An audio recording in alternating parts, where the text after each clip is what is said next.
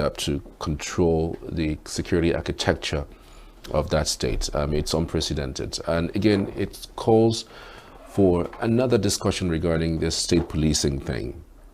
The other day, in order to, practically kill the idea of state police, the government said that they were doing some sort of employments that would have us have over 30,000 forest guards. And I'm like, forest guards? Are we going to employ these people? Are we going to train them? Are we going to give them weapons? And what happens afterwards? Because when we mention these things, we have to be careful how we go about it. I'm just thinking to myself, how would that work? Where are you going to get the firearms from? You're going to purchase firearms and give these people? And we know how sophisticated these people who are in the forest are. I mean, they are really highly sophisticated. So what kind of guns would you be given to forest guard? Would it be led by the police, by the army? These are the issues. Sometimes the government just comes out and says something and makes it look like, oh, well, you know what? Nigerians are excited about the fact that they are doing something in the right direction. But if you look at it critically, it's really leading to nowhere. Well, the discussions again about state policing, the governors taking security responsibility for their state, because as it stands, the governors can argue that security within the states is not in their purview. The governor cannot direct the commissioner of police in his state to do something, to act in a certain way, if there is no direct instruction from Abuja, which is the IG of police, which so many persons have criticized, that all security issues are local, and until we begin to deal with these issues locally, we would have no headway. Welcome everybody. This is the morning show here on Signature TV. I'm back shortly with the headlines on the dailies. So we'll begin on the Nigerian Tribune this morning, and on the Tribune, screaming headlines: weaponization of poverty, APC tackles Atiku, Amechi, El Rufai, says trio united by desperation, silent on 8 years of Buhari's administration. NAV airstrikes kill 20 terrorists in Zamfara. Courts shot lawyers, litigants stranded as judiciary workers begin strike. North must support Southwest in 2027 to complete 8 years in power, Shehu Sani speaks. Assaults on vice principal under police arrests parents, 4 others. Aggrieved lawmakers ask WAEC registrar to resign over conduct of midnight exams. Well, never seen anything like that in my life. Writing exams at night. It is not even an exam that you would write at any point in time. Maybe if you are home, it's online based. If you're home, it's online based. Yes, you can write it anytime. Even if it is 2 a.m., it's okay. At least you're safe. Not an exam that is built for 8 a.m. and you're writing for 11 p.m., 12 p.m. Crazy. Anyway, we haven't seen the tears of WAEC just yet, so maybe we would excuse that. At the time we're going to see tears, just like JAMB, then we can start taking it seriously. Ground rents. I derive joy in stepping on toes of powerful people, says Wike. Suspected headers kill 43 in Benue communities. Again, Benue pleads. On the Daily Times, VP Shatima pushes cocoa processing, $25 billion gas pipeline economic drive. Mokwa, flood disaster survivors lament delays in emergency relief. Assets to Tinubu's victory will lead APC campaign in Rivers, says Wike. Okay, you really need to lead that campaign in Rivers. Rivers is already captured. I thought so, but anyways, fingers crossed, you never know. Put Nigeria's democracy on recovery path, ADC National Chair tells Tinubu. WHO T.Y. Danjuma signs a $2.26 million agreement to advance health in Nigeria. Police arrest 37-year-old Bauchi man over alleged sexual harassment of stepdaughter. Over now to the Nation newspaper. On the Nation, please, CBN, Abuja's agency, others owe FCT ground rent. Headsmen kill 33 in Benue. Court finds El-Rufai 900 million naira for illegally detaining Kajuru leaders. Mokwa flood death toll hits 200. Wike, My take on PDP 2027 elections. Amechi Fubara. All the details on the nation. Over now to the Punch. And on the Punch this morning, presidency moves to settle 2 trillion naira power debt. Reps grill WAEC chiefs over exam disruptions. Judiciary workers strike grounds courts. 7 states spend 190% of revenue on loan repayments. 2027, Wike's Tinubu endorsement sparks opposition firestorm. PDP bigwigs, opposition parties split over minister's stance. Bode George, Amechi camp, others vow to fight Wike. Federal government estimates 880 billion naira yearly for road maintenance. IATA decries high airlines operating cost in Nigeria and others. Boko Haram fueled by political elites to destabilize Tinubu, says Kalu. Boko Haram fueled by political elites to destabilize Tinubu, says Kalu. 3 Nigerians back 15 years jail for fraud in India. Lagos APC, LP in turmoil as PDP eyes local government poll upsets. Over now to the Daily Trust. Mokwa flood, death toll hits 200, over 500 still missing. Sad tale, really, really sad. Still staring us in the face, and we still hear about the delayed relief materials. Always delayed when it comes to the people, but never delayed when it comes to their remunerations. That's a truth. Ribadu's warning against ransom payments to kidnappers. Ribadu's warning against ransom payment to kidnappers. That's on the Guardian newspaper this morning. NAV strike kills 20 bandits, 5 vigilantes in Zamfara. Amnesty International demands probe. Mokwa flood, over 1,000 still missing, 200 bodies recovered. Publish or perish. 97% of public varsities default in online visibility and transparency and order. 97% of public varsities default in online visibility and transparency order. Anyways, you can put that on the scale of the job of a public affairs analyst or public affairs department or communications department of the university. So it's more like an indictment on all of them. PDP tries AGF as Osun government sues federal government for shopping council's allocations. 16 years after a meltdown, NGX market cap surges by 347.5%. 2027, PDP's internal crisis worsen as Wike George trade words. Natasha's denial of sexual harassment allegation against me an afterthought, says Omokri. Over 950 southeast locations occupied by bandits, headsmen, and kidnappers. All the details on The Guardian. We're back to the table where Chris is waiting. Chris, good morning. Thank you for joining. Good morning, Charles. Good morning, dear people of the world. It's another bright and early morning, and glory be to God for life. Indeed, Yes. Weaponization of poverty and allegations that TIKU, well, the proposed coalition is putting on the table of APC, and APC, well, hasn't denied it. They've been there for 10 years. May 2015 to May 2025 will be 10 years since they've led this country, and the description of their leadership is weaponization of poverty. Do you agree? Well, when the people talked about weaponization of poverty and APC is tackling Atiku, Amechi, and El-Rufai, there's one word they use there. They say these 3 politicians in Nigeria are united by desperation. And they were silent on 8 years of Buhari's administration. This kind of issues is actually what brings confusion in Nigeria.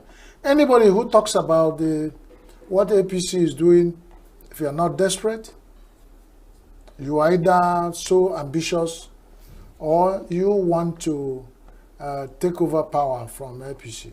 Well, it's all they call them politics. But we know in sense society, it's a constructive criticism that makes things work. We must have this checkmates that puts you back. The Igbo says it's not only the dead man that strengthens the neck. You can even strengthen the neck of a person who is alive. And it takes two to tango, because this idea, that is why people are blindly not looking at that everybody wants to support APC to sound political correct. But after we sound political correct, what next? That it tells you that some people do not really care about the people. They think they are making so much pretenses and noise, empty noise, that they are representing them. If we care about the people, there are certain things we take and find a way of doing that. It's not everybody that talks about how APC has fared in 2 years and that there is a hunger and hardship in Nigeria. You now find a way of replying and find a good word. Some people are paid to do it, fine. But then, let us search our conscience and think this, with this, if this will take Nigeria further, fine. If we will not, let us think about it. They call it politicking. After you do the politicking, you settle back in Abuja. What happens to us that are in the villages? And they don't come back home. Because somebody is saying that there's a high level of poverty in the society, that the central government has weaponized poverty to make sure everybody falls in line. And then we are talking about something must unite people. So if desperation has united these three major Nigerian politicians, then some will look into it. If they will ever, we thank God that something is bringing them together to at least keep a voice and say there is hunger, and it's not only Atiku, it's not only Amechi, it's not only El-Rufai that have been saying this. Yeah, but again, so some persons would also say that these are the same persons who came together in 2014 and foisted a Buhari on us. Yes. And that experience still lives rent-free in our heads, and people didn't have a good experience having to, allow Buhari come on board, and he was, by all stretch of our imagination, a very bad leader. You're right. So if these people come back again and tell us the same thing, in order for us to follow them because they are hungry, which we know that these guys are not hungry, it means that there's something that they're hiding. No, they say they weaponize poverty. They didn't say that they are hungry. Now, what we are saying, they hoisted somebody on you in the past for 8 years, and we'll find where we are. So take it aside. Let them not speak again. Let the people who hoisted the ones who are now talk. And we'll continue to hoist and hoist. So if you hoist and it didn't work out, keep quiet. Don't talk again. How will that solve the problem? They have not denied they didn't hoist anybody. And they were part of this, even some of them that they are Amechi and El-Rufai were part of the APC to a great extent. Whatever is making them see that this party that they have supported so much is something that we should all stop to look at. Nobody, they are all politicians, yes. But it takes a thief to catch a thief. It takes a politician to criticize the politician. It takes, if you want to catch monkey, you behave like monkey. And whatever it is, however illustration we are going to make to drive what I'm trying to say home, shows that, Charles, don't you believe there's a hunger in the society? Well, there is, but not from Amechi. No. Who has been in power for almost 30 years. When hunger is in the society, your concern is whoever says it, who is coming from. So Amechi, Atiku, El-Rufai, keep quiet. Let Charles wait for somebody. Charles, let me tell you now, let's forget what Amechi. Charles, there's hunger in the society. Have you heard it? No, I mean, if that makes you to hear it, don't forget. That's why we, in Nigeria, we leave the substance and pursue shadow. Now, they have said this, and we know, they are saying what we know. Now, it's left for us to know whether we follow them because they say it. Because you don't need to tell us there's hunger. And if you're saying there's hunger, and you are looking at the position of people who are causing the hunger, or you felt or alleging are causing the hunger, you must tell us where, if you get there, what you do to stop the hunger. It's not enough to remind what we know. The hunger is there and is gnawing away in our stomach. All the worms are growing fat. They're eating the intestines of Nigerians. And I tell you, there is real hunger. The worst thing is, not if it's only hunger, Nigerians are wrestling, they will survive. There is insecurity. So you are battling hunger, you are battling insecurity. We are battling so many things. There's natural, the climate change has started bringing in, showing some signs that Nigeria is not safe. Flooding. The first time they reported flooding in Mokwa, they say 100 is dead, 100 missing. This morning. And 2 days after, they now calculated the missing among the dead. This morning, we have had 500 missing. 220 something already dead and buried. Now, what that tells you, in the next 3 days, they will add up the death in Mokwa to have reached about 800. They're just trying to give you that chloroquine coated in chocolate.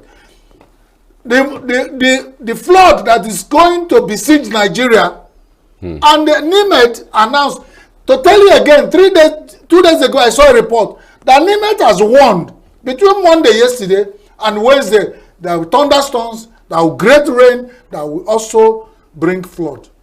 Nobody, when NIMET has kept that, nobody, I don't see, we listen to weather forecasts from across CNN and the foreign nations. We don't see Nigerian media pushing weather forecasts from NIMET for our Nigerians to see. We don't see the government agencies pushing it in all the things they tell us.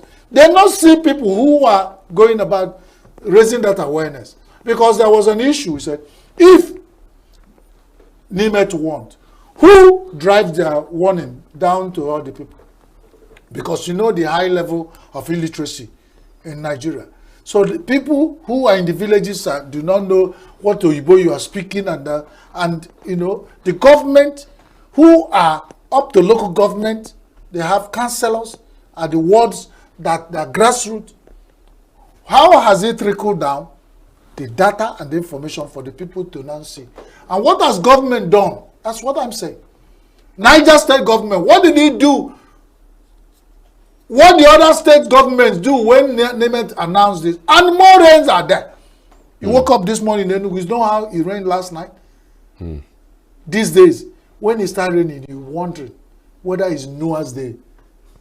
So if the climate change is in Noah's Day, return of Noah and the Noah's Ark, the government and the agencies that have all occupied Abuja, they do not want to occupy Nigeria. They occupied Abuja and they are settling themselves in Abuja. Should look deep. Otherwise, they won't see anywhere to go again or call their constituencies.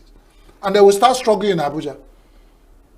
And who knows, very soon, whatever happened in Mokwa, what's the distance between Niger State and Abuja, the FCT? So when they think they're safely home, in all the government accommodations that we're paying for them to occupy in Abuja, and they don't think about other people. What happened in Mokwa? It's not a monopoly of Mokwa. The way I cry about this, the way I've been crying about issues in Nigeria. What happened in Mokwa recently is not a monopoly of Mokwa. And Nigerians are the legendary children who were eating mushroom when it was clear that mushroom killed their papa, mushroom killed their mama, mushroom killed their great-grandparents. You wake up in the morning and still see them. You say, what are you holding? That's Nigeria. Who did this to us? He said, "Na mushroom." He said, okay, your case is immequatable. Let me use Azikiwe Soyibo. That's broken bottle that has no mequatalism. And it's unfair that we have people who think they are, I mean, I don't know. So let's move on. 43 killed. You talked about that in your opening statement in Benue. And we are saying, you know, how long will the Benue, Plateau, and Borno State bleed before we look there and think that emergency is needed? How long? The other states are bleeding quietly. Some of their governors want to sound political correct. Nothing happens. Whenever it happens, you cover it up. People are dying across. When they say the number of communities that have been occupied in southeast Nigeria, the results were released by Intersociety recently. If you know over 580 something communities have been occupied in southeast Nigeria. And the government of occupied by who? They're occupied by people who we suspect are the people who causing this trouble. And when you see strange people occupying your land, you don't know what they are doing. And every day people are being kidnapped. There's a viral video going on along with the Obioma, that old road connecting Ninth Mile. Viral video of cars that have been lined up there. It said people that were kidnapped. So there's hunger, hardship, there's insecurity everywhere. People are dying, people are going, and then Ribadu is saying, do not pay ransom. That's the National Security Advisor. He said, do not pay ransom, to not even negotiate with them. And he's speaking to us from Abuja. As National Security Advisor, he may have had reason why he's saying so. But I don't know. Because, let me give you a clear instance of what happened. I was talking with some people. They said, when we get to Southeast Nigeria, the governors of Southeast Nigeria came to tell us, do not listen to sit at home. Then they'll go, come out, go to your trade businesses, do it. And it has happened everywhere. And they said, when I wake up in the morning, I walk the street. I don't see these governors. I don't see their wives. I don't see their children. I don't see their extended and relations in the market coming to open shops with us. We don't even see police. We don't see security. They're with far. And you cannot access the government houses of Southeast Nigerian governors. And they will be telling you, go. That's the same. I'm trying to compare this situation. These are some of us that are in the street, what we hear. He said, you can sit down there. It's comfortable for you, for Ribadu to sit down there and say, don't. He didn't tell us alternative. There must be an alternative. If you say do not negotiate or give a ransom to the pay, what are you going to do? So when, God forbid, and there's somebody related to you, you get a phone call and they confirm that the people, the terrorists, the bandits are holding any of your relations, and they're calling you and said, go and bring money and keep it here. The same Nigerian system, some of them, the same Nigerian system in Nigeria, bandits will call you, tell you where to go, where are the police, where are the army, where are the security agents, where are the DSS. And you still go and pay the ransom comfortably, they take it and make viral video where they are sharing the money. And nobody can trace them. We don't have GPS information. They don't have the telecom businesses that are making billions of money that have hiking prices. They don't have a way of helping security track this. And we say we are Nigeria. And somebody sit down and say, they're using us as human shield. And that's dangerous. Human shield. That's what I consider the National Security Advisor wants us to do. It's easier for him to say so. Because he's safely tucked away in a very well cocooned and safeguarded office. So it's safe for him. But God forbid. But when you carry the dead body of another man, it looks like you're carrying a dead wood. Chris, we are actually out of time, but I don't know if you can squeeze in within a minute. One of the headlines that attracted your attention, because there are so many yes, of them. It's a resign because of midnight exam. Yeah. Now they're calling for the WAEC, and I joined the voice and said the WAEC people should resign. Whoever is in charge of WAEC should resign. Why? We took exams. You took WAEC. I took WAEC. I can't remember how many years ago. We didn't take exam in the night. When WAEC has gone to conduct an exam in midnight, then it's high time. Well, if WAEC has turned to secret society and occult group. But then, I mean, in your analysis, you also said previously that JAMB registration should not resign. What's the difference between? No, I said because people immediately call whoever set the trap for JAMB head boss is for him to be picked out, and they still remain in society. I said they should give him chance even before he resigned to go and clean up the system, because only he has the power to clean up the system. So why do you think it's not? But JAMB has been, no, WAEC has been decentralized. We have NECO. We have now that even that what brought WAEC to have a competitor is even taking them further into disaster, the man should go. It means their case is unmekotable. Because it's not how many times will something happen to you before you learn it. You did the first one, they said WAEC, they said the second one, WAEC, we created an alternative NECO, and you still go organizing the exam in the midnight. Very soon you hear that there will be no exam at all, and they release the result. Right. Assault on vice principal. Yeah, we don't have time. Yes, and that one. He said assault on. I thank the parents who go to attack principals because they want the principal to allow their children to cheat in exams. Whatever you sow, you reap. When you go fight vice principals for your children to pass exam, that's why. So when they become the man, they're making the chairman of INEC tomorrow, who will be complaining? Nigerian society, we are part of the problem. And Nigerian parents these days, I bow and shudder at some of you and your behavior. And we are not ashamed. Chaps, God bless Nigeria. If Nigeria really want the blessing of God, because I keep calling for blessing, and Nigerians do not even want the blessing of God. All right, thank you, Chris, for your insights. We're back after the short break. Do stay with us.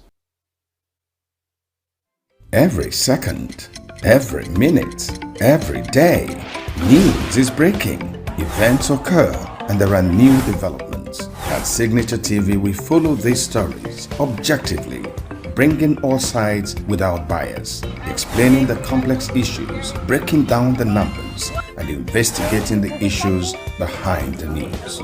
Anywhere and everywhere, near or far, wherever the news is, we will be there. Signature TV. News in your pocket.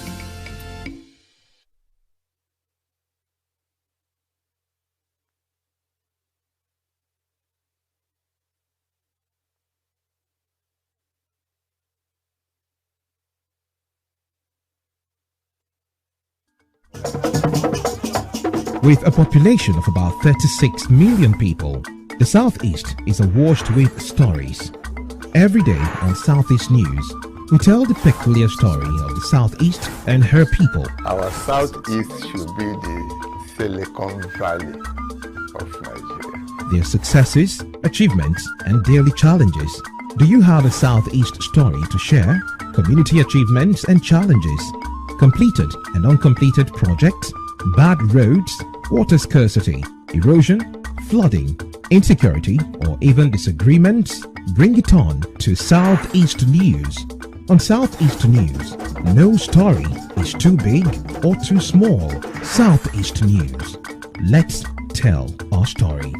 Showing on Signature TV every weekday at 4 p.m. WAT, 1600 hours GMT.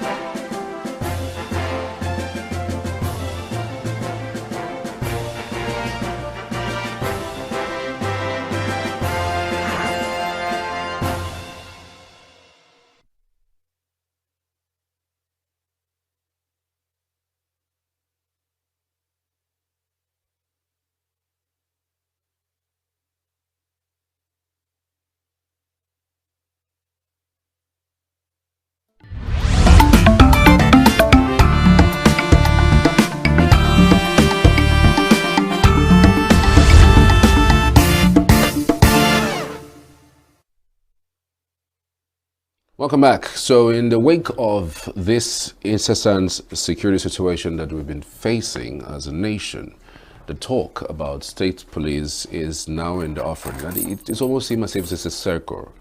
And every single time we have, heightened insecurity problems, then we can now start talking about, oh, well, how about state police? And then when it gets better, everybody forgets it.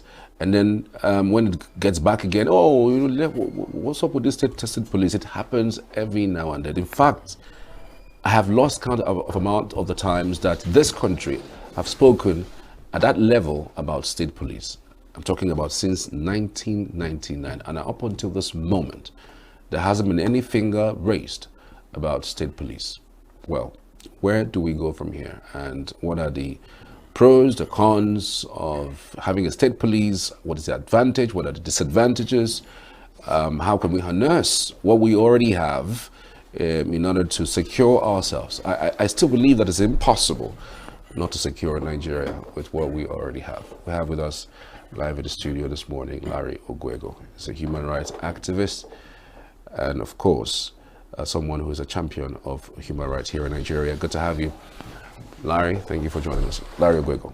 My pleasure. My pleasure. Good morning. Good morning. Thanks for having me. So, I don't know. There are different proponents of the state police. The most recent, in fact, the IG said it's not the best way to go about it, and even as much convinced this current president that it's not the way to go. That, well, the governors would hijack it. Say, oh, well, there might be issues. You know, there might be a fight between two state polices, and you might get into trouble with that. Do you see these excuses not to have state police as tenable? Do you advocate for state police? What is the problem with our security architecture that we are not able to secure ourselves? This is like a triple barrel question, if you ask me. But we'll start somewhere. First of all, the police, the Nigeria police force, as we know it, has been consistent in insisting that we should not have state police, and for obvious reasons. They want a monopoly of power. So you don't have to go far to know why they don't want state police. They don't want decentralization. They don't want the governors to stop funding them. I've always said something that people don't take note of. We've claimed that the Nigerian police force is underfunded. But the last time I checked, they are the only federal institution that is consistently funded by the federal government, the state government, the local government areas, businessmen, and communities. In states like Anambra, communities actually donate money officially and consistently to the police. I'm aware many other states in the southeast do that. And then local government areas give funds to DPUs. Of course, we are aware that a lot of the vehicles, in fact, I think the federal government has abandoned issues of police movement and logistics to the states. I don't know the last time federal government gave police 1,000 vehicles. The states consistently provide for the mobility of the police. Lagos State provides for even kits and all that. So the IG doesn't want a situation where if, like, you're taking care of someone else's baby because of your benevolence, and suddenly you have twins yourself, and naturally you focus on your own kids to some extent. And that is part of the challenge the Nigerian police force is dealing with. They are actually afraid that they may, first of all, stop getting as much attention as they're getting, as much money. And then some of the state's police units that may function well will probably demystify them and demonstrate that this security thing can be done. So they don't want to be said to be the IG that supervised the balkanization of policing in Nigeria. So I think the Nigerian police force basically recommends that they have that monopoly over internal security for selfish reasons. And I don't think it's tenable. But then, I mean, if you are a police officer or at that level, when you look at the situation in this country, you want the best for the nation. Why do people at that level don't think about the greater good of the people? Because all we have just mentioned are basically personal or something that is going to not favor a group of them who are top there. Like, why is it like that? I don't think we need to dwell on this. I mean, it's something we all know. The average Nigerian leader is not interested in greater good. It's not only the police. So I don't think we need to waste time on that. Our leadership recruitment process is totally flawed. People get into leadership as business. When I say business, I mean not normal business, as a racket. So when people get into leadership for the purpose of becoming rich overnight, they prioritize the purpose, the reason for which they join politics. They are not interested in your welfare. I mean, when we have leaders who think the way you're suggesting, Nigeria will become one of the greatest countries in the world in a very short time. It doesn't take forever to transform a nation.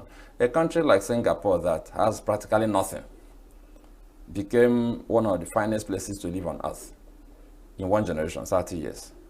Considering the resources we have in Nigeria, we can do it in less than 20 years. Really. Look at Rwanda, how many years? So I don't think we need to dwell on that question. We know who we are. It's sad, but the average Nigerian leader is not interested in the welfare of the people. I don't want to digress and start talking about that. So just understand that it shouldn't bother you. When we have leaders who care for the people, we know. How many times have you heard that anybody is building low-cost housing for the poor? Do you have places where ordinary workers live in Abuja? How can you develop a city and you don't consider ordinary people? A self-contained room at Abuja is between 1.5 million and 3 million. So where will your drivers live? Where will your chefs live? Where will your clerks live? That's why Abuja office is open by 9 a.m. People have to transfer themselves from Karu, from Gwagwalada, from even Niger State to come to work. So we're a very dysfunctional nation. So let's not pretend that we don't know about it. As for the policing matter, they are behaving like other Nigerians. They're interested in their pockets, they're interested in their positions, they're interested in their influence, and that's what matters to them, unfortunately so. Unfortunately so. I mean, you don't have to talk just about the IG and at that level. If you go to a typical Nigerian police station, it's commercialized. They actually function like private security outfits. To engage in any activity, you pay commercial rates, and they call it mobilization, so they don't pretend about it. So we know. And imagine that you wake up overnight and you create 37 competing businesses because they're running like a business now, an inefficient business meanwhile. And they are collecting money, dispensing services that don't even meet up with the money they collect. And then you want to create 37, 36 states plus Abuja. So they have all over the place drivers who may obviously whittle down their customer base, and I'm not using business language because they're running like a business. If you want to arrest a criminal, you pay money. You want bail, you pay money. You want to write statements that someone did something wrong, you pay money. Even private security companies don't operate like that. So let's not get into that analysis of the way the Nigerian police works. I don't think they should work well in isolation, really. Nothing works well in Nigeria for now, so we need to begin to fix those things. But why I think the police is a special case is because if the right arm of the law is weak, then you don't really have laws. I mean, if you have laws you can't enforce. The enforced part is the police. So if we have a judiciary that is weak, and then you have a police that is inept, then you have chaos, and that's what we're experiencing. The big question we have to ask is, will state police solve the problem? If we want to really get into that conversation, I don't want to look at, do you support, are you against? We are not a thinking nation. The first thing you do if you have a problem is to think it through, not to speculate or react or respond based on emotions. So there are questions to be asked. Question number one, is our problem the structure of the police? Our assumption is that if we have policing units that are closer to the people, they will operate better. But we have vigilante units that are closer to the people. And in some communities, they commit more mayhem than the police. I'm not saying that the state policing is bad, but I think we need to raise the questions, analyze them, and then decide where to go. There are 4 critical questions we must answer. The first is the money question. Who will fund the state police? Is it state governments that cannot pay minimum wage? So the question is, how do we fund the state police? If you want the state police to function well, you don't arm young people and not pay them salaries. They will collect their salaries on the streets from the people. So if we're going to have state police, it means that the states must be willing to have the salary of the policemen charged from their federation accounts. That's my own recommendation. If we must have it, no governor should decide whether he wants to pay them or not, because he will create armed robbers if he doesn't pay them. So who will fund the state police? That's question number one. And then there's the power question. The first one is the money question. The second is the power question. Who hires the head of the state police? Maybe you call him Superintendent General or state commissioner, because if you don't have the federal police structure as we know it. We won't have state commissioners in the state. It's useless. Because that's another question I will raise. But one of the questions is, who will have power to appoint the critical staff, the person who will lead the state police, and then the persons who will lead the unit, the divisional police officers? Somebody must exercise that power. We cannot afford to put that power in the hands of governors. I'm not suggesting, I'm stating that it will be disastrous the way Nigeria works if you take that much power and invest in governors. Why we have challenges now with federal elections, and there's always this chaotic accusation and everything about the conduct of security agencies, because too much power is vested in the president. So he controls the security apparatus. He appoints the IG. On paper, he's supposed to make consultations and all that, but we know how these consultations work. We know how tenures are extended and all of that. So we cannot make that same mistake with state police. So we have to think of a way to create a team that will be able to moderate the powers of the governor in terms of appointments. If not, it will be used against political opponents. All kinds of things will happen. We know that. It's not something to pretend about. It's already happening at the federal level. That's why if you steal our money and you join APC, your sins will be forgiven. It was announced publicly. So it will also happen at the state level, that if you don't behave in the opinion of the governor, the state police will come after you. They can even go to the House of Assembly and pass a bill just because of one person. That's how much challenge you have within discipline here. And then we have another big question, the hiring question. So who will be in charge of the recruitment process? And when we talk about recruitment process, there are components of the recruitment process that are critical. The first is screening. Then you recruit, and then you train. Who will screen the police officers who hire? Is it the present federal police apparatus?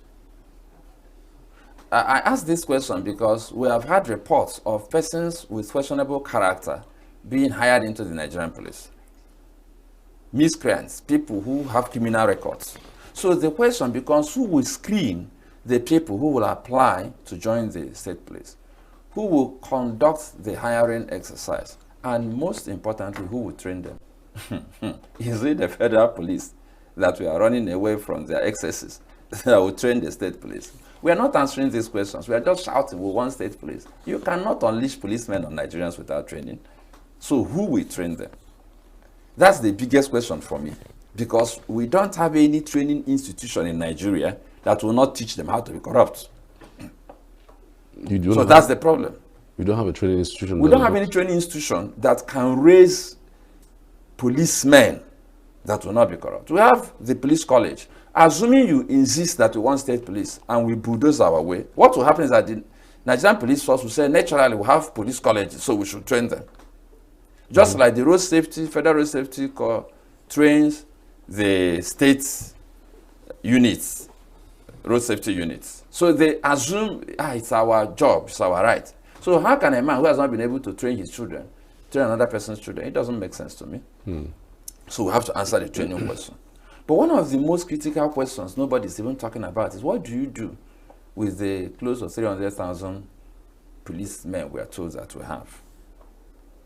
What do you do with the local police stations? If you have state police, do you still need a DPO in your village? That's a federal police officer. If the answer is no, what are we going to do with the structure? These are real conversations. I can't make recommendations on all of them here. I have my opinions, I have my suggestions. Some of them are not suggestions. There are some I said they are not suggestions. If we don't follow that path or a superior path, we just commit suicide, security-wise. But the issue of state police is a very sensitive issue. We must answer these critical questions. There are four major questions. That is the money question, the power question, the hiring question, and then you have to look at the control question. That's the fourth one. Who controls this space in the states on a day-to-day basis? At the national level, we have what we call the Police Service Commission. They are responsible for discipline and promotion. So are you going to replicate the Service Commission in all the 36 states? Are you going to take this responsibility and give to a police service commission that is, say, grappling with one unit that they are not able to fix? So we have these fundamental questions. But of course, I added the big issue of what do you do with the existing officers? What do you do with the existing infrastructure? Are we going to do some handover? For instance, should the federal police hand over the divisional units to the local police? Should they probably man the area commands and enforce federal crimes with their manpower? So the how. We're not discussing the how. We are just shouting. And that is why we are likely to be taken unawares. Because when we now decide to do it, we won't be prepared. We will just do it anyhow. And if we do it anyhow, it will fail. It will be a colossal failure in the sense that you just spend more money, you create more problems. You create more checkpoints. You create more corruption. You create more police brutality. You create more chaos. Let me say something that we need to think about. If we don't create a police system that works at the state level, it may take you 2 days to travel from Calabar to Maiduguri because of checkpoints. And if they arrest you in a state, you know, if they arrest you now in Calabar, you can call CRA at Abuja. Because there's a central command structure, they can tell them on the phone to release that car. They didn't do anything. So if they arrest you at Calabar, at the state police that arrested you, and Abuja doesn't have control over them, and you can't even speak the language, you don't live there, you don't know any politician, what do? You must pay. If you don't pay, you're in trouble. I'm just using Calabar as an isolated example. It could happen to you anywhere. The point I'm making is that knowing how corrupt the policing space is, I have worked in that space since 2007. If you go and replicate that monster in 36 states plus Abuja, all of us will regret it. And I say this authoritatively. Now, does it mean we shouldn't have it? No. It means that we should think it through and do it well. The reason we are suffering now is because we didn't think the present Nigerian police was through. We inherited a colonial police that was used to suppress us and flog us into shape to obey the colonial masters. We inherited it hook, line, and sinker. We didn't tell them, oh, the colonial masters have gone. You are now our servants. You are our official megad. If we tell you to stand at the gate, stand at the gate. The people should control you. We didn't do that. And they are now still ruling us. That's why a policeman can slap his boss. When you slap a citizen, you just slap your boss. You are paid with taxpayers' money. But they don't know that because the colonial masters use them basically to flog us into shape. It was a police officer that shot the coal miners.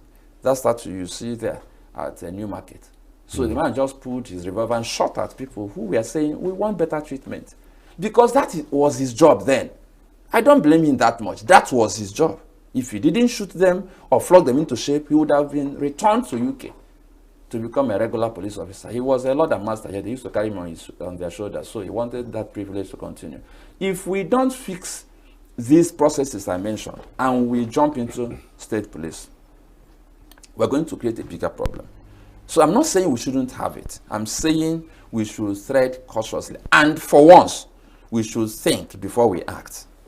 I mean, highlighting these issues really mind-boggling. Then you want to think through whether we have anything in sight that looks like a decision that would be a stopgap to these things. The president and the minister have actually suggested the employment of forest guards. I think over 300,000 forest guards or so that have been projected to be employed to man our forest, because mostly some of these kidnappings are actually done in the forest. And I'm wondering, really, to what extent will that really work? I'm sure you're wondering why I'm laughing. Because everybody's looking for solutions. What's funny about forest guards, right? Yeah. You know, we're a funny country.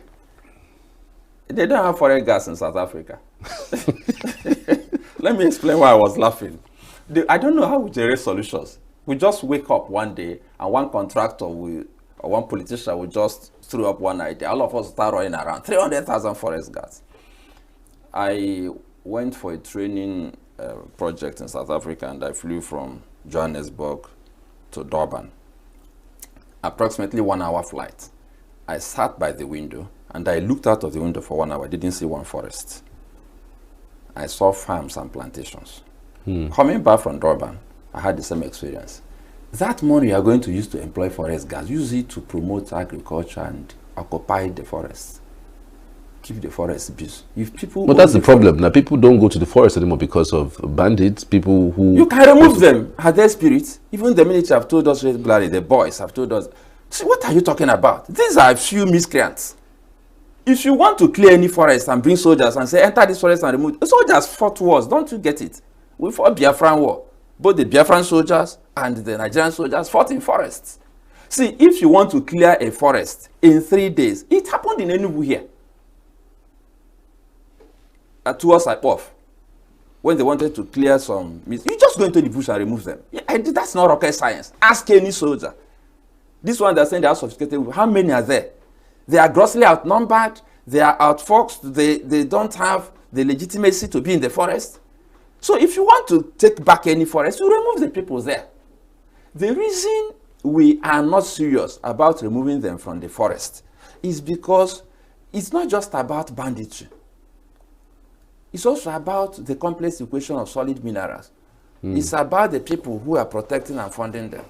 It's about a racket that made it possible for someone who is a nationally influential person to be negotiating between government and the people who sabotaged one of our most important assets, the Abuja-Kaduna Railway.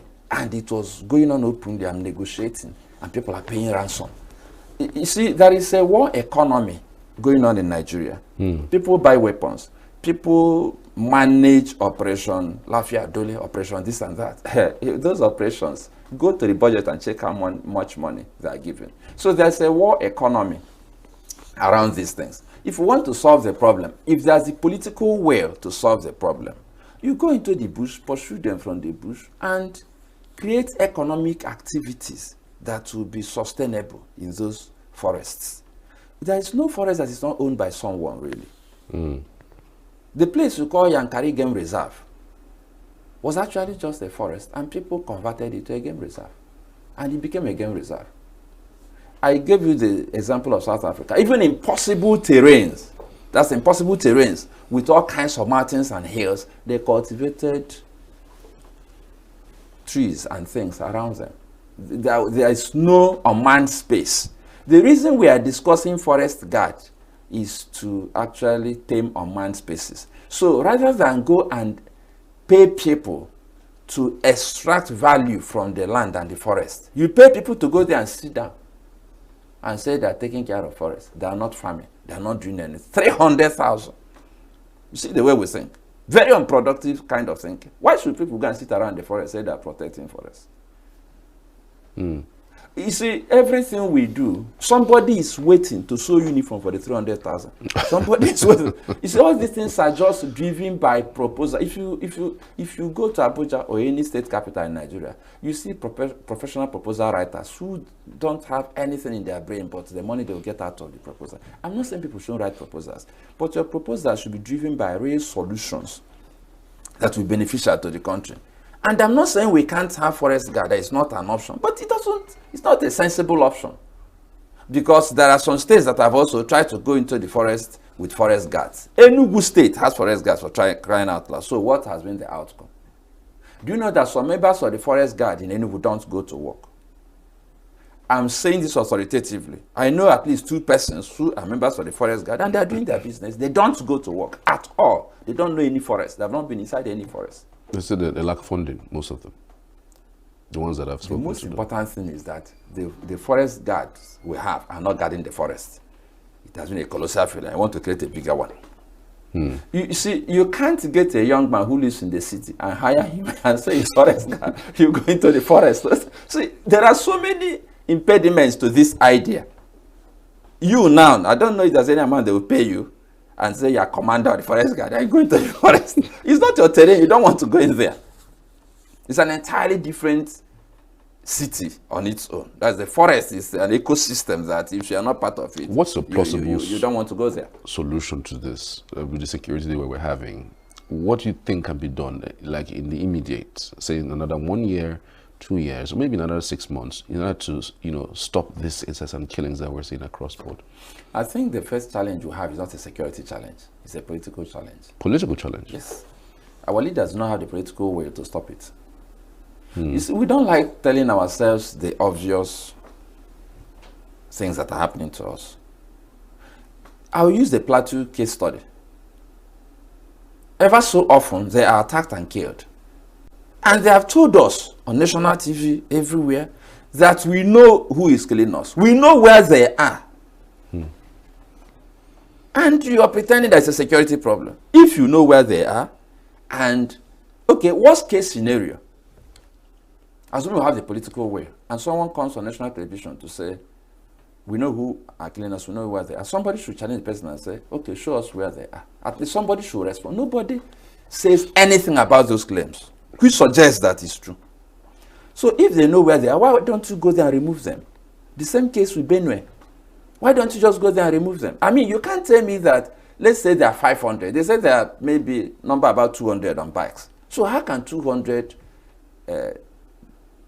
bandits overwhelm the Nigerian army?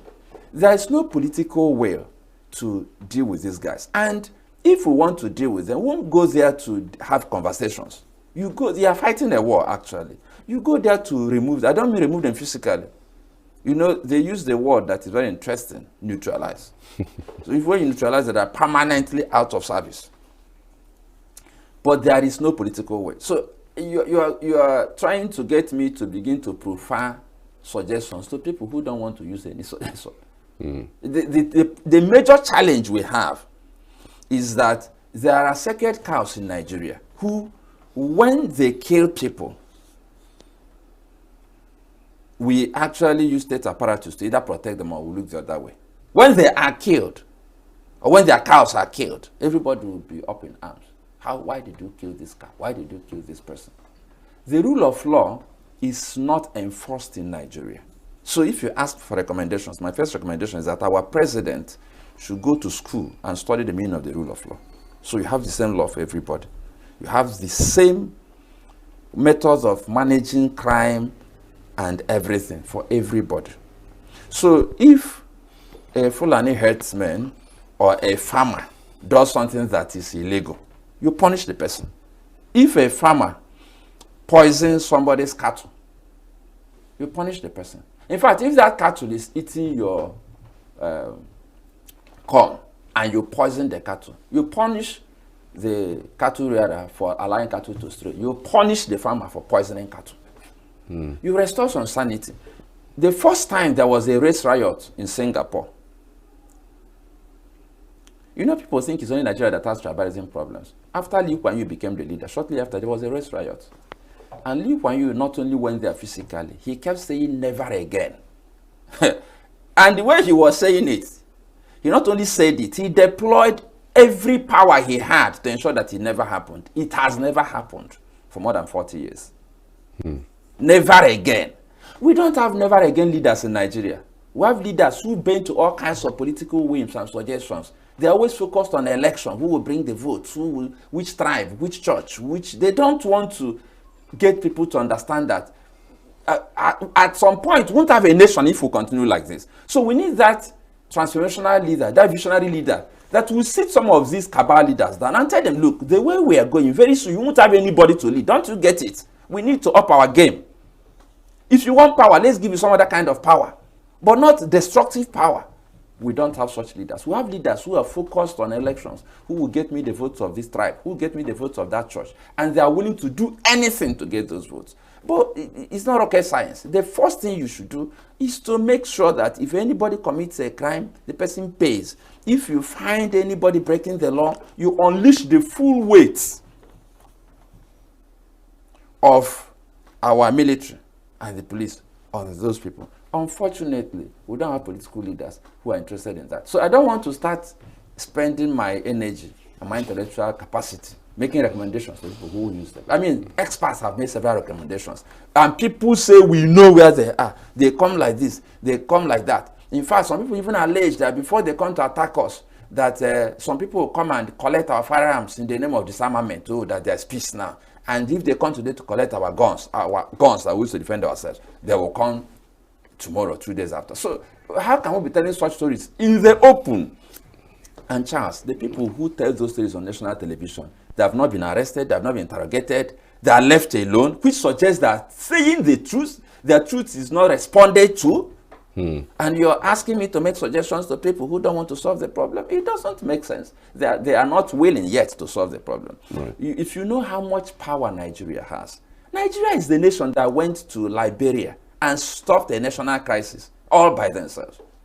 Nigeria was the hegemon of West Africa. We were ECOWAS. We were ECOWAS. When Nigeria became a slumbering giant, a tottering giant, ECOWAS became a toothless bulldog. ECOWAS threatened Niger. Nothing happened.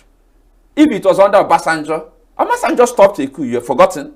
He went to the country and told them, see, these boys, get out from here. Do you know what I'm talking about? They knew that Obasanjo could have come there practically to enforce his words. We have a weak nation, a giant that is weak at the knees, a toothless bulldog.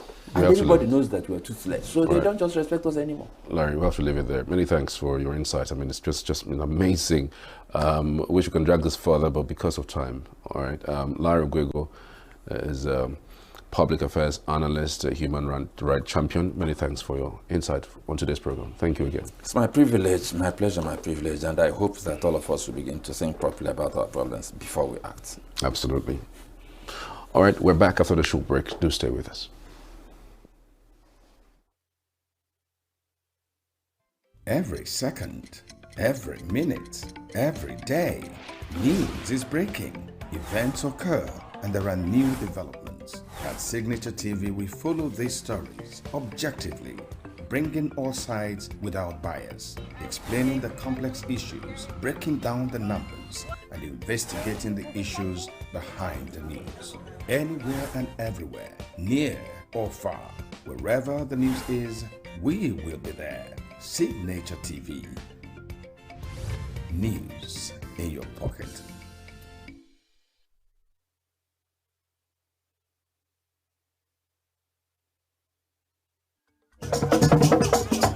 With a population of about 36 million people, the Southeast is awash with stories.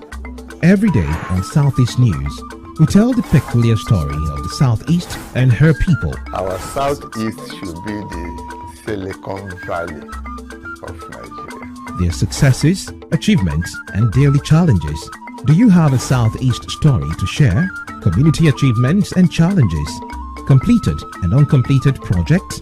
Bad roads, water scarcity, erosion, flooding, insecurity, or even disagreements? Bring it on to Southeast News. On Southeast News, no story is too big or too small. Southeast News. Let's tell our story. Showing on Signature TV every weekday at 4 p.m. WAT, 1600 hours GMT.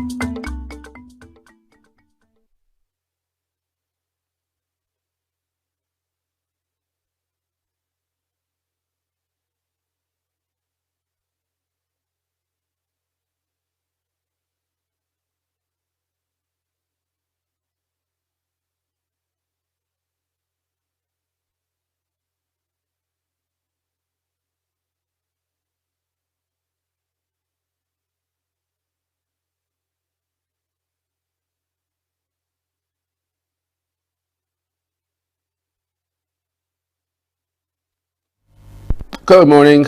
Still a beautiful day. June 3rd. It's a Tuesday. Hope you're good out there.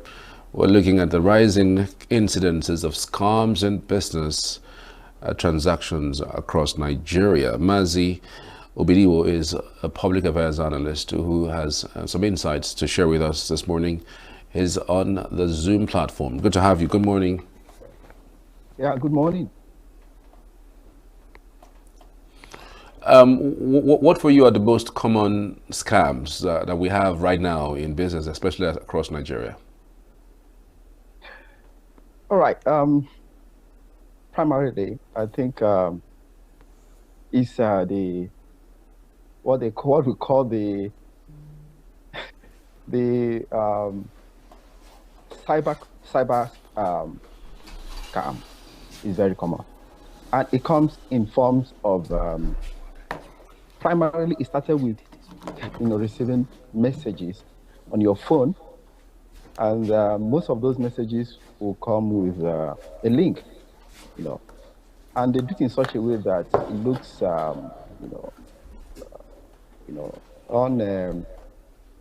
not threatening, just simple, like a simple conversation. Click on the link so that you either join a Zoom meeting or you register for something, they make it very attractive. Some other times they will call you and tell you that there is going to be a Zoom meeting in so time, that they will send a code to you. What they're actually doing is they want to have access, all right, to your personal information, either bank information, or have access to your email, or have access, to things that should be personal. And when you do that, suddenly you discover if they want to take possession of your bank details, after some time, you will start seeing, text messages, alerts, you know. And some other time they just want to, if they do that on a, let's say, a WhatsApp platform, after some time you discover that you've lost access to your WhatsApp group, and they would start, contacting your friends, making demands for money. There are emergencies, please help, those kind of a thing. We call this type of cyber um, attacks, we call them phishing, right? Because the essence is to deceive you to have access to your private details like bank account, password, and private information. And at times also they get the want to gain access to your friends, right, and begin to make calls demanding money. It's very common. It's actually very common. Then there are times also you get phone calls. They introduce themselves as people from your bank. They will introduce themselves as your customer care from Social Bank, and that they are doing updates, and discover that your bank information needs some updates. Now, immediately they start asking questions like your date of birth, all those things. If you release them, I'm telling you, in few minutes after that call, you will start getting, um, alert messages. Okay. Then another type is a situation uh, whereby somebody comes to your shop, picks some goods, then makes so-called payment, and you will get alert on your phone that somebody has made payment. Now, only for you to discover when you want to access the money, you suddenly discover that is a fake alert.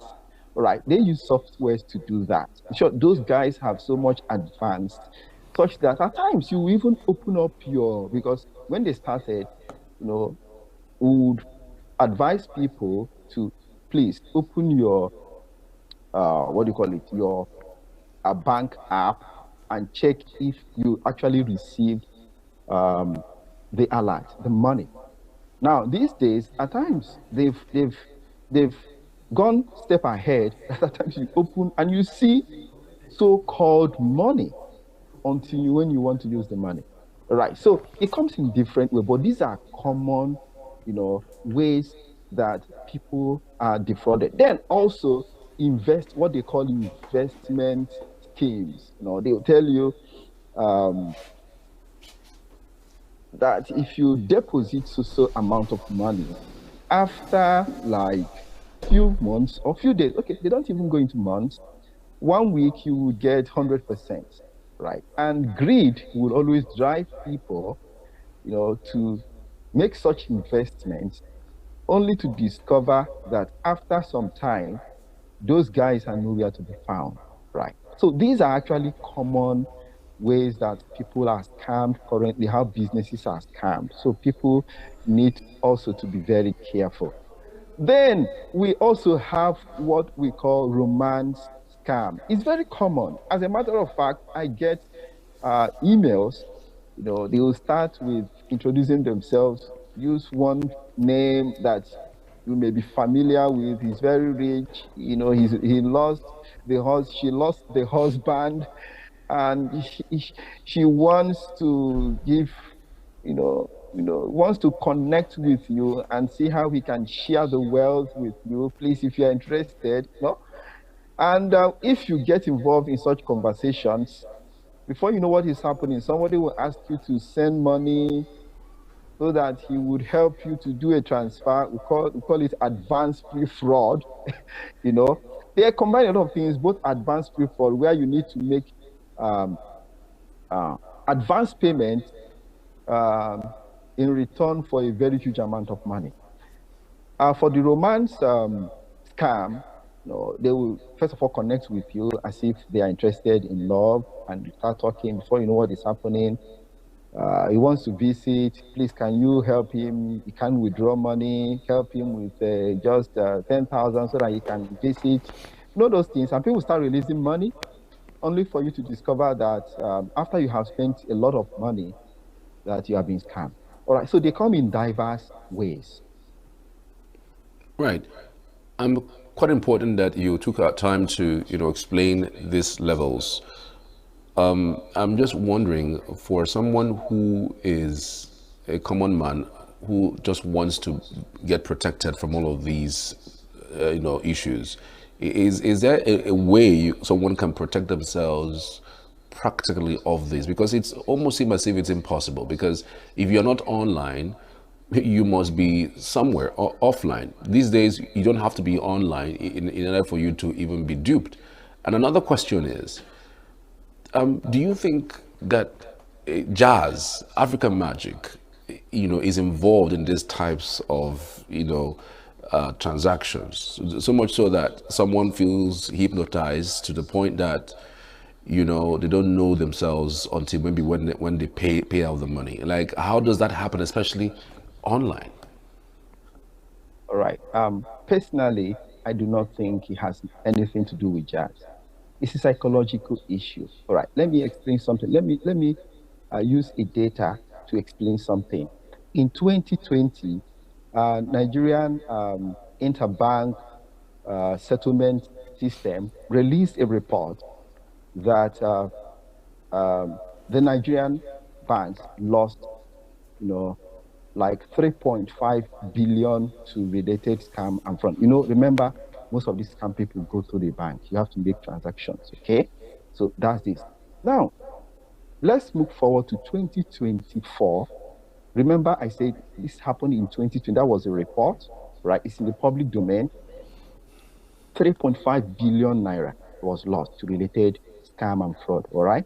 Now, in 2024, the amount went to around 42 point something billion, right? And now this was reported by financial FITC. FITC, that's a Financial Institute Training Center, reported that. Now, I want you to look at the percentage. From 2020 to 2024, we are looking at more than 1,000% increase. More than 1,000% increase. So the question is, why? Right. It's simple. Scam thrives in poverty. Scam thrives in economic crunch. Because people are desperate. All right. People, want to get out of their financial mess now. They think, so it's a psychological issue. Let me tell you how it happens. Imagine getting a call and the person calls you by your name. I've gotten such calls. And when I get them, I don't even bother myself. I just listen. Then when they finish, I would like their credit to burn, and they'll cut. And they'll start calling me all kinds of names, Now, somebody calls you by name and asks about the family and just tells you that, there is this, he knows your business because they will call your name, call your business name, ask you about your family. There is even one engineer, fake engineer, I will even ask about my wife, and they will now ask you, tell you that there is a contract, whether you are interested, and that he has a privileged information. If you're interested, let him know so that he can disclose some information, tell you, what to do. He will mention the materials that you need to supply. Just gentle and, seems safe. And if you say you are interested, now it begins. You see, immediately you say, I'm interested, you have released part It's a psychological thing. You have released part of your strength. Okay, you are vulnerable at that moment. So nobody is actually using any jazz on you. And before you know what is happening, he will ask for very little amount of money, 1,000, and you feel you will maybe ask for 10,000 for him to register your company so that federal government will know you are registered. Start with something simple and you have started spending. Right. So I do not believe it is a jazz thing. I don't believe it's juju. Some people believe it, but this is personal. I do not believe it. I think is people, thrive or try to work on your emotions, right? Your vulnerability, your greed. Most people who are scammed, I didn't say everybody, just greed, right?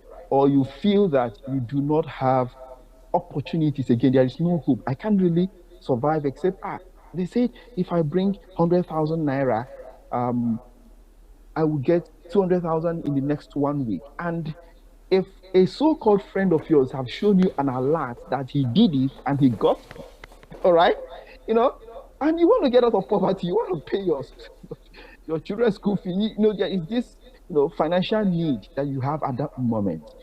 And your emotions have taken over your intelligence. So your emotions are now maybe 80%, while your intelligence has come down to 20%, when actually your intelligence should be more than your emotions. And at that moment, you don't think properly. Anybody who wants to advise you, you see the person as an enemy who doesn't want you to get out of this financial maze right now. And those guys come with this form of urgency. Look, this thing will end in the next 24 hours. And you don't want to miss these 24 hours. You don't want to miss this opportunity. And now greed will drive you. And after you have lost the money, you tell us that they use jazz. You don't know what come over you. Nothing come over you. It's a psychological problem.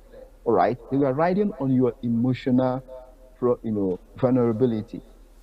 To me, this is actually what happens. And I don't know for other people, but I've had opportunities to talk to people, exchange, discuss with people, especially who were victims. And I discover at the end, most times, not all of them. Remember, there are many factors, okay, that are responsible for this, but many a times is financial gain, especially the immediate financial gain, and it works because we see people, what somebody called wealth without enterprise. You want to make money without really having any business, just, it's quick money. And you are in for it. Fantastic thought. So it's more about the person's greed. How these people succeed at the end of the day, it's largely about the person who is being deceived, isn't it? I mean, if I understand what exactly you're trying to say. Yeah, yes, exactly. You see, remember, these things are based on deception, all right? Deception, like, they come like angel of light. They want to take you away from poverty. Right, they want to increase that 100,000 to 200,000 within 24 hours. And who wouldn't want to become rich in 24 hours? All right, So the essence is to deceive, all right, but they come with like angels of light. But the purpose is simply to deceive, and collect the money and disappear. Is it the same reasons why Ponzi scheme thrives in Nigeria? I mean, it almost seems as if it's a continuous thing. Like one Ponzi scheme is out today, tomorrow another one comes in, Nigerians hop on that one. In fact, this one is finishing, they're warning them about it, they've lost monies on one, the next minute another one is opening, they are jumping on it. Like you've mentioned poverty. Is it just about poverty and greed that drives people? Don't you think that there's something more, that promise a high volume, because again, just like you mentioned, that you have to work. There's dignity in labor. You have to, exchange certain services in order for you to make monies. But if somebody's promising you 100% in 24 hours, sometimes in 1 month, I mean, you should start thinking critically about, these offers, isn't it? Yeah. Now, let me say this. Ponzi schemes thrive in bad economies. I can tell you for sure. Ponzi schemes thrive in bad economies. So poverty is a factor number one. Then illiteracy, financial illiteracy is another factor. Another important factor, right? Now, these Ponzi schemes, they don't answer Ponzi schemes, remember. We call them Ponzi schemes because they really are. But they come with investment. And we have been telling people, invest. Remember, that's what we tell people. Invest, invest. And they think anything that will increase their money is investment. They don't know that these are not investment, that these are simple scams, frauds, Ponzi schemes. I have had the opportunity to,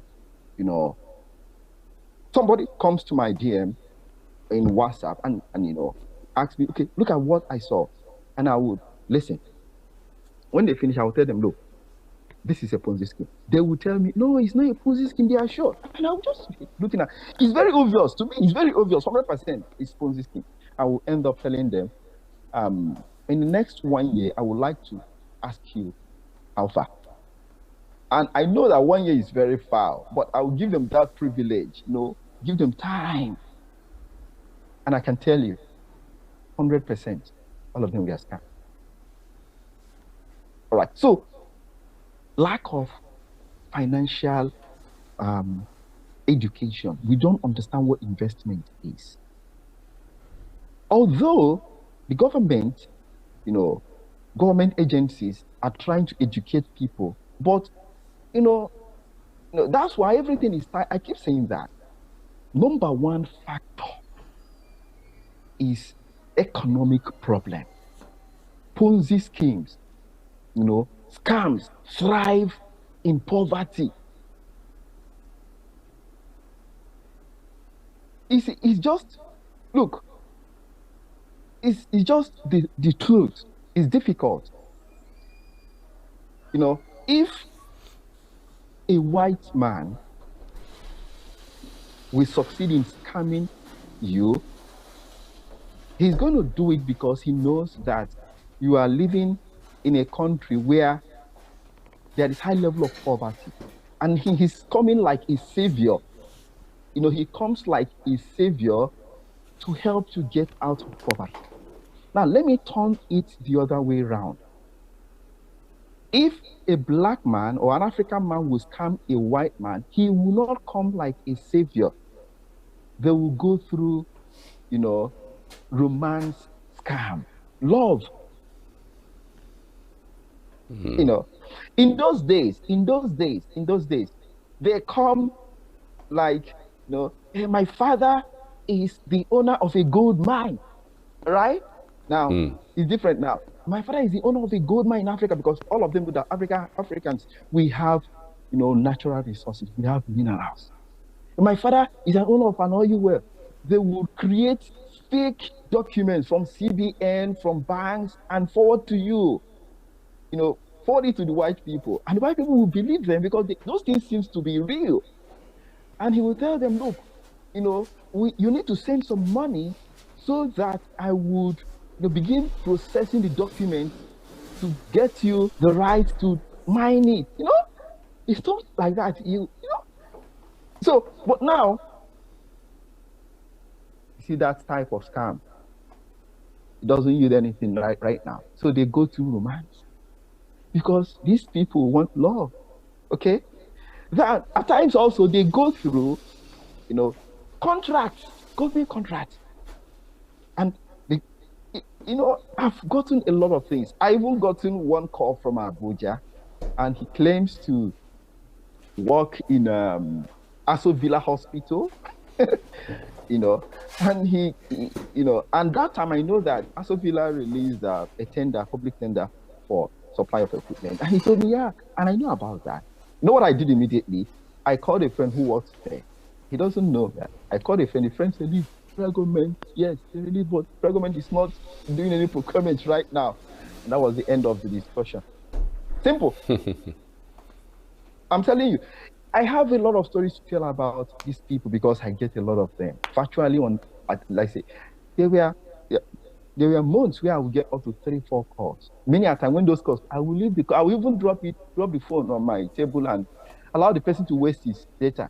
When the person discovers what is happening, the next thing you start cursing you. I'll start laughing, you know. So it's very common. So, but the truth is that it thrives in poverty. These people that are doing this, they know that Nigerians are poor and they want to quickly, desperation, they want to get out of poverty. And they feel that the victims feel, look, these are not opportunity for me. Somebody will come to you and say, look, I have a business now. I have a contract I want to sell. Somebody has called you, actually. So it's not like somebody will call. I'm telling you what I have experienced. I have a contract. There's this oil company, there is a mineral they need, this and that. When he finished his story, I said, brother, that's a scam. He said, no, it's not a scam. That he's sure that this and that. I said, my brother, I'm telling you it's a scam. Don't get involved in losing money. Unfortunately, he didn't listen. And he saw me at that time as somebody who doesn't want to help him. And my friend,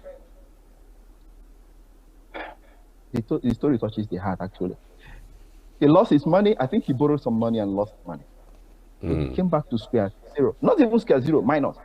Because square zero is at least, you know, at flat level. You are, you know, but when you are in minus, it means that you are owing. You've lost money, but you're still owing. You know, so you're not just at square zero, you are in minus because you have to come up to zero level and begin to grow again. You know, and this is what has been happening. And the truth is that these things affect real businesses.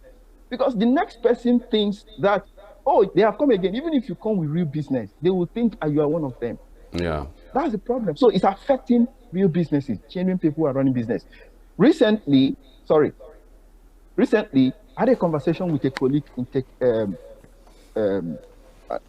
kind of a school.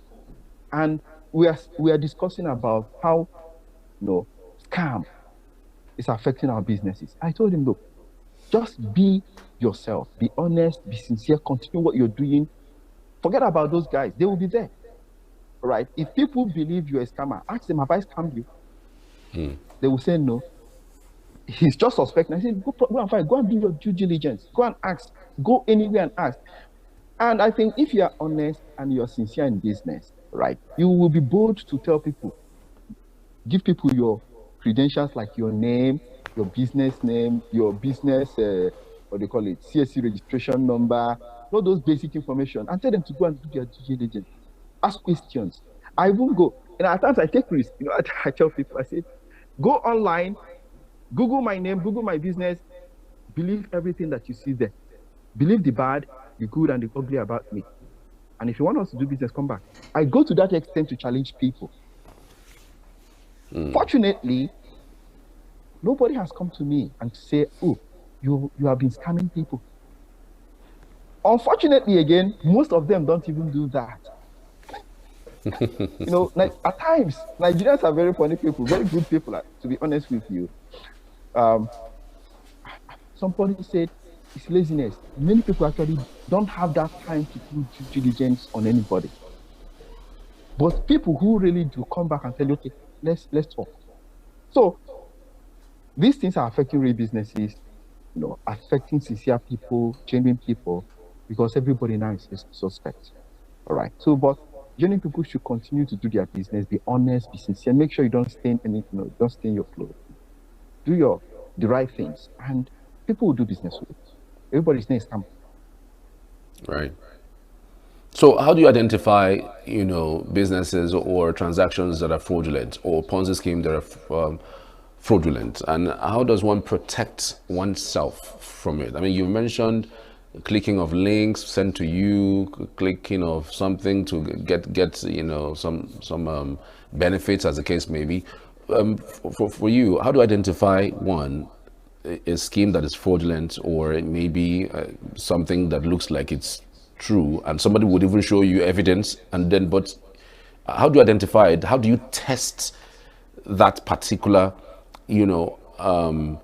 gesture to, ascertain if it is true or a false, gesture? And then secondly, how do you protect yourself from all of these scams? All right. Number one, let me say this. A Ponzi scheme is a scam. There is no good Ponzi. There is nothing like that. Yeah, there is nothing like that. The Ponzi scheme is a scam. All right. Now, I think what, but how do you even know it's a Ponzi scheme? Because some people don't even know which one is which. I mean, these things spring up every day. You could see somebody just pop up from WhatsApp. I did this and I got this, and start bringing, documents showing that he had received his monies, as the case may be. So how do you identify those? Which one is it? Like, how do you test it and make sure that they're actually false? All right. I will try to break this thing down in simple, layman's understanding. Number one, genuine businesses must have genuine products, real products, and real services, not assumed services. No, real product and services.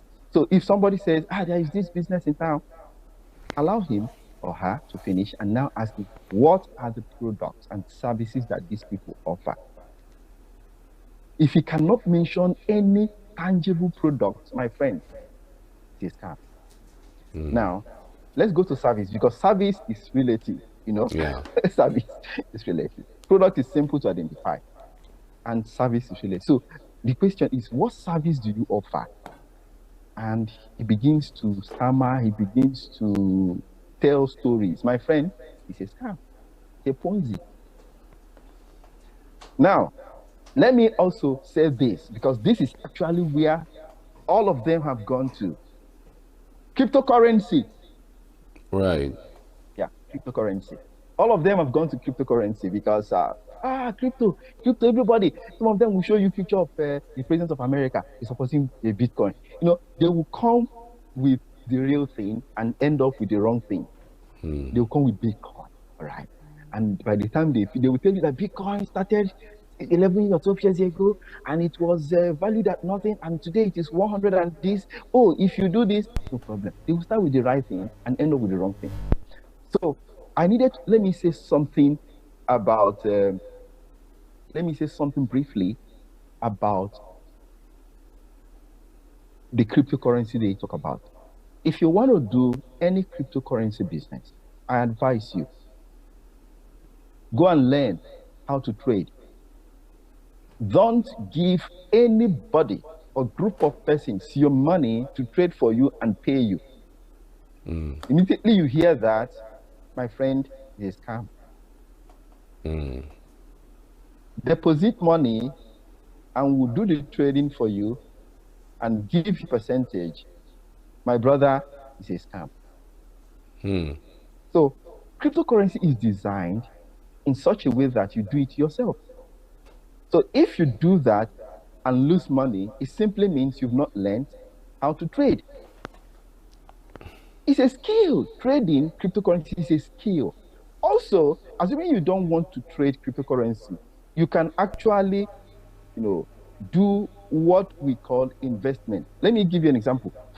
In Nigeria currently, Nigeria has licensed exchanges, okay, meaning that their government is controlling it. Not controlling the crypto, but the organization. Government is aware. So find those exchanges that have been licensed by the SEC, Securities and Exchange Commission, right? All right. Then, if you don't want to trade, buy Bitcoin and leave it there. All right. Just like the way you buy equity, the way you buy share. You can buy a company share today. In the next 6 months, the value comes down. In the next 10 years, it goes up. Rise up to 100, 300, it goes up. So, but that one is investment. So that one needs long-term mindset. Mindset. This short-term, gratification, short-term thing. You want to deposit money and tomorrow, my friend, it doesn't work with investment. But if All you right, are trading, Mazi. but trading demands a lot of skill, patience. You have to learn. And because you are learning, we advise people start with $10, small money, $5 trade. You can lose it. Yes, it simply means you are learning. Okay, All right, but Mazi. it's a skill. It's a skill that you have to learn how to do it. Right.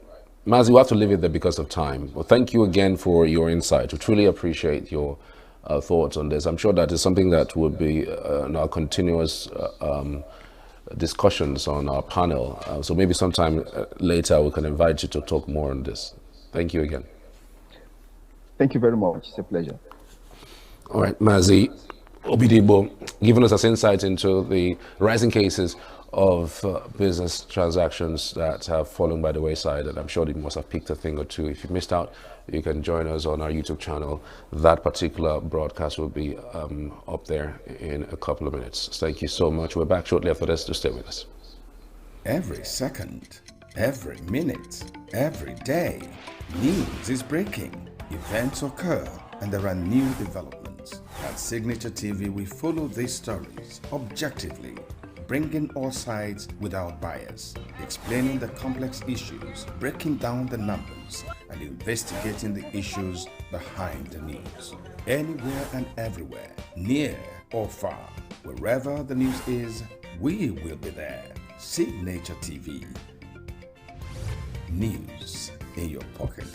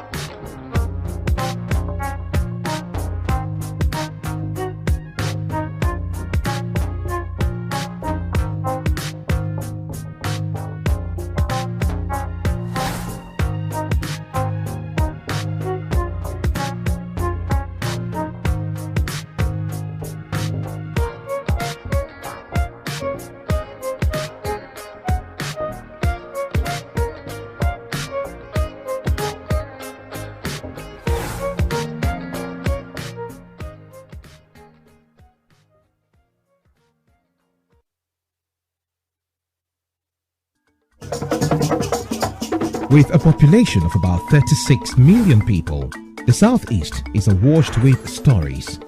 Every day on Southeast News, we tell the peculiar story of the Southeast and her people. Our Southeast should be the Silicon Valley of Nigeria. Their successes, achievements, and daily challenges.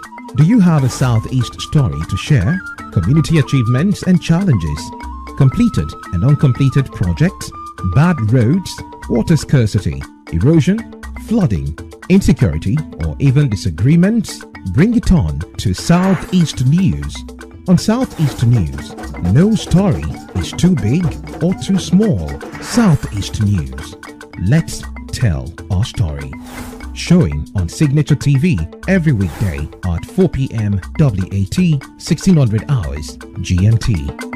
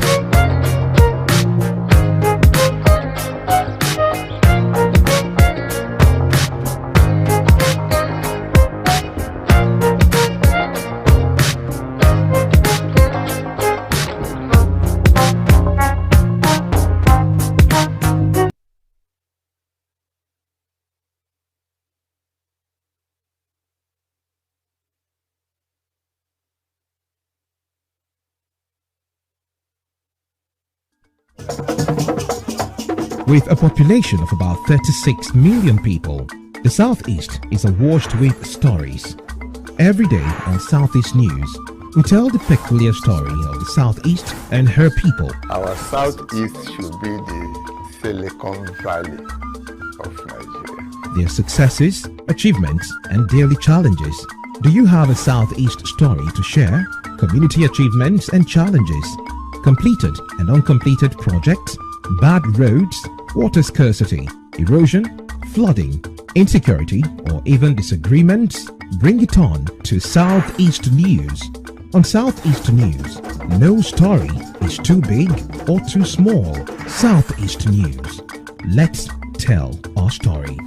Showing on Signature TV every weekday at 4 p.m. WAT, 1600 hours GMT. And the unit price of commodities will reduce because the transportation cost will reduce, which will make life easy for us to live. It's really an issue that has been lingering for a very long time now. I remember coming down here to this venue today and I saw the queue in the NNPC filling station, and I feel that this is part of the reason why we're having the hike in prices of things. And something can be done. The NNPC can do something about this to make sure that fuel is readily available to every part of Nigeria. Like now, I'm doing business and I want to purchase something. I can't buy it normal price. The price will go higher, and at the end of the day, I cannot even get what to eat. I cannot see money to buy what I will eat with my baby. So it's really very hard for us to survive. The issue is quite alarming and so disheartening because most of us have a lot of things to do. Like where you used to go to 200 is now 500. Where you used to, somebody that is an average worker, maybe a sales girl that is being paid 30K. Imagine your transport fare every day. You might just, half of your money will be gone for just transportation. It doesn't only affect our transportation, it also affects our daily living. The thing used to, even biscuit, that one hurts me. I'm seriously saying it. Biscuit I used to buy 16 naira is now 120. And 150 on is now 300. Imagine students like us, how we are going to be surviving and how we are going to be managing ourselves. Some of us in school, they are the one catching for ourselves. So when you combine these two school activities and daily living, it's quite alarming. To be honest, me, in school, I trekked from the hostel to the gate because the transport fare was 17 naira, but now it is 150. So the increment is so overwhelming that I prefer trekking. Like I rather trek than to spend 150 naira. It's a lot on transport, and the distance is actually so short compared to what it was before. So aside transportation, it has also affected the cost of feeding. Yes. Because if you want to if you want to buy pepper now, pepper that was let me say 20, 15 naira, it's just for 200 naira. Now I don't know what it is now. So both feeding, accommodation, because your agent will also add transportation to go check the building. And all this, like, it's numerous. It's even the school fees has increased. Our school fees has increased.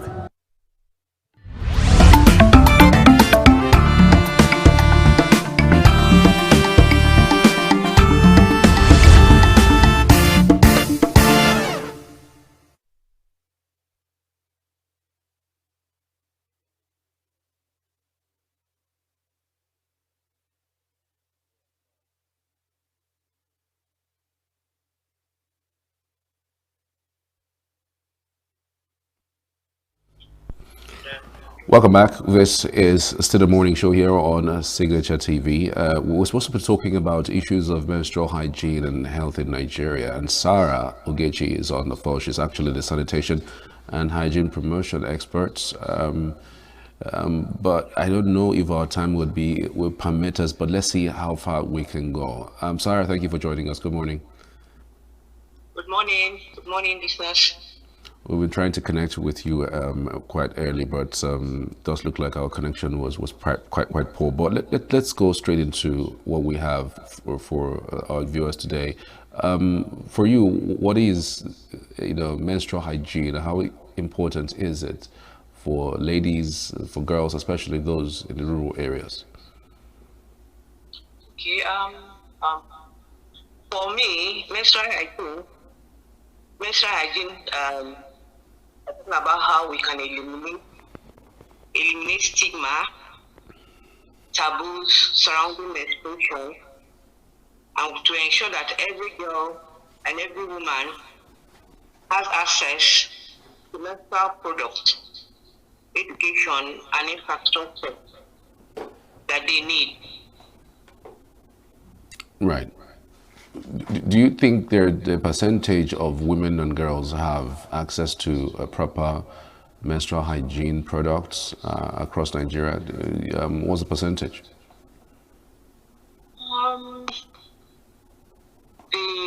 For me right now, the percentage is not certain, but a lot of women and girls.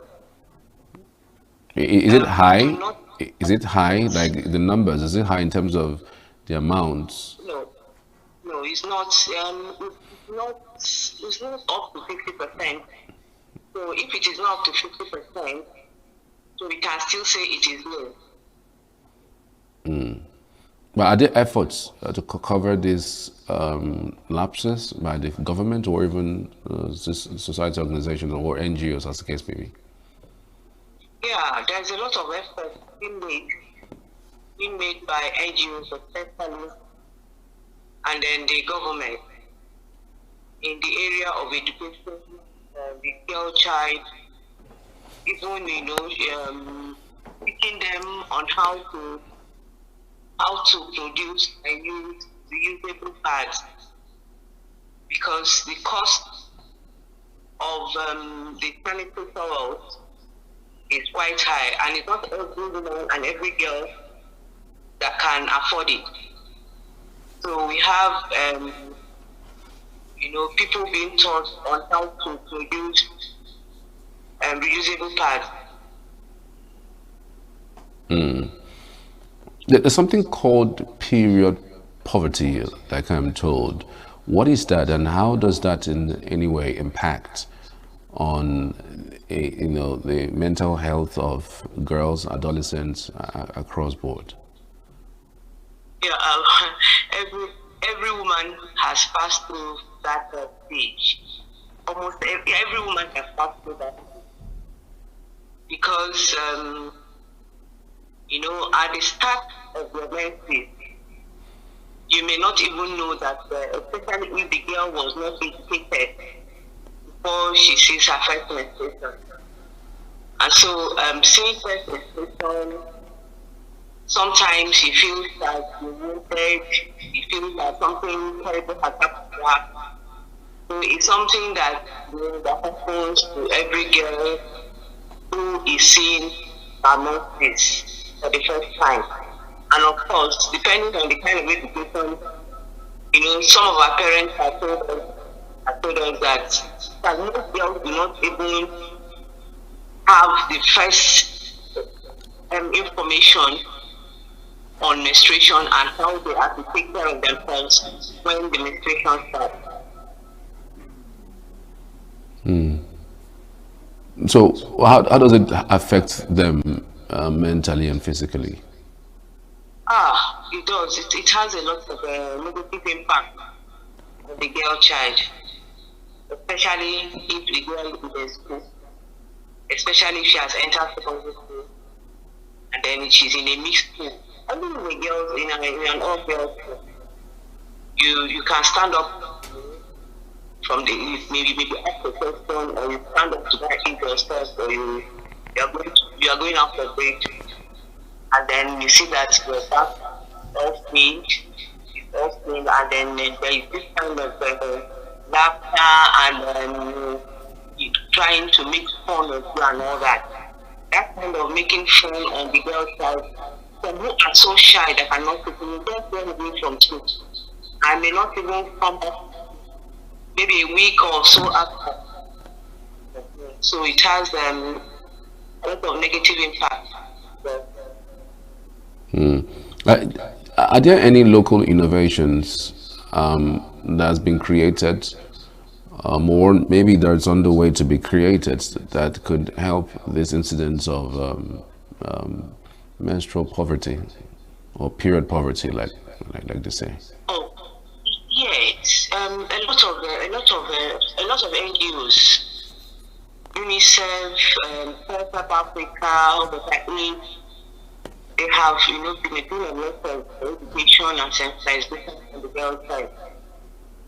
And of course, as I mentioned earlier, there's something we call the ENUGU card, which you could produce from available materials in the environment. Maybe old towels, napkins, fold them, throw them into how you can easily pack it when you are seeing your menstruation. And after use, it is washed, dried under the sun, and then iron where you have iron, and then you now pack it and also keep the next with you. By so doing, you are kind of saving cost, and also it is more hygienic than some of the products that are sold in the market. Fantastic. Anyways, we just have to leave it there because of time. I'm sure that in due course we're going to invite you further to discuss extensively on this particular topic, which is quite important. Sarah Ogechi, many thanks for your time. Thank you for your insight. Okay, so the name is Sarah Ogechi Ode. Okay. Okay, Sarah Ogechi Ode. Ode, okay. Fair enough. Thank you. Thank you for your time. All right. Thank you. All right, viewers, many thanks for being part of the morning. We are connecting to Abuja studios where my colleagues are waiting for the continuation of the morning show. I'm Charles Pius. Have yourselves a good day.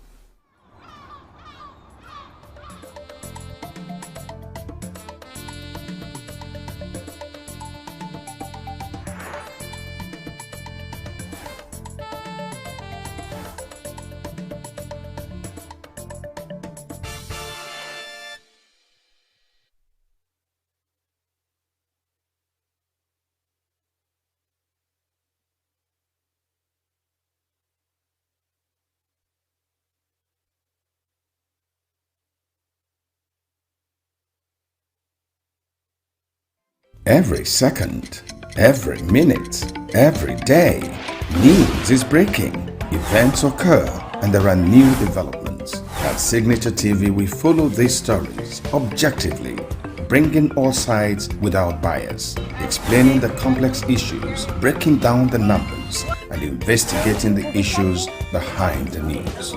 Anywhere and everywhere, near or far, wherever the news is, we will be there. Signature TV. News in your pocket.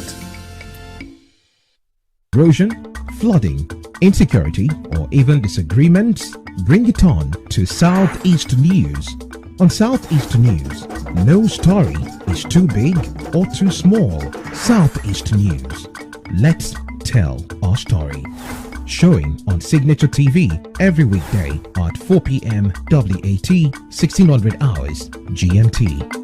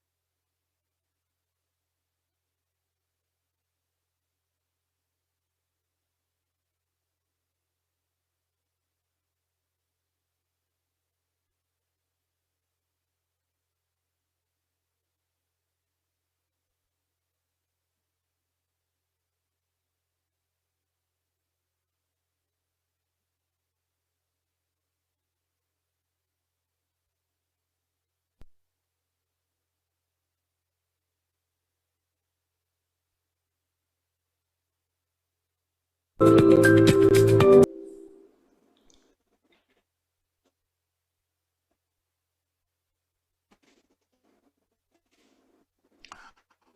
good morning, and let me welcome you to a very wet morning in the federal capital, Abuja, this Tuesday.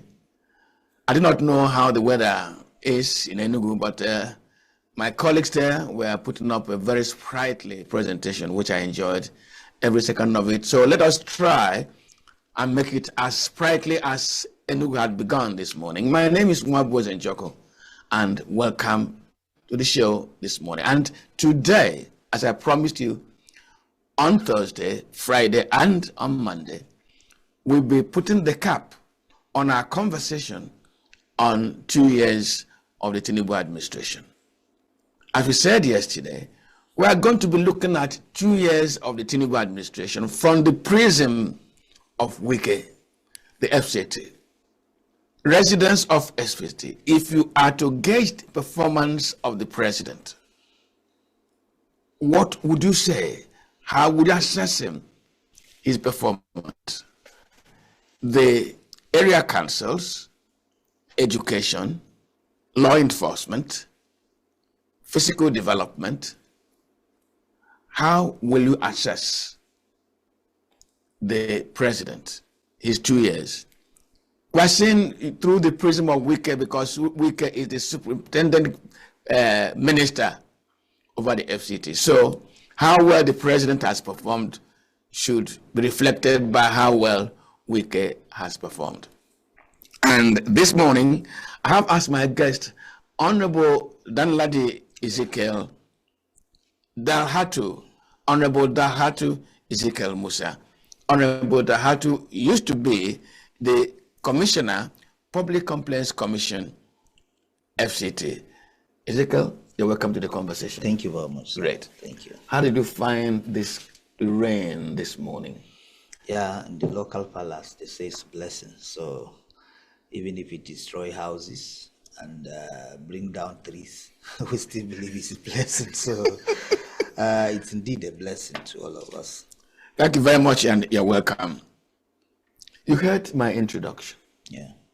There's no way really you can access the president or any administration effectively if you don't consider performance in different sectors. And you cannot assess performance in different sectors without assessing the performance of the ministers who represent the president. On a general note, if you want to assess Tinubu, his 2 years, using Abuja FCT as a yardstick, what will you score the president? Okay, I'm glad to be here using the Signature TV platform and to interrogate some issues as it concerns a performer as a ceremonial person.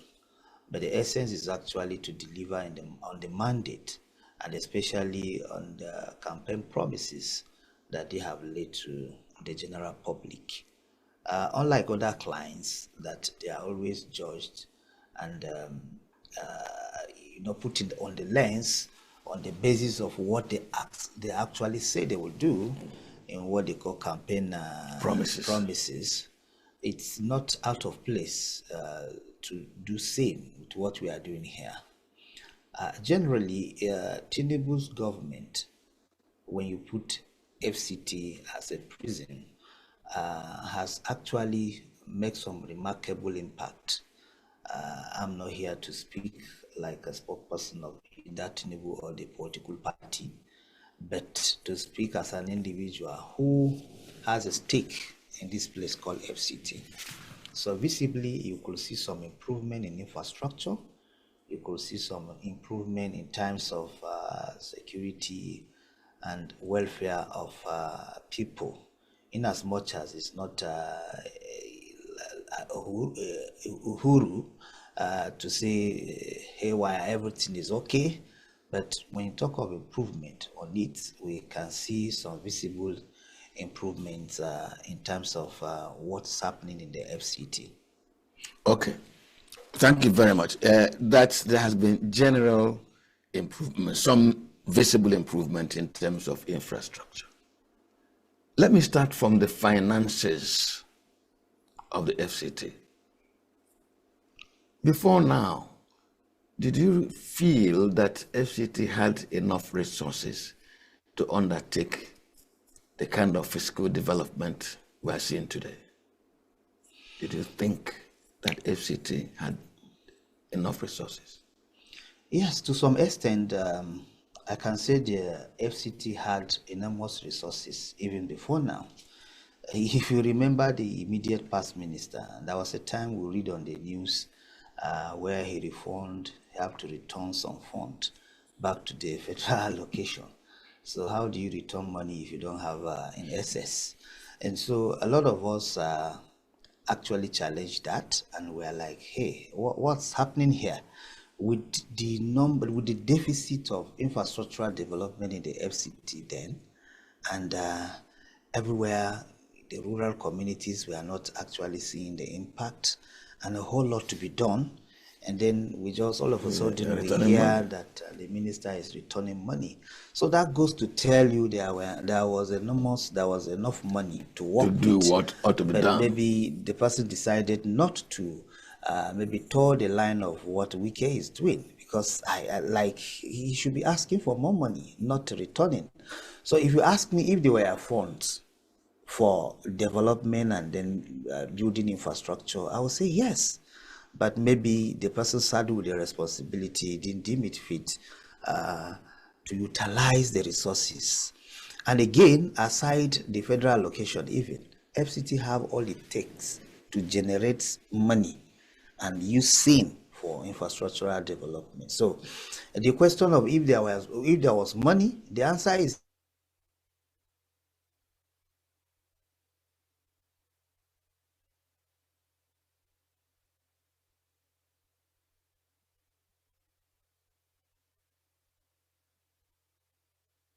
of fund and all of that. The funds were readily available. Ezekiel, let me tell you why I asked you that question.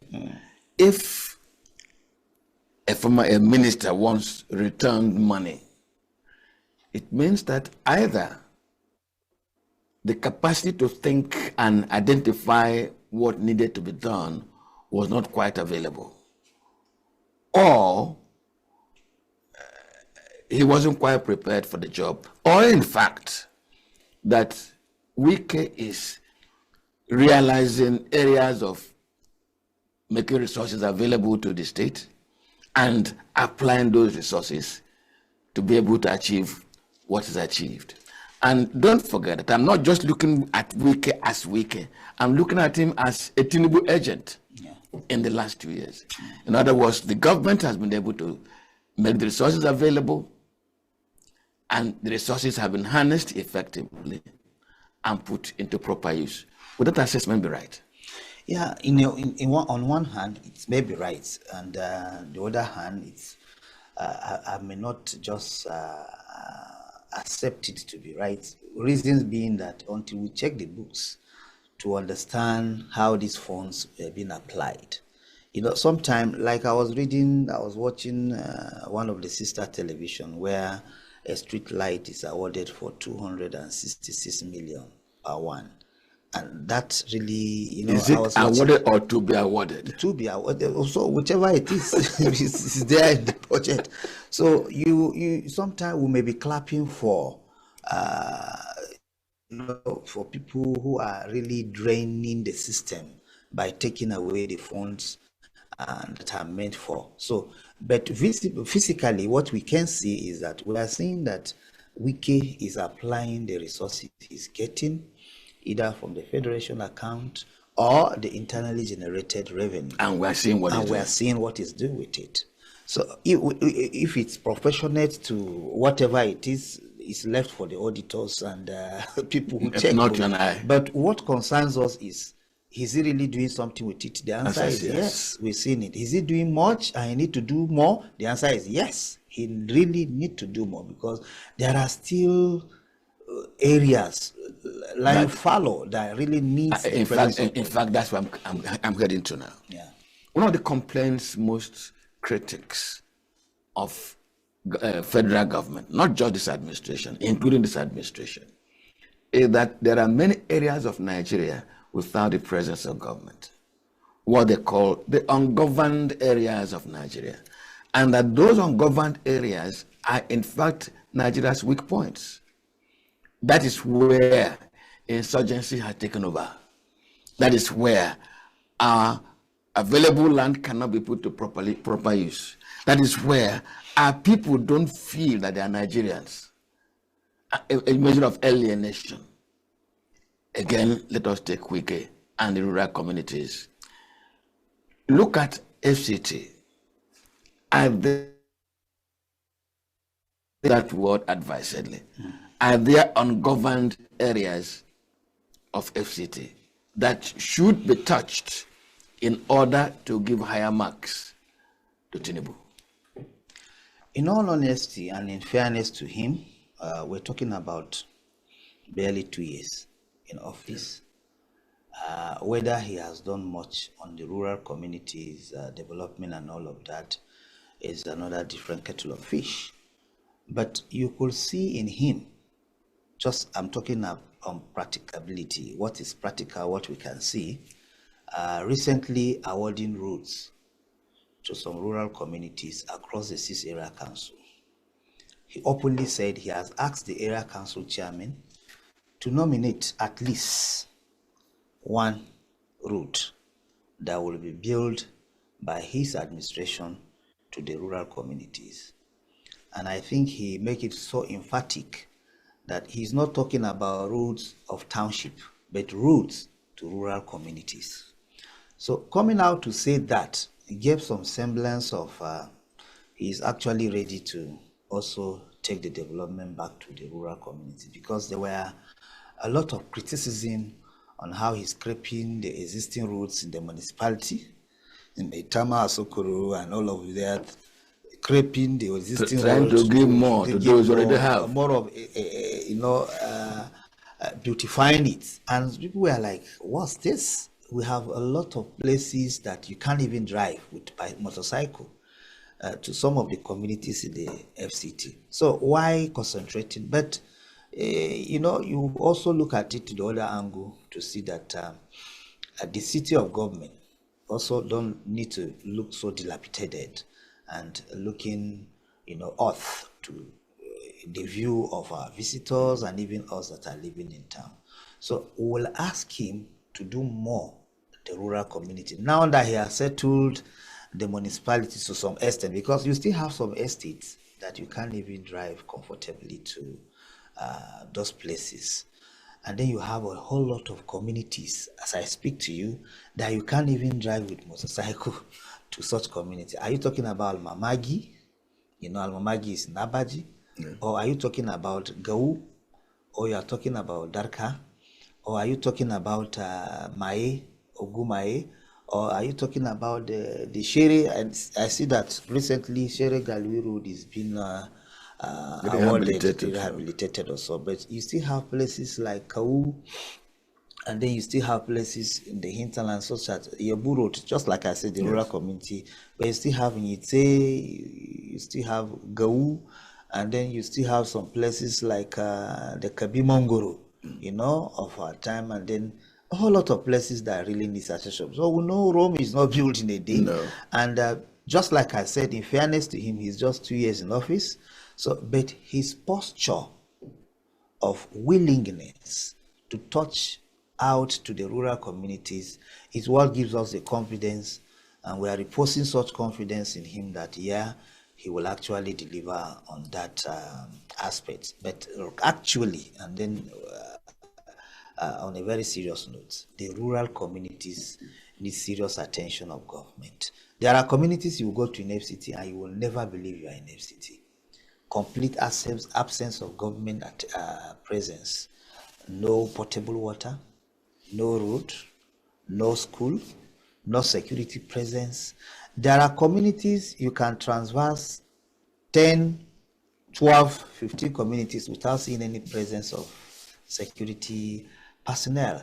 And just like you say, these are how the criminals take advantage of such porous areas the ungoverned area, they call it soft targets, to go and a lot of kidnapping and banditry activities in FCT are mainly in sort of, so it's a whole lot to be done, because once it happens in one rural community, one village very far from town, and then it's all over the news. The news will not carry there is a village in Niger State. No. It will still be that FCT is in turmoil, FCT is unsafe. So there is a reason for us to really see how we can close the gaps. Well, we're talking about the ungoverned areas. Let us, gradually, sector by sector, because that is also, as we're taking out the marks, we're taking them good or bad for Tinubu. This is not an assessment of Wike, really. It is, has Wike done enough? So that's a question I'm going to ask you toward the end of this program, where you stand when 2027 approaches, but not now. Can we take on, you've touched insecurity a little bit. Compare what was and what is. How well has Wike done when it comes to security of the FCT? In terms of security, I will also give him some accolades, going by what he has actually done.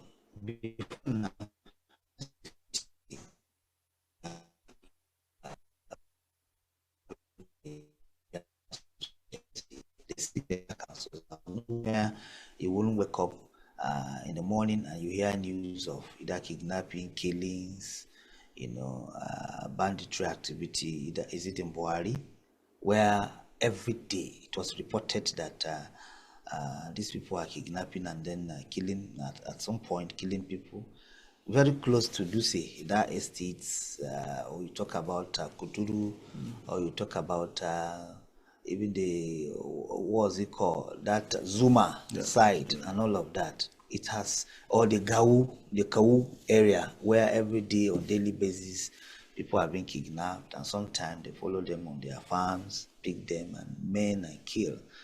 Is it Gwagwalada, around Dobi, Ibwa side, down the Kunkun, there's a Kaida side, where people will always tell you, we have seen these people, they will come to the farm, pick people and all of that. Is it Abaji? There is one village called Rafin Zulfi, around Gurudi side.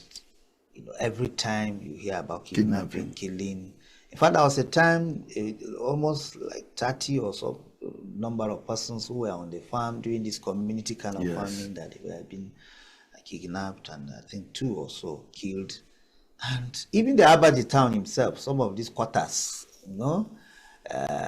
the government quarters, you hear they have come to.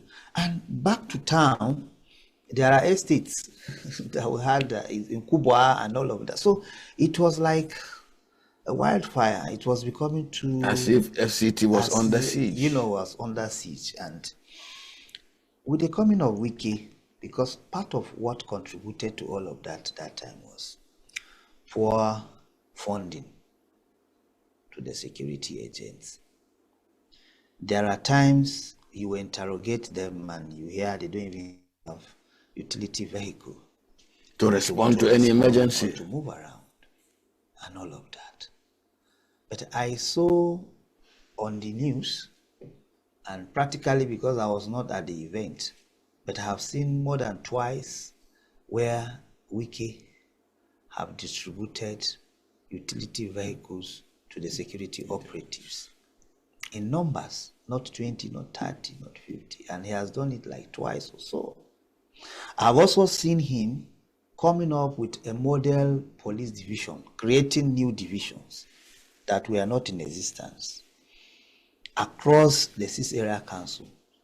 And he said that is phase 1, that he was going to do another piece, and he will keep doing it. And sometime during his media chat, he will openly say the funding is not an issue for the... There was a time he was asking for permission to spend some certain amount of money for the security, so he can tame and these criminals and ensure they are taken out from the FCT. So I also saw recently where he distributed vehicle and motorcycle to even vigilantes, because anytime we had opportunity, we used to advise them and give our own lend our voices on how this should work, because if you leave it to the conventional security alone, you won't get the result. There is a problem of manpower.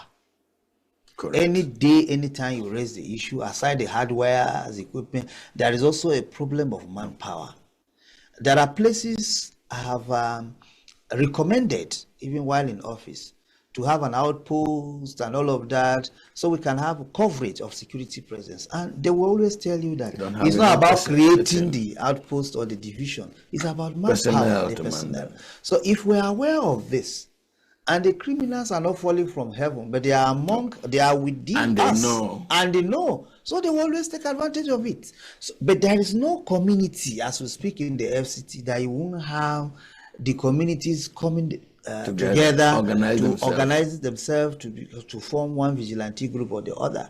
So if you go by that, it then means you will have everywhere, you will have breached the gap. So we keep encouraging them to see how they can train and monitor these vigilantes with their activities, train and retrain them, monitor. So it then means if you have 15 communities that has no presence of the conventional police, but you have the vigilante all over there, it then means if you have only 5 police, you are okay to cover that area, and their duty will mainly be monitoring, supervising what they are doing. So with that, you had also breached the gap of. So I am happy he took in that, and I saw him giving some hardwares, and then recently I've overheard, I can't confirm this, that he's going to approve some stipend, for the vigilante that after profiling them to be sure of who they are, to be giving them some kind of stipend that will enable them encouragement. So I think with all this, I can tell you for free that crime, if not completely taken away, will be reduced to a barest minimum.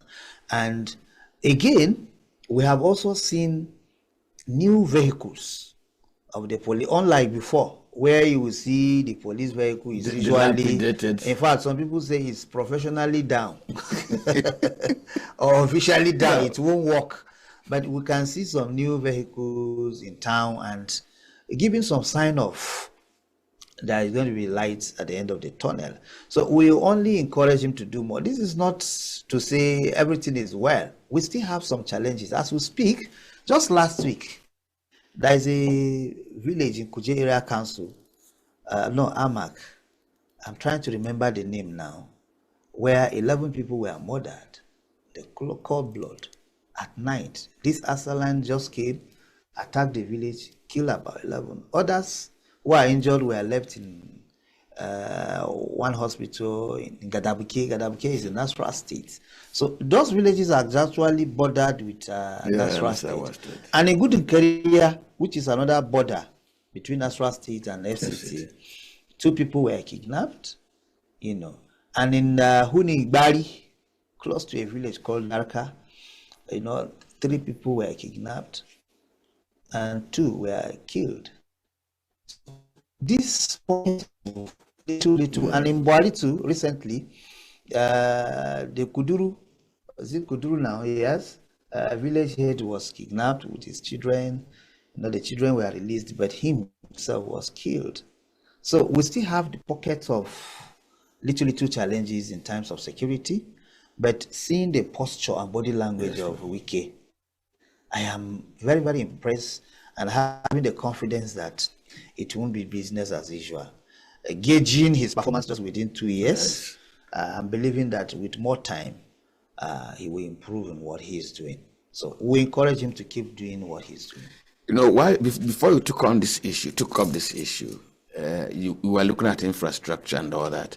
But as you were not talking about these ungoverned areas where these criminals are taking advantage of, something else occurred to me. I said, after all, the FCT has a master plan. And Wike has been strident in saying those distorting the master plan are creating development challenges for the FCT. There are structures, there are infrastructure designed in a particular way. And now he's trying to follow it.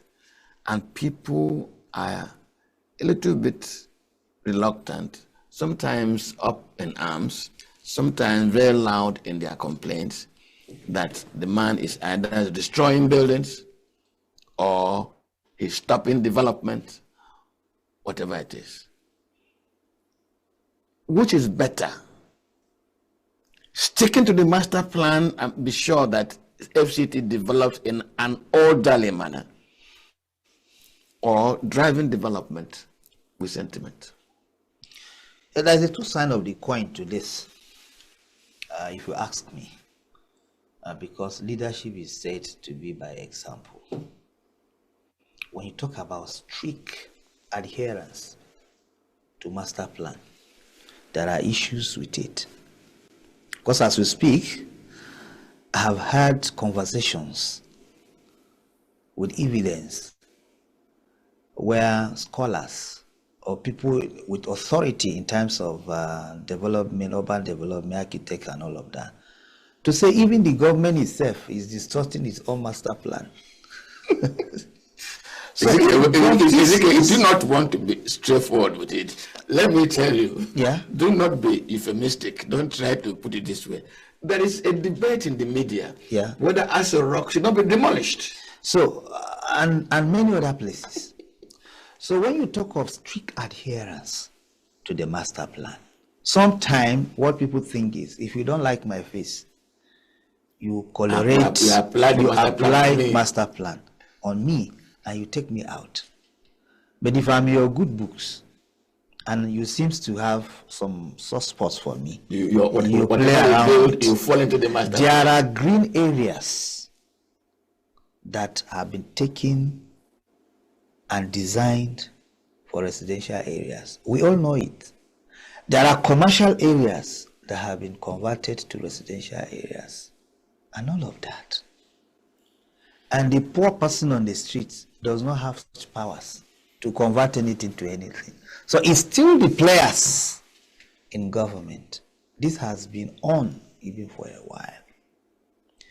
And again, I will tell you for free that adherence to master plan, the master plan should not be seen as something that is static. It should be flexible. Because what is good for the goose should be good for the gander. And again, we will not, people like us will not encourage the distortion of the master plan. But I told you it's a two sides of the coin, and leadership is usually by example.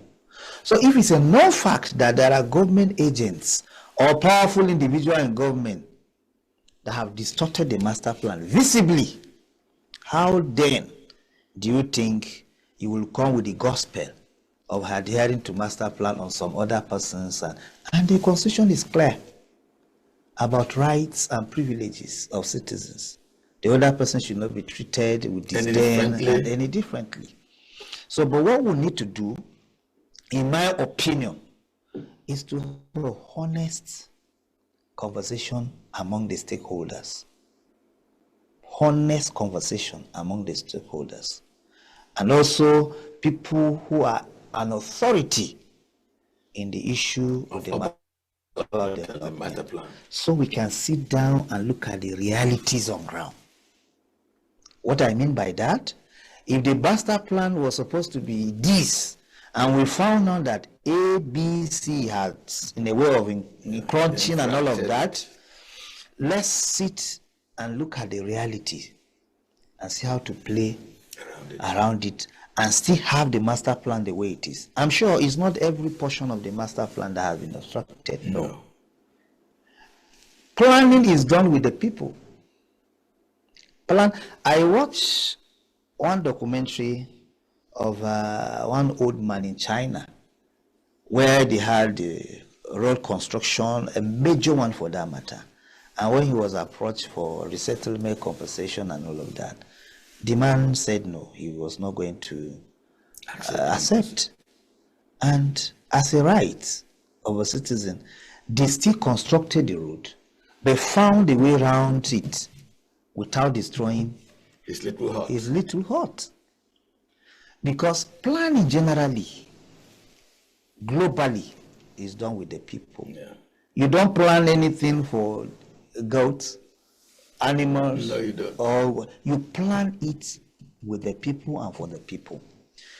Again, if you already have master plan in place 20, 30 years ago, gets me clear, because I told you it's two sides of the coin. Yes. If you already have master plan for the FCT 20, 30, 40 years ago, and you have what you call development control, the FCT,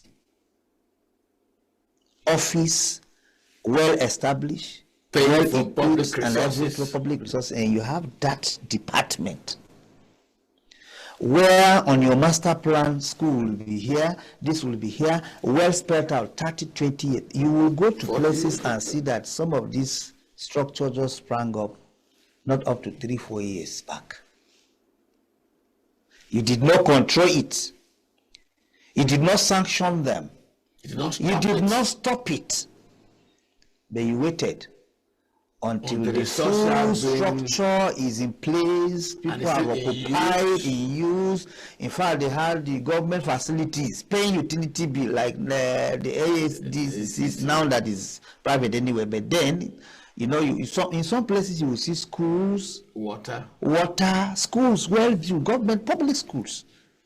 And then the same you will come overnight and say, this is against master plan, and then you just give notice after 2 days, you bring tractor, and then demolish. It's arcade to me, because you are wasting human resources, you are wasting the economic of this country, and you are recruiting criminals. Because when you render people homeless, maybe that is the only hope they have. A lot of people who have their life savings put into that structure, you come back the next day, and then without recourse to, how will they even survive? How will they survive? And these are your own citizens, not foreigners, mark my word. Sometimes it's even more pathetic when it happens to the indigenous people of the FCT.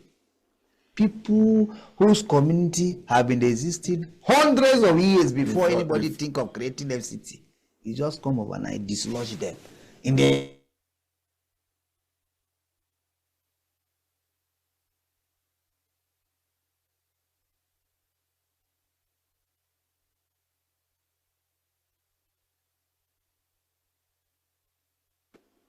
to be human is even more older than anything. Government need to be human, and government need to even live to its own responsibility. It's not a military posture that we must do to show we are working. No. If development control or any agents of this government is lacking in terms of funding and all that, they should cry out. Because by now, whatever it is that is not supposed to be there, you nip it on the board before it happens. So they are supposed to be routine check. They go around every day. You know, they have what they call, in fact, they even have what they call district officers and area officers. In their wisdom, they have earmarked every area for these development control officers to be monitoring and seeing any development that is coming. So what happened? An area officer will watch an illegal structure. Because I tell you for free, some of these villages, that low income earners of this country go to find accommodation. There is none of them that can build their structure within 1 year, finish it and enter. No. I can tell you for free, because the funds are not there. The man will do his foundation, leave it after some months, come back, little resources he has, start block work, get to lintel level, and then get to roofing. Before this takes them, there are people that build for more than 5 years. Yes. So where were the development control people who seems to say you are distorting master plan? Where were they? Were they on leave? I have never had them going on strike. So, but this will happen unabated, and this man will continue investing his money until when everything is done. He has dug borehole, he's managing his life there with his children, then overnight, they'll come and say demolish it because of. So I don't think we should wait for such scenario, for such kind of thing. To me, it's not how it should be. Okay, do not forget that we're looking at 2 years on, Tinubu's performance, but using the prism of Wike and the FCT. My guest, Honorable Dalhatu Ezekiel Musa, former Commissioner, Public Complaints Commission, FCT. We're going to take a very short break, and we'll return presently. Please stay with us.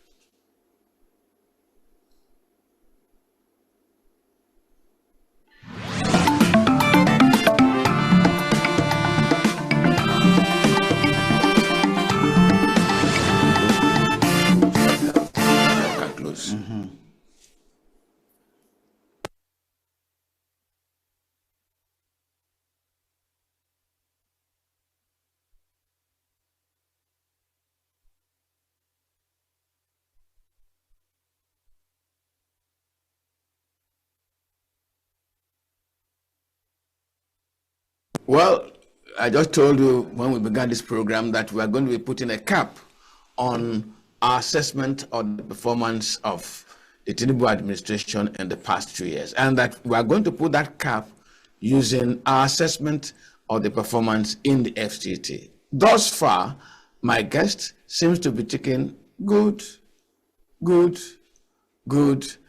but a little more, please. You need to do a little more here. Honorable Dalhatu Ezekiel Musa, we are still talking about putting a cap on our conversation today. Promises made by the Tinubu government, first during politics, now in government. They will improve education, fund it effectively. They have released money to the council to take care of primary education. Wike is in charge of the FCT. On behalf of Tinubu, how well has he treated education in the FCT? And therefore, how well has Tinubu treated education in the FCT? I think to take on this, just like a rider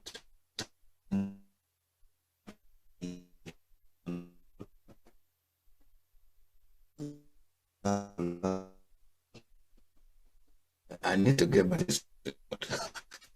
This thing was Supreme Court passed judgment since October last 2024 until now. It has not been implemented. No. Please, Dalhatu, don't say that, because the Supreme Court added the Latin expression status quo ante, and the interpretation of status quo ante is leave things as they have been. Why are you here canvassing, trying to put the local government into trouble?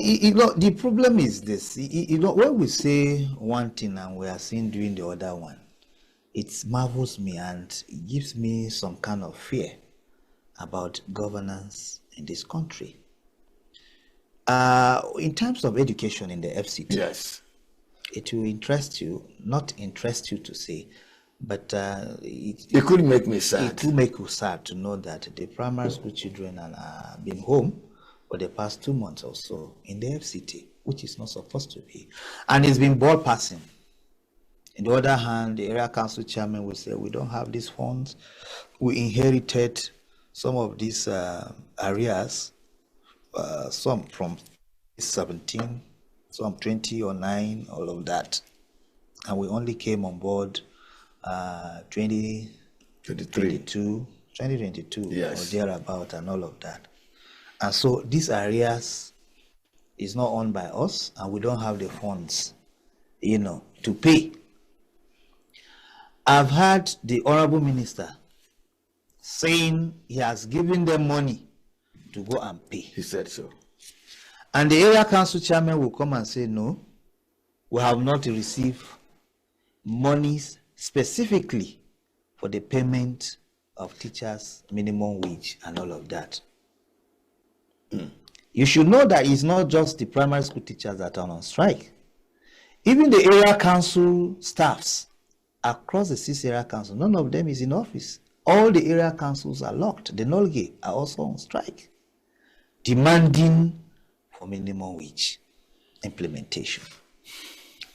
So when we are looking at Wike's performance on the lens of what he's doing in the FCT, you will tend to say the civil servants may not be singing his praises the way it's supposed to be, because all they know is when their entitlements are given to them, not just the road construction and all of that.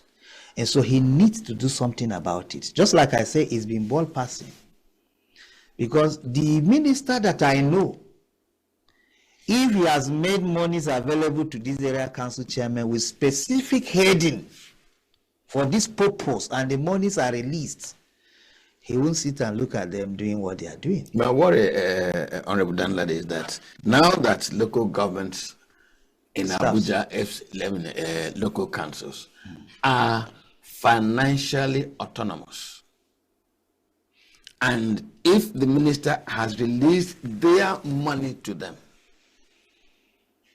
it's not the duty of the minister to tell them, apply the money for buying a cup, applying the money to fix a bucket. They have their money, they have their responsibilities, they have their challenges, and they are competent enough to run that level of government in our country. So they should also know how to determine their priorities. No, that's the point I'm making. They tell you the money available to them is for A, B, C, D. Do you get? And added money for them to be able to carry this A, B, C, D. It's not there. The other time they came out and said, I watched them at the interactive session with the committee on FCT at the National Assembly, where they said there are some funds that normally comes to the area council for doing a specific job with it. And it's not as if such funds comes every month. Sometimes it's after 6 months, sometimes it's after 1 year, sometimes after 3 months or thereabout.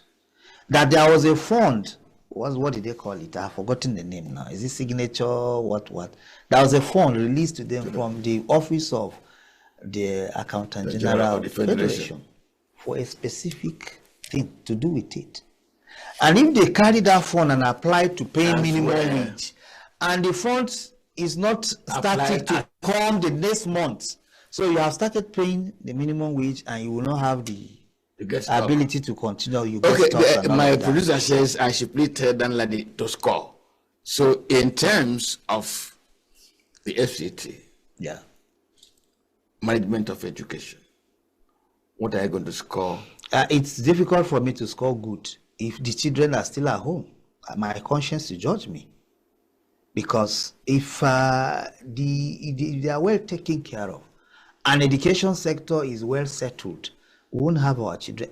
I'm not interested in whether you have the structure everywhere. And besides, it's not even everywhere, but I don't blame it on Wike because we are talking about 2 years.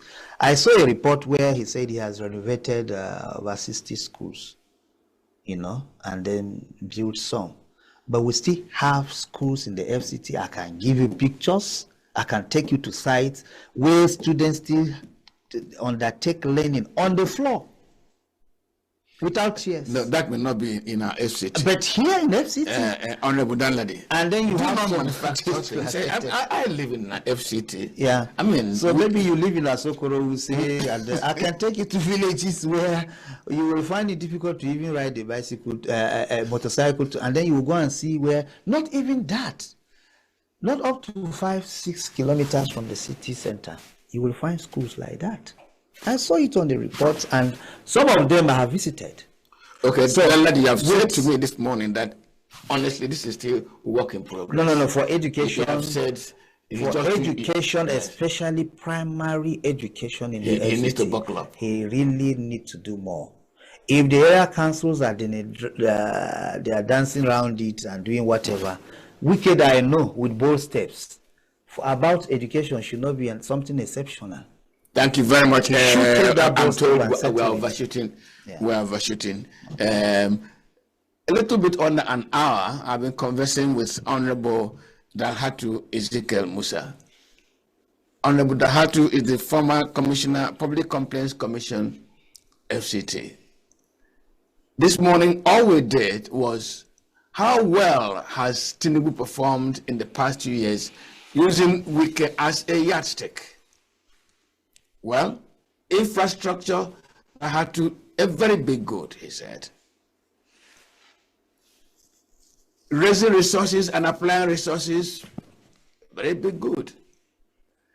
Taking development to the area councils, yes, he says he's doing well. His body language also shows his commitment to do more. But says, in this case, I want to play the Oliver twist. Please add a little more.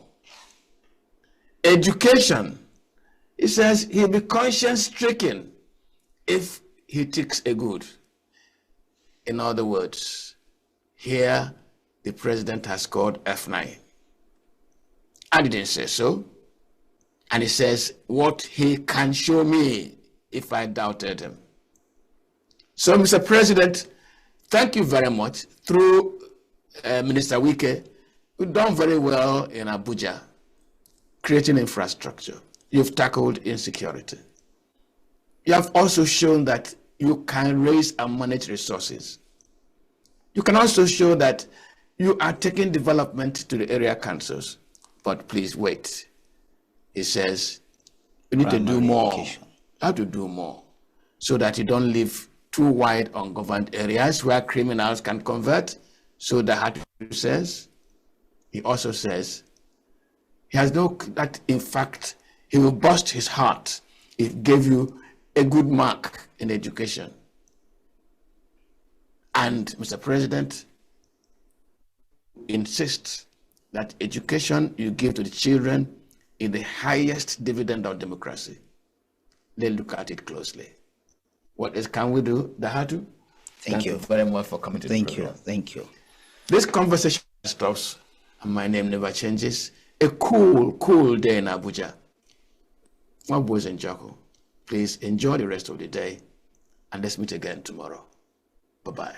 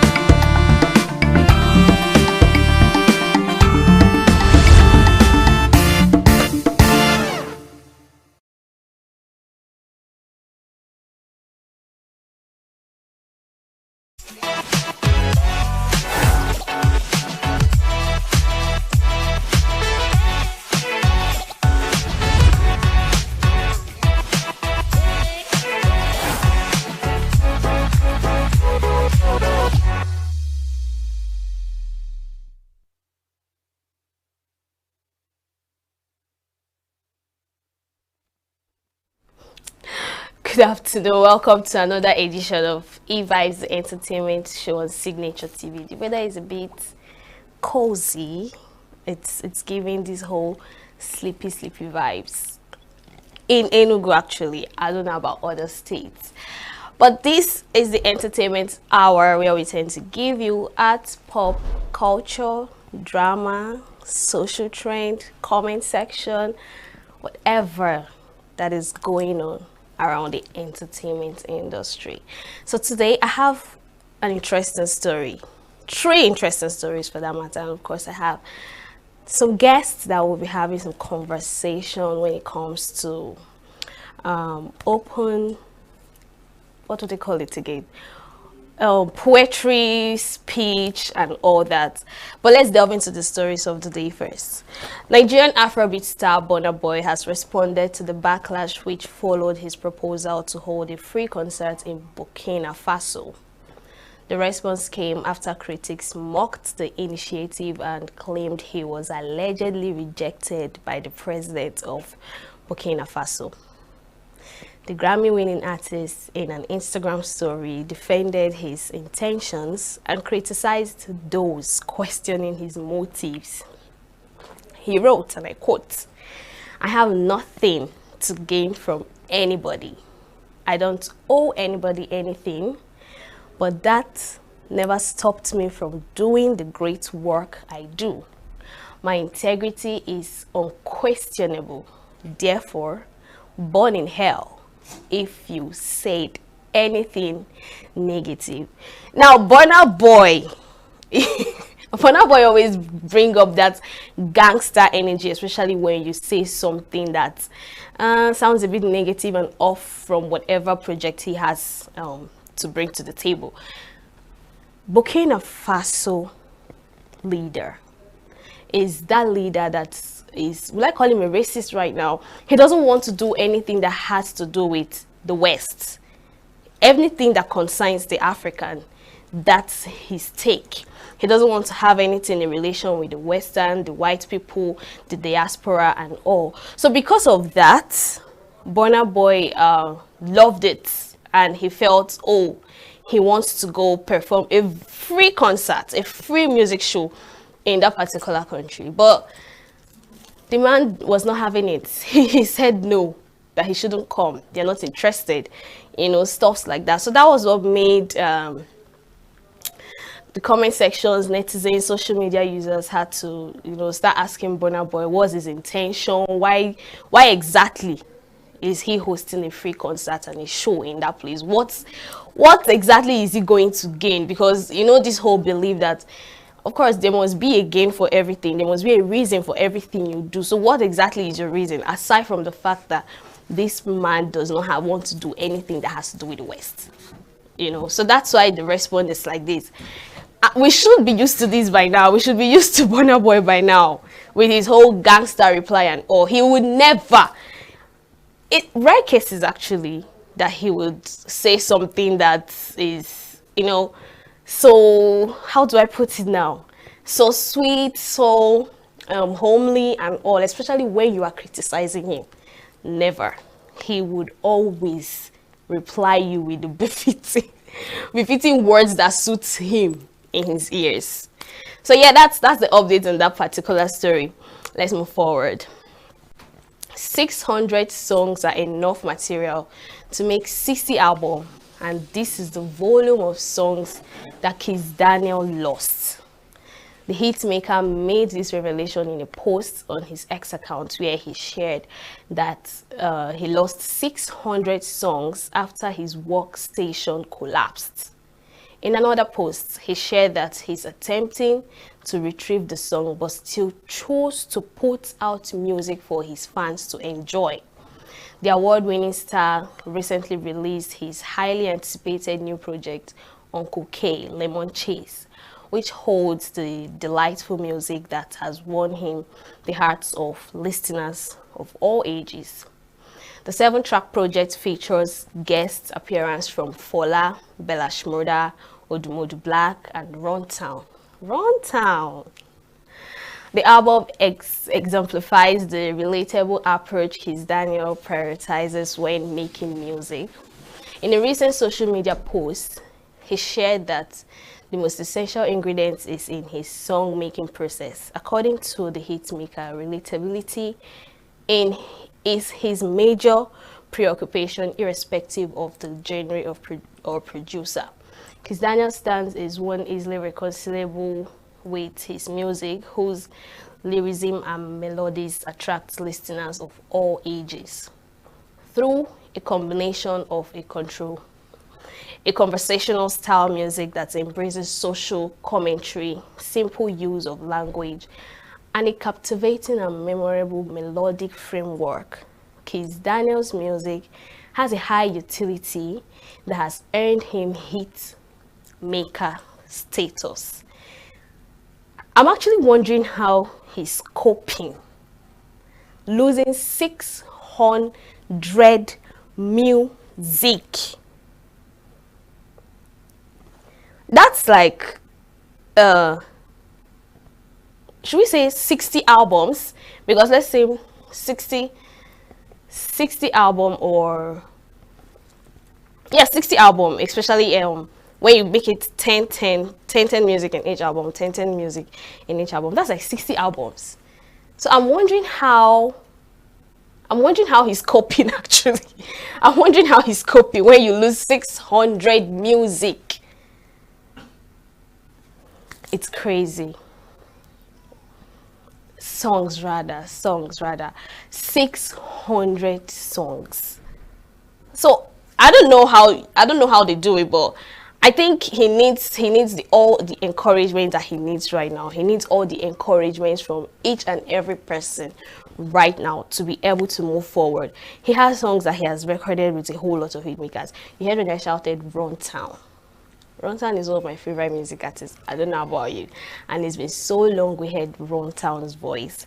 Bella Shmurda is part of this people that he's collaborating in that particular song. So how exactly is he going to bring those songs back? He said he's working on it, but how is he going to bring those songs back? I don't know. I'm worried about him, but I wish him all the best, because that's a very big loss.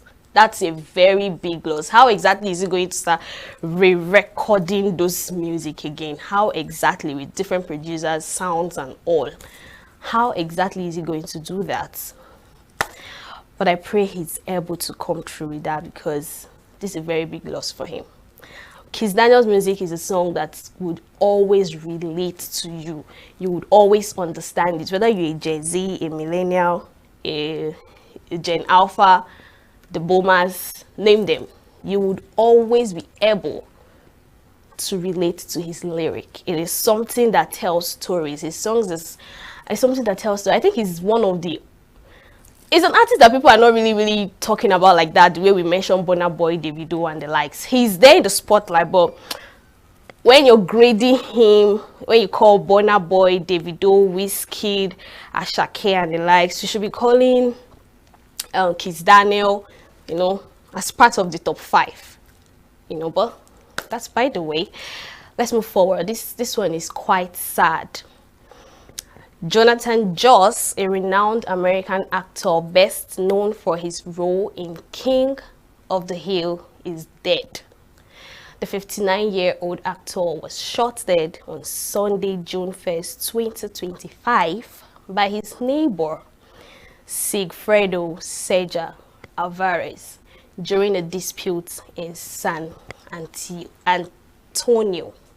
The San Antonio Police Department on Monday said Sigfredo Seja Alvarez is 56, has been arrested and charged with murder.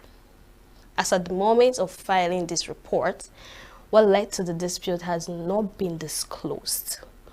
As at the moment of filing this report, okay, has not been, that was a repeat.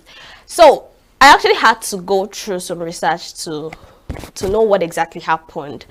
They were in how do I put it, a misunderstanding conversation or thereabouts that was outside the house, and it was something that has to do with homosexualism, gayism and the likes. And I think out of anger, the man had to shoot him. Now this particular man, Jonathan Joss, lost his house through a fire outbreak on January January 23rd, this year, 2025, he's actually been through a lot. Actually, he lost that house due to the fact that he left his heater on and went out. So through that, electrified, whatever happened, and the house got burnt.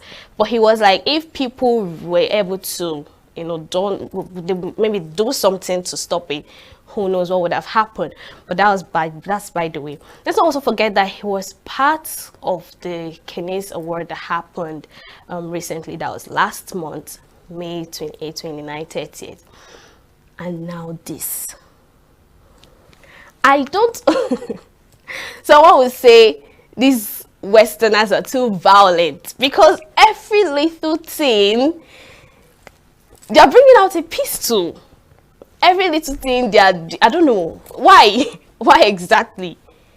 This is a misunderstanding conversation. Maybe he called him a gay, or he called him a gay or something. One thing led to another. You're bringing out a gun and you shot somebody to death. How do you explain that to the court of law? That I was angry. This is a drama actually. I was angry, so he said something very annoying to me. He sounded so this, he sounded so that. I couldn't take it anymore. That's why I had to shoot him. And now you're happy that he's dead. Things happen every single day. Now we've lost him. We've lost him. He's the voice behind King of the Hills. He's that voice behind it, and he's not just a small actor. He's a veteran actor. These movies happened 1996, 1997 thereabouts. So he's not a small person. He's a celebrity. So how exactly would you face the court of law right now for shooting somebody due to a misunderstanding?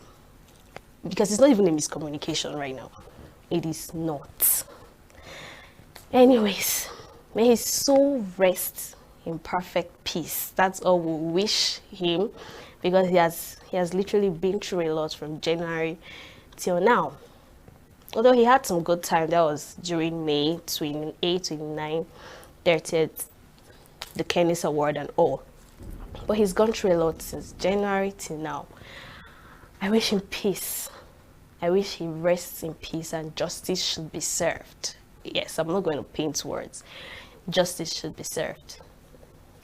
All right, that's all we have for you in the news segment this hour. We'll go on a short break, and I would possibly review my guests to you, so stay with us.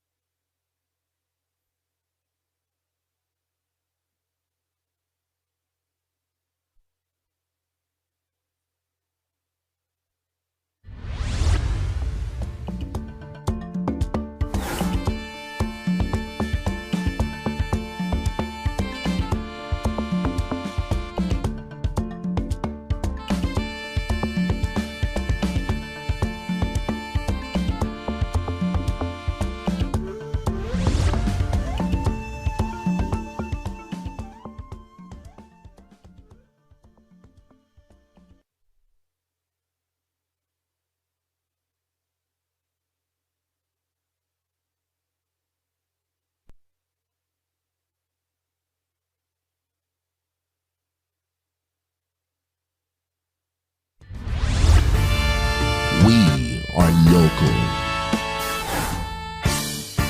We are right now with the wife of the man that was Why the main market is in chaos.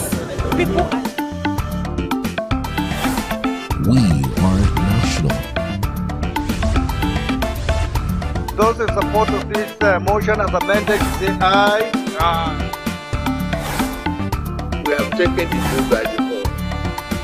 We are international.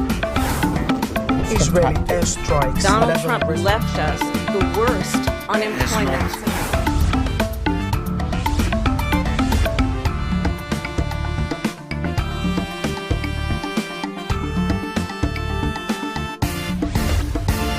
Signature TV, news in your pocket.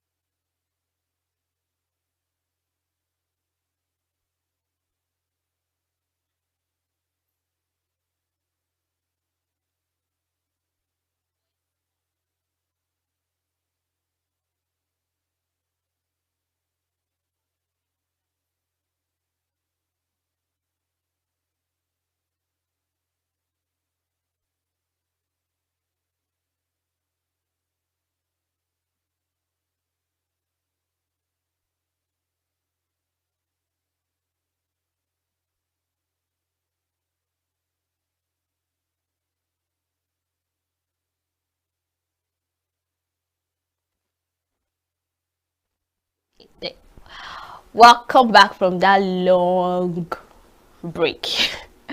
All right, so live right here in the studio with me is Anyam Beauty, aka Voice of Quintessentials, which is going to tell me the meaning of that name. So we'll be talking about finding rhythm in silence, how performance transforms poetry. She's a spoken word poetry / artist, whichever one you call it. So thanks for joining, Beauty. Fine girl. Why are you smiling? I said thanks for joining. She tell me thank you too. Thank you. All right. So before I start with my questions, right? Why Voice of Quintessentials? It's actually a very unique name. Oh. Very, very unique, outstanding, spectacular. So I'm very, very eager to know why you picked Quintessentials. Okay, actually, that has been my name right from secondary school. So the name came up from certain situations and all that. It was actually after a debate competition I attended, and the topic was examination malpractice is quintessential in the success of every examination. So I won that debate, and that was how I got that name. But actually, quintessential means, you know what it means for something to be essential? Yes. Then quintessential means extra essential, something you can hardly do without. So your voice is something we can hardly do without. Exactly. I know that there's something very unique in that particular name, and the story behind it very perfect. So let's move over to the topic of the day, right? First of all, what does rhythm in silence mean to you as a spoken word poet, rather? Actually, I know silence is golden, but I've come to realize that silence is also an art. You get? In the space between heartbeats and breaths, poetry learns to speak, to sing, and to like scream without making a sound. You get? You see, I'm a 300 level nursing student of Peaceland University. You are a nursing student? Yes. Okay. Okay. And just like stethoscopes hang in the walls like rosaries, and our shadows follow us into the words, you get? We learn to listen to silent pains, to tears that cannot just be voiced out, you get? So poetry means a lot of things. Poetry is not just, should I say, it's not just something you just, it means it's deep. You're finding the right word for it, Abby. Like, it's a whole lot. Poetry is a whole lot. You know, the fact that you're actually using poetry to answer me is showing that it's a whole lot too. Yes. So you said you're a science student, yes, right? Because most times people that are spoken word poets and artists are most times theater arts. They did arts in particular. So how come? Is this something you're born with, or you find it very interesting and you had to do more research, learn about it or something? Okay, actually, I think I was born with it, you get, because this is actually something that is inborn. Okay. And obviously, I have the zeal for it, you get. But at the same time, during secondary school, I was an art student. Okay. And that was when the passion for everything, like that's from SS1, right? Yes, it blew up. Okay. But at the same time, to some extent, I also had passion for humanity. So then I thought about Ben Carson. He's a surgeon and a writer. Yeah. I was not like, why can't I still pursue my dreams when I also want to have a career? Yeah. So then I decided to diversify. You cannot put all your eggs in one basket. High five. I love your energy, actually. So can silence itself be a form of rhythm in performance? You know, you've given example of the stethoscope hanged as a rosary and the like. Now, when it comes to live performance on stage, can silence be reading? Yes. How? Okay. Poetry is just like a patient in a coma. You're sleeping but awake. But then performance is like, should I say, performance is just like the nose oxygen, like what brings life into that patient. The same way performance brings life into poetry. So now, performance is not just expression. Yeah. Performance is connection, is resurrection. It's everything. Because in performance, then, the tone of your voice, the truth in your eyes, you get, the sincerity in your expressions, it means a whole lot. So performance turns just a simple poem into a wonderful experience. You know, that brings me to my next question now, right? How does performance, voice, body language, presence affect the interpretation of a poem? You see, first of all, you know, poetry is actually very complicated. You get Very complicated. Very, very complicated. When you come to the branches of literature, I think poetry is the hardest part. Because not everyone can understand or interpret a poem. It takes a whole lot. So now, when it comes to expression now, for instance, when you write a poem now, I feel like people, those poets who write those poems, they can better express those poems. Because, you know, just like your heart now, we all have different mindsets. And maybe the way you think is not the way I think. Okay. Yes. But then, you might want to say, give me your pen. But I'm just seeing it as maybe you just want me to give you the pen. But you, within you know that you want me to give you that pen because you want to write. Do you get? Yeah. So now when it comes to expression, now, it means a whole lot. Because then, the tone of the presenter, the truth in their eyes, the way they gesticulate everything, the way they show their gestures, you get that kind of thing. It brings life into it. Because normally, when you are reading a poem, it's actually sometimes kind of boring. Fact. Very Poems are boring when you're just reading them on a normal. But then, the expression means everything. The performance. You know I Be Quick? Exactly. You see the energy there. There are speaks, these spoken word artists.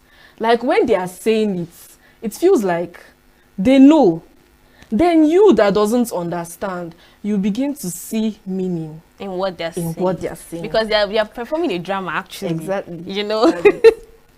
All right. So how does performance use pause, tone? Like you just said, they express it and all.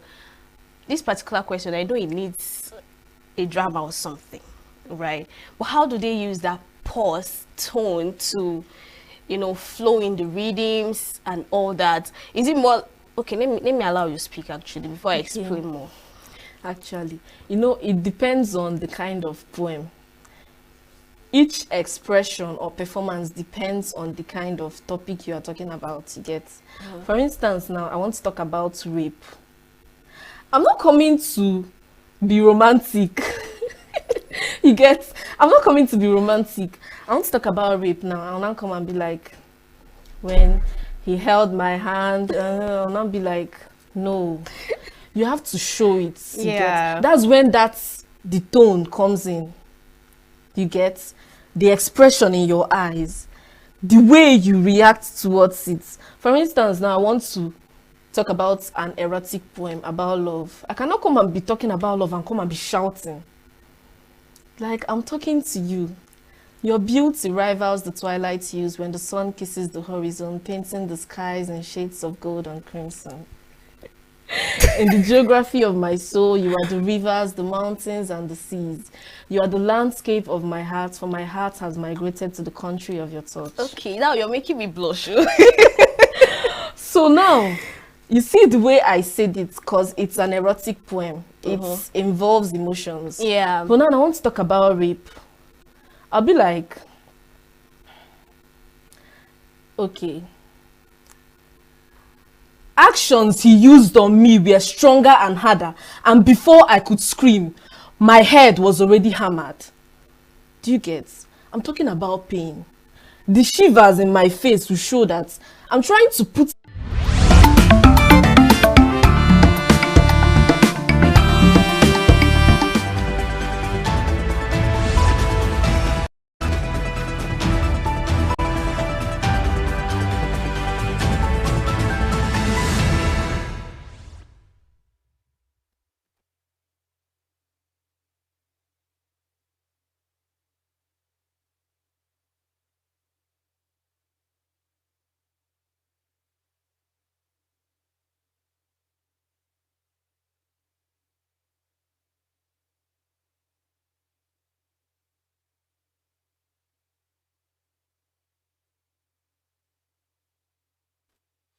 Good morning. Welcome to Global News on Signature TV. I'm Charles Pius. In the headlines, House of Representatives raises alarm as audit reveals missing 250 billion naira from public coffers. Nigeria's defense chief proposes fencing borders to curb insecurity. More than 200 prisoners break out of Pakistan jail after earthquake panic. And AI-powered badminton robots trained to play against humans. Details shortly. We are local. We are right now with the wife of the man that was... Why the main market is in chaos. People We are national. Those in support of this motion as amended, say aye. Aye. We have taken the vote by default. We are international. Israeli airstrikes. Donald Trump left us the worst unemployment.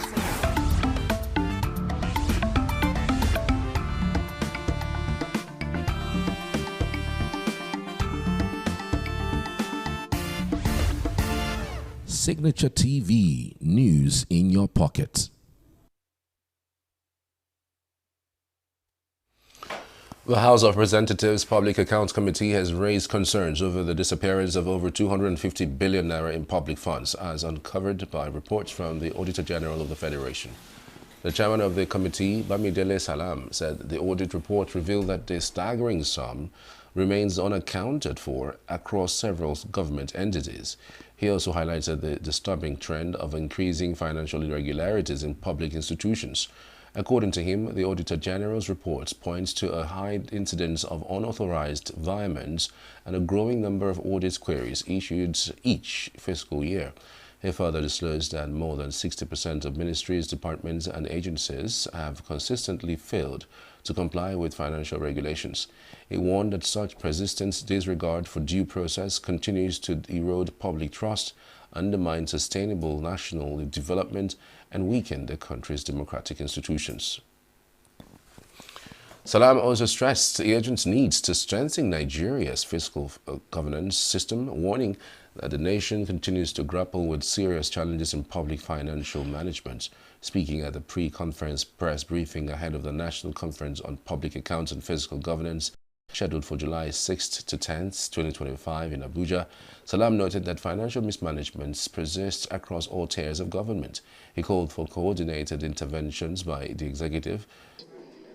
And that is why almost all tiers of government, executive, legislative, and the judiciary have at various points in time had to have interventions on issues coming out of mismanagement of public resources.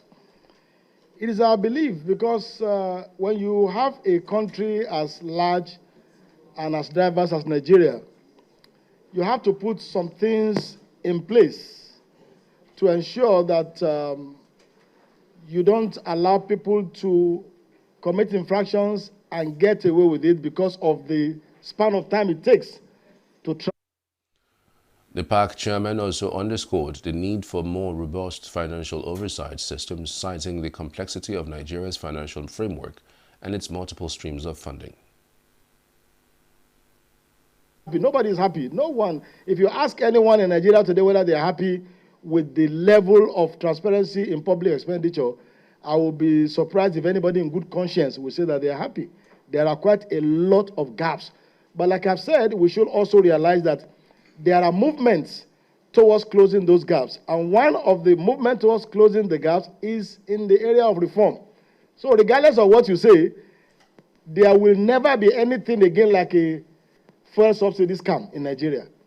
Because the source of that scam has been taken away. There is even no subsidy again. So when you close some of those gaps, you also achieve a certain degree of reducing, the propensity of people to, do all manner of things untoward with public resources. And we are looking forward to more of such reforms by government, and we're sure that this kind of a conference will bring up a number of issues that will translate into greater reforms by the executive and greater legislative action by the The upcoming conference forms a central pillar of the 10th Assembly's legislative agenda and is designed to reposition the country's public financial management structures. Meanwhile, the House of Representatives Committee on Basic Education Examination Bodies has issued a 24-hour ultimatum for the West African Examination Council, WAEC, to submit a comprehensive report detailing the circumstances surrounding the controversial conduct of the 2025 English language examination. The committee chairman, Ufoji Uboko, issued the directive during a session with the head of WAEC office in Nigeria, Amos Dagnott. Ubogo expressed dissatisfaction with the poor handling of the examination, which was controversially held at midnight, and stressed the importance of accountability and transparency in the education sector. Don't move. And second, those in support of the motion should say aye. Aye. Those against should say nay. The aye have it. WAEC, you are to avail those documents within the 24 hours to this very revered committee for further legislative. Other members of the committee described the situation as unacceptable and called for immediate reforms to safeguard the credibility of national examinations. For me, I want to tell you that since you brought the word global into this conversation, I want to tell you what should be done when something like this happens globally, using your word. Sir, admit to the Nigerian people you have failed. You have exposed Nigeria to the level that people are laughing at us. At a point, I was asking myself, is this a sabotage against the government? I am not part of APC government, but is it a sabotage, or is it ethnical in the sense that look at what happened in JAM, look at what happened in WAEC. I come from Southeast. Greater percentage of all these things that are happening are being done in the Southeast. The head of WAEC in Nigeria, Amos Dagnott, apologized to candidates, the House and the Nigerian public, attributing the late-night conduct of the examination to efforts to salvage the situation after questions were leaked earlier in the day. The decision, he said, was regrettable, but taken to preserve the integrity of the examination after it was discovered that the materials had been compromised. Nigerians, stakeholders, I want to use this opportunity foremost to express sincere, deep-rooted apologies for what happened in the conduct of English language examination.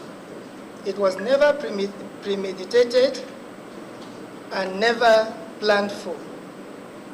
We did all we could, as I will shed light upon later, but what played out is what we are living witnesses. I want to assure us that that will not happen again. The Minister of State for Works, Bello Goronyo, has raised concern over the persistent funding challenges facing the Federal Roads Maintenance Agency, FEMA. Goronyo stated this while speaking at an investigative hearing by the House Ad Hoc Committee investigating the implementation of the 5% user charge on the petroleum product under the 2007 FEMA Act. The minister observed that the heavy underfunding of the organization is impacting negatively on its mandate. He said that while the agency needs about 880 billion naira annually to maintain Nigeria's growth, budgetary allocations have remained low with 76.3 billion in 2023, 103 billion in 2024, and 168 billion naira proposed in the 2025 budget. Goronyo said that the shortfall has worsened road conditions and increased maintenance costs nationwide. While the agency requires an estimated amount of 880 billion naira annually to maintain our 36,000 kilometers of roads nationwide. We look at our budgetary allocations from the 2023, which is 76.3 billion naira, 2025, which is 103 billion naira, 2024, which is 103 billion naira, and an appreciable increase of 168 billion naira in the 2025 budget of this year. The Director General of FEMA, Chukwuemeka Agbasi, called for the amendment of the FEMA Act to enforce proper collection, management and auditing of the fund. He also proposed a dedicated road fund account protected from diversion or delays. Also, there is need to synchronize with subsidy removal framework.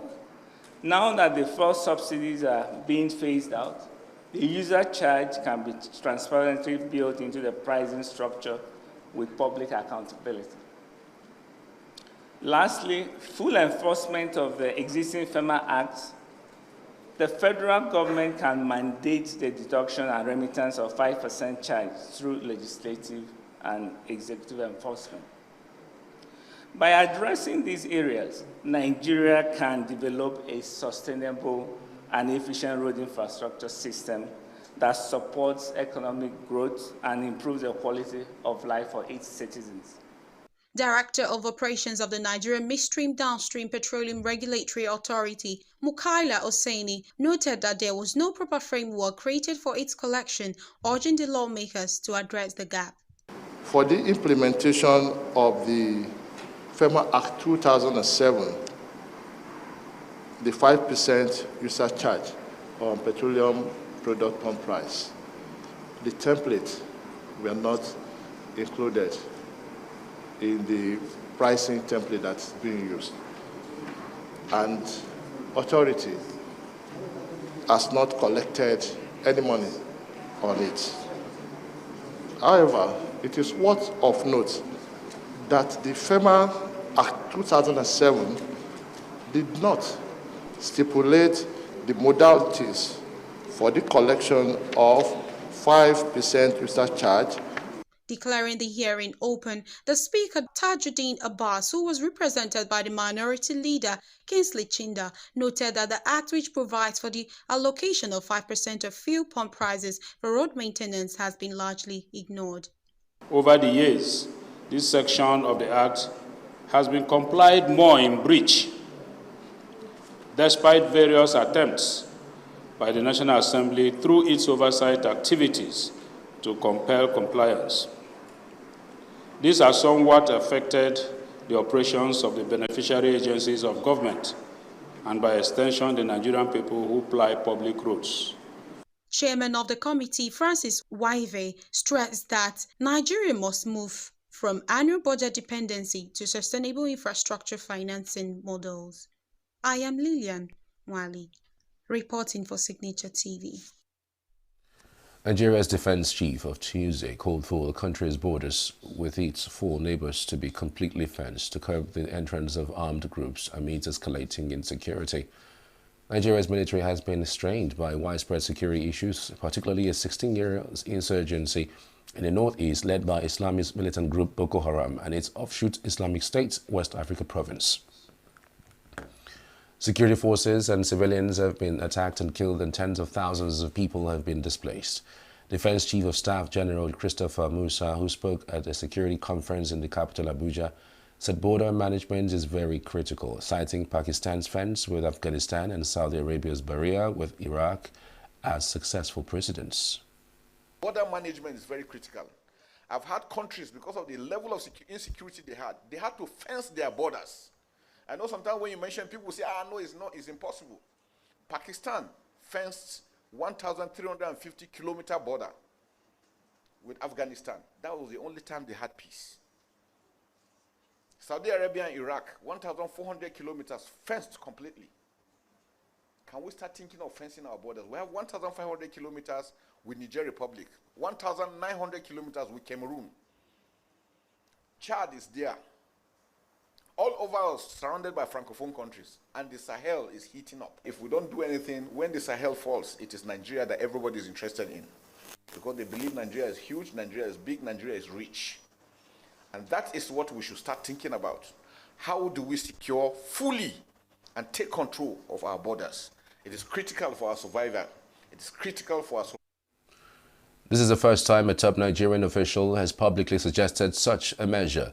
Nigeria borders Niger, Cameroon, Benin, and Chad, which are all grappling with escalating militant campaigns across the Sahel. The Mahmuda terror group has reportedly killed 3 persons in a fresh attack on a community in Kwara North Senatorial District of the state. The attack, according to reports, was launched while the local hunters of the community were in Ilorin, the state's capital, for a National Forest Guard training aimed at providing security for members of the communities. Members of the new terror group launched a fresh attack on Duruma village in Barutan local government area of Kwara State on Tuesday morning, and it slaughtered the 3 villagers. The 3 villagers who were killed by the terrorists were immediately buried by the community. Multiple sources also reveal that the group has seized control of communities in Babana and Wawa districts in Bogu local government area of Niger State. Mahmuda is a new terror group emerging in Nigeria's north-central region, terrorizing residents of the rural communities near Kainji, a lake national park. Efforts to reach the spokesperson of the State Police Command, Ejiri Adeyemi, in Ilorin on Tuesday on the developments were unsuccessful. Up ahead, federal government blames climate change on regulated buildings for Mokwa flood. Ondo State Deputy Speaker and Majority Leader resign. Details of these and more after the break. Do stay with us. Every second, every minute, every day, news is breaking, events occur, and there are new developments. At Signature TV, we follow these stories objectively, bringing all sides without bias, explaining the complex issues, breaking down the numbers, and investigating the issues behind the news. Anywhere and everywhere, near or far, wherever the news is, we will be there. Signature TV. News in your pocket. The federal government has said that the flood in Mokwa town in Niger State was primarily caused by heavy rainfall due to extreme weather conditions occasioned by climate change, unregulated buildings, construction activities, and poor drainage infrastructure. The Minister of Water Resources and Sanitation, Professor Joseph Usev, stated this while reacting to the situation of flash floods that hit Mokwa, a market town located in Niger State, at the ministry's headquarters in Abuja on Tuesday. According to the minister, the dams did not collapse during recent flooding. He instead attributed the overflow to climate change and unusually heavy rainfall. He also said a team of technical experts from the ministry and various agencies are currently assessing the damage and working on solutions. The minister urged the state government and stakeholders to follow early warning systems and implement preventive actions to reduce further future flooding. Mokwa is a key meeting and a transit point for traders from the south and food growers in the north. It is about 350 kilometers by roads east of Nigeria's capital, Abuja. Meanwhile, more than 200 corpses of victims have been recovered after a devastating floods hit the Mokwa local government area of Niger State.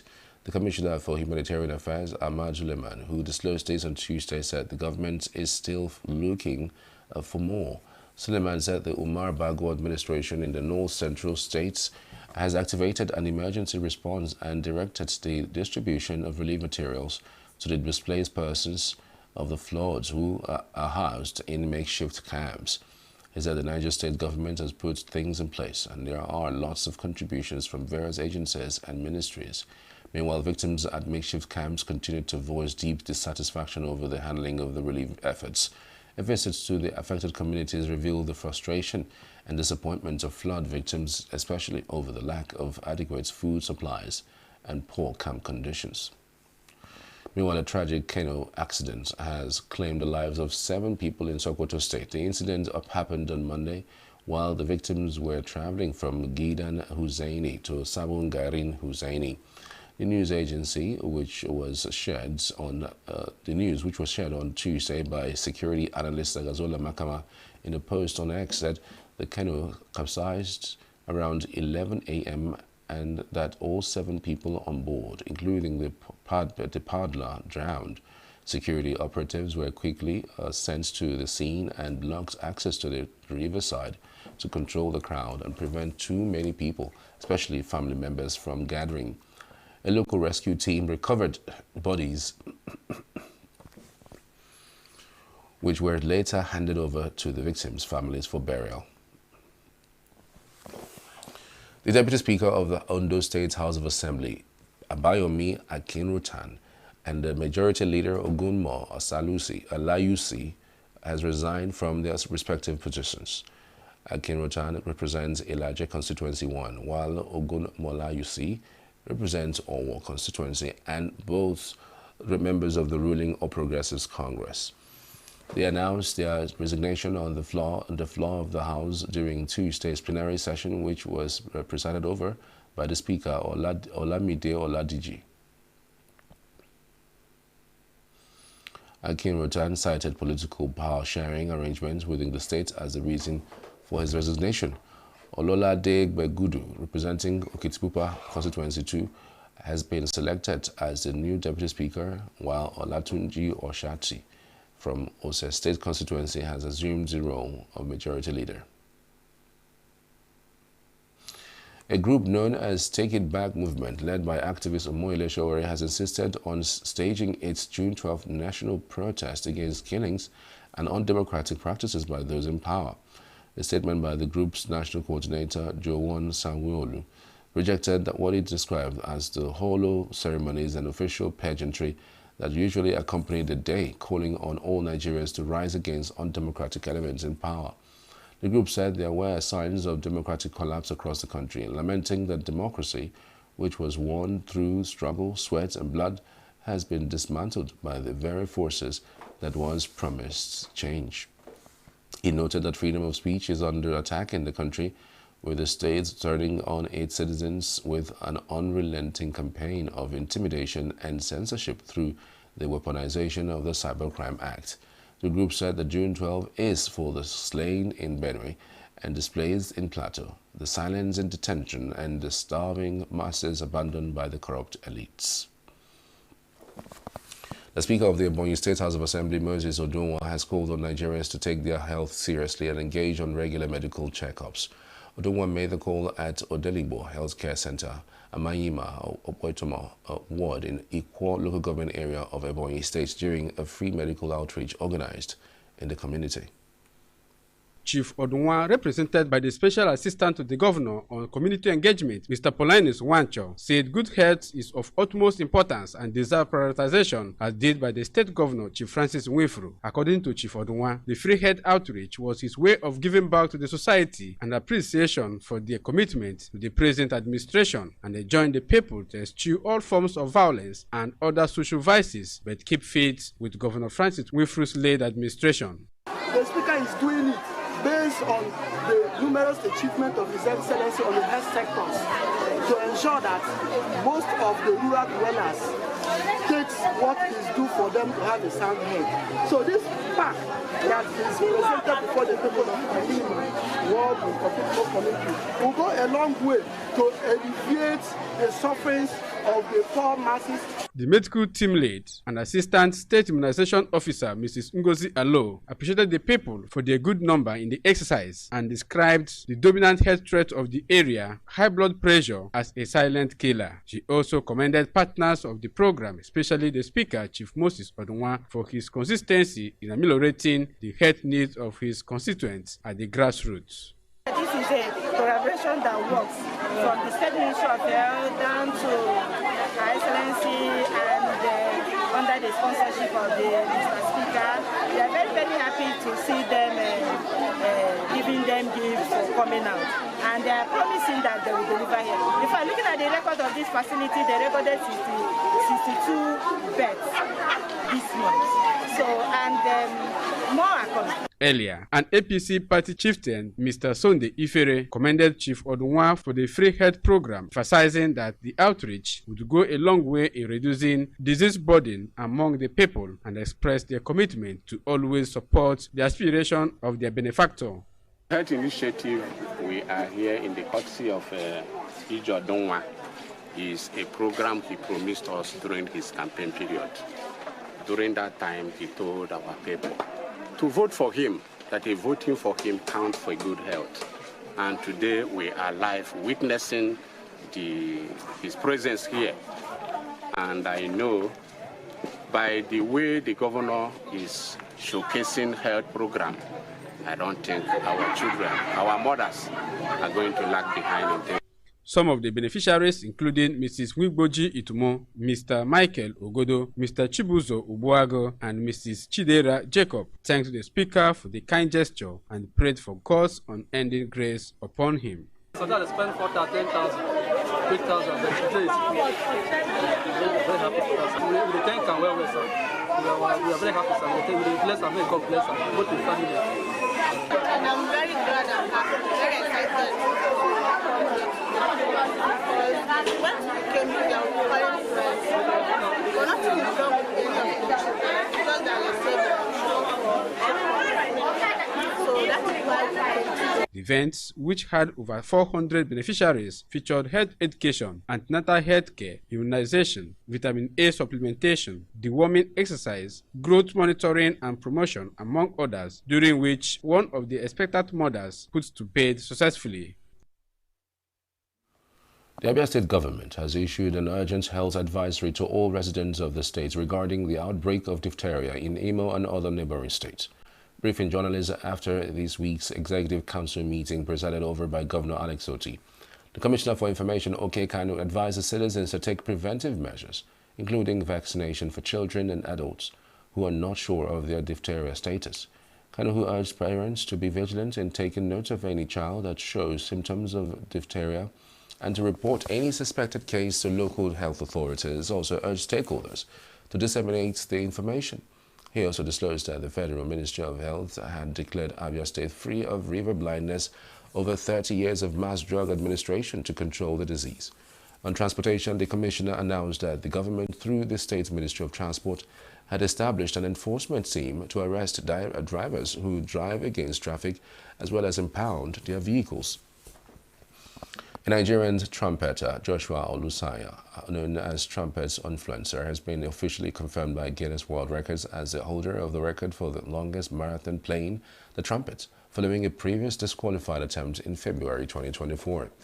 Olusanya's initial attempt was disqualified for disrupting his performance to drink water, an action not permitted under Guinness World Records attempts guidelines.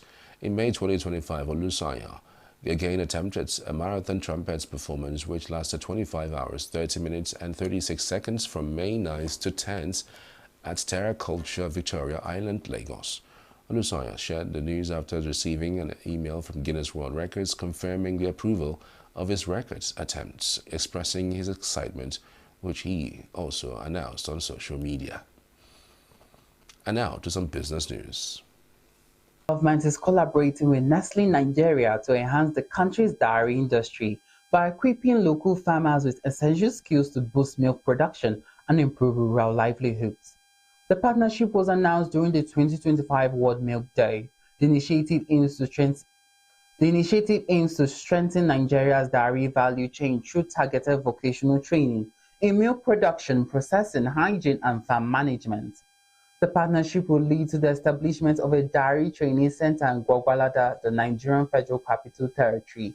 The center will focus on developing skilled manpower to increase dairy yields and farm efficiency as part of the government's National Livestock Growth Acceleration Strategy. Director General of the Securities and Exchange Commission, SEC, Emomotimi Agama, says Africa requires over $100 billion annually to bridge the climate adaptation financing gap. He made the remark during a presentation at the Africa Development Bank meeting in Abidjan, Cote d'Ivoire. Agama pointed out that Africa contributes less than 4% of global greenhouse gas emissions, but is disproportionately affected by climate-related losses, accounting for more than 25% of these impacts. He warned that the continent is facing an annual climate adaptation financing shortfall that could reach $100 billion by 2030. The federal government of Nigeria needs to allocate approximately 880 billion naira annually for the maintenance of the federal road network, according to Mohammed Koroyo, the Minister of State for Works. Koroyo spoke at an investigative hearing by the House of Representatives Ad Hoc Committee in Abuja. Chukwuemeka Abasi, the Managing Director for the Federal Road Maintenance Agency, also told the Ad Hoc Committee that a planned implementation of a road user charge intended to supplement road maintenance funding was never enacted by the former Petroleum Product Pricing Regulatory Authority, now known as the Nigerian Midstream and Downstream Petroleum Regulatory Authority. Both officials highlighted that inadequate funding remains a significant challenge for the nation's road infrastructure. The user charge was designed to address this funding gap, but the agency and the ministry have been unable to access these funds effectively. A proactive strategy with sufficient funding is deemed essential for maintaining safe and efficient roadways across the country. The government of Nigeria, through the Debt Management Office (DMO), has opened a new window for subscription to its federal government of Nigeria savings bonds, offering attractive interest rates to retail investors for the month of June. According to details released by the DMO, the offer includes a 2-year savings bond due June 11, 2027, with an annual interest rate of 16.121%, and a 3-year savings bond due June 11, 2028, offering a higher return of 17.121% per annum. The offer opened on June 2, 2025 and will close on June 6, 2025. Settlement is scheduled for June 11, 2025, while coupon payments will be made quarterly on September 11th, December 11th, March 11th, and June 11th throughout the lifespan of the bonds. Each unit of the bond is priced at 1,000 naira with a minimum subscription of 5,000 naira and subsequent multiples of 1,000 naira. The maximum subscription is pegged at 50 million naira. The federal government Nigerian savings bond is targeted at retail investors and provides a secure investment backed by the full faith and credits of the federal government of Nigeria, making it a low-risk financial instrument. It also qualifies as a security in which trustees by banks. The Nigerian stock market saw notable activity on Tuesday with strong performance from key equities. Leading the gainers chart was Sky Shelter Fund, which rose by 10% to close at 266 naira 69 kobo, up from 206 naira. Square Nigeria followed closely, gaining 10% to close at 5 naira 39 kobo, while Honeywell Flour Mill appreciated by 10% to close at 22 naira. Industrial Medical Gases Nigeria also posted a solid gain of 9.96%, closing at 37 naira. On the losing side, taking the top chart, corn oil shedding 10%, closing at 268 naira 30 kobo from an opening price of 298 naira 10 kobo, followed closely by Len Africa losing 9.98%, closing at 3 naira 88 kobo from an opening price of 4 naira 31 kobo. This is business news in Global News.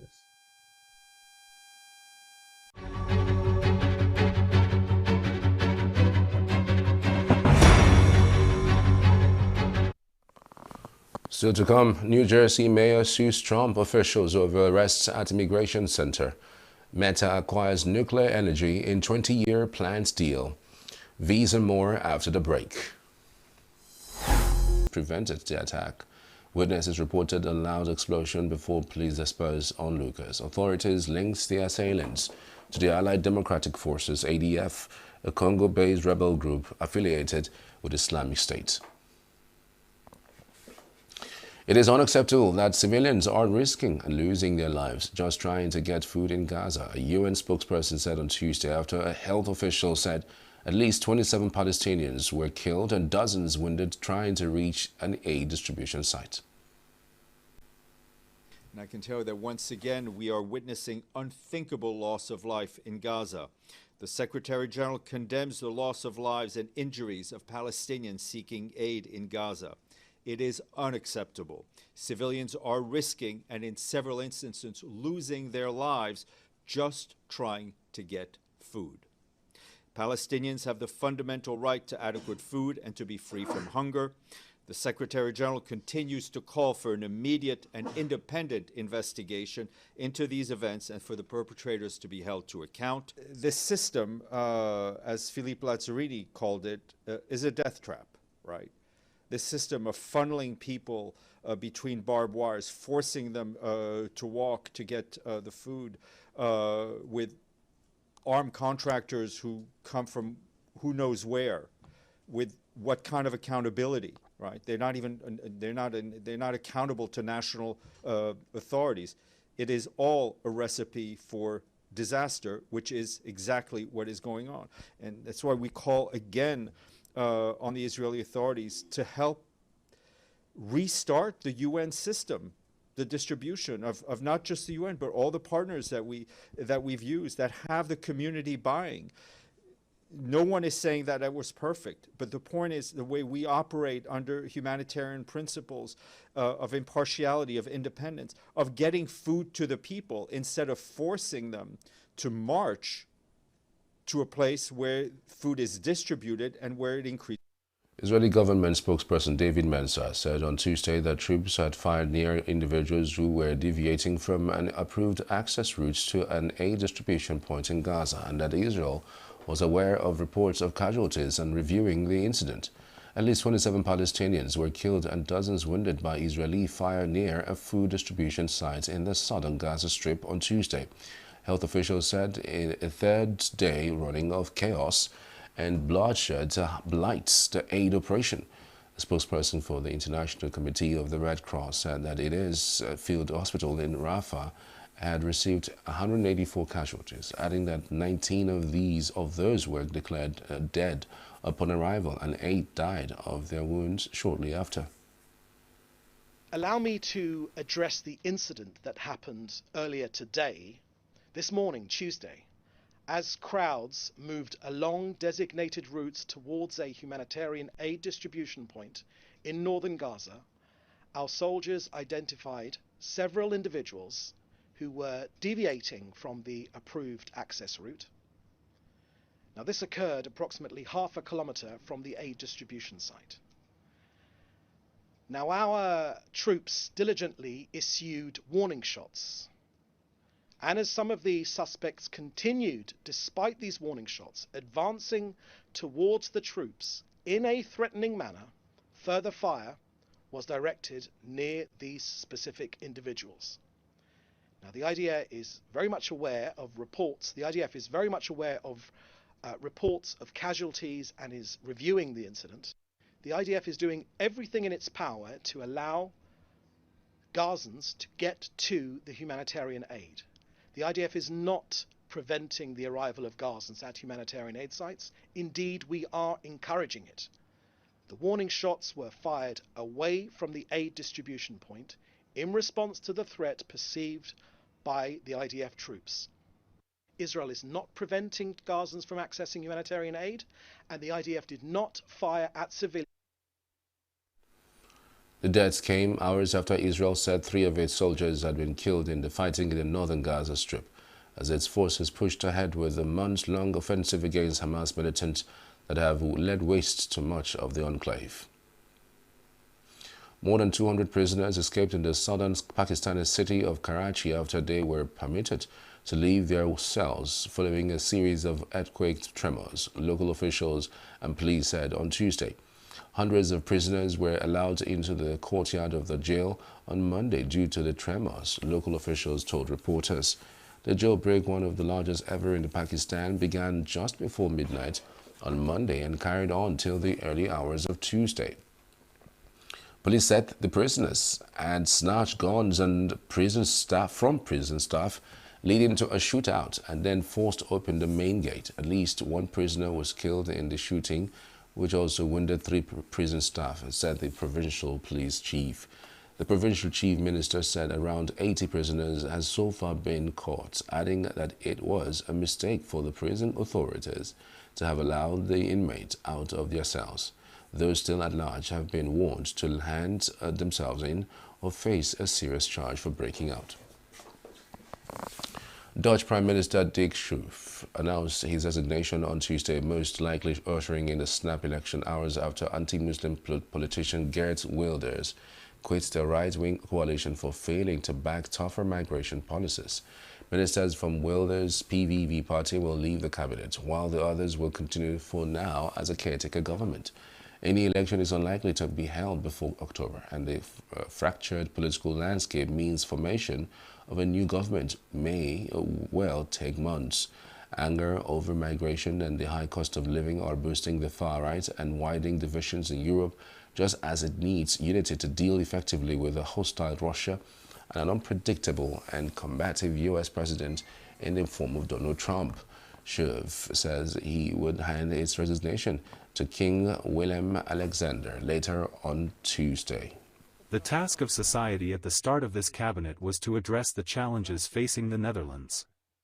Challenges concerning housing, social security, safety, migration, nitrogen emissions. In the coalition agreement, 4 parties made commitments that were reflected in the government program. In recent months, the government has worked hard on its implementation. But if one party lacks the will to continue, it becomes impossible to continue. In the Council of Ministers, we discussed the current situation and concluded that with the departure of the PVV, there is insufficient support in the House of Representatives for this cabinet. This means that I will go directly to the King to offer the resignation of the PVV ministers. The remaining ministers will continue in a caretaker capacity. A copy of the resignation request will be sent to both the House of Representatives and the Senate. In recent days, I have informed all 4 party leaders several times that, as far as I am concerned, the fall of the cabinet was unnecessary and irresponsible. We face major challenges nationally and internationally, and more than ever, decisiveness is required to ensure our safety, our resilience, and the economy in a rapidly changing world. For all people in the Netherlands who worry about finding a home and about their finances, for farmers and gardeners who want prospects for the future, and also for gaining control over migration. 1 year ago, I was called upon to become Prime Minister of the Netherlands. A question I never expected, but I said yes based on the belief that I could contribute something to solving the problems this country faces. I still have that conviction, and so, together with the ministers from the VVD, NSC, and BBB, I will continue in a caretaker capacity until a new cabinet is formed, because life in the Netherlands and abroad will continue as usual and decisions must be made that cannot tolerate delay. South Korea's liberal presidential candidate Lee Jae-myung, who won Tuesday's snap election, said on Wednesday he would not forget the duty of a president to unite the people. Lee, speaking to his supporters gathered outside Parliament, also said he would find a way for the country to coexist with North Korea by means of dialogue and communication. Preliminary vote tallies and exit polls by the country's major broadcasters had Lee defeating Kim by comfortable margins. Lee's victory stands to usher in a political sea change in Asia's 4th largest economy after the backlash against the martial law brought down Yoon Suk-yeol, the conservative outsider who narrowly beat Lee in the 2022 elections. Tariffs imposed by Washington on the European Union will have a worse impact on the U.S. economy than on Europe's, France's international trade minister told journalists in Paris on Tuesday. Lawrence St. Martin said dialogue would continue between the U.S. and the EU in a meeting between EU Trade Commissioner Maros Sefcovic and the U.S. delegation headed in Paris by Jamieson Graham in the weeks ahead of a pause on the U.S. tariffs on the EU until July. St. Martin said the EU's position that the increase in tariffs was harmful was not changing, that Brussels was prepared to put in place countermeasures on U.S. goods and services if they were not removed. The Commission has said that in the absence of a mutually acceptable solution, these countermeasures would take effect automatically on July 14th or earlier if circumstances require. The EU currently faces 25% tariffs on steel and cars, and for Trump and reciprocal tariffs on most EU goods, which were provisional, set at 20% for the EU, but is being held at 10% until July. France plans to ban smoking on beaches and parks, outside schools and in other locations from July to protect children, the government said. The ban, which follows similar measures across an increasingly smoking-averse Europe, will exempt cafe outdoor terraces and will not apply to electronic cigarettes. From July 1, beaches, public parks and garden, school areas, bus shelters and sports facilities will be affected by the new measures. The Health Ministry has said smoking kills around 200 people every day in France. Smoking in France is at historic lows, according to a report published this month by the French Observatory for Drugs and Addictive Trends. It found that just under a quarter of people aged 18 to 75 smoked daily, the lowest since it began keeping records in the late 1990s. The UK announced a similar smoking ban last year. Some Spanish regions have banned smoking on beaches, while Sweden has outlawed smoking in outdoor restaurants, terraces, bus stops, train platforms, and schoolyards since 2019. The mayor of Newark, New Jersey, sued 2 U.S. law enforcement officials on Tuesday, alleging he was wrongly arrested and prosecuted as part of a politically motivated move by President Donald Trump's administration.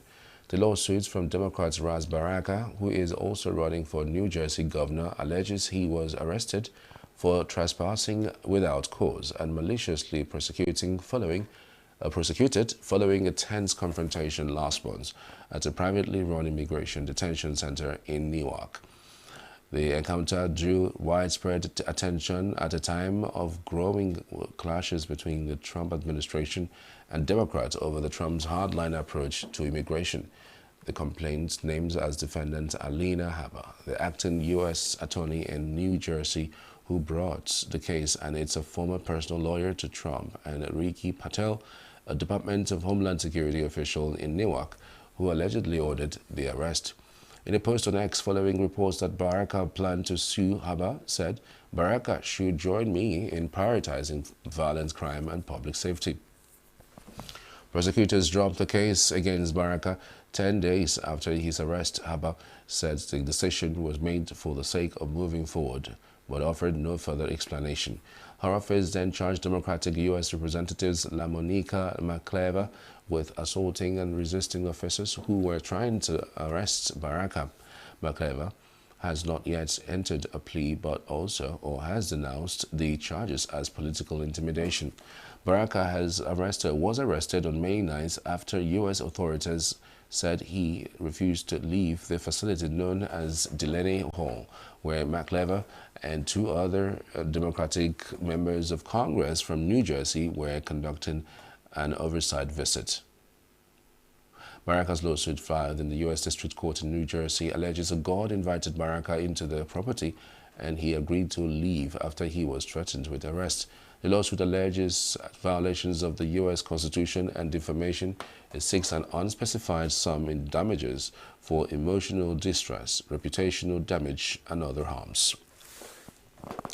President Donald Trump will attend a summit of the Transatlantic NATO Alliance later this month, while House Press Secretary Caroline Leavitt said on Tuesday. Good afternoon, everybody. How are you? Firstly, can you confirm whether or not President Trump is going to be going to the NATO summit in The Hague later this month? I can confirm he will be going to the NATO summit, yes. The White House on Tuesday confirmed that the Trump administration has sent a letter to all of its trading partners ahead of a self-imposed tariff deadline. White House spokeswoman Caroline Levitt, speaking to reporters at the briefing, said the letter reported by Reuters was authentic and that the administration was on track to secure some good trade deals. Sure, I can confirm the merits in the content of the letter. USTR sent this letter to all of our trading partners just to give them a friendly reminder that the deadline is coming up. And they are in talks. Ambassador Greer, Secretary Bessent, Secretary Lutnick are in talks with many of our key trading partners around the globe. As you know, Brian, I know the Wall Street Journal has covered this quite heavily. And they continue to be engaged in those discussions. And this letter was simply to remind these countries that the deadline is approaching and the president expects good deals, and we are on track for that. For the first time, Rostock is the starting point for one of the NATO's largest naval exercises in the Baltic Sea, with some 50 warships, 90 aircraft and 9,000 soldiers from 17 nations taking part. This year's Baltic Operations exercise, which has been held since 1971, includes USS flagship Mount Whitney from the U.S. Navy's 6th Fleet. According to NATO, the aim is to improve joint capabilities in maritime operations such as submarine defense, mine clearance, and air defense. The large-scale exercise will be underway until June 20. The warships will set off together from the naval base in Warnemünde on June 5th. The German Navy and the German Armed Forces, we are determined to strengthen NATO, to strengthen NATO effectiveness and combat effectiveness. We want to deliver deterrence and defense effect. Likewise, BALTOPS stands as the premier annual joint multinational maritime-focused exercise in the Baltic Sea. And this exercise continually adapts to meet current and emerging regional security demands of the Baltic region, bringing together participating nations in a realistic training environment to ensure maritime stability and European economic prosperity. Buyers, thanks so much for watching. Join me in another 8 minutes for the morning show. Do stay with us.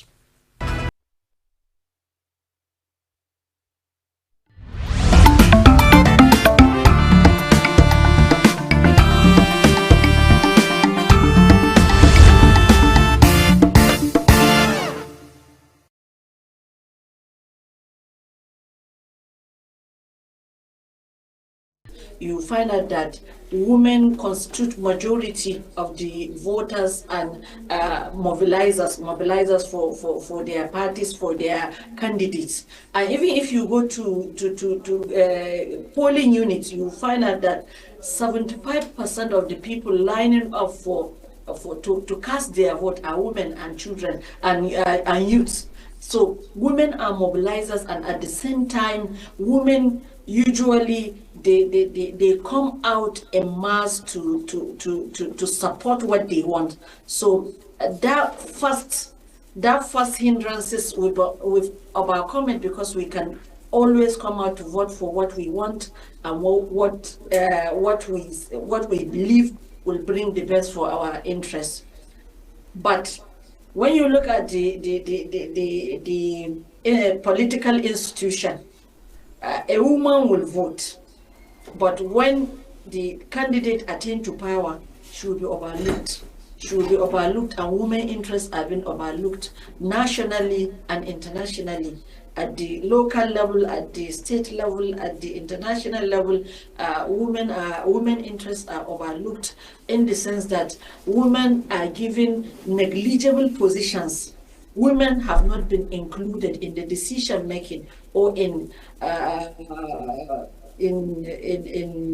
appointment by the political parties or by the governor, which we are calling from the state, from the national level, that women should be included in the decision making as stakeholders, as position holders in terms of appointment, so that we will have a say in politics. Since we have our votes, we mobilize, we gang up, we have loyalty, we have all what it takes. Less women have a voice, less women have a say.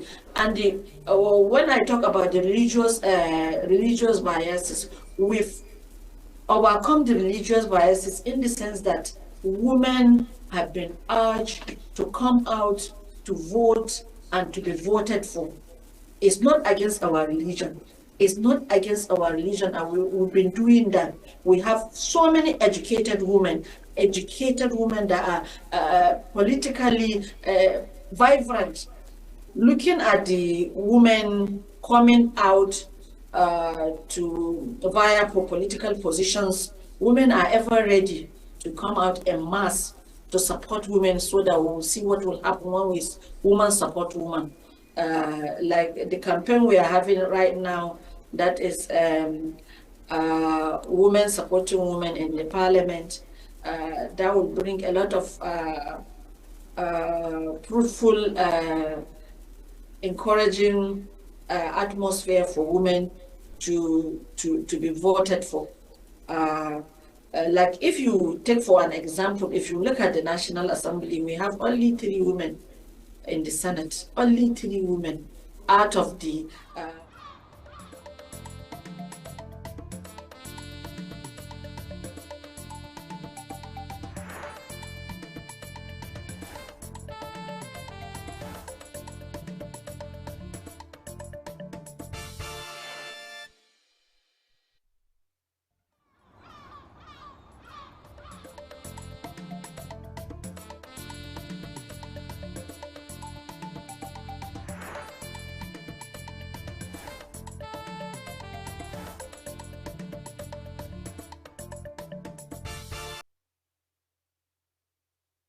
It's midweek.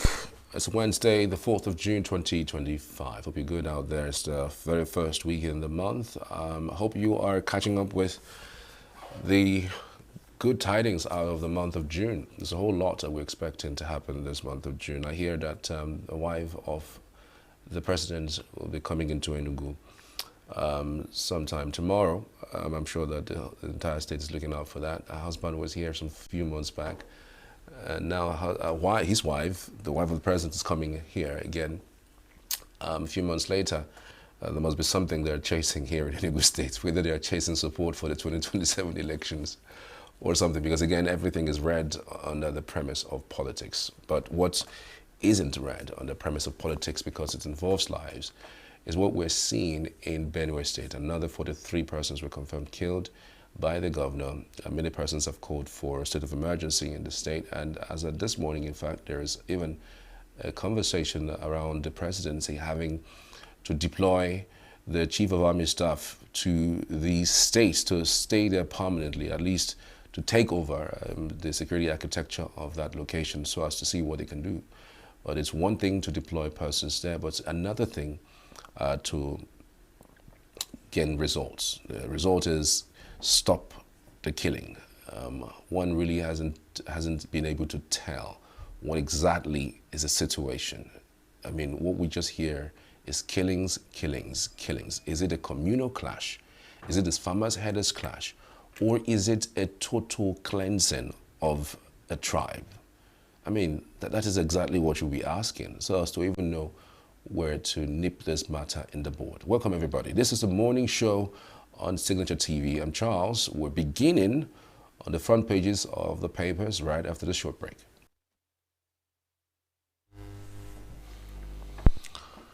We'll begin on the Vanguard newspaper this morning, and on the Vanguard, the screaming headlines: Niger floods, 1,249 communities in 30 states, FCT at risk, says federal government. With the rider says water and says no water was released from Kainji, Jeba dams. Notes flood caused by heavy rainfall heightened by global warming as states take up federal government's challenge. Chief of Army Staff Oluyede relocates to Benue with PSOs, with the rider killer headers creating community of widows. Benue women cry out. Anti-kidnapping protests. Uneasy calm as soldiers, policemen take over Abraka. All right. It's also a kidnapping incident in Delta States that has refused to go away for quite a while now. Insecurity, Tinubu Matawale should be commended for reinvigorating Navy. All right. All the details you can find on the Vanguard. Federal government saves 12 million girls from cervical cancer in 9 months. That's all on the Vanguard. Over now to the Daily Times. On the Daily Times this morning, Tinubu's 2-year achievements, proof of visionary leadership. Information Minister speaks. Still on the Daily Times, Chief of Army Staffs relocates to Benue as Army sets to end killings. Automatic tickets to National Assembly members, APC addresses reports. Withheld local government allocation, Austrian states drags federal government to Supreme Court. Federal civil servants to federal government settle 10 months arrears by June 30. 2 arrested in Anambra over attack on police and military operatives. All right, all the details on the Daily Times newspaper. Salah, Christian scholars join Muslims to clean Eid prayer ground. On the Nation newspaper this morning, bring up alternative policies. Presidency tells critics. Federal government cautions on state police takeoff. All right, bring up alternative policies. Presidency tells critics. Federal government cautious on state police takeoff. Supporters hopeful as Fubara meets Tinubu. Supporters hopeful as Fubara meets Tinubu. President hosts Governor Adeleke and brother Davido. All the details are stuck on the Nation newspaper. On this day, Army Chief Oloyede relocates to Benue to lead offensive against marauding invaders. But the rider, new terrorist group Mahmuda resumes attacks, kills 3 in Kwara community. Bandits suffer heavy casualties in Niger. In Imo, suspected Fulani herdsmen murder U.S.-based Nigerian, abduct wife. Amechi to Wike, I don't respond to children. You were my employee. Interesting. On the Guardian newspaper this morning, telcos kick as banks plan USSD fee deductions from end users.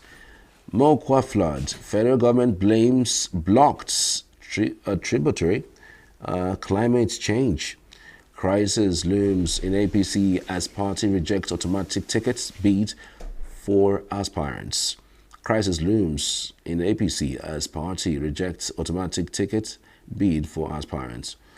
Poll rates Tinubu government high as opposition critics disagree.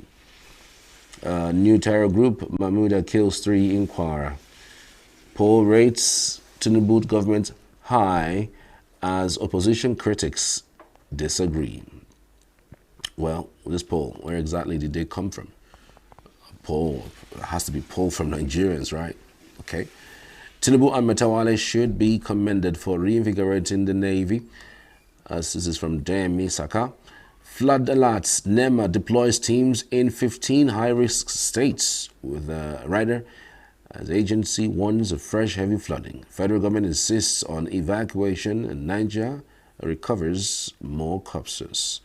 All the details on the Punch newspaper. All right, that's all we can give to you when it comes to the papers today. And we have Chris Monica, as always, for the analysis out of our papers this morning. Chris, good morning. Thank you for coming. Thank you, Charles. And thank you, the wonderful people who are either watching or listening to us this morning. We thank God for his mercies, who has brought us into another day. So COS is relocating to Benue State. Maybe he has a totally different mindset as to what they're doing there. I know there's someone who has actually said they should change every single commander in Benue. It looks like some sort of compromise or sabotage, as the case may be. So maybe his presence there would change something different. Do you think so? Well, because there is in every situation where there is totally lack of trust and confusion, people are meant to start pulling out whatever they think is the problem. The problem with insecurity in Nigeria is multifaceted and hydra-headed. Every right-thinking Nigerian knows that whether COS relocate to Benue, whether they move the Chief of Staff office permanently, or whether they move the highest office of Nigerian Army to that location, if we still do not do what is right, we'll still be having this killing. A lot of causes has been, or whatever the causes of this insecurity in Nigeria has been, being said or being, pulled out by the people of Nigeria towards these issues. I think all of them should be put together and filtered, narrowed down to, instead of ceremonial movement of COS. Because we have heard when even the president said order the relocation to Borno, and after that, what happens? Is it a temporary relocation, and then when you pull back to Abuja, in your comfort zone, what happens continue? I read yesterday of how many communities in Benue State that has been taken over by the armed bandits. So, let's not be that we are preempting the COS or the policy of the Federal Republic of Nigeria to fight insecurity in Benue and other states that are. How many COS do we have? How many of them will move? Are we going to share the COS into three? One half of them go to Benue, one to Plateau, one to Borno. And then look at the incidents in even Imo. Because we are talking about this, but there's a soft spot where isolated a man who returned from US has been killed and the wife abducted. That one is, nobody is talking about that. We are talking about millions where millions are being killed every day. Is that not part of insecurity? So if the COS moves to that place and the attention moves to Benue, what happens to Imo? What happens to Anambra? What happens to Enugu? Yesterday we saw what happened on the road to near Obioma going to Udi and all that, the old road that links the 9th mile. There is high level of insecurity in Nigeria, and we all know. So ceremonial movement of COS, Nigerian security agencies should begin to redeploy all the heads. Probably if COS go to Benue, the Director General of the DG of DSS moves to Borno and the other. Let them move, because they have all taken responsibility. So let them share them around Nigeria instead of sitting back in Abuja. I think it's a good move, but it's not only COS, because only COS cannot fight insecurity in Nigeria. And I don't know what battalion is moving with. So COS ceremonial moving, what is he going with? With Tokano aircraft that we were told has been the sign that it cannot be used until further notice, 5 years after purchase. Or what is he moving with? I don't know, because the sophistication of the insecurity in Nigeria, we are speaking of Igbo, and this thing is gathering moss every day. It's gathering moss, gathering moss. In southeast Nigeria, over 950 communities have been occupied by suspected terrorists and bandits. When are we beginning to look at that? Which COS will move into southeast Nigeria? We have the commander of 82D. He's only one person. Despite all this ceremonial movement, things are still happening. I'm saying that the movement, I'm not condemning it. I'm saying that we needed to do more than moving COS to, because he cannot be everywhere at the same time. We better think about a comprehensive solution, that anywhere the COS is, he'll be giving orders and things will be happening. It's not, that means until motor COS, nothing happens. They are also showing us that there's a lacuna. So if the president or COS or any of these heads of security agencies do not move, nothing will happen. Something is wrong. And then we have to begin to accept that. Then the fight in APC that is looming over automatic tickets. If you give automatic tickets to your president, even 2 years before the elections are coming, APC has given automatic ticket to the flag bearer, and they mentioned it, and they went to the press. We still have 702 days to go. And you already declared, leave him, say Haraya Tinubu, our dear president. And that's wonderful. I don't know, Tinubu need to be studied in Nigerian political science departments and faculties across the globe. He has a magic wand of how to pull oppositions to the center. Yesterday, Sani, what do you call it? This former senator, Senator Sani, the activist, turned the senator, Asio gave endorsement. And then I still pull back and start saying, watch this. Something is really happening. And then, so 90 million flights cannot be wrong. There must be something that President Tinubu is doing to Nigerians that nobody has actually talked about. So let's begin, instead of talking about it and standing in there and open mouth, say, let's begin to study what is happening. We say, I salute the courage of people who still stand and said, here we are. And the Amechis, the El-Rufais and the Atikus and the Obis, at least with whatever effort they're making, they're still giving the world the impression that we still have some same politicians around who cannot be pulled around, no matter what. At least, even if whatever happens, this is where I am, so you stand to be identified for the future. Instead of all these one-chance politicians, enter, then they see, another one.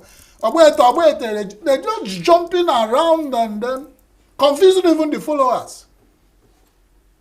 So Tinubu's 2 years achievement is a proof of visionary leadership, said the information minister. At least the information minister has begun to work to earn his money. Most people in Nigeria and students don't even know the name of our information minister, unlike the days of Lai Mohammed. Now he has actually proved himself. My principal is working. And if your principal is not working and is not showing proof of two visionary, who will show? So what have you said? And Daily Times made it front the headlines. Beautiful. He's a minister of information. At least Daily Times still want to be in business. So there are some headlines when we are talking about, let's talk about what actually talks the Niger flood has trumped up so many things like we have been trumping up on this desk. It has brought to our notice that 1,249 communities in 30 states, we were saying 32 the other day, and if we have 36 states plus FCT Abuja in Nigeria, and 30 states are critically, even FCT is at risk, says the federal government.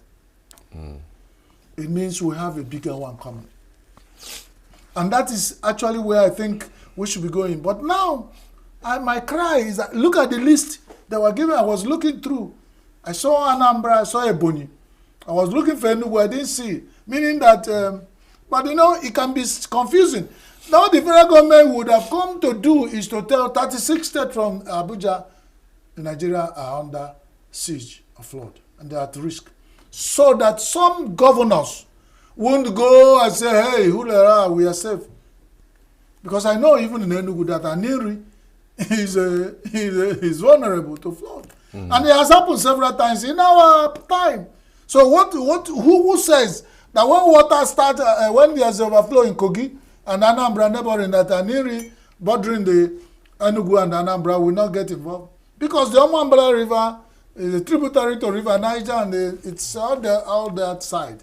They know how these things are done. And they were told here that the tributaries to the major rivers in Nigeria are all blocked and silhouetted. So what are we talking about? Somebody will begin now to think about what do we do. The Nigerian waterway, what they call it, NEWAS. Nigerian Waterway Agency, whatever they call themselves, they have their headquarters in Lokoja. And these are one silent people where they suck Nigerian money down. The people there earn a fat.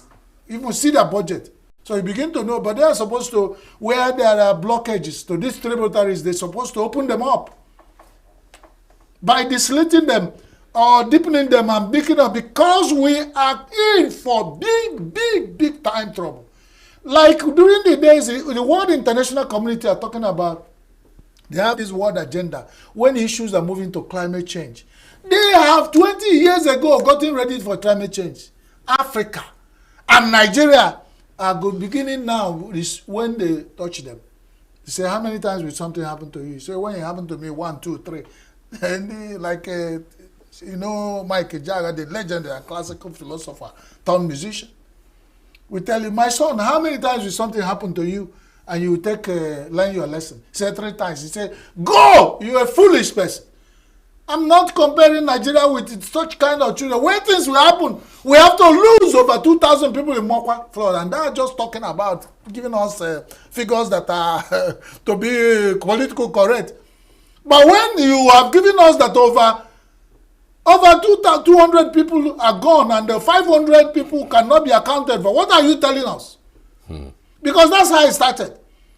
And more corpses have been, they are not accounted into these numbers. So, if they refuse to give us number, we can as well give them number that we are seeing the pictures and the very video that over 2,000 people in Mokwa had gone. And whatever we are thinking, we have used them as sacrificial lambs. Because Nimet warned, and has warned again within this week. You can see the rain, even in ENUGU yesterday, and there are this morning. Some few bad roads where you have potholes cannot be walked, despite all the effort the government is making. Because we cannot lose sight of that. But what we are saying, this is the time everybody, because we find that most people in government, especially those who work in the ministries, all be wanting to run around governors as if that's what they were appointed to do. Every morning you go and answer, sir, I'm here. That is not. We have Ministry of Environment. We have ministries, people that should be in the field. Ministry of Works. How many times have we seen the Commissioner of Works in the states moving around? If their principal is not going on the space, that's when they make it event. How many times are they doing that?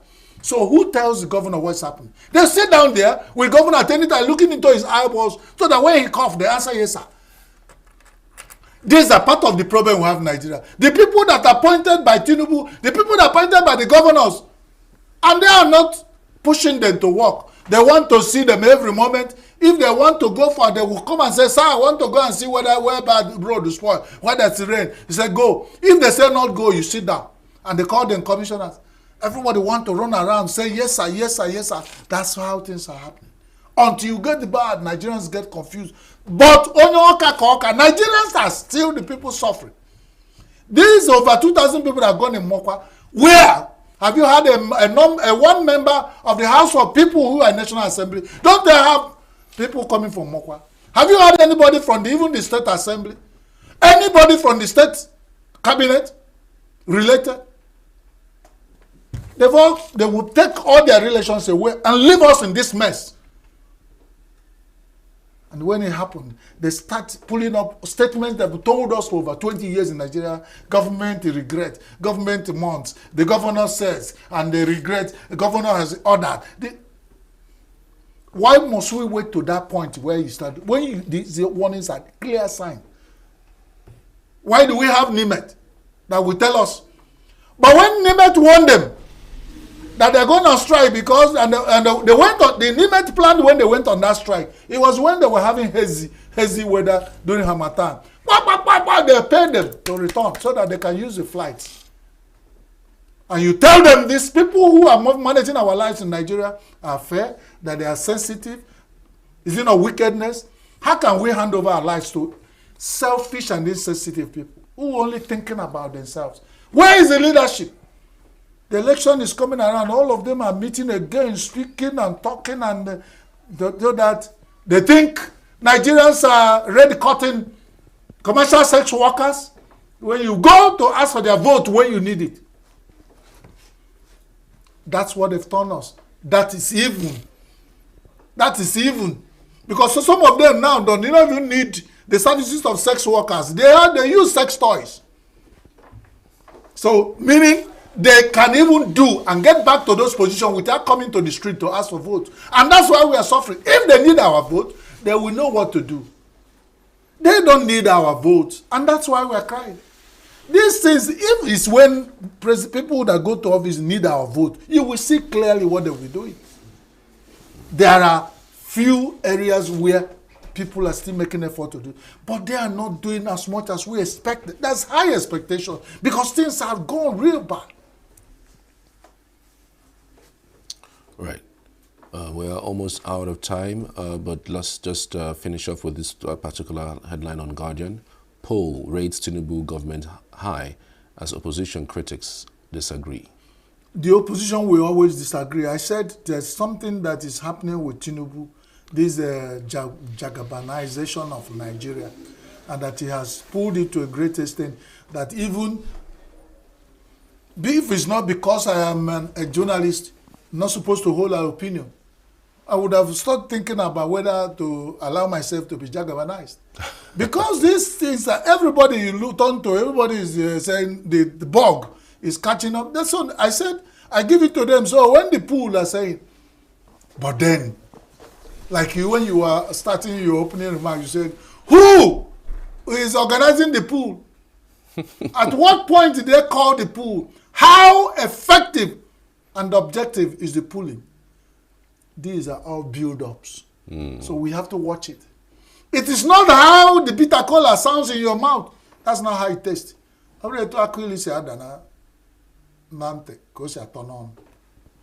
That is politics for you in Nigeria.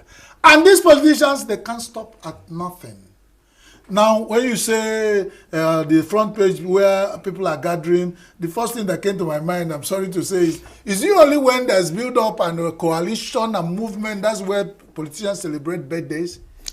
That's where they gather people, and in those lineup, you now say who. But even among them, they see that even some saboteurs came to their Amechi 60 lecture, and we have pictures of people who lying there. We also see some people who were fighting Amechi 2 days ago, and then.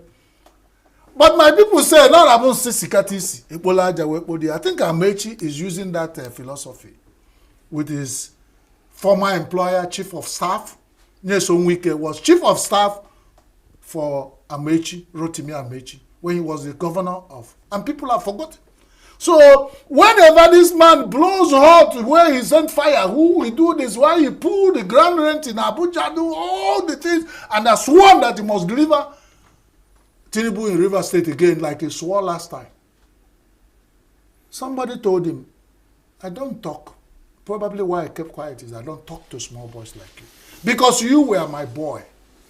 And if you have been in the State House and know how chief of staff relates to governor, you will know that it's not a made-up issue. It is real. At any time, if it is where my people will say, where Aban isi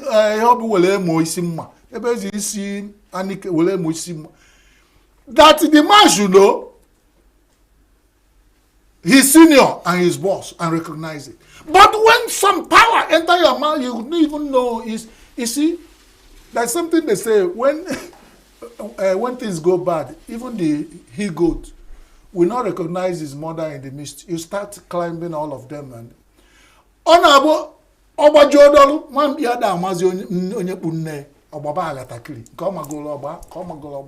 that is what we are seeing with some Nigerian politicians.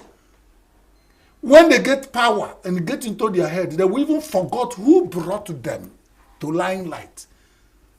And they can do anything, talk anyhow. And somebody is beginning to say, well, it's time we tell you, you were my boy earlier. And if nothing happens, for Amechi to be at 60 and they release that bomb, let the person who was told that you were a boy to Amechi go and dilute it. I shouldn't be the person diluting it for you. Right. I don't want for Nyesom Wike. He has PAs. Let them react to what Amechi said because they are fond of reacting to issues.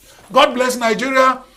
As we pray, we are standing on a keg of gunpowder as flood is the next terror that we are fighting.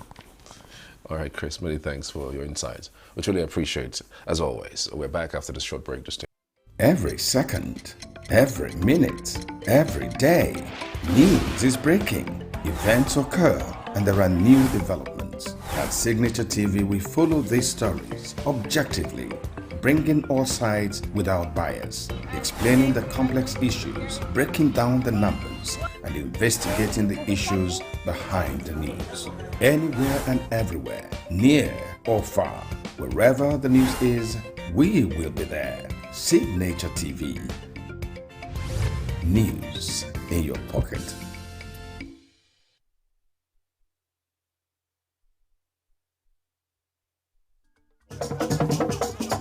With a population of about 36 million people, the Southeast is awash with stories.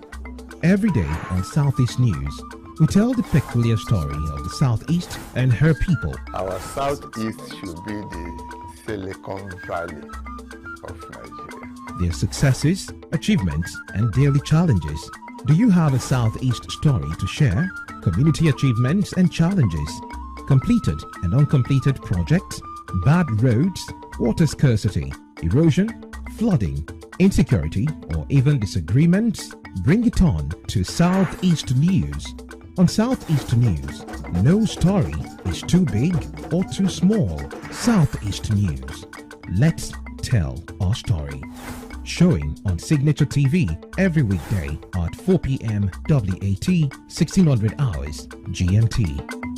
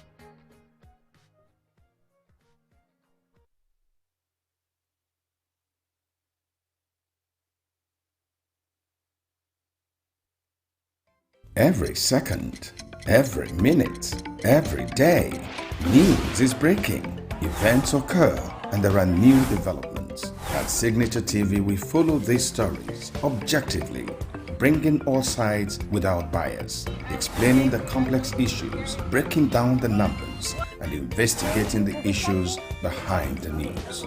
Anywhere and everywhere, near or far, wherever the news is, we will be there. Signature TV.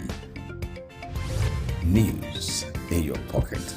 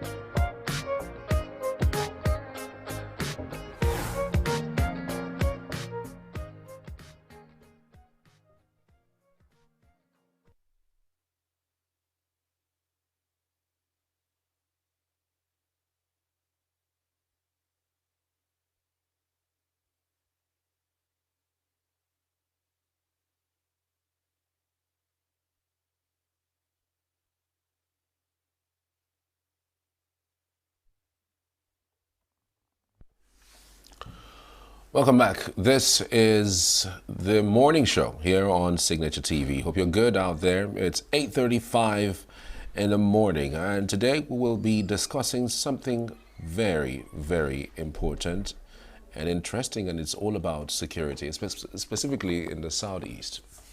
There's this report that's out now, and it's looking really scary. But then this is not to scare anyone, but to also bring to the fore the situation that we are seeing and we're witnessing, with a view to bring in some solution or bringing it to the attention of people who are in authority in order to do something about it. It's about a special report by a group who says that there is over 950 places across the Southeast that has been occupied by marauders. Then you wonder, who are these people? How are they given lands? Why are they where they are? We have with us to discuss this Emeka Umabalasi. Good to have you. Good morning. Thank you for joining us.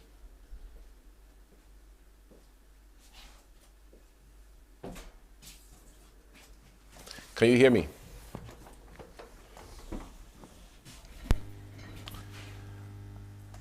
All right, Emeka, if you can, unmute your device. If you can, because I can see you, but I can't hear you. Can you hear me?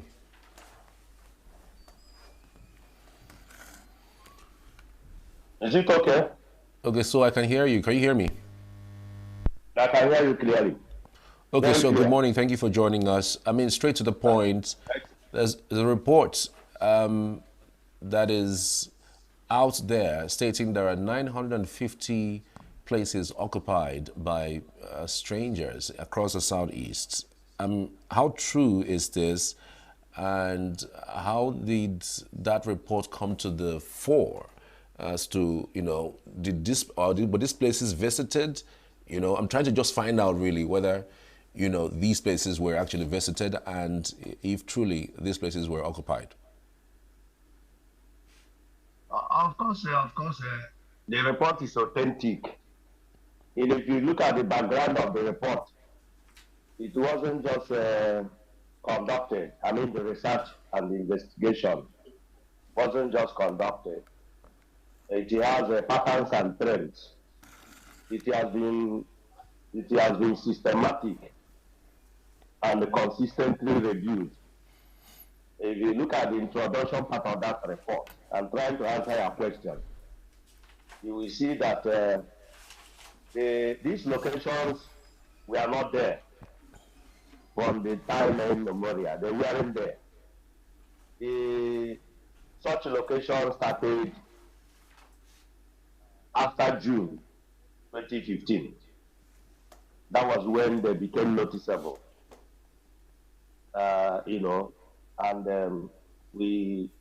by the way, we have been following up what is going on in the southeast and south or eastern Nigeria at least since 2010. So there are patterns and trends, the identities of those involved, their sponsors and what have you. So we are in the know of what is going on. So going straight to your question and trying to answer your question, yes, the answer there is that yes, it wasn't. It was a detailed report. I'll give you an instance. By 2015, there used to be very skeletal number or minutest number of such locations in Igbo land or south. Therefore, in 2009, by 2019, 139 locations were identified. What I mean by locations, who are those people masterminding the locations? The jihadist Fulani herdsmen and allied orders. We noticed that in 2019, by 2019, the number began to grow to the point of 139. If you look at that report, you see the breakdown. I think ENUGU had 52 then. Anambra was involved, inclusive, Imo was there, Abia was there, but it was there. Igbo Delta, that is Igbo part of Delta. And locations were noticed. The Igbo part of Benue, Igbo part of Kogi, and all that Igbo part of rivers. All these things were mentioned, included in that 139. All right. By 2002, let me give you the rundown so that you understand, so that we can capture your question correctly. You ask whether those things, the figures were manufactured or whether they were, visited upon or, done in detail. So by 2020, that should be around mid 2020, the number increased to 350. By 2021, May 2021, the number alarmingly doubled, 700. And the 700 included those non-Southeast Igbo, ancestral Igbo communities locations. And we attached that report in this particular latest report. If you you have gone through the report we attached, the link we attached, you will see the locations, communities we have mentioned, locations in several communities we have mentioned. So the research work was done in detail. It's not just a kind of, abracadabra. So it's a detailed report. Thank you. All right. The report, did it also say how these people are occupying these places? Do they come in and buy land and occupy these places? Do they come in and just find a land somewhere that is empty and they occupy these places? Do they displace the owners of these land when they occupy these places? I'm specifically talking about the Southeast. I think the whole thing is beginning to unfold. I will not mince a word by saying that those Fulani herdsmen were not alone. They were aided using state structure. In fact, there was this popular saying that when you want to categorize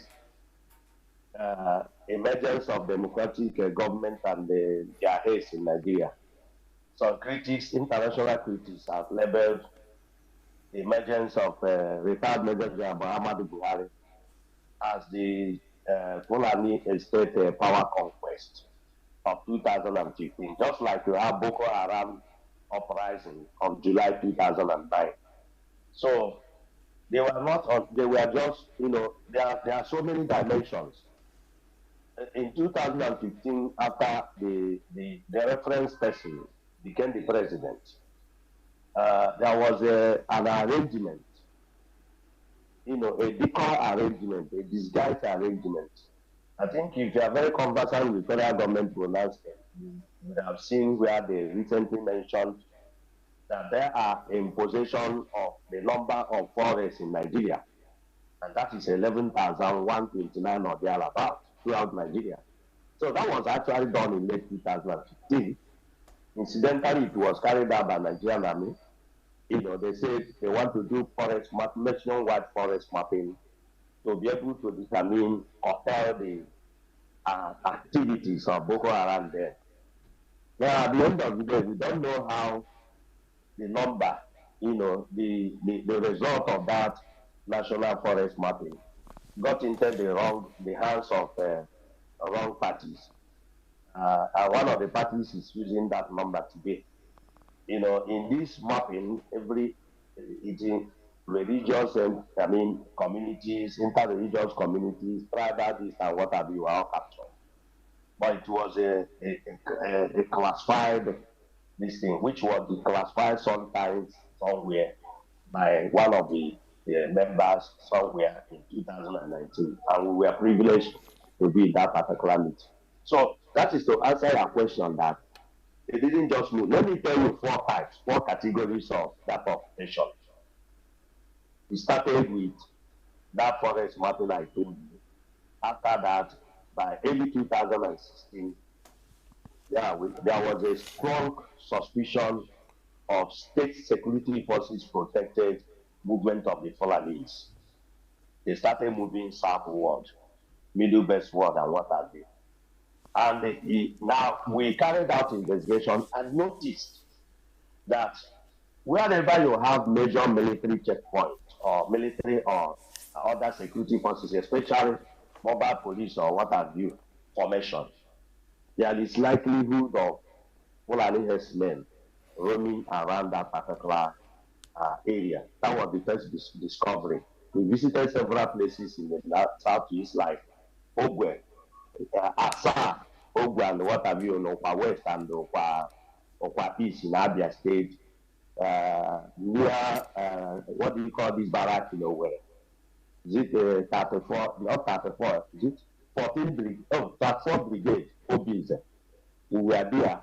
We also visited Ohafia, near 14 brigade Ohafia, and many other places. Including there was a time at a point we traveled to Port Harcourt, and we also noticed the presence of these guys near naval formation at Omoila and so many other places.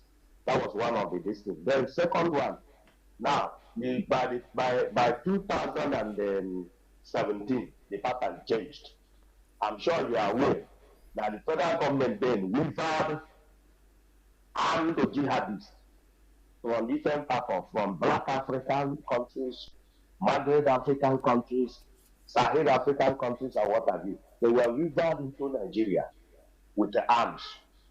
And that was when the rest of the places were saturated. By 2020, there was an agreement, an alliance, struck in Niger State. Alliance by the Jihadist Alliance. It was announced and written, published by many newspapers in Nigeria. So, as time goes on, then at a point, the federal government now introduced this pro-Fulani ethnic programs, and got such programs nationalized and made them mandatory. Then some federal government agricultural facilities or programs were Fulanized and some say Islamized. So that is and that was how most of these governors got involved. I'm sure you are not, it is no longer news. I'm sure you must have read February, where federal government is mandating state government to key into the so-called national ranches and what have you. So the point area this year, they announced that throughout the country, we are at 417 ranching facilities across the country. Now, ask yourself, who are those people occupying these ranches? Members of the Fulani herdsmen? No, not. So, then again, there comes this issue of, you must be, that one is not, is alleged.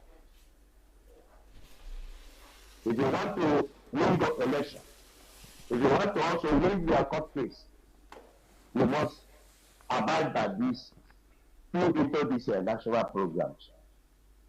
And that was how the governors of the Southeast got involved. But when they were approached, they started denying. No, there was nothing like that. No, you just want to do this or what have you. Now the question is just like you said, trying to answer most of the issues you raised. Now another question is, there is no longer denial from, in fact, across the quarter, social quarter, to the effect that federal government is in full support or is aiding or even funding the designation of lands in several states for settlement of the Fulanis. You have Ruba, you have so many, if you look at that report, you see many of them. Can't remember. There is the one they formed recently. Now, last year, was it 2013, they formed Ministry of Livestock Affairs, and so on and so on. Go and check out the persons who are people in those programs and what have you. Most of them are from the same religion, the same ethnic group. So, then finally, the governors by colors or direct involvement.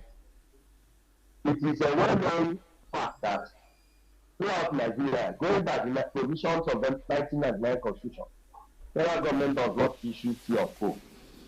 local government chairman does not issue C of O. The issuance of C of O is left in the exclusivity of the governors. Now, if you look at that publication to research, you will see statistical backup, like what I mean, the incident in Abia State and Obinga, to be precise. Another incident in Ohaji, two communities in Ohaji, Egbema, in Imo State.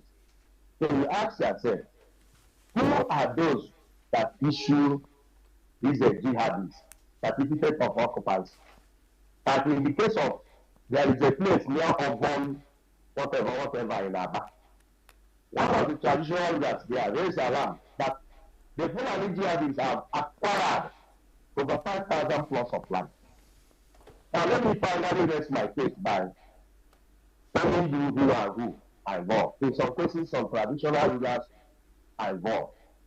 In some cases, you have what we call troublesome millionaires and billionaires involved. In some cases, you have top government functionaries as agents of this procurement.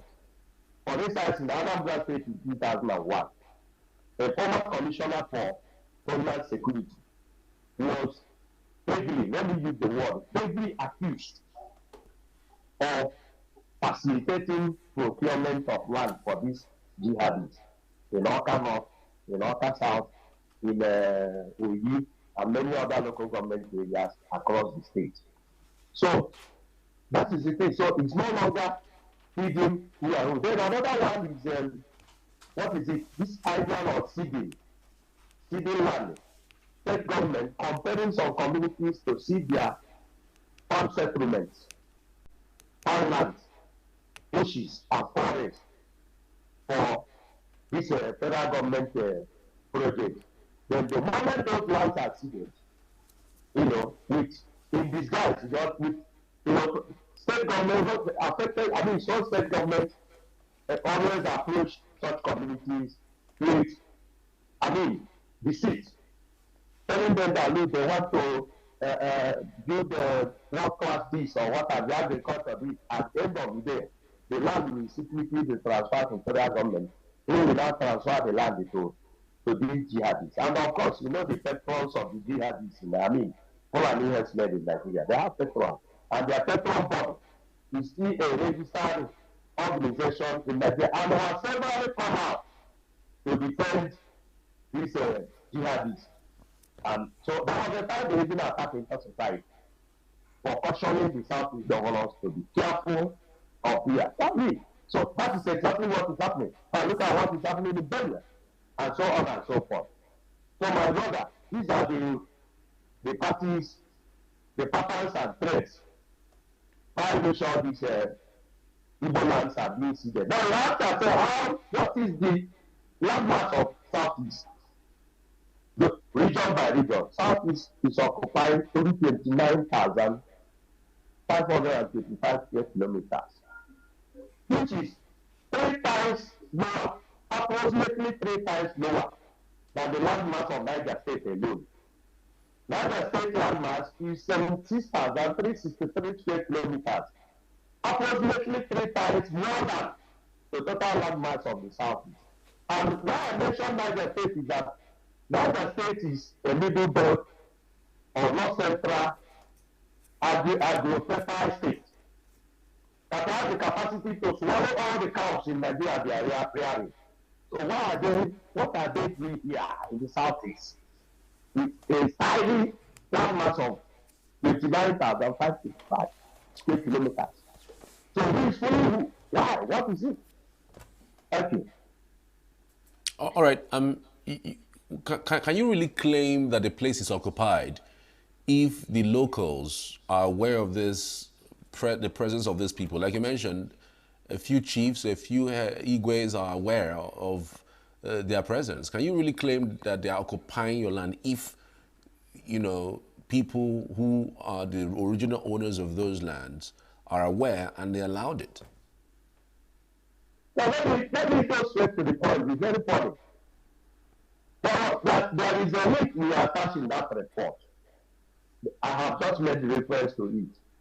That report, that link was the link to the report we did in 2021, and they got it released on 25th May 2021, alerting the Igbo communities and their leaders and natives on what is going on. Do you know the level of attack we received from that day, that period?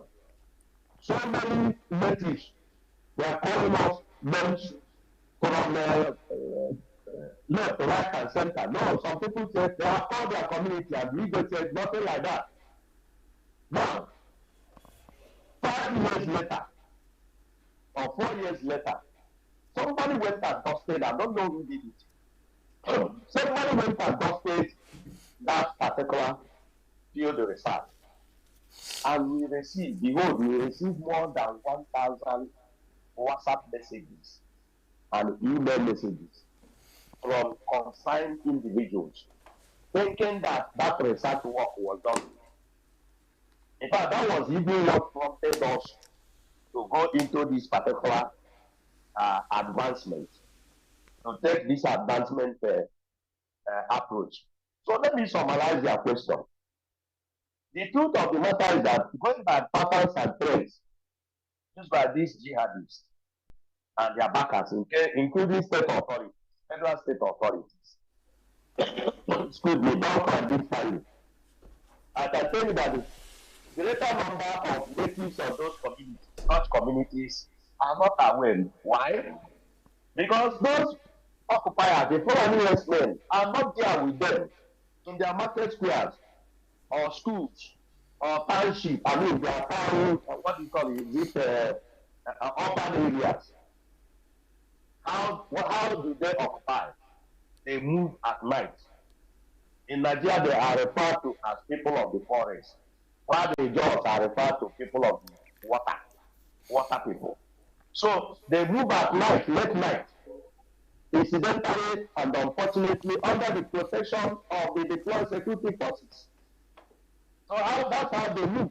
And where do they move to? To isolated settlements like communal farmlands, farm settlements, bushes, forests. Forests includes all those forests dedicated or designated for all these ancient oracles and deities. That's how they move. And of course, like for instance, there is this big forest in the Kano East, in Kano East, called Ohia Atonshi. You know, Atonshi, they mean Aronsi. So that's what they call Atonshi. The Egu, they call it Egu. So that place is in the Central Igbo language. I'm referring to Agudene forest, Ohia Atonshi forest, Ohia Atonshi forest, which those people call Ohia Atonshi. I have a powerful reverend father who is a professor who is from there. So that's such distance. And they have made the roads. Foreign herdsmen have encroached into that land since March 2020. And that was the reason why, for that blood between soldiers of Nigerian army and the community leaders, including the leader of the community up to today. At a time, the family stand back place and said, if you don't pitch out all this, in fact, all youth in your community are IPOB, send them that. Simple because of what? If they mobilize their youth and they march out the foreign herdsmen who occupied Ohia, I will say Ohia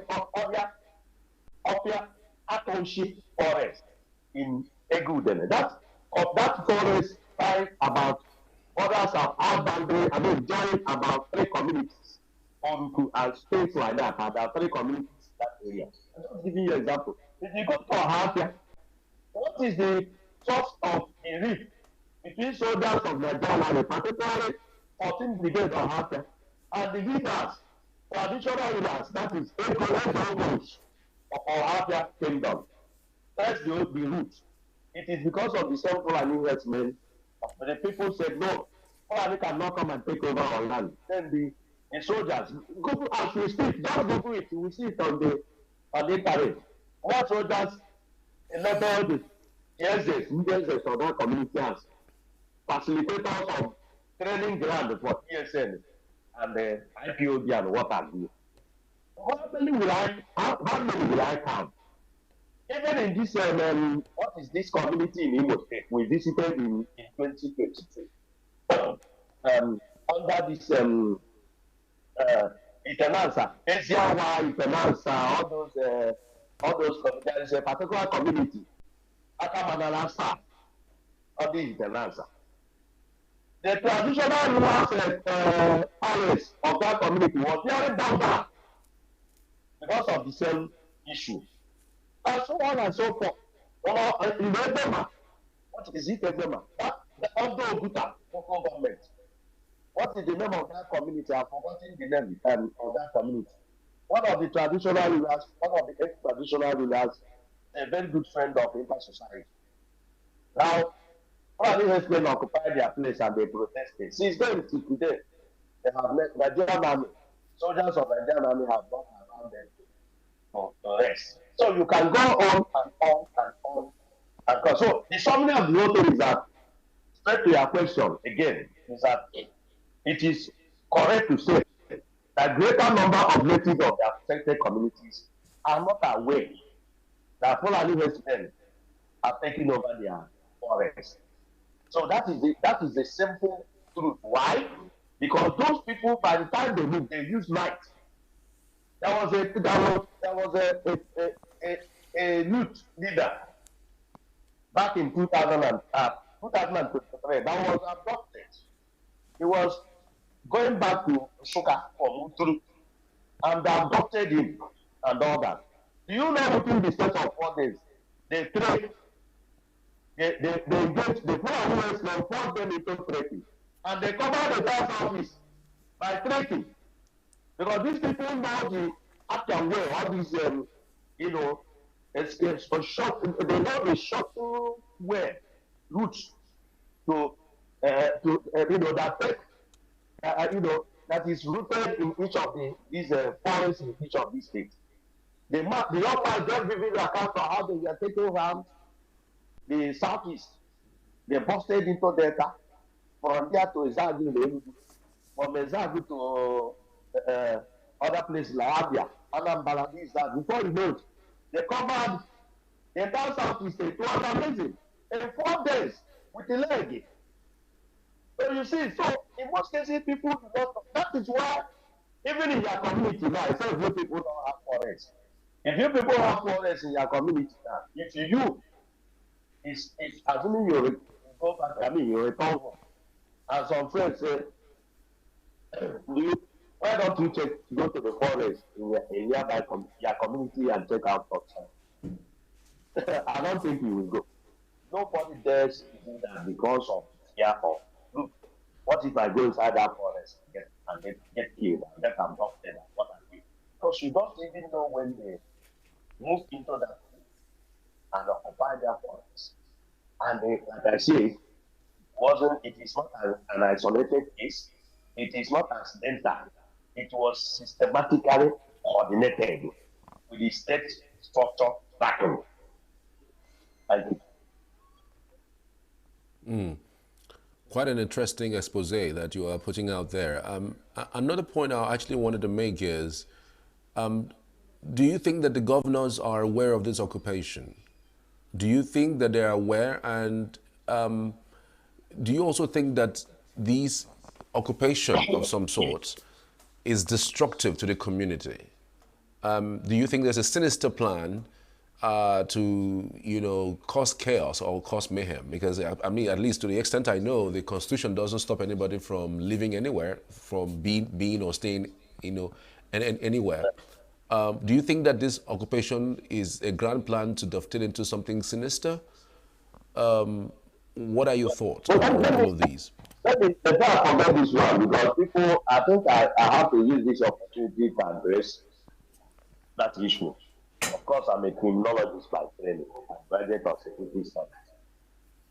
I'm also a human rights leader, and I'm very, very conversant with sections of the 1999 Constitution. From section 1 to the last section, 320. So I'm aware. So it is not true.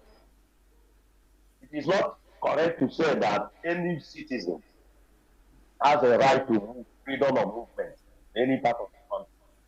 Just like that. No. But it is correct to say that every citizen has a right to lawfully move. Lawfully move. It's not when you carry AK-47. You go and occupy my place, and if I ask you, you say, Constitution allows you to do that. It's not true. Everything you must do, every right you must enjoy in the Constitution of freedom must be that is lawfully guided. So let me correct that impression. Then secondly, sorry, you ask whether the governors are aware. In law, in criminal law, there are two types of culpability. One is called direct culpability. The other one is vicarious culpability or involvement. So if governors are trying to exonerate themselves from being directly involved, they cannot exonerate themselves from being vicariously involved. As we speak, you can check out the meaning of vicarious liability on your Google here.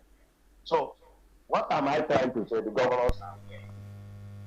In fact, my own thing is that even if they say they are not directly aware, they are indirectly aware. So they cannot escape it. Let me also tell you how they are directly aware. Let them come out and tell us that none of them has issued a certificate of occupancy to any Fulani group. Or let me say one native group. Okay? Don't worry. Are we communicating? Yes, go ahead, please. So let the governors of the Southeast like the number. 4 of them are Catholics. One is a member of a Seventh-day Adventist Church. That is the governor of Abia State. 4 others are Catholics.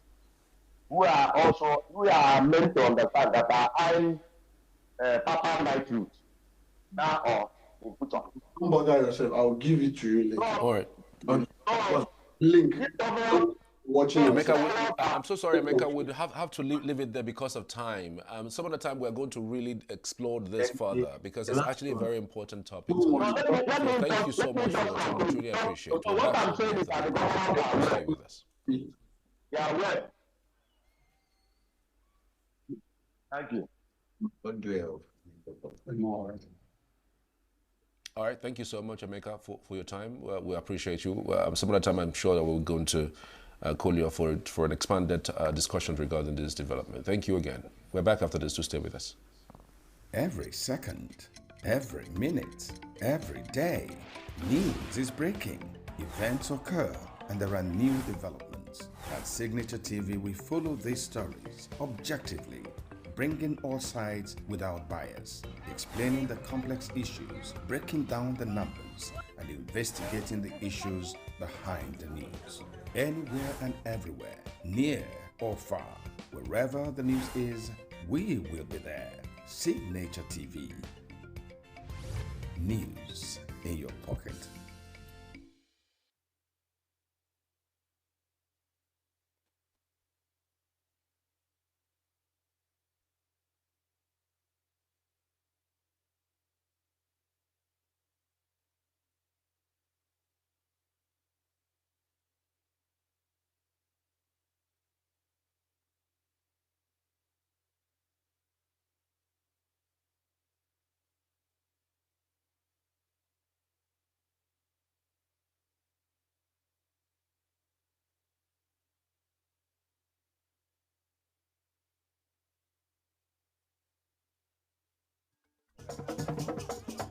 With a population of about 36 million people, the Southeast is awash with stories.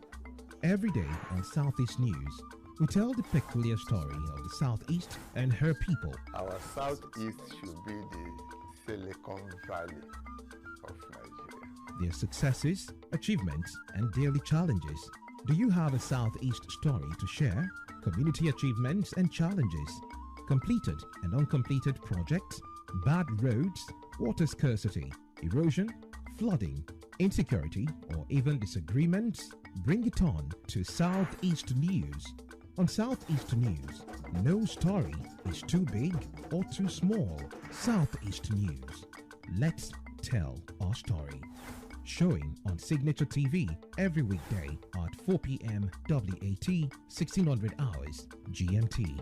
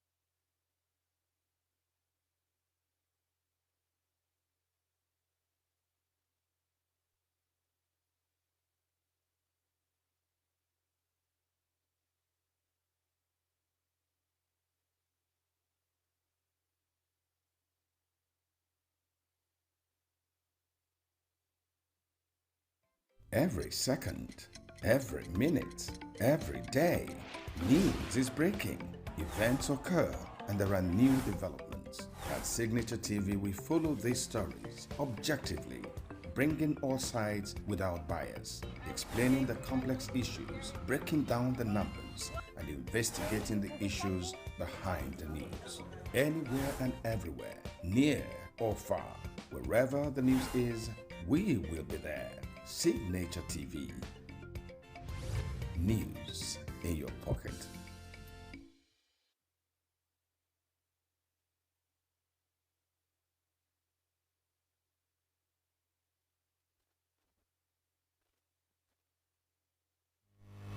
Welcome back. This is the morning show here on Signature TV. It's 9:12 in the morning on the 4th of June 2025. Hope you're good out there. Today we're switching gears a little bit to something in health.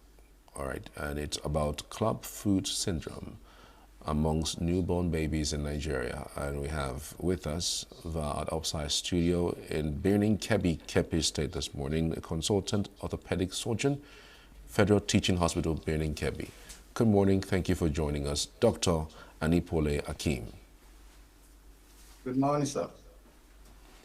Thank you for your time. Truly appreciate. What exactly is club foot syndrome and how does it develop on the newborn? Thank you very much. Club foot is otherwise known as congenital talipes equinovarus. Congenital in the sense that the babies are born with it. Talipes is a word meaning the ankle, and pes is foot. So congenital talipes equinovarus clubfoot is a condition in which children are born with a foot deformity that appear in which the foot appears downward and inward, like you have a golf stick. That's congenital talipes equinovarus that we generally call clubfoot. There are different types of clubfoot depending on the criteria for classification. But generally speaking, I will divide it into two for the purpose of this discussion. There's one we call idiopathic clubfoot, in which the cause is unknown and usually found in a patient that are otherwise normal. Every other thing in this baby is okay congenitally, except such in a baby, it is described as the idiopathic clubfoot. And this is the commonest type of clubfoot that is found in more than 80% of patients or babies born with clubfoot. The other ones that are generally called secondary clubfoot, where you also have the syndromic clubfoot.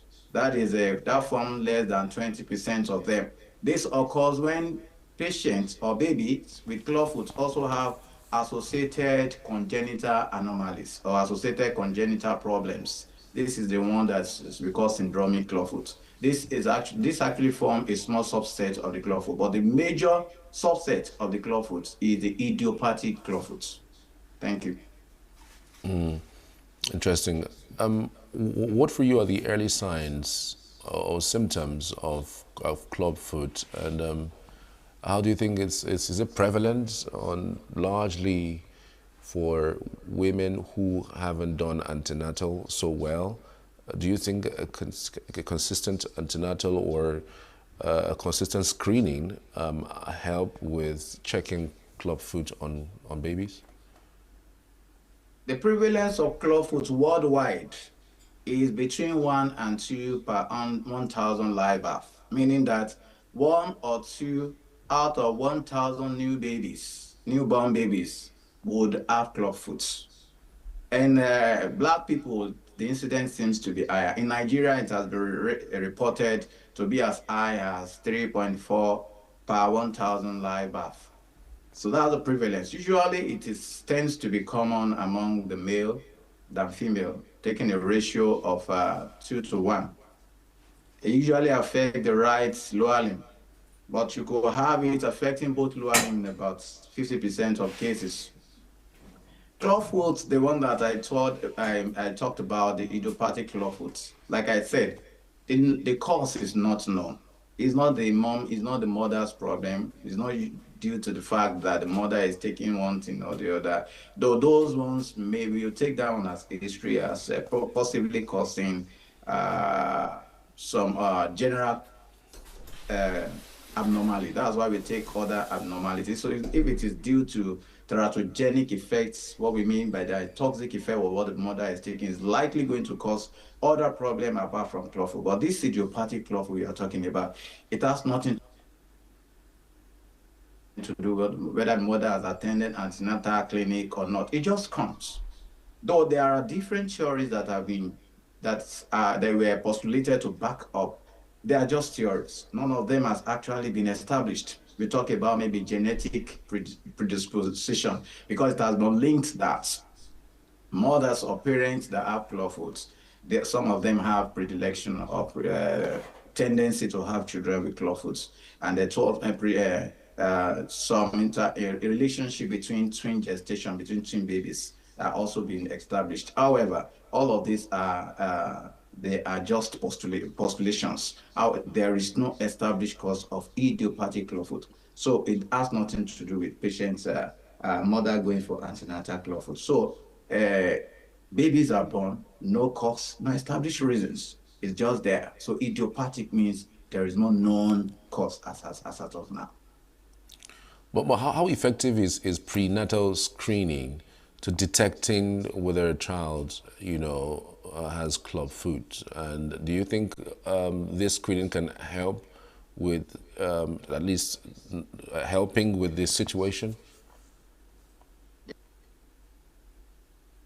Detects clubfoot in utero before birth through ultrasound screening. Ultrasound can actually pick it up before.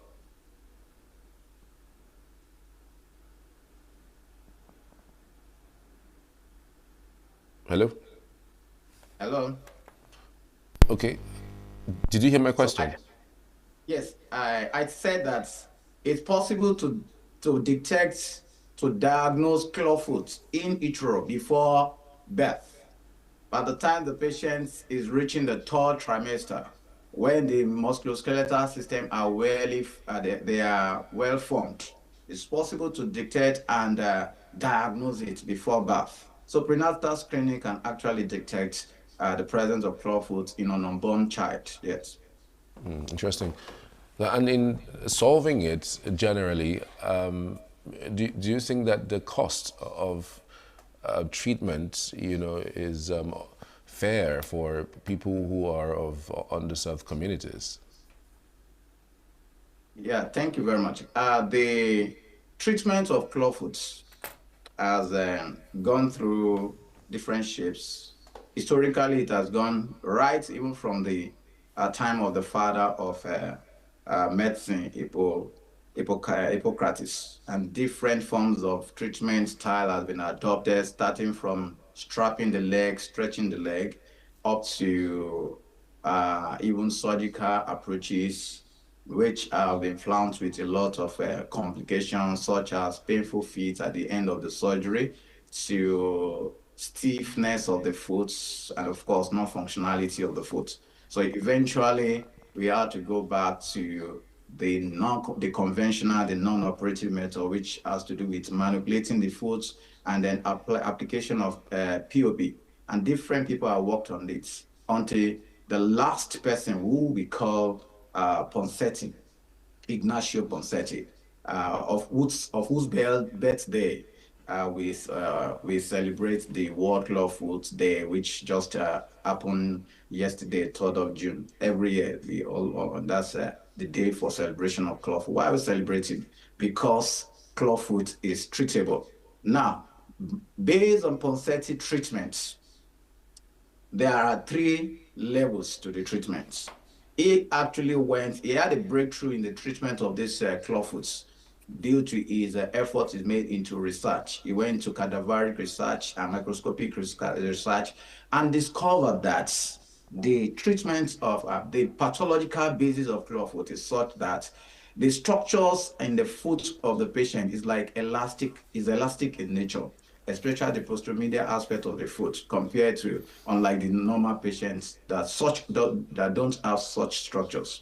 And so elastic nature means it can be stretched and get to the elastic limits, regain some stretchability, and stretch again and stretch again. And based on this, he based his treatment on what we call manipulation and serial casting with plaster of Paris. So on weekly basis, patient comes, we will have the stretching of what we call manipulation, and where it's corrected to, you maintain it with plaster of Paris. The following week, patient comes, we remove the plaster of Paris, we stretch further, we maintain the gained corrected position with plaster of Paris, and so on like that. Between 5 to 8 weeks, 3 of the components are corrected. Before we now move to the second phase of the treatment, which is tenotomy.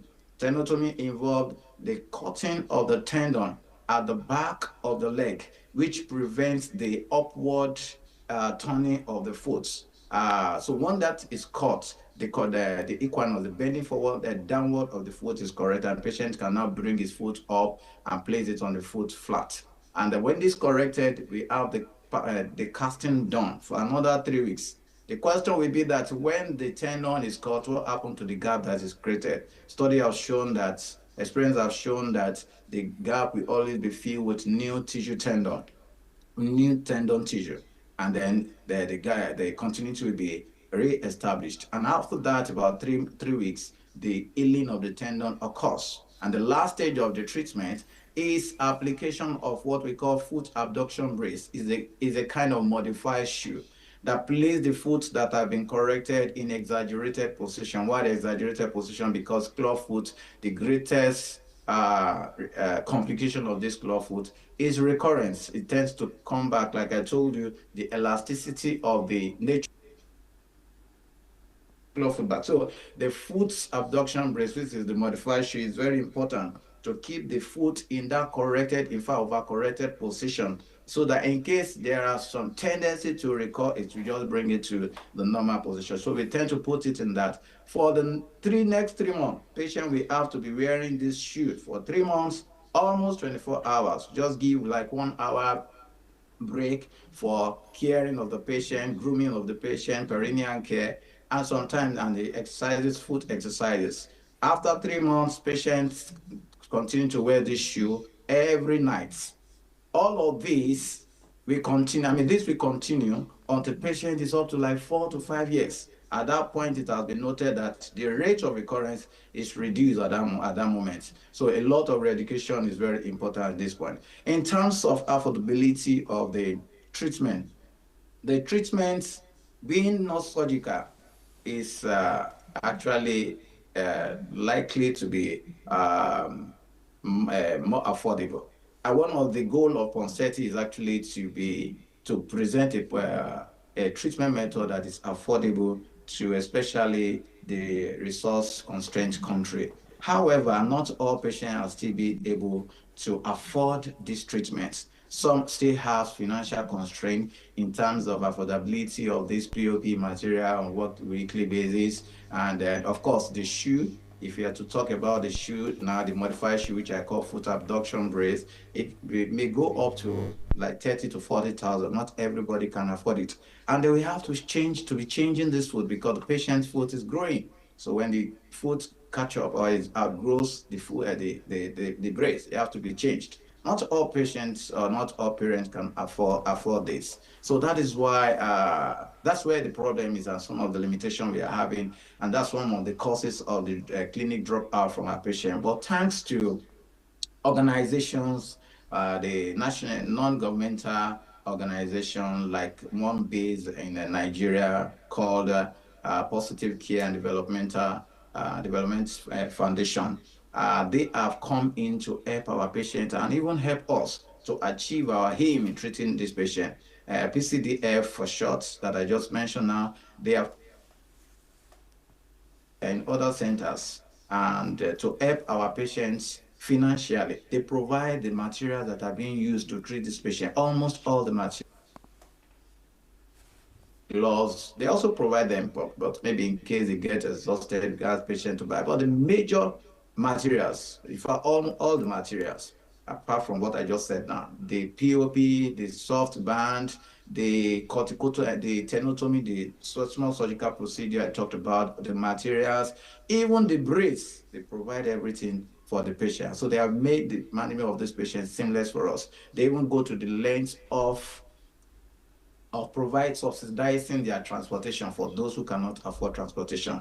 And apart from that, through them, we have been able to form a formidable team of therapists that are managing these patients on a weekly basis. The therapists are multidiscipline, cut across different disciplines in the hospital, the consultant, orthopedic surgeon, the physiotherapist, the orthopedic nurse, the orthotics and prosthetics. So we have come together, and we also have a digital data collection session units that are for data entry. So they are upgraded the management of these clawfoot treatments. And so our patients are finding it difficult. I mean, they're not finding it as difficult as before to obtain and achieve and sustain treatment of their patients, of their babies. Thank you.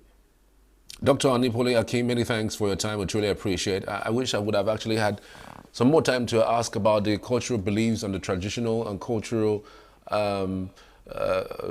sentiments that comes with the causes of club foods that would make people, not go further with the treatment. And I'm sure that in due course we would have you come back again to discuss this. Many thanks for your time. We truly appreciate it. Thank you very much. Thank you very much. We're back after the short break. Do stay with us. Every second, every minute, every day, news is breaking, events occur, and there are new developments. At Signature TV, we follow these stories objectively, bringing all sides without bias, explaining the complex issues, breaking down the numbers, and investigating the issues behind the news. Anywhere and everywhere, near or far, wherever the news is, we will be there. Signature TV. News in your pocket.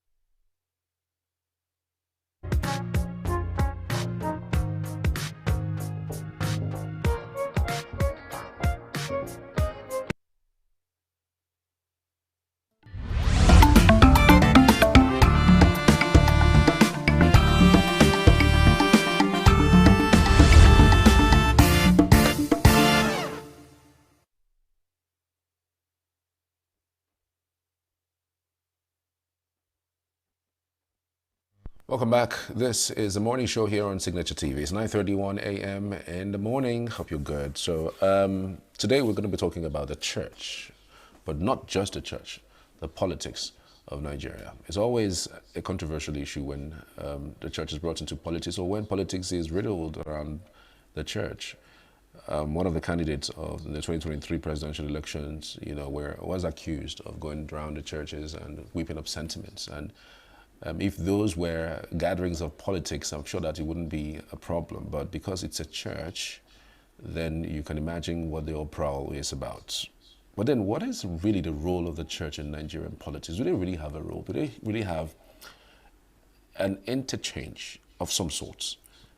We would have a pastor speak to us regarding that. A Reverend Dr. Richard Akwa. He is the lead pastor, Assemblies of God International, one ENUGU. Good to have you. Good morning. Thank you so much. I'm glad to be here this morning. Right. What for you are the roles specifically of the church in politics, especially the Nigerian system? Well, the problem in Nigeria, is there are a lot of problems when it comes to politics. But then I want to borrow the words of Martin Luther Jr.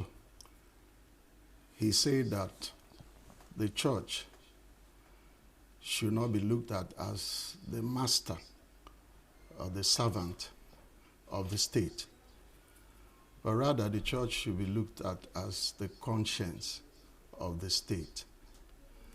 In other words, what the conscience does to the human body is that the conscience is able to tell the human mind when you're doing well and where you're not doing well. But then when the conscience begins to look at issues of the mind, and then where the mind is not doing well, and the conscience begins to say to the mind, you're doing well, that means there's a problem. So in Nigeria, politics has its positive side and the negative side. So one problem we have is that I want to also quote a scripture, Psalms 11, verse 3. It says, if the foundation is destroyed, what can the righteous do? So when the foundation of the political entity in the country is being destroyed, it becomes a problem.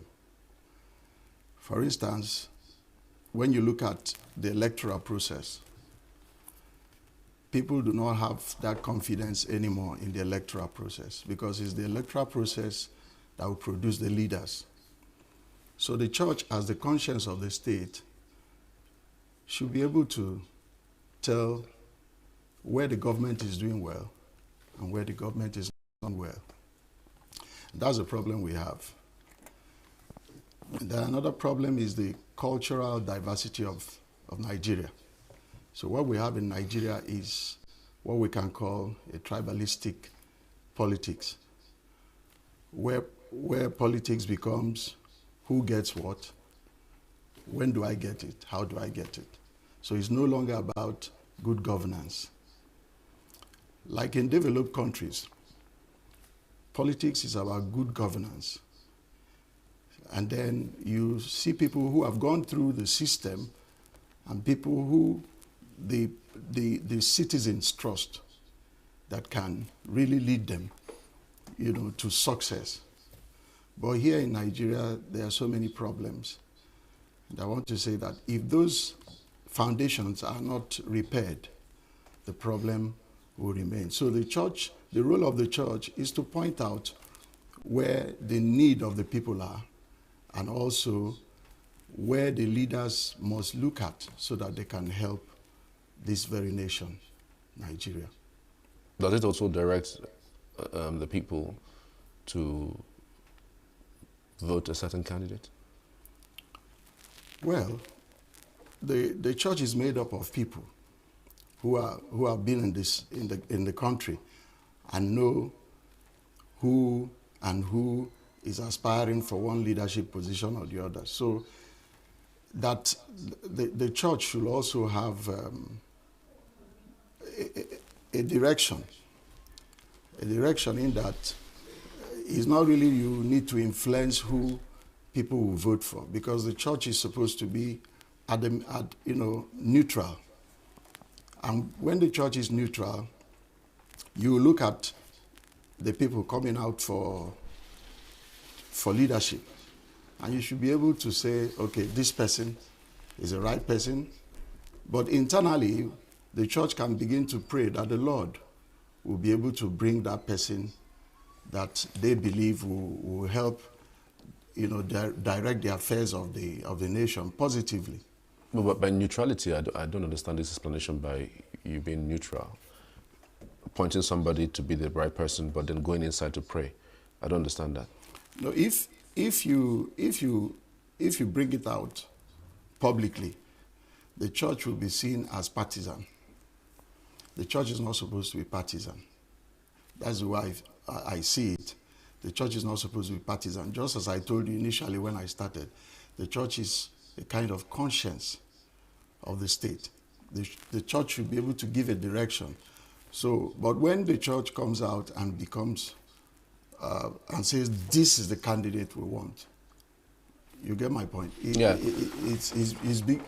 becoming involved in the politics of the day. Though through interactions, the church interact with politics of the day.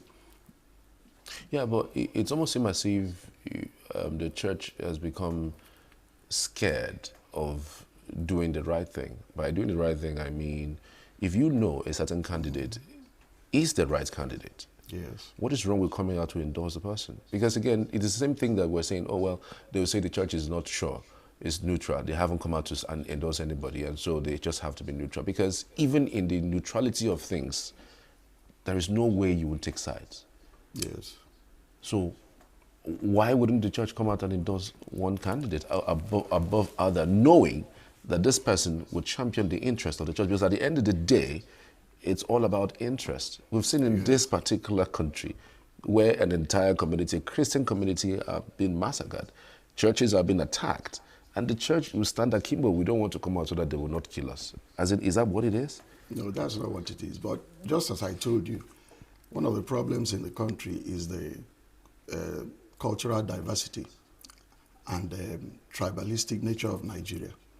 It's true we have three major ethnic groups: the Hausa Fulani, Igbo, and then Yoruba. But apart from these three, we have also about over 200 other tribes with different languages. So the politics of this country is all encompassing.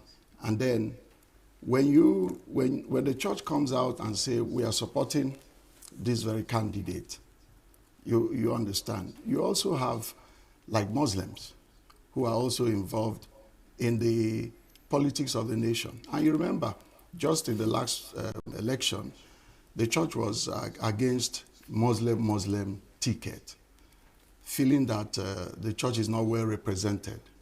So in such scenario, the church can actually stand its ground and say, this is where we don't agree with this, and this is where we don't agree with this. This candidate is the right person. But what I'm saying is that when the church begins to support one candidate entirely, other people will look at it that the church is becoming too partisan. Do you think that the church has been undermined in this country severally with the crescendo being the last election, a situation where a particular political party decided to field two candidates in one ticket and they're all Muslims, and even where the hue and cry happened and still ended in the deaf ears? Do you think that the church has been undermined over the years? Because some people think that it's because of this grandstanding of the church not taking a definitive step about something. That's the reason why a party would, foist it on our faces and say, this is what we're going to do anyway. Yes, for instance, the Muslim religion. The Muslim religion doesn't separate the state from religion. They see that the state should be manned by a Muslim, especially in a country like this. But you remember that some time ago, we also had this issue of how can Muslims and Christians exist in the same nation. So, and this is where what gave rise to a particular committee. We call it the inter-religious committee or interfaith committee, where some group of people were co-opted, Christians and Muslims, to see how both religions can coexist in the nation. So, but this last election was somehow too open that even when the Christians were crying that this Muslim ticket wasn't the right thing for the nation, well, because of the type of politics we have here, just as I told you, politics of tribe and who gets what.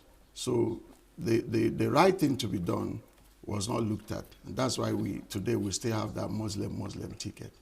So but I feel that the church should rise up to help improve the national development of this country so that we can as well, if somebody is doing well, you commend the person. But if somebody is not doing well, it will be wrong for the church to come out and say, this person is doing well. Let's give him another tenure. You know, it will now be wrong. So the church should stand out and say this is right and this is wrong, or this is the way the politics of the nation should go. So do you think that with that move that the church was undermined? Well, I wouldn't say the church was undermined, but I feel that somehow the Muslim brothers really looked, not that, I don't want to use your word undermine, but somehow they didn't do what is right. So what is the church doing about it? Because again, it's about what the church says, what they do. You know, in the scheme of things, it almost seems as if the Christian guys, like the good guy, whenever things like this come up, when it is politics, when it is resources, the Christians wants to do good guy, and then we say, okay, just let things slide. Let things slide. Let them have their way. We will be fine. But when the table is turned around, it's always not like that. Do you see that way? Do Christians feel that way? And do you also think that the church needs to start doing some things along the lines of pushing and taking a stand on issues of national importance? Yes, the church has been doing something. Especially, you know, the only thing is that the bodies like CAN, bodies like PFN, I wouldn't say they have allowed themselves to become servants of the state. You remember what I said? The church shouldn't be a master or servant of the state. The church should be the conscience of the state. But we have this group, CAN, which is supposed to, you know, kind of bring out the mind of the church, what the church needs in this country. But you find out that sometimes some people are allowed to be used by these politicians. You remember when a meeting was held, we had pictures of some bishops that went to a meeting at that time before the election. Some people were saying that these weren't bishops, that they were paid to attend those meetings. So, but I feel that CAN should rise up and really project the Christian ideology and Christian philosophy. It's true we preach peace, but this peace also should also be preached so that the government will not undermine the Christian values and philosophy in this nation. And sometimes we see as if the Christians are really not taken as part of this polity. So sometimes whatever they desire or their ideologies are not taken very seriously. So I feel that we as a church must stand up and stand up for what is right and be able to let the government know and the politicians know that the church also has a right to exist in this country. All right. I mean, we've seen several killings in the north, especially what we're seeing now, the scale of unbelievable. We're talking about Benue State. Most of the time, even in the southeast and south-south, some of these people target clergymen.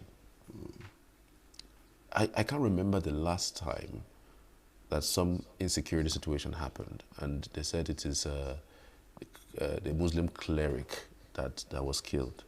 Can you remember? You can remember any headline that says it? But when you turn on the newspapers, you see clergymen are kidnapped, clergymen are killed. What does that tell you as a Christian or as a pastor? Well, when you look at Nigeria, just as I told you, the diversity, cultural diversity of the nation. The problem of Nigeria can be linked back to, the amalgamation. You know, bringing the North, the South together, not considering that these people have different ideologies, different value system. So just as I told you, in the North, the Muslims do not separate religion from the state. And they believe that they want to have control of whatever that we have in Nigeria. So this has been the problem. And the persecution of the Christians didn't start today. It started a long time ago. Even Jesus Christ also told us that we will have persecution even in this very time. So, but I want to say that it is not right. The government should stand up and then give people security. No matter where somebody is in this nation, you should have security. But whereby you see that a particular set of people, Christians, are being butchered every day, it calls for effective leadership, which I know that presently insecurity is one major problem that this very government needs to solve. Do you think it's a calculated attempt? Well, majority of the people believe it's a calculated attempt. But the issue is that even when you allow such plans in this nation, nobody is safe. Even the people themselves that have planned it out, they will not be free from it. It will affect everybody. That's why we keep crying that the government should do what is needful. I don't know how effective Khan's statement has been, because every now and then when things like that happen, they release statements condemning, and they even release statements condemning the Muslim ticket, and now everybody's back to bed, and the elections are now around the corner. You start seeing the fire flame coming up again. Yes. You know, so you think whether the Khan is more of a political arm of Christians than what it should be. Well, initially Khan was formed for Christians to have a voice in the nation. But just as I told you, sometimes Khan too we engage in election. In Khan we have 5 blocks. Catholic is one of the block. CCN, that's the Anglican, is one of the block. We have Equateca, we have AOIC, and then the Pentecostal Fellowship of Nigeria. So these are the 5 blocks of Khan.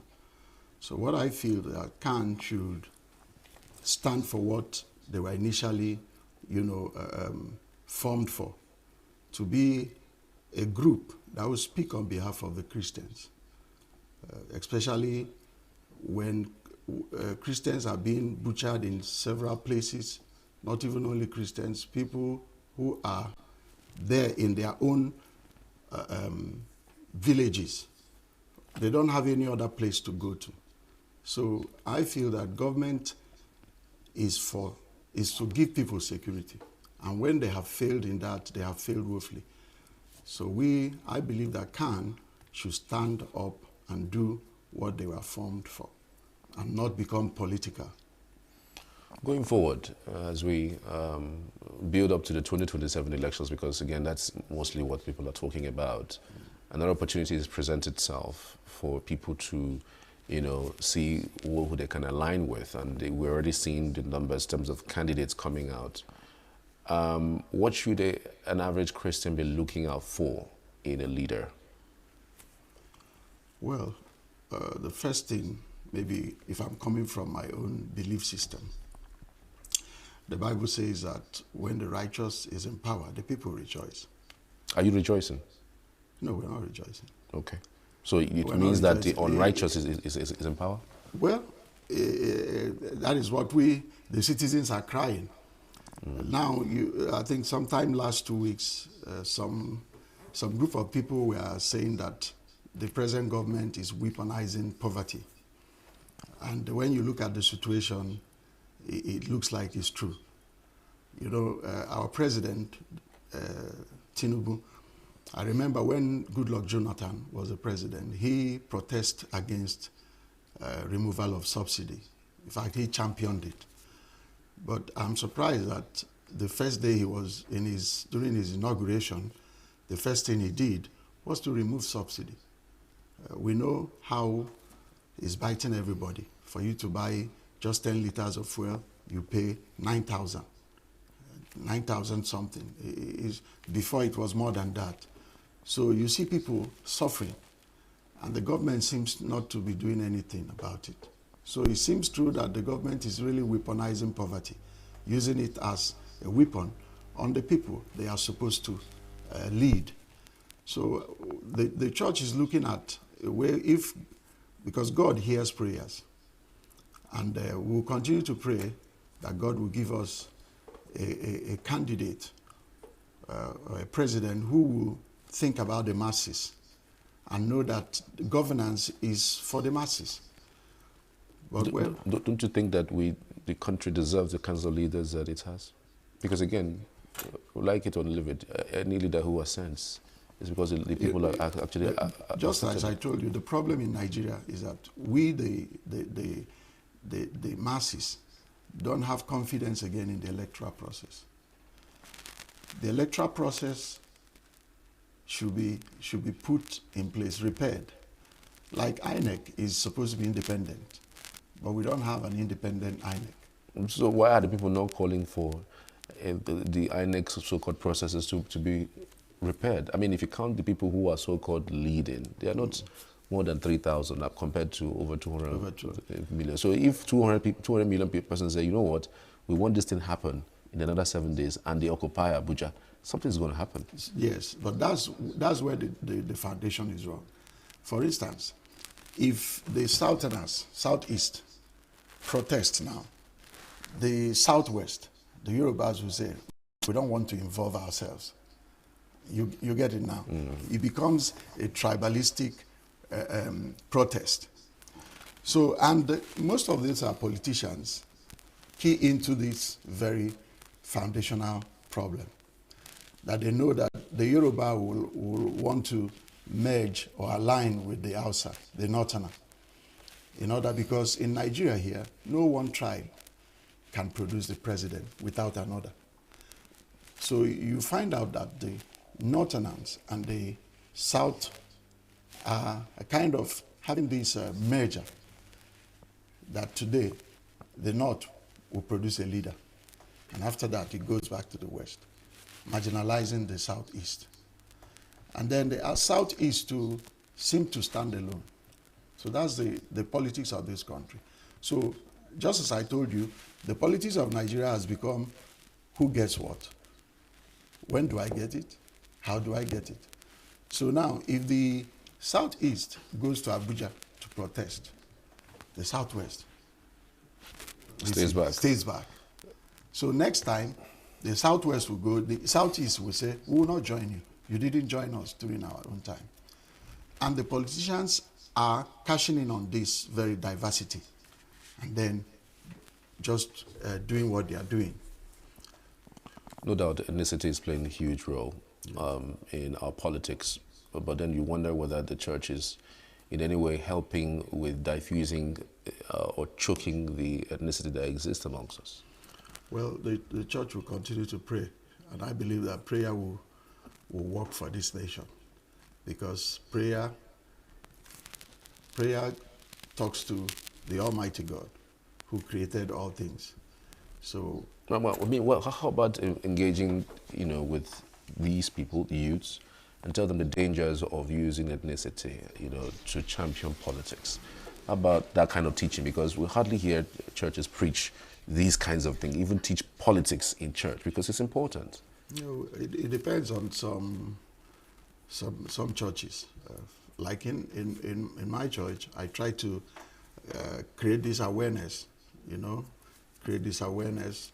It may not be online, but sometimes we have seminars where we talk about these issues and intimate and inform our youths, the part they need to play, because the youths are the leaders of tomorrow. And then, but when you check some of these developed countries, you see their leaders in their youths. But here we have leaders who are close to 80, and you cannot compare a youth and a leader of that age. Macron, the president of France, is in his 30s. When Gowon was the head of state, he was in his 30s. Ojukwu was in his 30s. So there is need for the youths to stand up and know that they have a chance in this nation to be leaders of tomorrow. Do you think clergies can basically aspire to become political leaders from the pulpit without compromising their faith? I mean, we've seen people try it before. We've seen Bakare try it. Pastor Tunde Bakare. We've seen Chris Okotie, yes. But the problem remains that the politics of this country is money politics.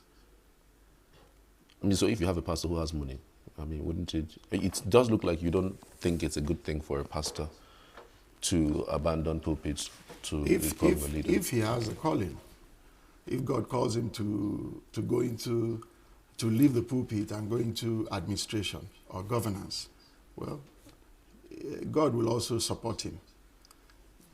You don't think there's something that you can do? Myself? Yes. I've not received that call. But if you receive the call, would you go? If I receive the call, I will. So how would you know that you've been called? Well, God calls one in different ways. So, and I believe that if God is calling me into politics, he will also assure me to go into politics. Many people have tried it and didn't go beyond, just as I told you, the process. Nobody is sure of the process. 2027, we are praying that the process that will bring in the leaders of this nation will become the correct process. In developed countries, for instance in the US, if it's in Nigeria, do you think that Trump will come back as a president? It's not possible. But here, anything goes. Anything goes.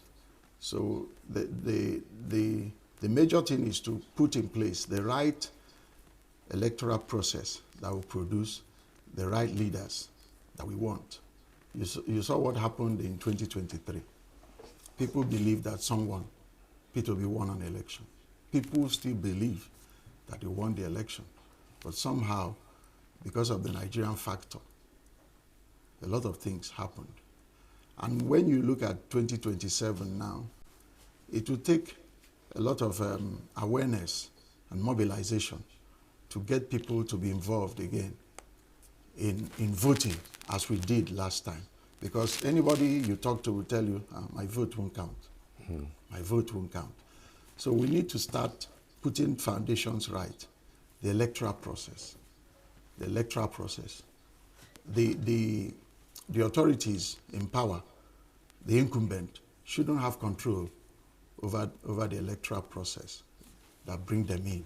Or here, he appoints, he puts in who he wants, and it will be like a payback time.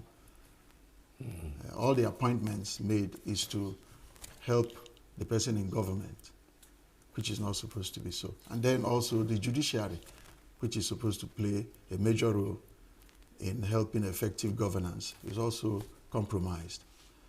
So I believe that the church will do all it takes to do is to be the conscience of the state so that we can be able to put things right.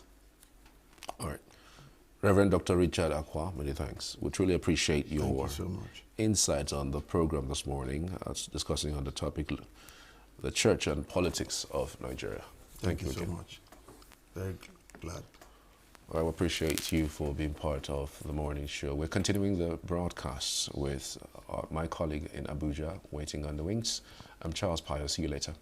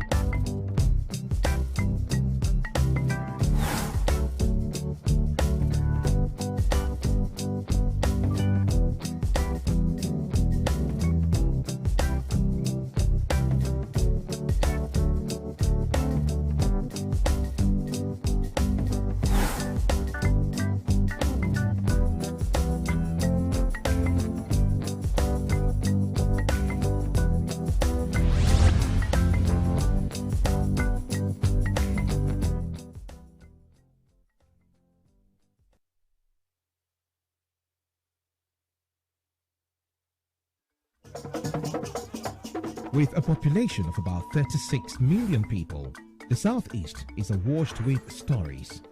Every day on Southeast News, we tell the peculiar story of the Southeast and her people. Our Southeast should be the Silicon Valley of Nigeria. Their successes, achievements, and daily challenges. Do you have a Southeast story to share?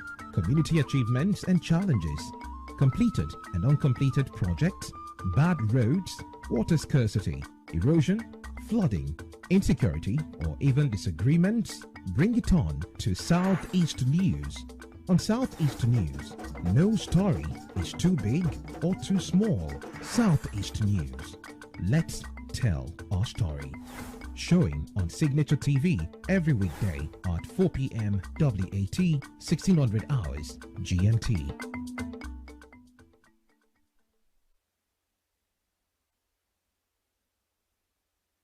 Every second, every minute, every day, news is breaking. Events occur and there are new developments. At Signature TV, we follow these stories objectively, bringing all sides without bias, explaining the complex issues, breaking down the numbers, and investigating the issues behind the news. Anywhere and everywhere, near or far, wherever the news is, we will be there. Signature TV. News in your pocket. Welcome everyone. It's a Friday, the 7th of March 2025. Charles here. And so we're going to be talking about artificial intelligence and information technology in the new era. We have on Zoom this morning Ayo Akonde. He's a broadcast engineer and information technology expert. Good to have you. Good morning, Ayo. Are you there? Good morning. Can you hear me? Good morning. Good morning, Mr. Charles. How are you? How do you Good do? morning, Signature TV. I'm okay. Thank you for joining us. I mean, Thank you some of very the much. huge worries that we're having these days is in another 10, 15 years, would artificial intelligence take away our jobs, especially those who are in broadcast space, those who are also in other spaces, really. I mean, even in the health sector these days, we've seen what AI can really do. You know, we've seen Yeah. that AI can even do operations on human beings. So some of the Definitely. major issues that we're talking about these days is the use of AI beyond the usage, whether it will in one way or another take away our jobs. Okay. First, before talking about any advantage and disadvantage of AI, I would like to give you a brief definition of AI, artificial intelligence. It's just the simulation of human intelligence to perform a particular program. AI can think, AI can reason, and it can also multitask beyond whatever we can think of. Now, the fear of people thinking maybe AI will replace people or their jobs and everything you can think of, I would like to sit on the fence concerning that question. First, AI won't have total replacement of human ability on any job. It can only perform some duty, not for all organizations, not all. There are some organizations that requires your presence. Yes, it requires your presence. They are limited to what humans can do. Because if, from the definition, it's a simulation of human intelligence into machine, it's just like a copy. Someone programmed it. When it gets to a limit, it will cease. That's just it. Don't be Yeah, I mean, scared. you It said won't it is really take simulation of yes, human intelligence into intelligence, machines. How machine, is yeah. it that the simulation is becoming faster, not even becoming, has become faster than even the human intelligence? I mean, gone are days where if you want to write an article, it will take you Yeah. days. If you want to write You have to some do sort of research. book, it will take you days. Yes, But these days, within seconds, within minutes, you are get your writing answers. book that someone would sit and write for 1 month. Okay, let me chip in something there. I can remember back then when you're giving assignments in school, you have to go straight to your library, get a textbook, start searching for everything before you get your answer and submit. I even remember back then, you have to, in the areas there, you have to meet some bra. We used to call them bra. They are brothers that will meet to help us solve some assignments. Before you know, it's either you even pass it or you even fail it. But AI, the moment you just punch your question there, you get your answer immediately. But how sure is that content? You didn't do your research. You did as a human being. And how sure you understand what you are writing or submitting. After the school, that's why we have some people graduate today without anything to even defend their results. Because you didn't do any adequate research. Now, for example, as a journalist, you went for a research. You sit at home, you just make a research about something without going to the field to make a particular research about. You just assume it's something that is there. Someone programmed that question. Someone programmed that AI. Someone programmed it. And it's giving you that information someone programmed. It's just like a garbage in, garbage out. You ask the answer. You ask the answer. For example, now there's a you can predict if it will rain tomorrow. How sure is it that it will rain tomorrow? It's a prediction. Who predicts it? The AI. How is it sure? Now, before going far, I would like to give you the two types of AI, artificial intelligence. We have the narrow AI, which are basically known for the facial recognition. There is a face ID that we know in some mobile phones now, which I don't want to mention the name of the mobile phone. Once you create your code, it saves your face, that is your facial expression, it saves it.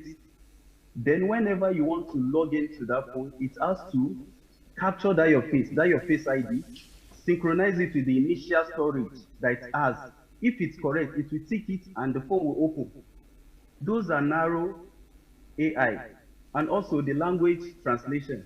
You can listen to any video with any language using the narrow AI. The second AI, we have the general AI, which is the one we know today to solve assignments. They are basically intellectual part of AI that has to do with deep research. You just look for anything, immediately you punch it and get what you want. You understand? Yeah. And then secondly, you know, what? yeah. Okay. Go ahead. Okay, continue. I'm with you. I mean, we're talking about two types of AI, which you have just explained. I mean, Yeah. if there's something else you wanted to add, you can also let us in on it. Okay, I would like to talk about some advantage of AI which people don't really. Yes, I would like to talk about that. Do you know with AI you can generate millions of naira and even dollars? Yes, AI can do that for you. How? I'm being in two sides now. I want to be in two sides now.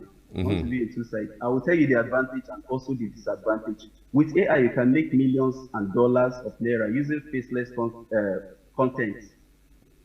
For example, you want to create a story.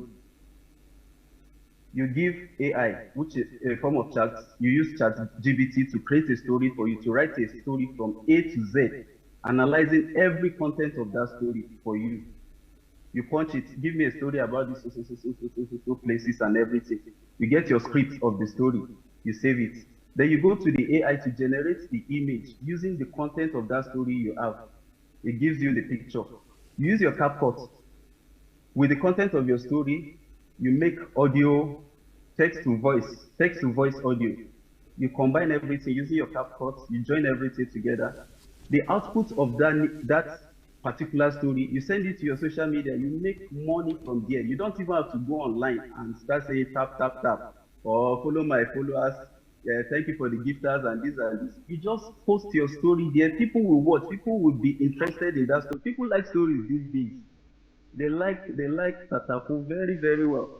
Give them those stories every day. Every day they will be asking for more.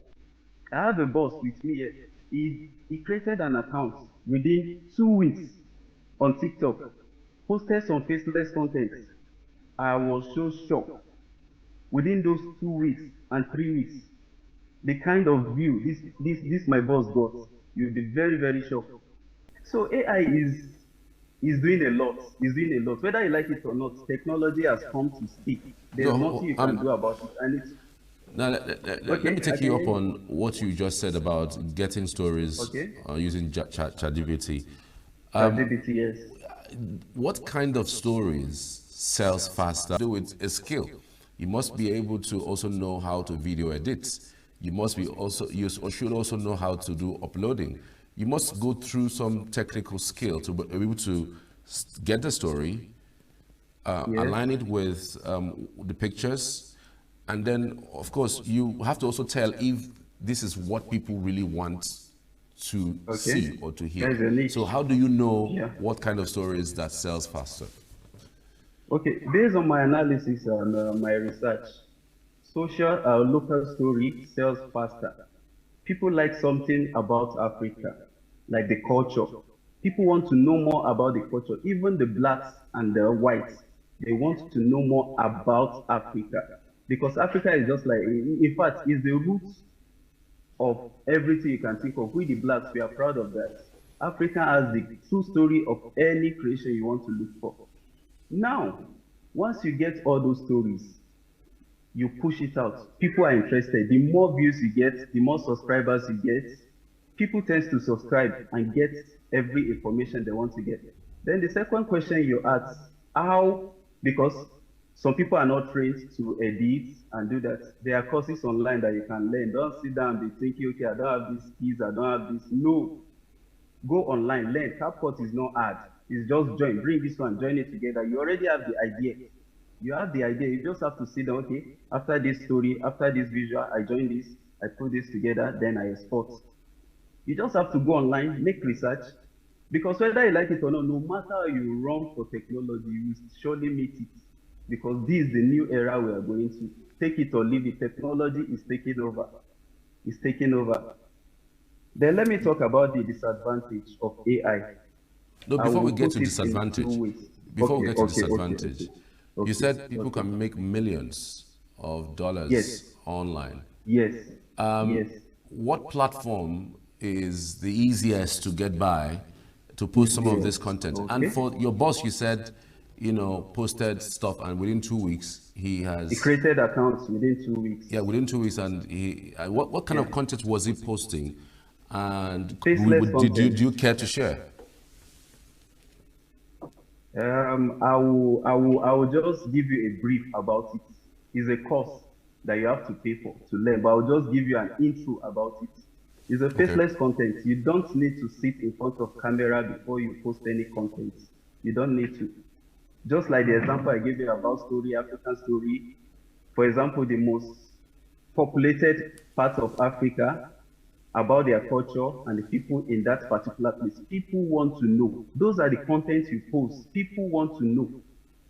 People want to know a lot about Africa. Post those contents and see how people will rush your content. The second other content that you can post is about relationship.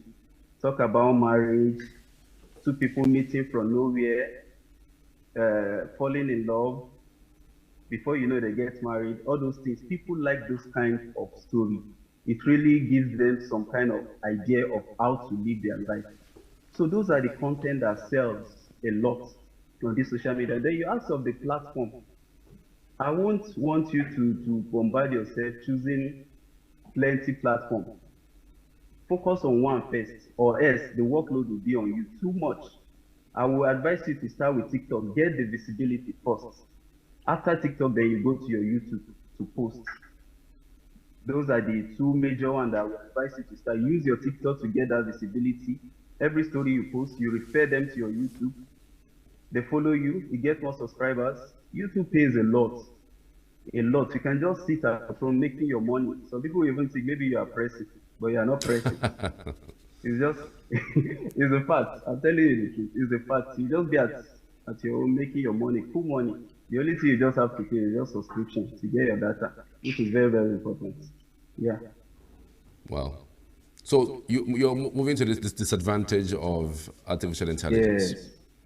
Yes. I will. This disadvantage, it will really discourage some people. It will. Sorry.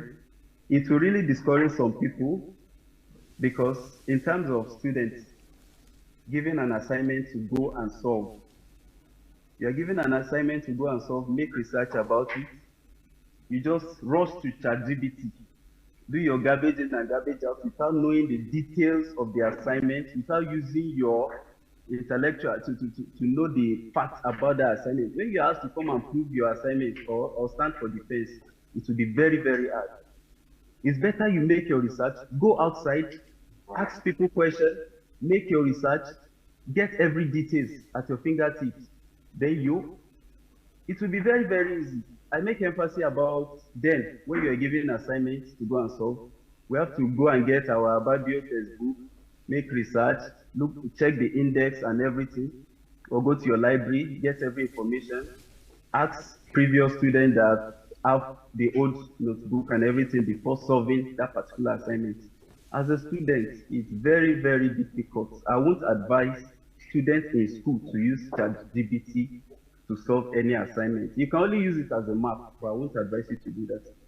Then also the disadvantage of AI. AI it will give you, in terms of customer service, so people will just look as if you are not real. You are not real. I'm chatting with robots. How sure that these people are not, you get these side hustlers? How sure? That authenticity will be very, very hard for customers to believe sometimes. Do you know the joy that is there when you chat with your customer replies you answer, you have some questions to ask, and he relates with you as a human to human, he relates with you. It's a very big something. Using AI to do that, I won't advise. Then in terms of, as a journalist, I always like to emphasize on journalists. You are asked to make a research about a trending issue and you just sit at home without doing any research or anything. You just search on your ChatGPT, okay, what is happening in ENUGU? They just give you a brief. Now you are presenting your program without any facts without any fact that you can lay emphasis on, then you know that program it won't end well. It won't end well. I won't lie to you. Yes. Thank you very much. Interesting. I mean, you have given us a potpourri of ideas, especially as it concerns what content to create, how to use AI to even make monies. You know, there are also constraints given that you just have to have data. Recently, the federal government increased the amount for subscription for data. Yeah, the tariff. Do you think that would affect how people use artificial intelligence? Because again, the argument would be that the telecommunications who provide this, data are saying that they just have to increase it because of the fact that the infrastructure, are dilapidating, and they need to invest more on it. But on the other hand, Nigerians are saying, the data is even too high for them, given our population. How do you think that Nigerians would react to this latest increase in data subscription price? The question you asked, I would like to answer in two ways. I would like to answer your question in two ways. As a beginner, it will be very, very hard in terms of subscription, because raising money to subscribe, you have to be focused and serious. You have to have enough data, enough subscription before you can start. So just put that at the back of your mind. You have to. If it's to borrow money to start it, in terms of recharging, subscribing, you just have to. Then as an expert, there is this to the business harbor. Except you are stingy. You are making money from this AI every month, and you are being paid in dollars. And we know the rate of dollars now. Except you are just being stingy. You have the money. You have the money. Even if they increase the price of everything, of the data, you have the money to pay it. Yes, I'm saying it with my full chest. As an expert, you have the money. But as a beginner, you just have to look for money. You just have to, for a start. And as a beginner, I will also advise, when you start, don't rush. Don't rush. Don't be like, don't say you want to meet someone that has 10 steps ahead of you. Start gradually, step by step. It's very, very important.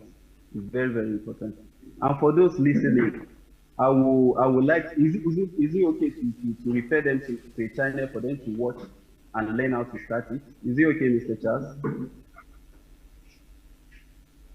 Right. Is it okay, Mr. Charles? Are you there? Yes, I'm listening to you. Is it okay to refer them to a channel that they can start with? Sorry, I didn't hear that. There's a channel for a tutorial to put them through as a beginner, just a 2-day free course for them to learn. Oh, sure. How to make money on content. Okay. There's a free training going on, and AI free faceless creation going on. You can just go to your YouTube, search for Frankly Speaking Africa. It's on YouTube. Frankly Speaking Africa is on YouTube. Just search for it. I think the class starts yesterday. You can still join up. There's still free class today. Then on Facebook, Aboki for Christ. Yes, just search for it. You will see it.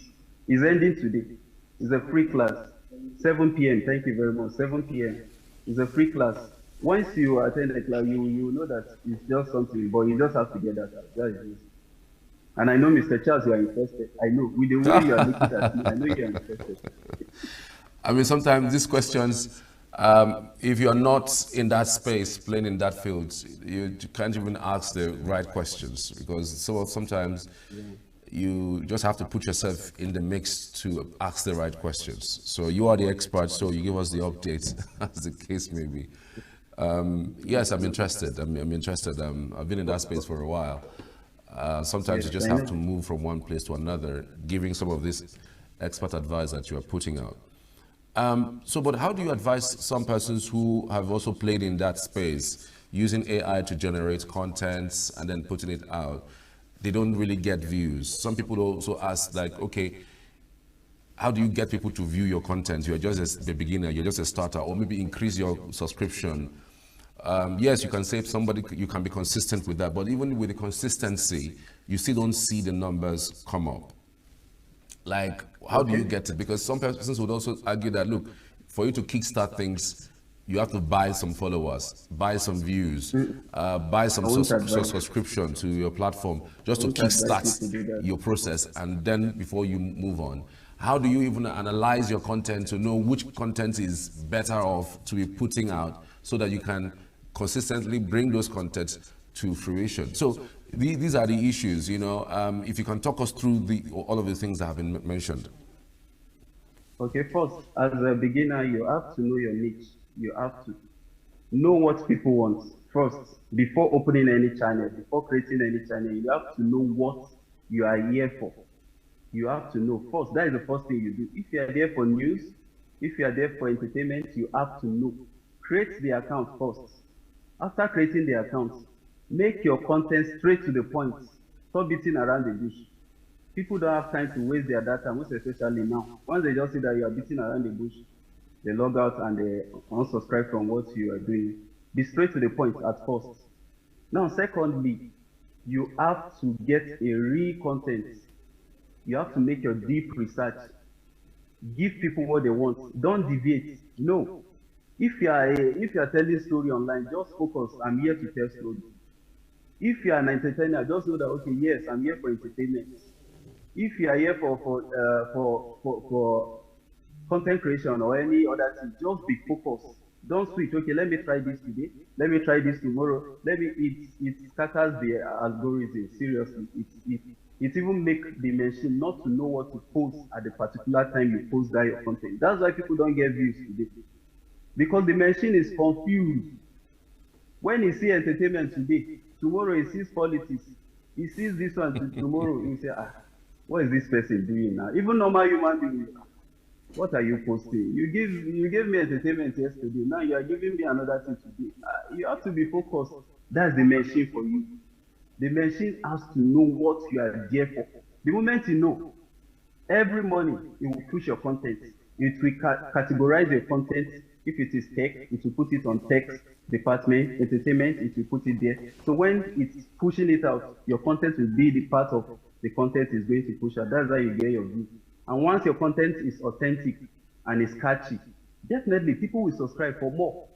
They will subscribe for more. They will want more of that content, so they will come. Then make use of hashtag is important also. There was a time that it was very, very important because it will help the machine to understand the content you are giving. If you are posting politics, you have to mention some top politics channel. You put your politics there. You put the channel's name there. You put every trending key points into those tags. It's very, very important to help the machine to know how to categorize your content. That's it. All right. Ayo, many thanks. I'm sure that this conversation would not stop here. We would continue maybe after now. But many thanks for your insights. I truly appreciate your insights on the program this morning.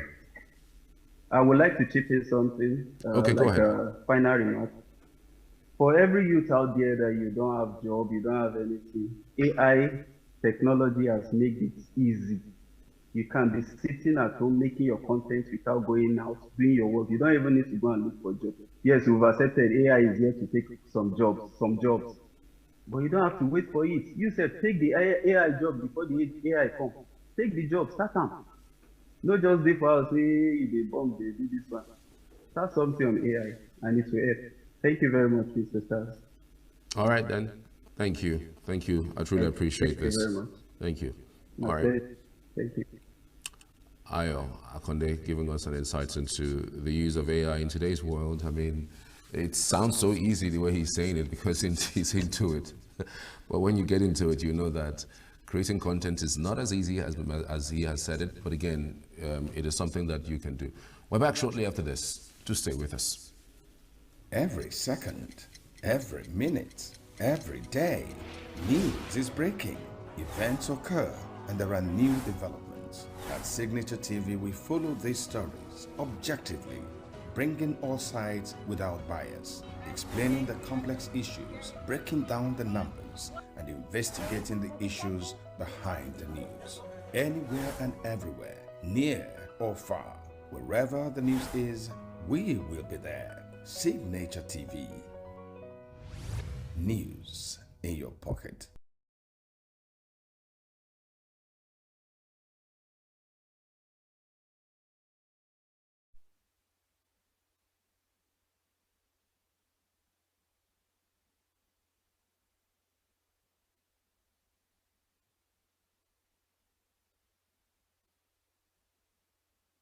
Switching gears now to talk a little more on cybersecurity.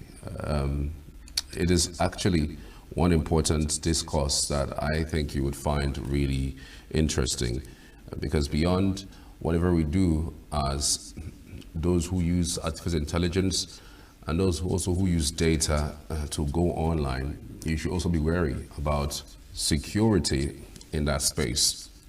So just as you go online to do your activity, genuine activity, some people deliberately go online, to look for trouble. That's exactly what it is. A security expert. Her name is Emanuela Ethelbert. She's a tech law and cybersecurity expert joining us on Zoom this morning. Good to have you. Good morning. Thank you for joining us. Good morning. Emanuela, can you hear me? Yeah, I can hear you. Good morning. Can I be Thank you heard? for joining us. Yes, I can hear you. Thank you so much. So just make this a little bit quickly as we can. What are the cybersecurity or cyber problems? Excuse me. What are the basic cybersecurity issues that Nigeria faces? I would say phishing. Phishing is like among the top 10 cybersecurity issues in the world. So basically, phishing is like one of the things that gets Nigerians, because these people that do these things are very sophisticated. So they can fabricate emails that are made to look like emails that are legitimate from your companies you've been using, from your banks. Send you these emails, have you click a link, and then direct you to a place where they can harvest your credentials, basically, and therefore use it against you. I think online scams would take the second ranking, because we get to see ads. There are cyber criminals that kind of fabricate accounts, and send messages to individuals, create ads that are looking very attractive and catchy, and then get people to click on them thinking they would get freebies, only to harvest their credentials and then use it to hack them or use it to steal from them. We have identity theft, we have social engineering, ransomware. All of those come later on, but I would say for the top cybersecurity issues we face in the country at the moment, I would say phishing and online scams. And a lot of people fall for it because these things tend to look very legitimate, try to mimic actually legitimate companies, or maybe your banks, for example, to ask you for your details. And banks keep saying they would never ask you for that, but some people still tend to fall for things like that. And that is like one of the major issues that we keep facing up until date. Can I be heard? All right, so what forms do you think online scam take these days? Because again, we've seen this thing evolve over the years, but in recent times, what form do you think online scams take? And how can you identify a scam that is looking so good? So I would say the truth is, online scams can take a lot of forms. With the invention of AI these days, there's a lot of, you can make almost anything look real. That's the truth. You can make almost anything you want as well look real. I can create a website and then just direct traffic, make it look very attractive. Oh, I'm giving away maybe an iPhone, for example. And, all you just have to do is to fill your details and, vet you and send it to you. And people fall for that, enter their details and whatnot. So I would say maybe like the easiest way, I would just say we have to be vigilant, because the truth is, no matter how careful you want to be, you can never be too careful. So I would use an example. Maybe we get a lot of emails these days, so a lot of people actually do use their emails. So for example, maybe you're used to using Amazon, for example, to shop for things, and or maybe you work for Amazon or something like that. And then you used to receiving emails from Amazon.com. And then one day you receive an email from Amazon.com dot maybe xyz.us, and people don't exactly check their email headers, and then the next thing you just see, oh, a message from your boss, something like that, you should do this, you should click this link and send something, and then you just send it because it is Amazon, right? You receive emails from Amazon every day. But the truth is, that slight change in the email header or the email address can do a lot, can literally harm your system and harm your enterprise as a whole. You know, you then upload things that you shouldn't be uploading to a different website that sort of looks like where you want to be. So I think one major issue is, first of all, not to check suspicious links. I know that a lot of things, a lot of people tend to click links just because of maybe they're trying to get something for free. But then not everything that is put out there that is free is actually free. So I feel like one major way to identify like a scam website is that they usually have a lot of ads. So as much as they try to build a perfect website, they cannot avoid a lot of ads, maybe telling you to try and bet or try and get a freebie or something like that. Those are like the first identifying factors. And then to always constantly check the email header that sends you an email. So be conscious of places or maybe that you enter your email addresses or email address that you usually use. That would save you from a lot of stress, because if you don't identify the proper email that sends you a message and just upload anything, it could do a lot to your system. You could even fall victim of a ransomware. Ransomware is like one of the dangerous cybersecurity issues, because if you fall victim of a ransomware, you could get locked down. Your entire system will get locked down until you pay a certain amount of money to release it, and that is pretty scary for a lot of businesses and organizations these days. So I'll just don't overshare things. Make sure that you're always checking the emails you receive things from. Don't just go about giving information to people that just call you and claim to be somewhere. Try to verify at least from institutions. Right. How vulnerable would you say that Nigerian businesses and governments in some way have with this cyber attack thing? Because again, we've seen severally some government organizations losing their websites. How vulnerable are we? Individuals, businesses, governments, how vulnerable are we to cyber attacks? I would want to turn one by saying this, but I would say Nigerian businesses as a whole seems very vulnerable to cyber attacks. We are more vulnerable than we think. As the day goes by, cybersecurity attacks get more sophisticated. That is the truth. I mean, the more we get digitally inclined, and then that's the more sophisticated the cyber criminals get. They are looking for new ways every day to get people. So I would say we are very, very vulnerable to cyber attacks, because a lot of websites get shut down these days, and then Nigerian businesses and even government-owned institutions are usually more cybersecurity as serious as it is. All right. For you, how do you keep up, given the emerging technologies? We understand that even the environment that we play in, there are tools you could use to even protect yourself. What sort of tools do you think are available for businesses to protect themselves, or individuals to protect themselves from these cyber attacks? So basically, in my line of work, I currently have a role as an incident response analyst and an ethical hacker. So I would, it's not exactly very easy for the maybe random person out there to understand the technical tools. But then again, there are some certain things that we could do to kind of stay safe online to a reasonable extent, because like someone would always say, we're never actually 100% safe from cyber criminals, because they would always evolve. So one thing I would definitely advise is the regular use of antivirus systems. So antivirus is something that a lot of people have heard, but people don't really pay a lot of attention to it. Antivirus is one of the things that would usually keep us safer than we think we are. A lot of laptops, Windows laptops, and even iOS come with it. But then it is advisable to go the extra mile to have an antivirus system on your phones, to have an antivirus system on your laptops. So there are very good antivirus systems out there. I think like Avast AVG, that's like something that's very popular, that you have it and then it gives you security alerts when something doesn't seem right on your system or something doesn't seem right on your phones, passwords. So there's this saying in cybersecurity field that if you can remember your passwords, then you're not safe.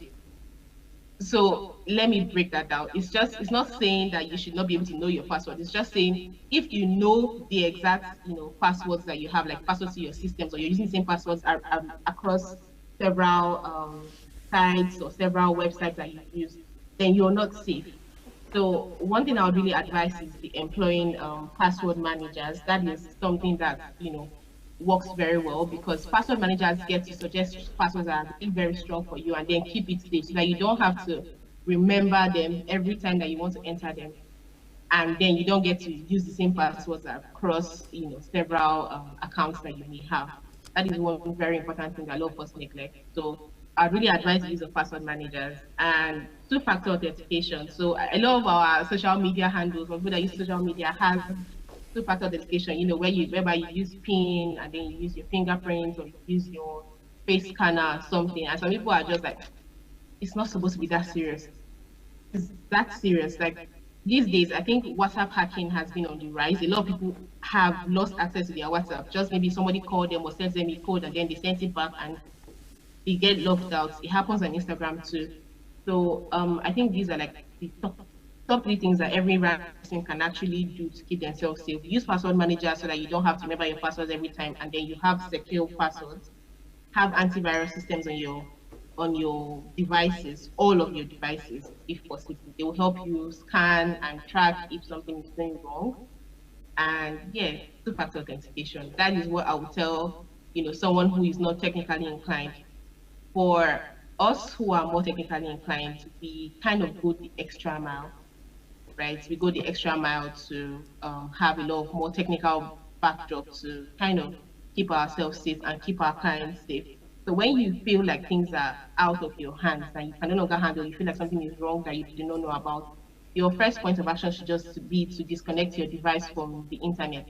Disconnect it from any internet it's connected to, and then maybe get across to a cybersecurity specialist that could help you detect exactly what is going on. But these are like a few tips that I feel like everybody should know and take advantage.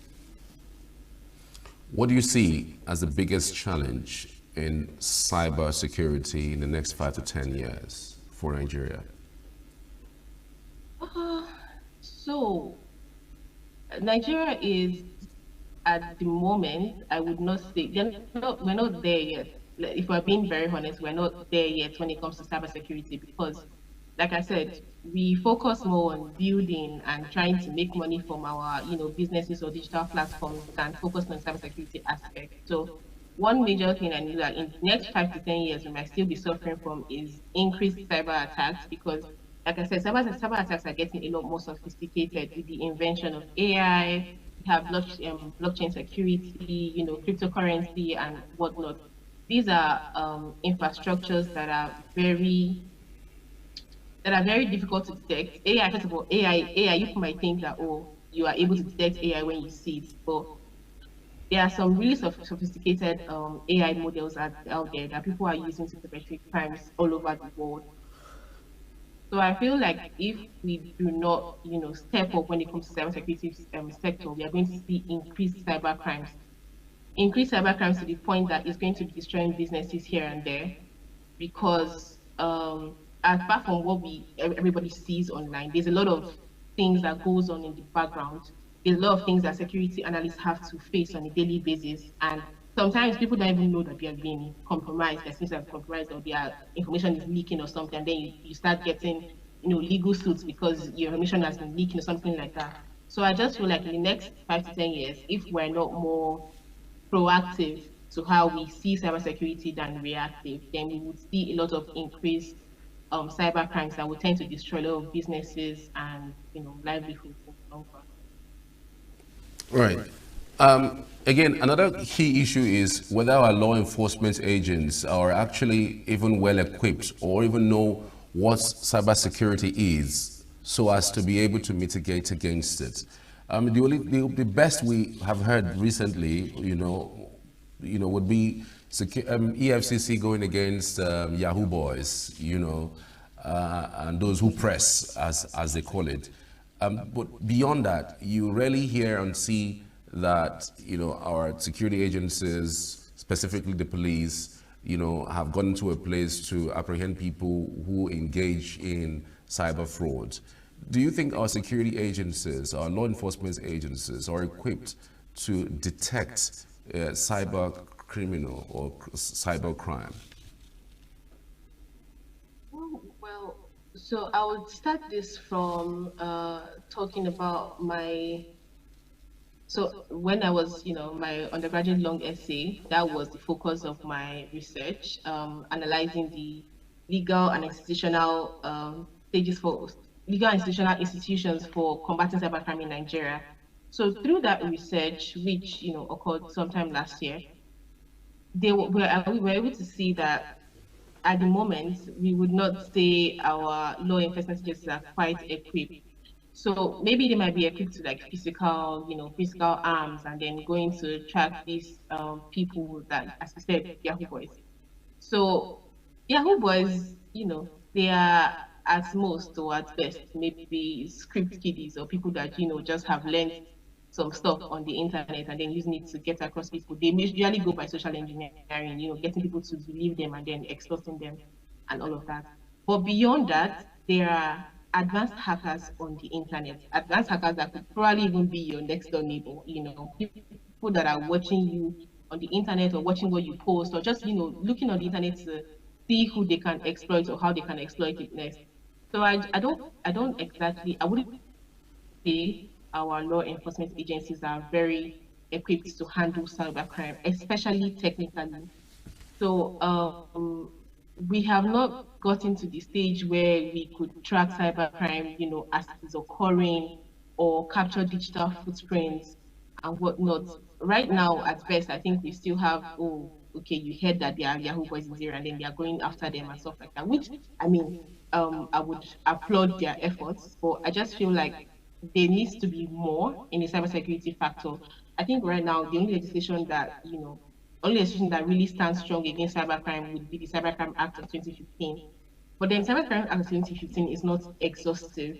So as much as it contains some certain cyber crimes, there are a lot more. And as days go by, months go by, years go by, cybercrime is becoming a lot more advanced than what we have in our laws. So I feel like of any other legislation, Cybercrime Act should be something that should constantly be updated, right? And more stringent punishments should be meted out to the cyber criminals because they are not remorseful. Like you may find out where this one is today, but then all over the world is probably linked to other cyber criminals that are doing the same thing or even worse. So I would say we're not exactly equipped technically to handle cyber criminals from now moving forward into the future. But then if more attention can be paid to the cybersecurity industry, then I feel like we would be able to get there in the long run. It's still a long shot and a work in progress, but if we pay more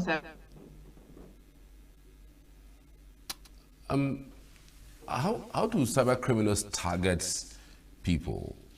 Like, how do they know who to target? Do they just wake up one morning and then, if the phishing style, they just throwing their nets in there and then hope that it comes back with a fish? Or they just take up one certain email and throw it to several persons, and then they do some of these things, and whatever one that replies, then they start off with it. How do they target people? How do they know this person may have monies that they'll be able to, steal from? In just a minute, please.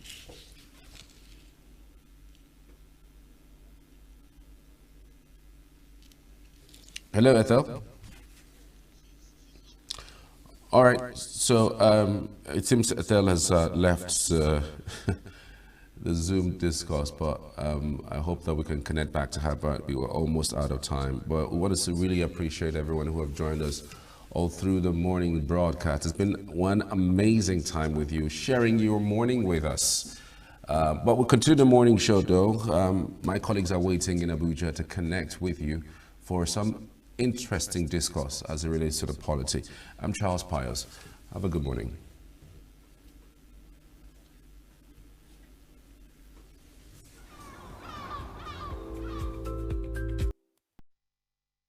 Every second, every minute, every day, news is breaking.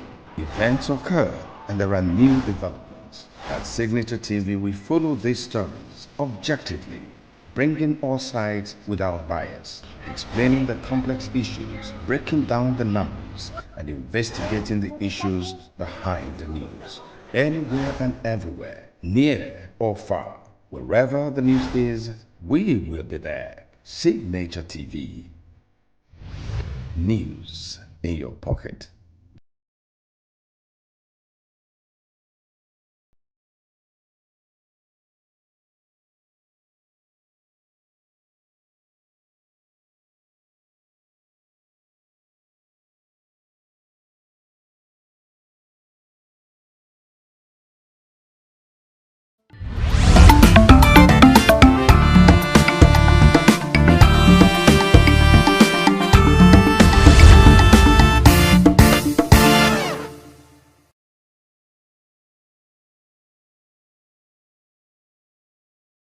In appointment by the political parties or by the governor, which we are calling from the state, from the national level, that women should be included in the decision making as stakeholders, as position holders in terms of appointment, so that we will have a say in politics. Since we have our votes, we mobilize, we gang up, we have loyalty, we have all what it takes. Less women have a voice, less women have a say.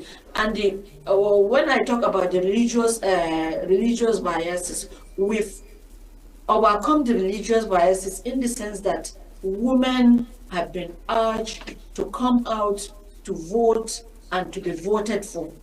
It's not against our religion. It's not against our religion, and we've been doing that. We have so many educated women that are politically vibrant.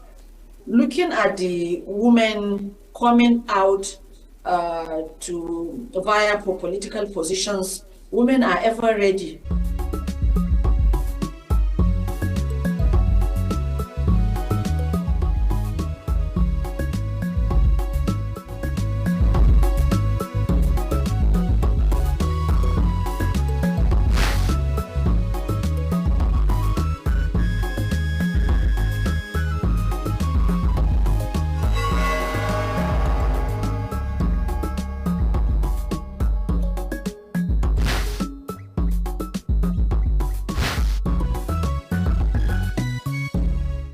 Hello and thanks for joining us. I am Obiora Ilo.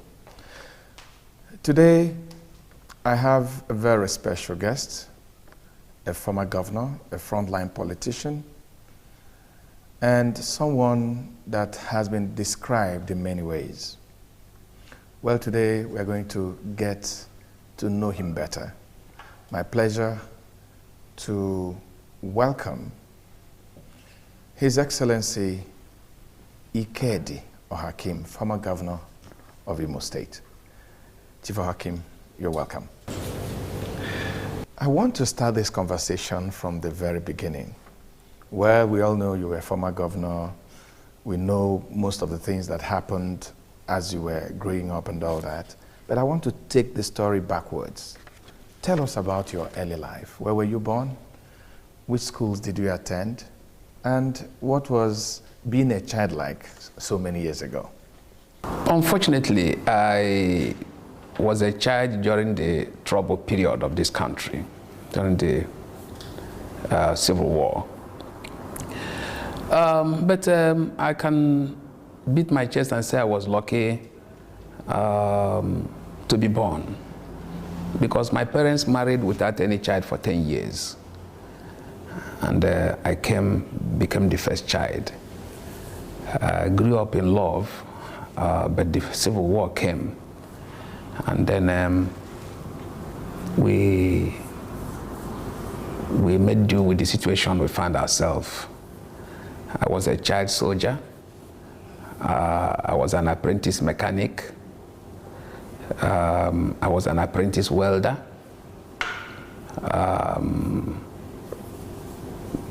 I drove a car at the age of 15.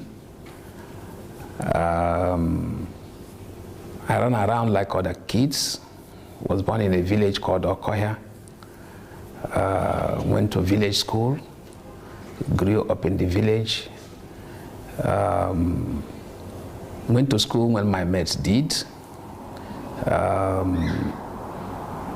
Went to the St. Michael's School, Okoya, my village. Went to secondary school in my village and completed my secondary school at the Government Technical College in ENUGU. Went to the University of Lagos. Then worked in various organizations, worked in the third largest multinational company in Nigeria, the First Aluminium Group. Went into politics very early, became a youth leader in MPP, and then continued that way, and fortunately became a commissioner in 1992-93 with President Babangida as the president. And one thing led to the other. Contested several elections in life, and then became a governor in 2007. So at what point in your life did you start thinking about politics? Was it in secondary school? Was it in the university? At what point did you see yourself playing a role in public life? I think it came to me naturally because I was following the footsteps of my father, who was a community leader.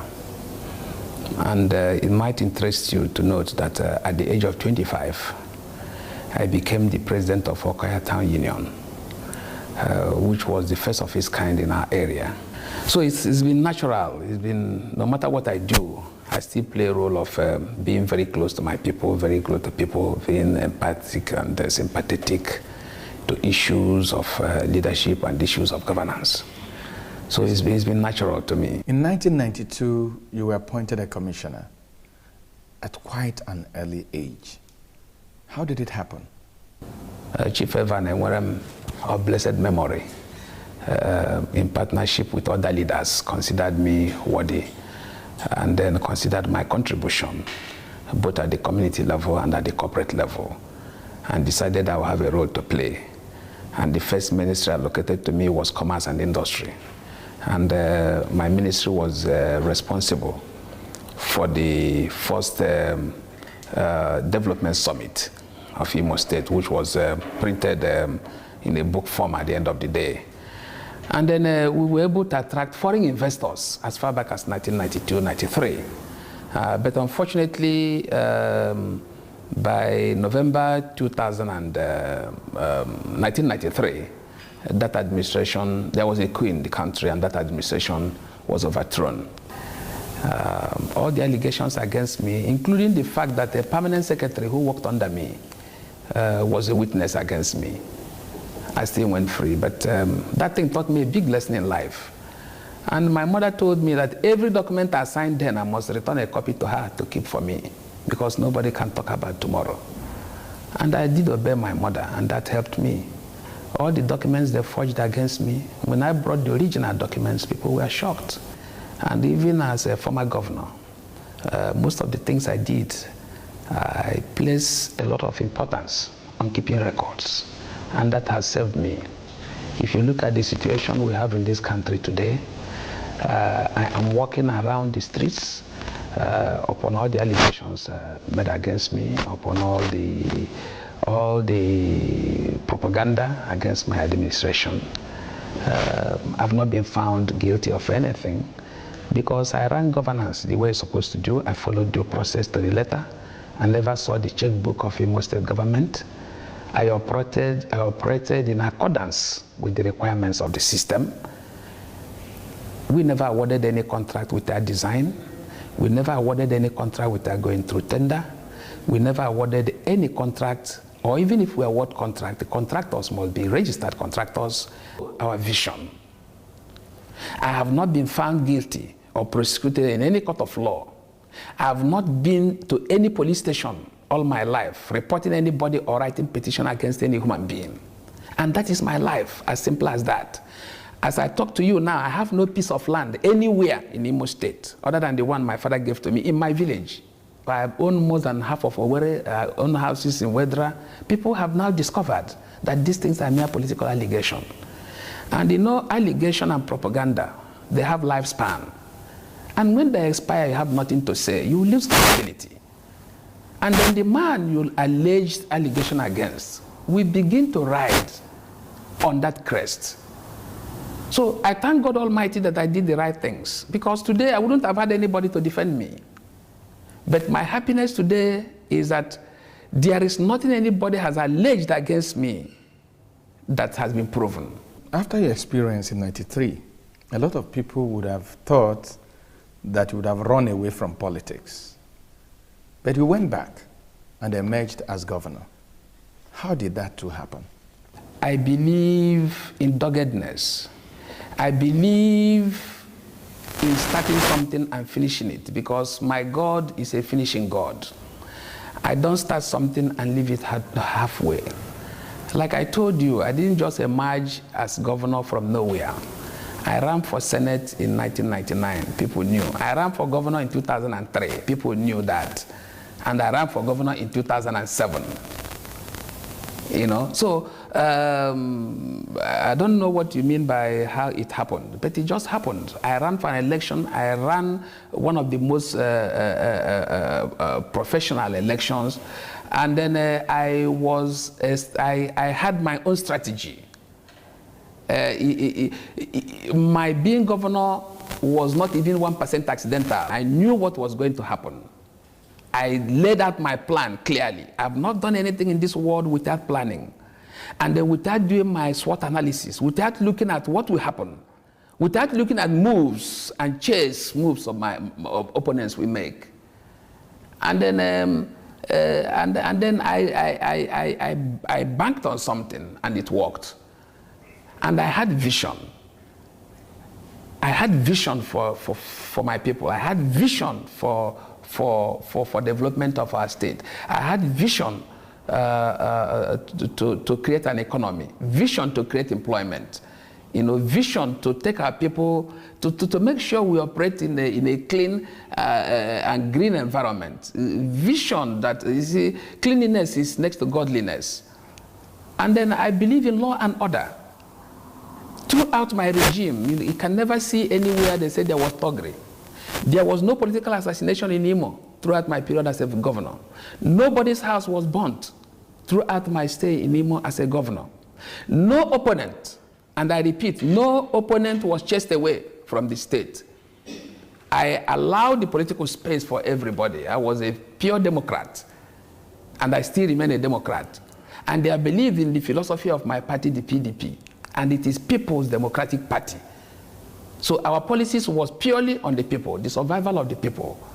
Because you must survive, you must eat, you must survive before you begin to talk about other things. And you must begin to plan for our youth. We must begin to create jobs for our teeming masses. And that was typically how to encapsulate our policy while I was in government house. You had a vision before you became governor. As governor, were you able to put your vision, were you able to make your dream of the Imo State you wanted, were you able to make it come true? We did, but we still have an unfinished business. You see, the critical thing in this country is that we must begin to educate our people. Policies that can rekindle the economy, policies that we create the type of society we are looking for, usually have long gestation period. If you want to build for posterity rather than build for the mob, if you want to build for the mob, I can begin to build town halls. These days I have learned that people can even award road contracts with mouth. And people will begin to tar roads. Those are not critical things. If you want to create an economy, if you want to rekindle an economy, if you want to create a system where people will be employed, you require a long period. You must put the structure, the governance structure down. There are certain things that require law. I listened to a commissioner, a Lagos State Commissioner for Transport speak to the media last week, talking about banning of Okada. And he talked about that there was law in Lagos State banning Okada. And I was so happy. In Imo State, when we took the bull by the horn, when first-time governors were afraid to take certain decisions, we banned Okada. We had law. There was no decision we took without law. There was a law backing that decision. When we launched the Clean and Green Initiative, there was law backing it. When we set up Entraco, when we set up IROMA, that is Imo Road Maintenance Agency, there was law. Everything we did, and you know the process of making law, there must be a bill to the House, and there will be public hearing. For example, we came up to establish a refinery. Refinery is not something you just use your mouth and you award the contract to begin to work. No, it doesn't happen. First and foremost, we acquired the land from Ohaji Eboma people, 250 hectares. We got the president of Nigeria, took our feasibility report to him and tell him this is led delegation of Imo leaders to him. And then the president was able to make an approval for us to partner with an MPC. An MPC signed a memorandum of understanding with us. We got the foreign investors who wanted the account of Imo State. We had to prepare an account of Imo State from 10 years before we came in, got it right. And then there are certain approvals you require from the federal government to be able to partner with people. These things take time. There are certain approvals you will need from the National Assembly. It has to be presented to the House. House committee will sit. So anybody that thinks that we did not realize our dream may be right in one way and may not be right in the other way. But that didn't stop us from going about to do those things that will keep our people alive. Let me give you one example. In 2008, because of the breaking of oil pipelines, our OPEC quota that was 2.4 million barrels, we were only barely making 700,000 barrels per day. But in Imo, we sat down and said, our place is a rural state. We don't have industries that are paying tax. And if we begin to lay off our people, and graduates are emerging every day, what do we do to make sure that money circulates in the rural community? Instead of laying off people, we decided we will employ. That was how we began the process of creating 10,000 graduate jobs and 30,000 non-graduate jobs. And remember that there was a bank rumor, even a newspaper wrote editorial, that how can a state government under this condition create 10,000 graduate jobs? That is practically impossible. But because we wanted the son of the poor to be able to get a job without knowing a commissioner, without knowing anybody, we decided that we must hire an international consultancy firm. And we brought in KPMG. Working with KPMG and our Civil Service Commission, they decided that they're going to do examination using the internet. And then, in my wisdom, I said, no, if you bring all our youths together, there will be cataclysm. We created a center in Kaduna, a center in Lagos, 4 centers in Imo, a center in Abia, and a center in River State, and asked Imo citizens to apply, and advertised it widely. While that process was going on, we were being flogged right, left, everywhere, to the extent that even somebody went to court to stop the process. And these guys took the examination, and it was marked instantly, and the process of employment started. It was not done in 2010. The process started in 2009. And then we employed these graduates, permanent employment. 250 of them were moved to the judiciary. And our goal was at the age of 30-something, we'll be able to produce judges from them. But the most economic advantage of that decision was that every month we will have 450 million pumped into the rural areas by salary of these graduates, so that our people will be eating. And then we created IROMA, Rural Road Maintenance Agency, to make sure that our 16,000 kilometers road will be maintained. And then we looked at the situation where people must access our state capital, and our policy of making sure that from every local government, you have a road that will take you to the state capital within 40 minutes. Before we came in, from Oboko, the hometown of the present governor, you require 2.5 hours to get to Owerri. And you can confirm that. We got an international company. Because of the erosion-prone areas, we did the 32-kilometer road linking the governor's village with Isi-Ekenesi to Sina, with 6 bridges. And we did that. We started opening the rural areas. And then when you came to the state capital, we make sure that every access to the state capital is properly designed, the drainage properly channeled, and the road properly done so that it becomes state capital. And we achieved all those goals. We created employment. We employed more than 400,000 people, directly and indirectly. And we started these key projects that will revolutionize our economy. We got foreign investors. We went to the capital market. And you know what it means, the discipline required to go to the capital market. And we did that. And we got the money. But you know that out of the money, out of the 18 billion we got from the capital market, not the 100 billion people we are counting and going to sue us in court, we left 13.3 billion in an interest-yielding account in UBA, which we handed over to my successor. 13 billion? Yes, 13.3 billion interest-yielding account in UBA. And I handed it over to my successor to continue the Wonder Lake project, which would have employed 2,000 people. But unfortunately, or fortunately, I don't know, when you leave government, it's not your business.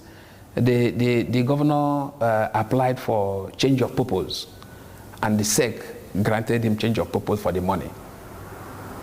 And that is it. So nobody can say we did not achieve our goal. Your opponents also accuse you of starting projects that you were not able to finish. Yes. That you had many unfinished projects. I took over from somebody as a governor. I took over from His Excellency Chief Achiku Denwa, who started very good and wonderful programs. Achiku Denwa, for example, started the annual free medical service, where he brings doctors from all over the world, and they transverse the whole of our 19 general hospitals on conducting examinations and performing surgery. I did not stop that project. I continued it and multiplied it into 2. He started the teaching hospital. In fact, commissioned the teaching hospital. I continued it. About 8 roads on when I came in as governor, including the Amara Kumangele Road, including the Ugiri Isi Alambano Mbise Road and all those roads. I continued those roads. It was Achiku Denwa that started the Concord road leading to the Secretariat. I completed that road. You see, it's continuity. Now, which projects I started? Now, if we had continued the process of the refinery, by now we would have gone halfway. The federal government, luckily, was in the process and even allocated 2 marginal oil fields to Imo State, to that partnership for the refinery. Because of that project, the federal government allocated, brought in certain projects that will help the movement or the realization of that objective. A housing estate was brought into place. We got a housing estate. We got marine police. We got the naval base, the dredging of the lake, building a port, plus the Wonder Lake, everything because of that refinery. And those who invested on the Wonder Lake project from overseas invested because of the refinery. So that place would have been an industrial hub. And by now, those who are, it would have created a lot of jobs for our people. So these are projects that requires vision, that requires thinking, that requires project management to push. So if you look at the 3 critical projects we undertook, the refinery, the Wonder Lake Resort and Conference Center, and the Inner Ring Road. For example, the Inner Ring Road was not our design.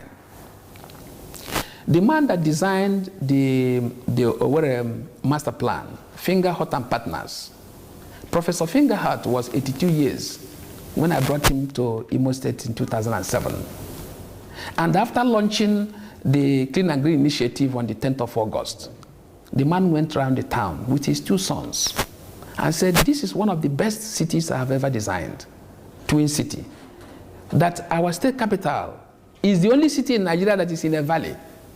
And that there was 62 manholes designed in that city that all have blocked.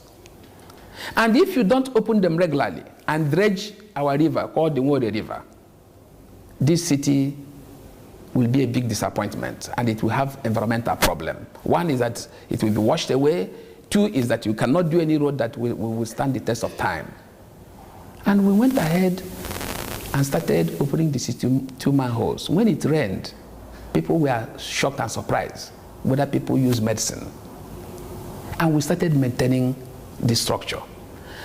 Now, the man came and said, look, if you don't achieve anything, the ring road, there are 3 ring roads that connect Imo State to make it a 1 city state. The inner ring road, the outer ring road, and the outer.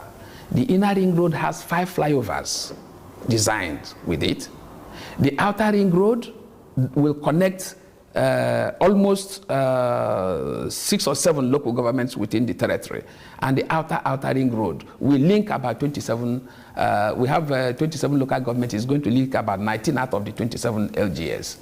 And we started the outer ring road, and the inner ring road with the flyovers. And the fund for them, the part of the fund was to come from the money we got from the stock exchange, which was cheap fund. We never went to the commercial bank to borrow, except when we require bridging financing, a small amount which you will pay. Because if you are a governor and you are targeting 4 years, you have only 3 dry seasons to do your road construction. So you can as well take some bridging fund and begin to work and pay back as you get your allocation. So that's exactly what we did. So we never abandoned any project. We continued the project of others, and all the key projects we started were not projects meant for the mob or for people to clap for us. They are projects meant to support our economy. When we arrived in 2007, the hotels in Imo, we had about 2,000 hotel rooms. By the time we left in 2011, we had up to 10,000 hotel rooms with 90% occupancy. You know, and you know what that means to our economy. By 6 a.m., our women sweepers had completed cleaning Imo State to take their children to school. There was law and order. You know, people respected everybody, money was circulating, and we made sure that 90% of the contracts in Imo State were given to local contractors. When we are working in rural areas, we must make sure that contractors come from that local government, suppliers come from that local government. Yes, you handed over 28 billion. Yes, more than 28 billion. But what was the debt profile of the state when you left? Well, I don't know what you mean by debt profile. When I handed over that money, what was outstanding, the debt profile of Imo State was no more than 3 billion, which was a kind of bridging facility. I didn't borrow money from any commercial bank other than bridging facility, which we paid off. And again, what may even surprise you is that the fund we got from the capital market, we had already paid 7-point-something billion out of it. We have already paid back about 7-point-something billion out of the money. Out of the 18? Yes, out of the 18 billion, we had already paid off. It's as good as that. And these records are there at the stock exchange. It's not a hidden thing. It's there at the bank. You see, everything we are doing, we must be evidential. Because government is supposed to be a deity, and anything that comes out of the mouth of a governor is supposed to be the truth. The whole truth and nothing but the truth. One of the big issues which analysts over these years say cost you your re-election in 2011 was the accusation that you ordered the Reverend Father to your government house and you flogged the Reverend Father. I'm not sure you quite denied it. Well, I denied it. You know, I did everything humanly possible to say it was capital lie. Did you flog this Reverend Father or any Reverend Father in your 4 years as governor? Okay, let me answer you directly. I did not. I never. I would have never. I couldn't have. It was practically impossible for me to, looking at my upbringing as a Christian. And I call people's attention to Exodus 20:16. That should not levy false accusation on your fellow human being. But let me draw your attention to what happened last Sunday. As I was celebrating my birthday, I decided to worship at the Adoration Ministry in ENUGU. I remember that it was Father Mbaka who popularized the song that I flogged the Reverend Father. And today I call Father Mbaka a leader. I call him a man of God, a true man of God. Because in the whole world, it is practically difficult, if not impossible, for any leader to say, I made a mistake or I was deceived. Did Father Mbaka say to you that that information was wrong? Yeah, it was there. It's publicized everywhere. It's everywhere. Last Sunday, I worship at the church. I went there for my Thanksgiving, my birthday Thanksgiving, and he told the congregation that he had realized after investigation, after speaking one-on-one with the Reverend Father, who now told him that if he sees Hakim, he wouldn't even know whether Hakim is tall or short. He wouldn't even recognize him. He only saw him on TV. He sees him on TV or newspaper. That Hakim never flogged me. Hakim never touched me. Hakim never ordered anybody to flog me. Nobody even flogged me. And then I have taken it. Do you have what you're telling me documented? No, it's on tape. It's on YouTube now. People that go to YouTube can see it. It's on YouTube. I think some radio or television stations have started broadcasting it. Most of the newspapers have broadcast it. It's on the internet. It is not hidden. I have been vindicated. Governor, I'm not trying to interrupt you. But tell me what happened. What transpired? Because, as they say, there's no smoke without fire. What happened between you and the Reverend Father? I was not even anywhere near the incident. What happened was that I had a function and I was in Owerri, not even in the village. Then my convoy was coming back to Owerri to meet me. They left my village to come back to meet me because I told them to wait for me in the village, that when I arrived, that I will come straight to the village because I was traveling with one of my colleagues. And they were coming to meet me. And when we came in, the second convoy had already taken me to Owerri. The news I had is that they had an encounter with somebody who was blocking their way. They suspected that it might be somebody they sent. Because remember, at that period, even within the same week, somebody wore a robe, a Christian robe, in ENUGU and kidnapped somebody. It was on the news. And then they said, they asked the man to follow them to the office of director of SSS. And they took the man to the office of SSS, interrogated him, and he told them that he was a Reverend Father. And they released him. But they left, the interrogation took about 2 or 3 hours. When I got the information, even the news has not gone to anywhere, I got the information. I started looking for the Reverend Father. Where is the Reverend Father? And then, there and then, The 3 people involved, I sacked them. The director of SSS, I made an application that he should be removed. I took the entire cabinet of Imo State government. I went to the Archbishop AJV Obinna. I'm saying this on camera.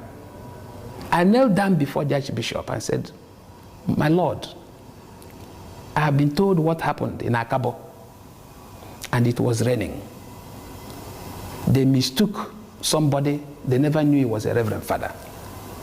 I want to see the father because they said I cannot see the father unless you authorize that I should see the father.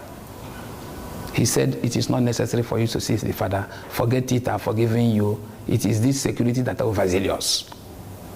And that was the end of the story. And I believed the Archbishop that he had forgiven me, or forgiven what happened. Because I didn't want any problem. Because the state I govern, the state I stayed, even one of my greatest opponents had a problem. I flew him abroad, took him to an international hospital, cured him, brought him back, and he still continued fighting. Is that where I will arrange for a reverend father to be flogged? Now, the next thing I heard was that some people went to ENUGU, and you know, Father Mbaka is one of the most courageous preachers we have ever seen. And then they went and tabled it before him that I flogged the reverend father. According to him, in the last Sunday, he tried to reach me, he couldn't. Even though I didn't know he was trying to reach me. And then he was able to preach and was able to compose a song on how I beat the reverend father. And then a politician in Imo acquired 27 buses, fixed microphone, and started playing those records in every market day. We have 8 market days, and they were taking them from market to market, from church to church. And then he got about 1 million copies of the CD and was distributing them. And that became his campaign material. Every effort we made, even the media, some of them refused to listen to us. People were even writing editorial, and they believed everything. Some people went and even concocted computer pictures on how I was flogging the man, you know. But today, the truth is clear. And I told my people that I went to worship for my birthday. I didn't go there to begin to talk about flogging Reverend Father or not flogging Reverend Father, because I had put that behind me. But it was the father, the great man, that came up with the story. And then told me that, listen, I have finished everything. I have to tell you the truth. Even if you die today, that is not good for you to go and die with the impression that you flogged the Reverend Father. That most people still believe it. I thank him. And I thank one of the Imo leaders, because in this world you must have to investigate. One of our leaders did 2 things. One, he went to the capital market, to the stock exchange, to find out whether I borrowed 100 billion that made people go to court, and they told him no. He went to Father Mbaka and to find out what happened. He even went to the Reverend Father that said that they said I flogged, and after gathering the information, he came to me and said, listen, I have now discovered the truth. He even called leaders meeting without telling me and said, listen, it looks as if we are hasty in judging this man. We should have done our homework. We didn't. We may have made a mistake. This man did not do any of those things. This man is futuristic in thinking. Why don't we allow him to complete his tenure? And then he came to me and said, listen, you have to follow me to Father Mbaka. I said, no. He insisted, and I followed him. And then when we got there, Father Mbaka called the Reverend Father and put it on speakerphone. And the Reverend Father said, oh, Hakim never touched me. And I took it, I didn't tell anybody. I went home, I prayed. And God has been very, very kind to me. My health is better than when I was a governor. I'm closer to my family today. I've not been dragged to anywhere since I left office. And then until I went to this church to worship for my birthday. And then the Father Mbaka had to, I don't know how to describe the favor he did to me and the Imo people by coming out with the truth. I wish we'll get this material, because it's, I find it very hard to believe. I hope we'll get this material. I thank God this man or Hakim is here. When he was accused of beating a priest, Catholic Church in Ebaka, and that was his doom. I know eba compose egwu. O Hakim tiri fadi ihe. Ọ gaghị achị anyị ọzọ. Onye ahụ tiri fadi ihe. Ọ gaghị achị anyị ọzọ. With our weapon of justice, I have to invite the priest myself. It is good. This information is in the tape. I buy na moto Juba. Father Biko gwa m eziokwu. Because eventually, Hakim came to my house. Before the Blessed Sacrament, he swore. But by then it was already late. Father no where. Within the father knows. Why what actually happened? Father no where to hear me president. Or father Hakim. Or Hakim Afro there. Because such an ugly stigma should not follow him to the grave. Even if he will not be another governor of Imo State, let it be known publicly that Hakim did not beat you. Somebody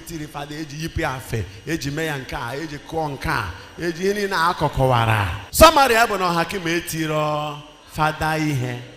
So Hakim, God will bless you free of charge. But people say that cost you your re-election. Do you have any regrets?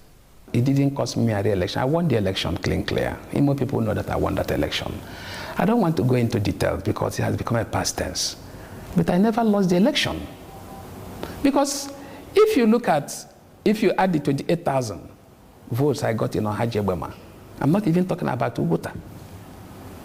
The election was won in the first ballot of 25th of April 2011. You are also aware that those who kidnapped the returning officer of Ohaji Egbema and took him to Bolingo Hotel in Onitsha and locked him up for 3 days have confessed. Even the man himself, the returning officer, Ngozi, has also confessed, even put it in affidavit. But you know, what happened to me was not a mere losing an election. It was, I don't know the adjective to use. It was a coup, concocted coup that removed me from government. Some people said you also lost the election because you had become high-handed. You were allowing the power to get to you and all that. That was a lie, capital lie. You know, when you do something, you must fabricate something to defend yourself. People must have to make allegation. How can I have high-handed? If I have high-handedness, I wouldn't have left the political environment free for everybody to play. If I had high-handedness, I wouldn't have allowed the children of the masses to get jobs without bribing anybody.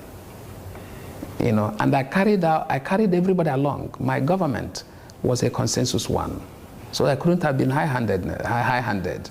Okay, when people hear rumors that you may be getting ready to go back to the government house, they keep asking, what did Ikedio Hakim forget at Imo government house? It's laughable. I forgot something. And I think I'm the only person that forgot something in government house. What did you forget? We have an unfinished business. We have our vision. We want to finish that business. And we want to work with everybody to finish that vision. We cannot abandon that vision. We cannot abandon the project to elevate Imo to a great height. And nobody has faulted our vision. You know, so I forgot something. And if the Supreme Court had given me judgment in January, my tenure would have continued to 2018. People would have had patience.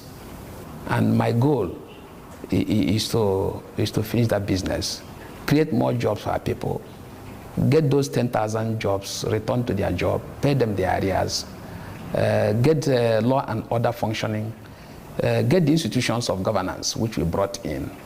And since we left office, people will tell us how many federal projects we have attracted to Imo. And then we had a formula that was working. We were working in partnership with the federal government, attracting projects. My regime in Imo saw president visit 3 times in Imo State, either to commission projects or to commission programs. And we had world-class programs and projects, which was not allowed to germinate or begin to have the taproot that will enable it to move. That unfinished business is what we want to go and finish. Okay, recently at the Oputa burial, some events, some things happened, and a lot of people were surprised about the position you took at what happened at that burial. Considering, in quotes, that people involved were political opponents, what was your interest in taking the position you took? Okay, thank you very much. I would have thought. No, it's very surprising, you know, and I know many people have started asking me questions whether I am now working with Okorocha. Charlie Boy is my friend. You will recall that the father was the chairman of the transition committee of my administration, who chairman the 164 wise men that came up with the program we ran in Imo, because we ran a consensus government. When some media people ask me about the issue of taking microphone from Governor Okorocha or not allowing him to speak, I said it was wrong. I wasn't defending Governor Okorocha, but I was defending the institution. Governance or government is like a deity. You don't begin to demystify government. If you do that, the society will be in disarray. That was the only thing I said. And again, I put up a caveat. I said that Governor Okorocha should also see the effect of coming to a public function and preventing him from talking or collecting microphone from him. Because what goes round comes round. Governor Okorocha started it. Okorocha will mount a rostrum and he will abusing President Jonathan.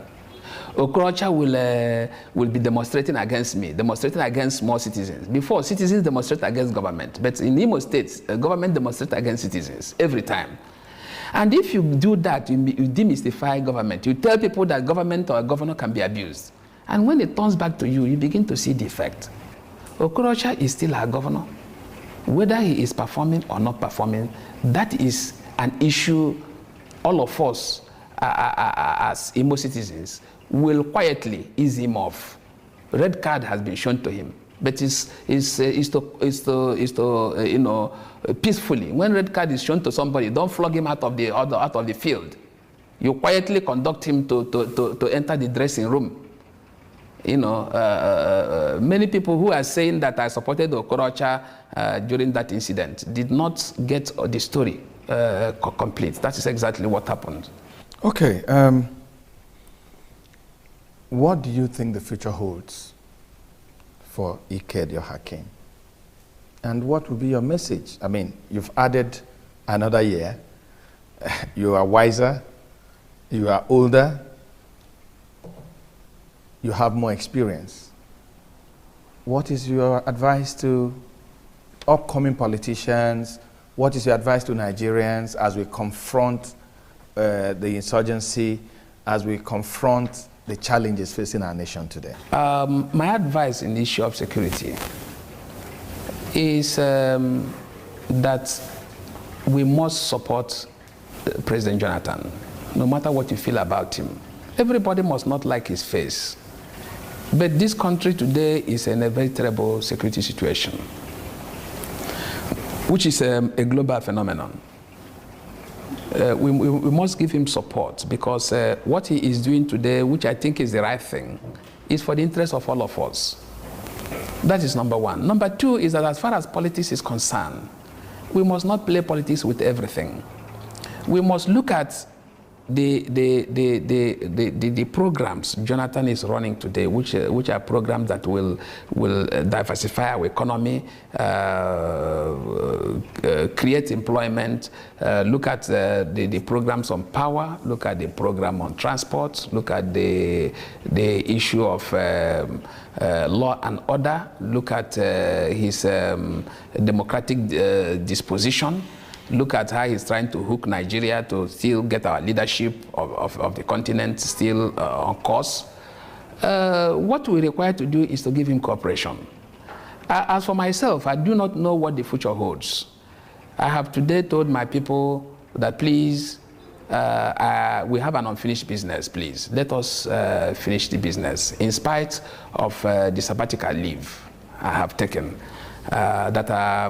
that sabbatical leave or what happened to me will make me a better person, a better governor.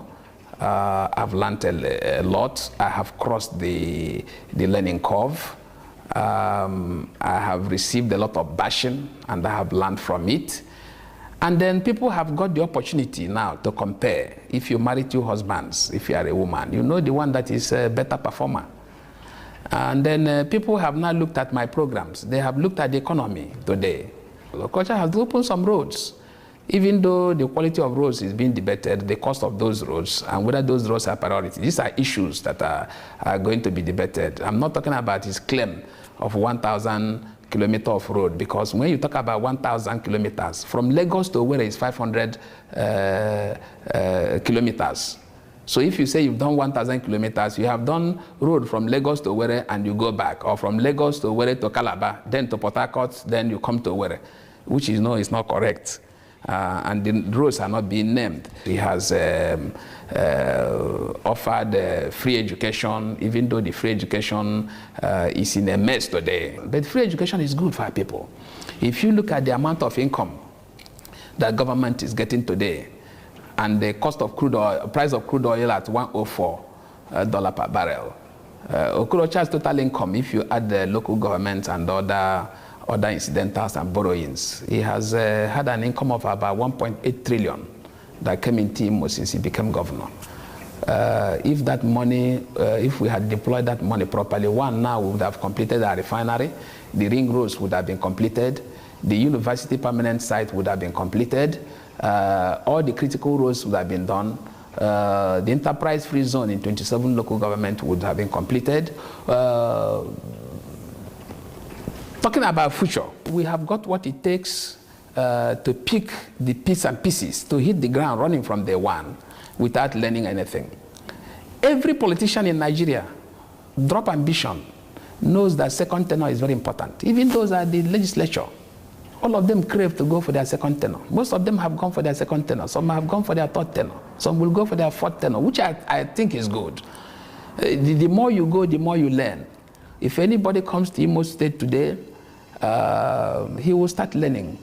And by the time you start learning with the type of biting economy, I don't know whether we'll be able to cope. That was why I came out to say, if my party nominates me, that would be the best thing. But if my party nominates any other person, as a good party person, I will support that person with all I have. Because the most important thing is to make sure that we repossess the government house.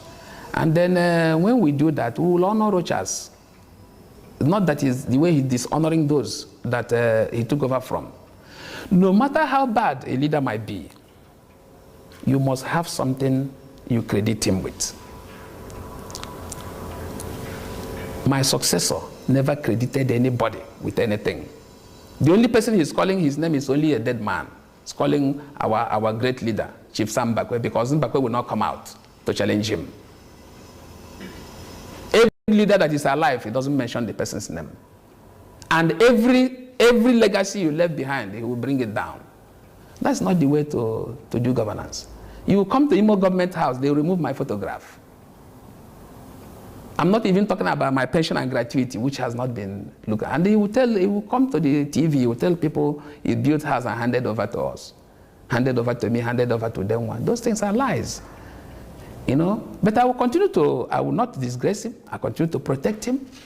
And I'll continue to do the right thing and protect governance, which is the most important thing. Excellency, I'd like to thank you for your time. Thank you very much. Well, I've been talking with His Excellency Ikedio Hakim, former governor of Imo State. I am Obi Orilo. Thanks for watching. Signature TV. News in your pocket.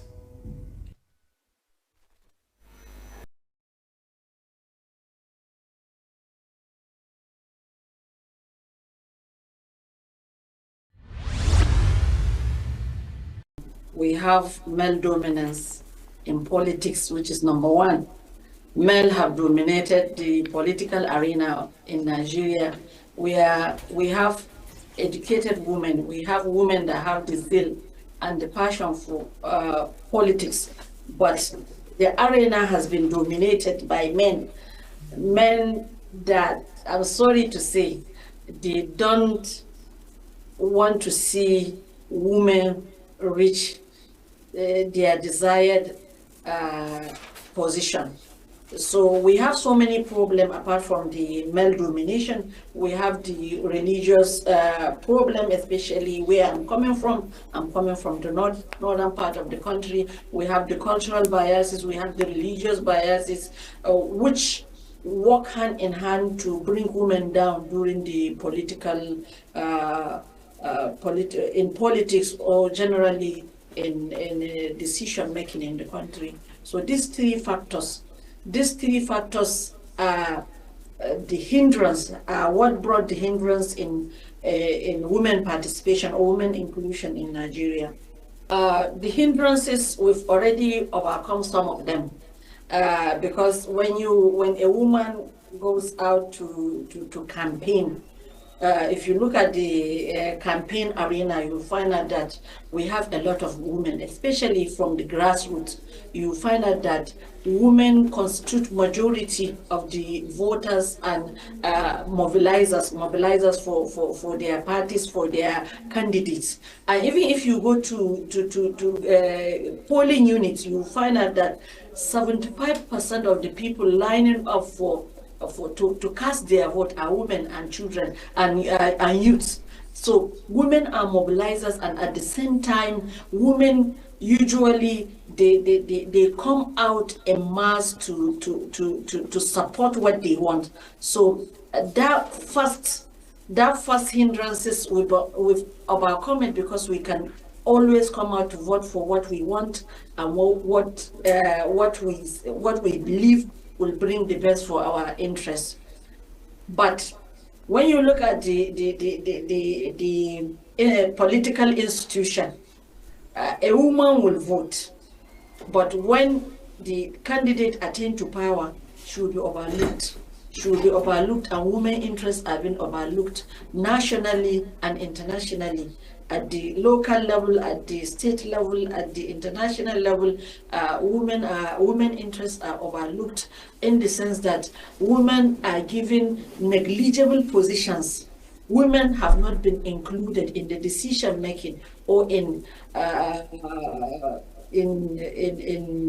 appointment by the political parties or by the governor, which we are calling from the state, from the national level, that women should be included in the decision making as stakeholders, as position holders in terms of appointment, so that we will have a say in politics. Since we have our votes, we mobilize, we gang up, we have loyalty, we have all what it takes. Less women have a voice, less women have a say.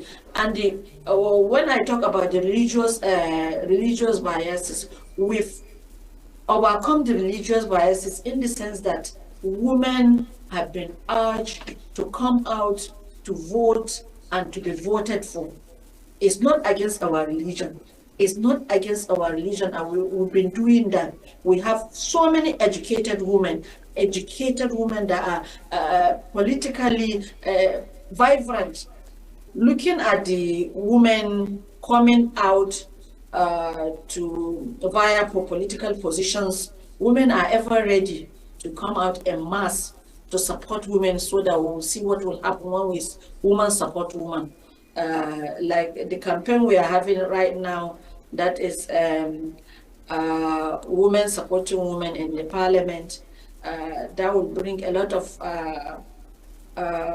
fruitful, encouraging atmosphere for women to be voted for.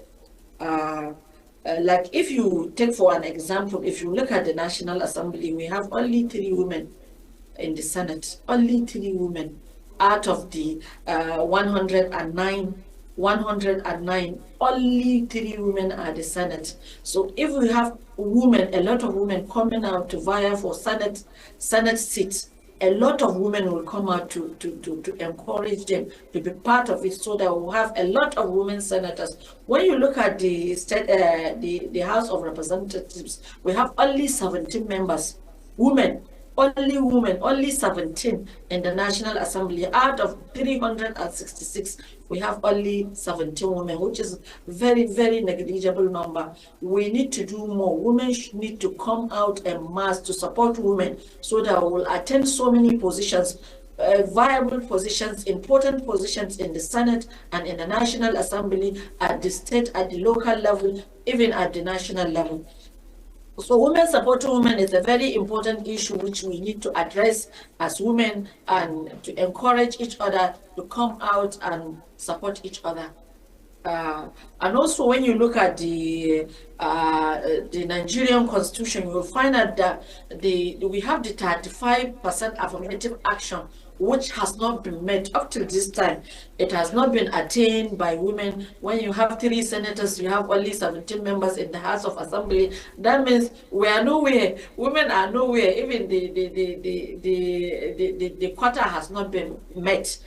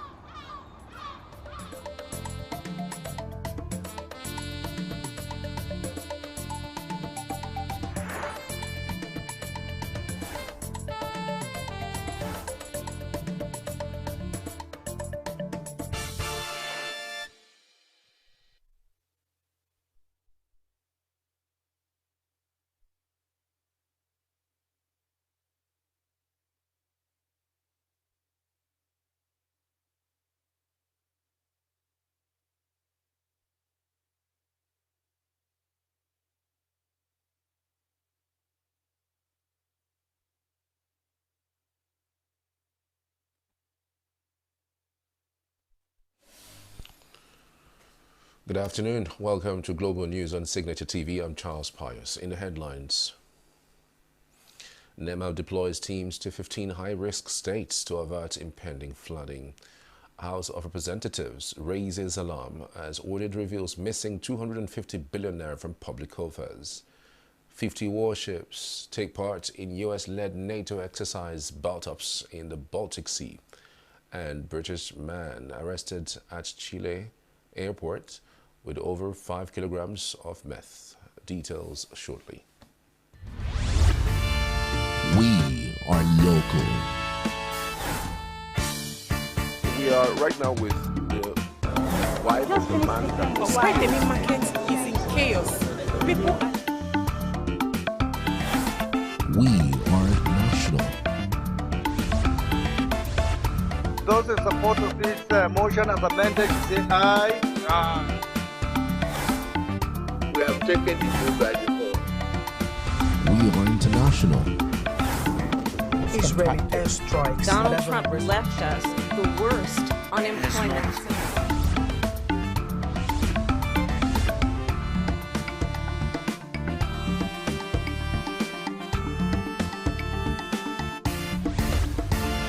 Signature TV, news in your pocket.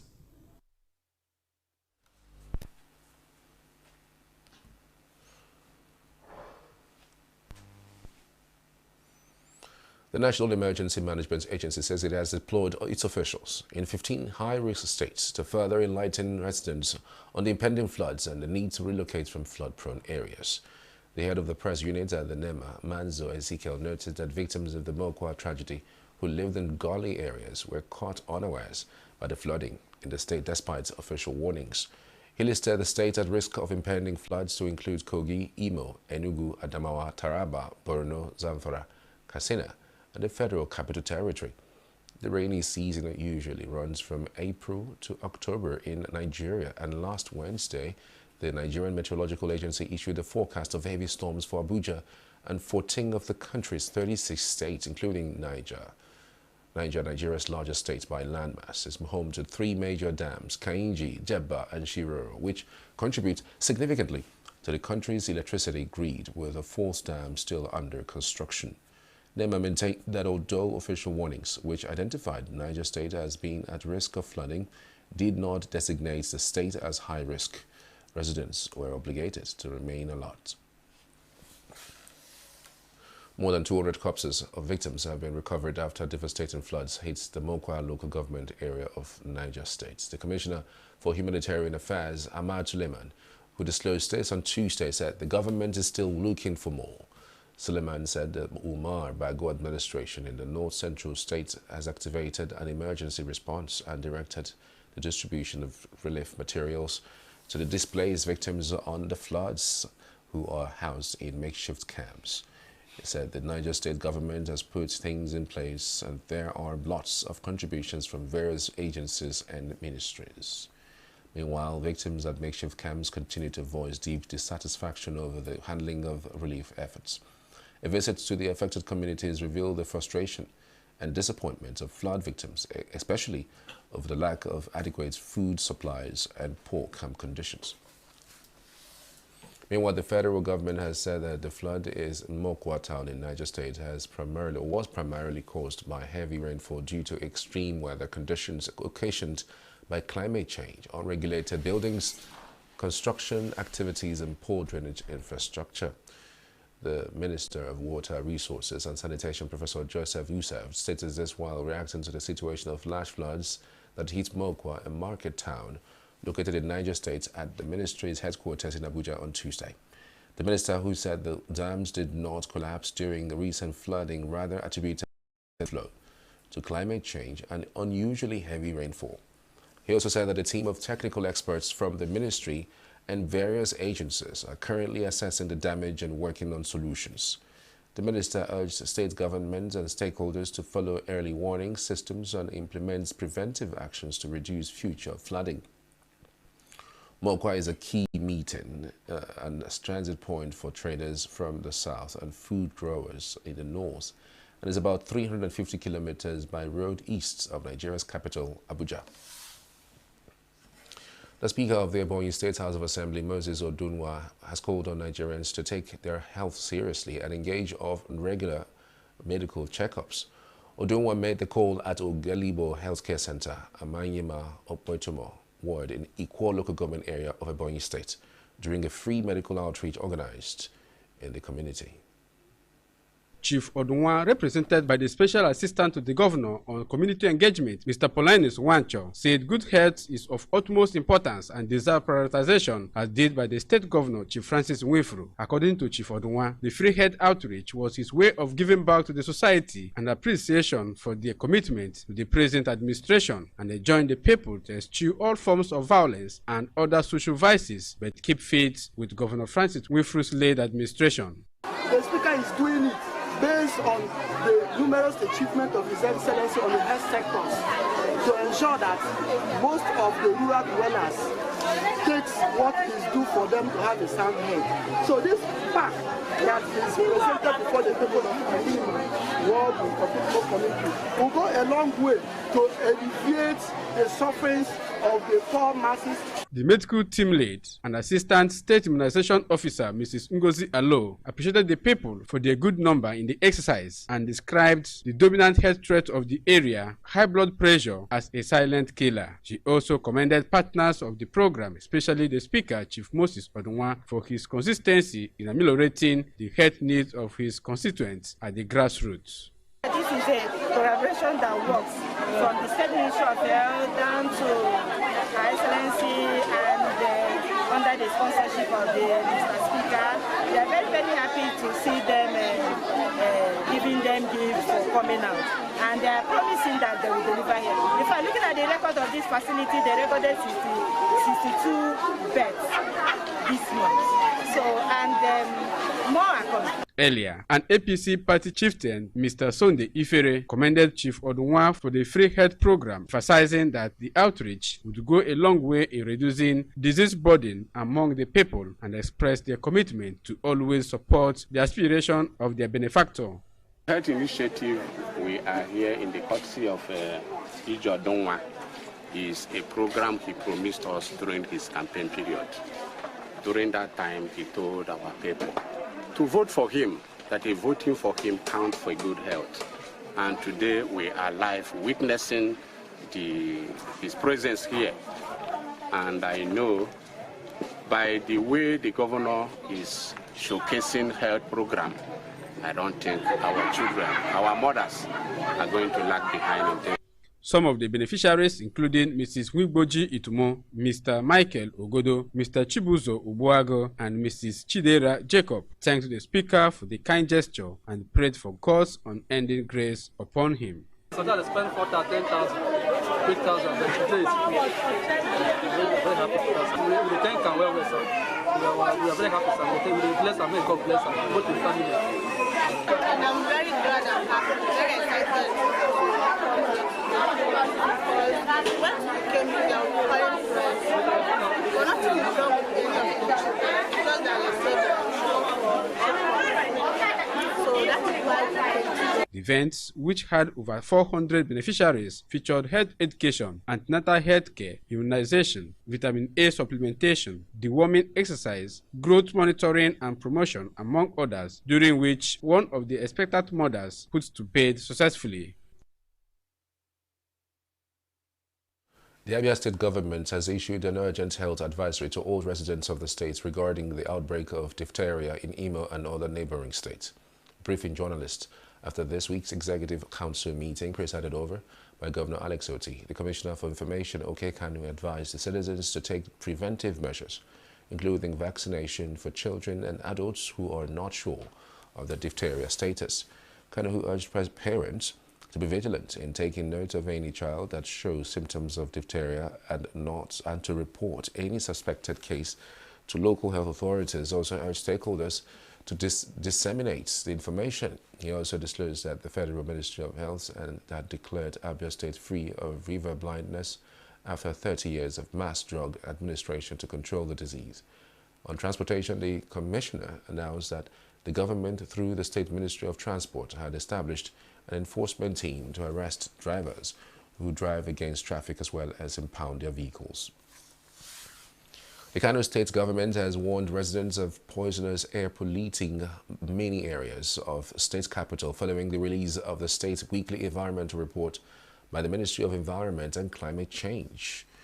The air quality assessment was conducted between May 26 and May 30 and revealed that there was pollution in specific areas or places, such places as Gaida, Jarin, Sabon, Titi, and Sharada Market in parts of Kano Municipal and Kombotso local government area. The report specified that the air in those neighborhoods is currently unsafe and that there may be a health risk to those residents as further loss of air quality may contribute spreading respiratory illness and other diseases associated with pollution. It revealed that residents of Jarin and Gaida, two of the affected areas, have reported a noticeable increase in health issues, particularly persistent coughing and respiratory infections among both adults and children. The ministry said it planned to implement environmental response measures in the affected areas, but said it is the duty of everyone to take good care of the environment as environmental stewards.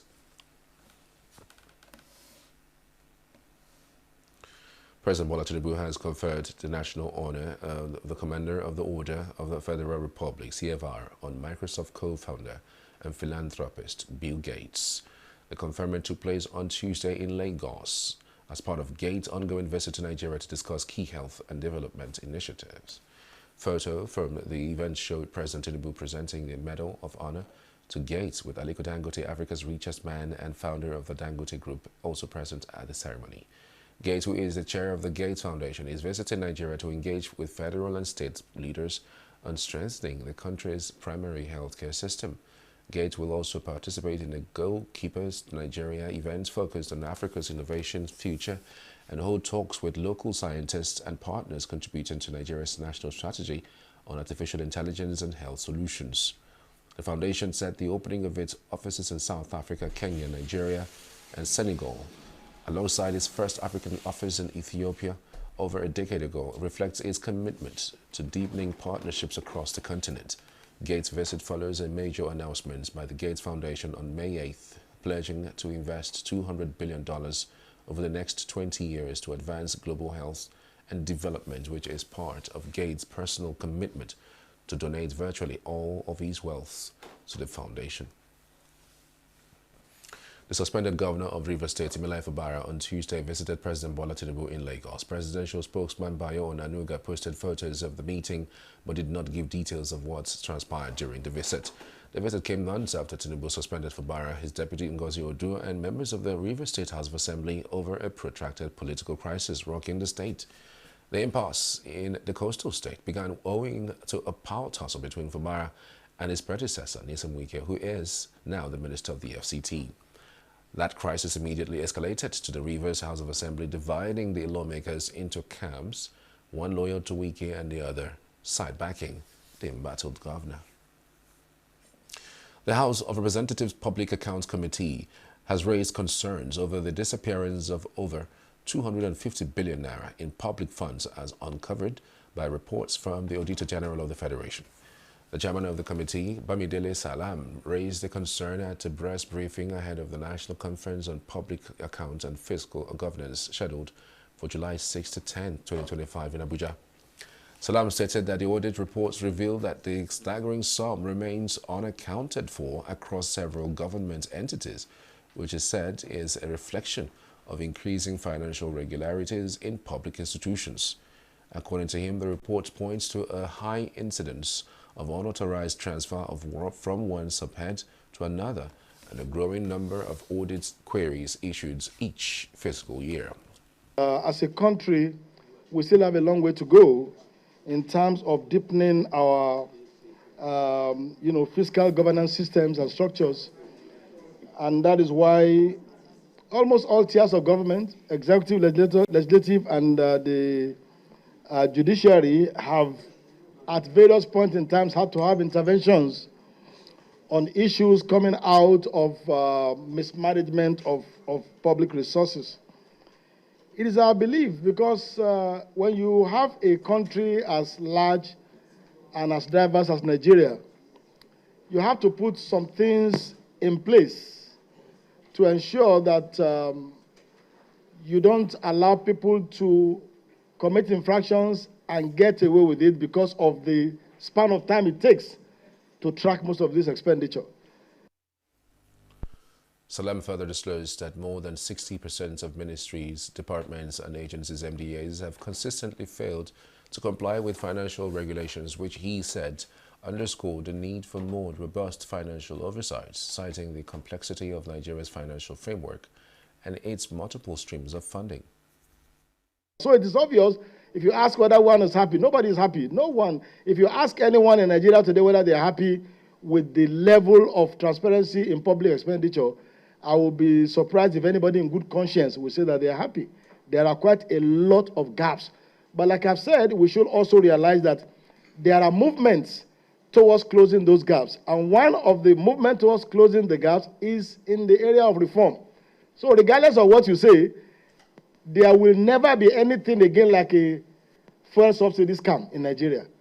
Because the source of that scam has been taken away. There is even no subsidy again. So when you close some of those gaps, you also achieve a certain degree of reducing, the propensity of people to, do all manner of things untoward with public resources. And we are looking forward to more of such reforms by government, and we're sure that this kind of a conference will bring up a number of issues that will translate into greater reforms by the executive and greater legislative action by the parliament. The upcoming conference forms a central pillar of the 10th Assembly's legislative agenda and is designed to reposition the country's public financial management structures. Up ahead, Nigeria's defense chief proposes fencing borders to curb insecurity. Mahmuda terrorists resume attack, kill 3 in Kwara community. Details of these and more for the break. To stay with us. We are local. We are right now with the wife of the man that was... Why the main market is in chaos. People... We are national. Those in support of this motion as amended, say aye. Aye. We have taken the vote by default. We are international. Israeli airstrikes. Donald Trump left us the worst unemployment.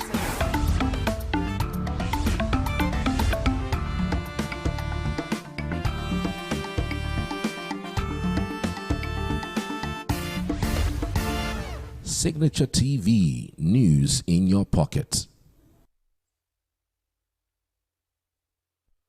Meanwhile, the House of Representatives Committee on Basic Education Examination Bodies has issued a 24-hour ultimatum for the West African Examinations Council, WAEC, to submit a comprehensive report detailing the circumstances surrounding the controversial conduct of the 2025 English language examination. The committee chairman, Ofoji Oboku, issued the directive during a session with the head of WAEC office in Nigeria, Amos Dagnott.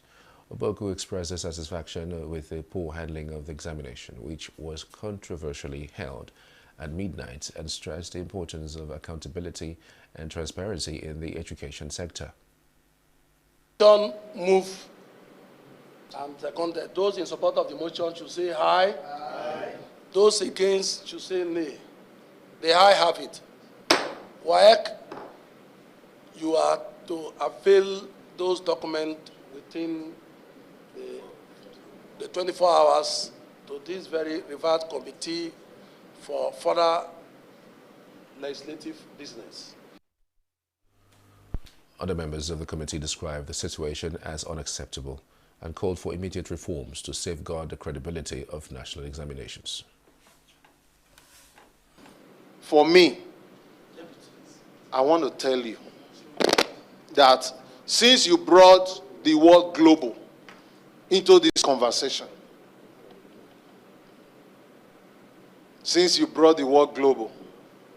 I want to tell you what should be done when something like this happens globally, using your word. Sir, admit to the Nigerian people you have failed. You have exposed Nigeria to the level that people are laughing at us. At a point, I was asking myself, is this a sabotage against the government? I am not part of APC government, but is it a sabotage, or is it ethnical in the sense that look at what happened in JAM, look at what happened in WAEC. I come from Southeast.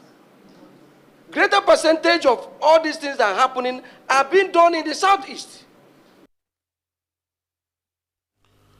The head of WAEC in Nigeria, Amos Dagnott, apologized to candidates, the House, and the Nigerian public, attributing the late-night conduct of the examination to efforts to salvage the situation after questions were leaked earlier in the day. The decision, he said, was regrettable, but taken to preserve the integrity of the examination after it was discovered that the materials had been compromised. Nigerians, stakeholders, I want to use this opportunity foremost to express sincere, deep-rooted apologies for what happened in the conduct of English language examination. It was never premeditated and never planned for. We did all we could, as I will shed light upon later, but what played out is what we are living witnesses. I want to assure us that that will not happen again. The Minister of State for Works, Bello Goronyo, has raised concern over the persistent funding challenges facing the Federal Roads Maintenance Agency, FEMA. Goronyo stated this while speaking at an investigative hearing by the House Ad Hoc Committee investigating the implementation of the 5% user charge on petroleum product under the 2007 FEMA Act. The minister observed that the heavy underfunding of the organization is impacting negatively on its mandate. He said that while the agency needs about 880 billion naira annually to maintain Nigeria's roads, budgetary allocations have remained low with 76.3 billion in 2023, 103 billion in 2024, and 168 billion naira proposed in the 2025 budget. Goronyo said that the shortfall has worsened road conditions and increased maintenance costs nationwide.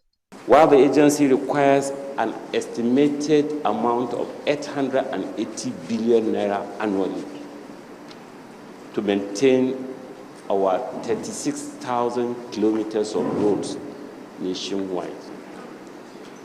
We look at our budgetary allocations from the 2023, which is 76.3 billion naira, 2025, which is 103 billion naira, 2024, which is 103 billion naira, and an appreciable increase of 168 billion naira in the 2025 budget of this year. The Director General of FEMA, Chukwuemeka Agbasi, called for the amendment of the FEMA Act to enforce proper collection, management, and auditing of the fund. He also proposed a dedicated road fund account protected from diversion or delays. Also, there is need to synchronize with subsidy removal framework. Now that the first subsidies are being phased out, the user charge can be transparently built into the pricing structure with public accountability. Lastly, full enforcement of the existing FEMA Act. The federal government can mandate the deduction and remittance of 5% charge through legislative and executive enforcement.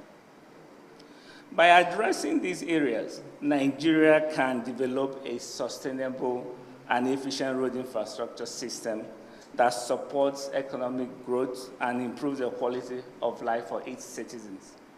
Director of Operations of the Nigerian Midstream Downstream Petroleum Regulatory Authority, Mukaila Oseni, noted that there was no proper framework created for its collection, urging the lawmakers to address the gap. For the implementation of the FEMA Act 2007, the 5% user charge on petroleum product pump price, the template were not included in the pricing template that's being used. And authority has not collected any money on it. However, it is worth of note that the FEMA Act 2007 did not stipulate the modalities for the collection of 5% user charge. Declaring the hearing open, the Speaker Tajuddin Abbas, who was represented by the Minority Leader Kingsley Chinda, noted that the Act, which provides for the allocation of 5% of fuel pump prices for road maintenance, has been largely ignored. Over the years, this section of the Act has been complied more in breach, despite various attempts by the National Assembly through its oversight activities to compel compliance. This has somewhat affected the operations of the beneficiary agencies of government and by extension the Nigerian people who ply public roads. Chairman of the committee, Francis Waive, stressed that Nigeria must move from annual budget dependency to sustainable infrastructure financing models. The Minister of Defense, General Christopher Musa, has called for the fencing of the country's borders with its 4 neighbors to curb the entrance of armed groups amidst escalating insecurity. Musa, who made the call at a security conference in Abuja, noted that the border management is very critical to the nation's security. He cited Pakistan's fence with Afghanistan and Saudi Arabia's barrier with Iraq as successful precedents. Border management is very critical. I've had countries, because of the level of insecurity they had to fence their borders. I know sometimes when you mention, people say, no, it's impossible. Pakistan fenced 1,350-kilometer border with Afghanistan. That was the only time they had peace. Saudi Arabia and Iraq, 1,400 kilometers fenced completely. Can we start thinking of fencing our borders? We have 1,500 kilometers with Niger Republic, 1,900 kilometers with Cameroon. Chad is there. All over us, surrounded by Francophone countries, and the Sahel is heating up. If we don't do anything, when the Sahel falls, it is Nigeria that everybody is interested in. Because they believe Nigeria is huge, Nigeria is big, Nigeria is rich. And that is what we should start thinking about. How do we secure fully and take control of our borders? It is critical for our survival. It is critical for our sovereignty. Nigeria's military has been strained by widespread security issues, particularly a 16-year insurgency in the northeast led by the Islamist militant group Boko Haram and its offshoots Islamic State West Africa province. Security forces and civilians have been attacked and killed, and tens of thousands of people have been displaced, with neighbors, including Niger, Cameroon, Benin Republic, and Chad, as all grappling with escalating militant campaigns. This is the first time a top Nigerian official has publicly suggested such a measure. A new terror known as Mahmuda on Tuesday launched a fresh attack on the Ruma village in Barutan local government area of Kwara State, killing 3 villagers. The attack was launched while the local hunters of the community were in Ilorin, the state's capital, for a national forest guard training aimed at providing security for members of the communities. The 3 villagers who were killed by the terrorists were immediately buried by the community. Multiple sources revealed that the group has seized control of communities in Babana and Wawa districts in Bogu local government area of Niger State. The group, which is emerging in Nigeria's north-central region, has been terrorizing residents of rural communities near Kainji Lake National Park. The Deputy Speaker of the Ondo State House of Assembly, Abayomi Akinrutan, and the Majority Leader, Ogunwamo Lasui, have designed their respective positions. Akinrutan represents Elijah Constituency 1, while Ogun Malauyusi represents Owo Constituency, and are both members of the ruling All Progressives Congress. They announced their resignation on the floor of the House during Tuesday's plenary session, which was presided over by the Speaker, Oladiji. Akinrutan cited political power sharing arrangements within the state as the reason for his resignation. Olalode Gbegudu, representing Okitipupa Constituency 2, has been selected as the new Deputy Speaker, while Olatunji Oshati from Ose State Constituency has assumed the role of Majority Leader. A group known as Take It Back Movement, led by activist Omoyele Shori, has insisted on staging its June 12 national protest against killings and undemocratic practices by those in power. A statement by the group's national coordinator, Jowon Sawionu, rejected what he described as the hollow ceremonies and official pageantry that usually accompany the day, calling on all Nigerians to rise against undemocratic elements in power. The group said there are signs of democratic collapse across the country, lamenting that democracy, which was won through struggle, sweat, and blood, has been dismantled by the very forces that once promised change. It noted that freedom of speech is under attack in the country, with the state turning on its citizens with an unrelenting campaign of intimidation and censorship through the weaponization of the Cybercrime Act. The group said that June 12th is for the slain in Benue, the displays in Plateau, the silenced in detention, and the starving masses abandoned by the corrupt elites. The trial of Friday Audu, the suspected Nigerian mastermind behind the activities of the landmark arrests of 792 persons, comprising 193 foreigners and 599 Nigerians in December 2024 for offences bordering on cryptocurrency, investments fraud and romance scam, continued on Tuesday at the Lagos Special Offences Court sitting in Ikeja. After his rearrangement on an amended 8-count charge of forgery, impersonation, possession of fraudulent documents, and computer-related fraud, trial judge Justice Rahman Oshodi granted the defendant bail in the sum of 50 million naira with 2 sureties in like sum. The court also ordered that the defendant deposits his passport with the court, while the Economic and Financial Crimes Commission, EFCC, is also to notify the Nigerian Immigration Service of the order within 48 hours. After the ruling on bail, the EFCC swiftly called its force prosecution witness, a bureau de change operator Bafale Yakubu, who told the court that his signature was forged on the account's opening package of Genting International Limited, the company used in operating the financial fraud, which led to the arrest of 792 persons during a surprise operation tagged Eagle Flush Operation. Justice Oshodi has adjourned the case until September 28, 29 and October 2nd, 2025, after the court's annual vacation for continuation of the trial. And now to our business reports.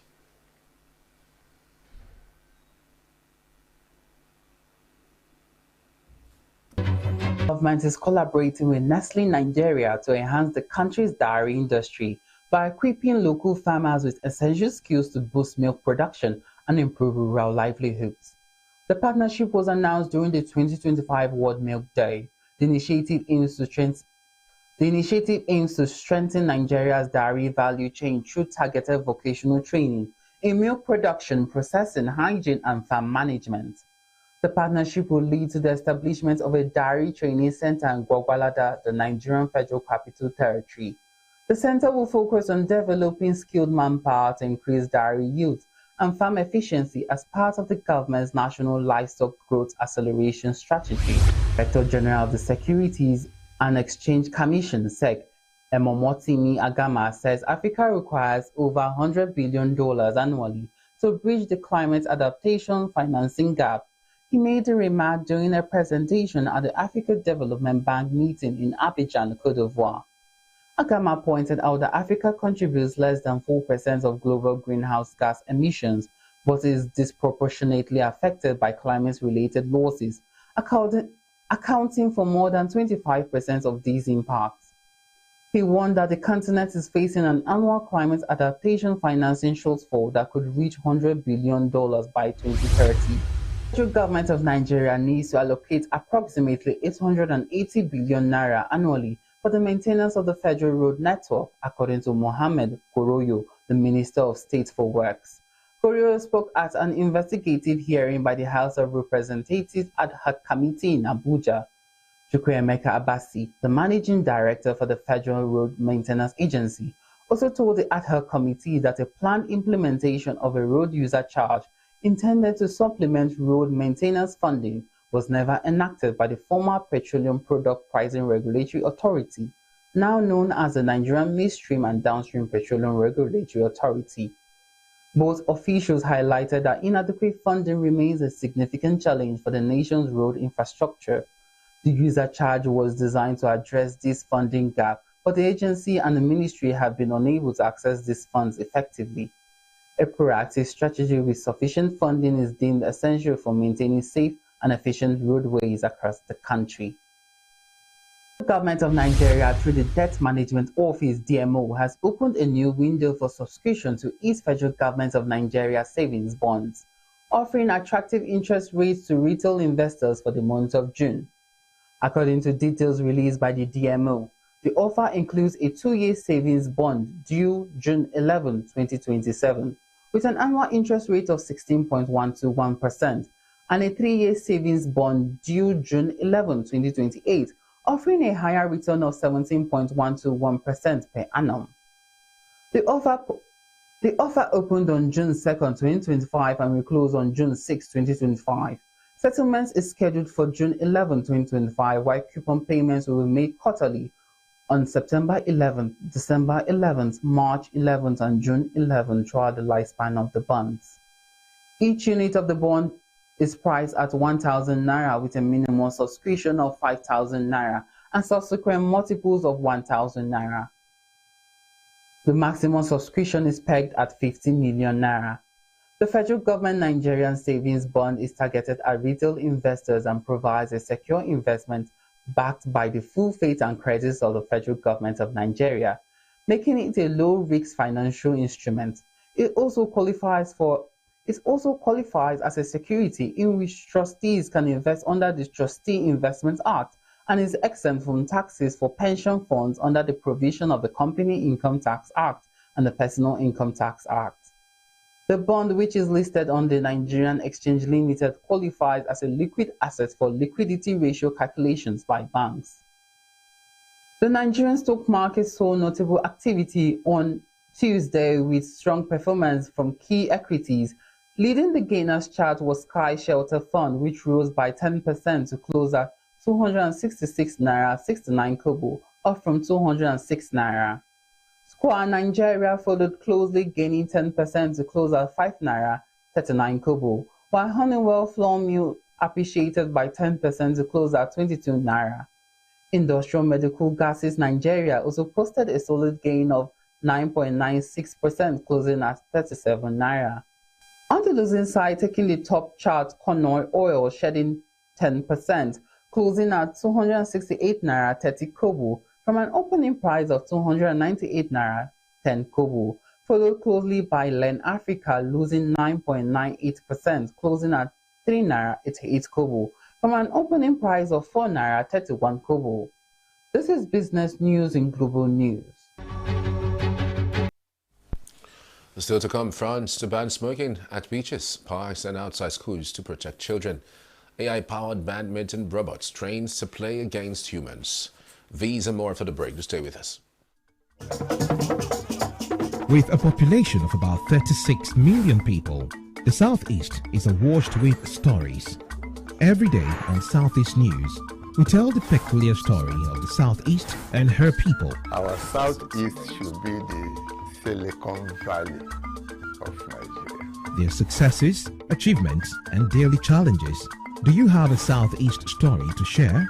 Community achievements and challenges, completed and uncompleted projects, bad roads, water scarcity, erosion, flooding, insecurity, or even disagreements? Bring it on to Southeast News. On Southeast News, no story is too big or too small. Southeast News. Let's tell our story. Showing on Signature TV every weekday at 4 p.m. WAT, 1600 hours GMT.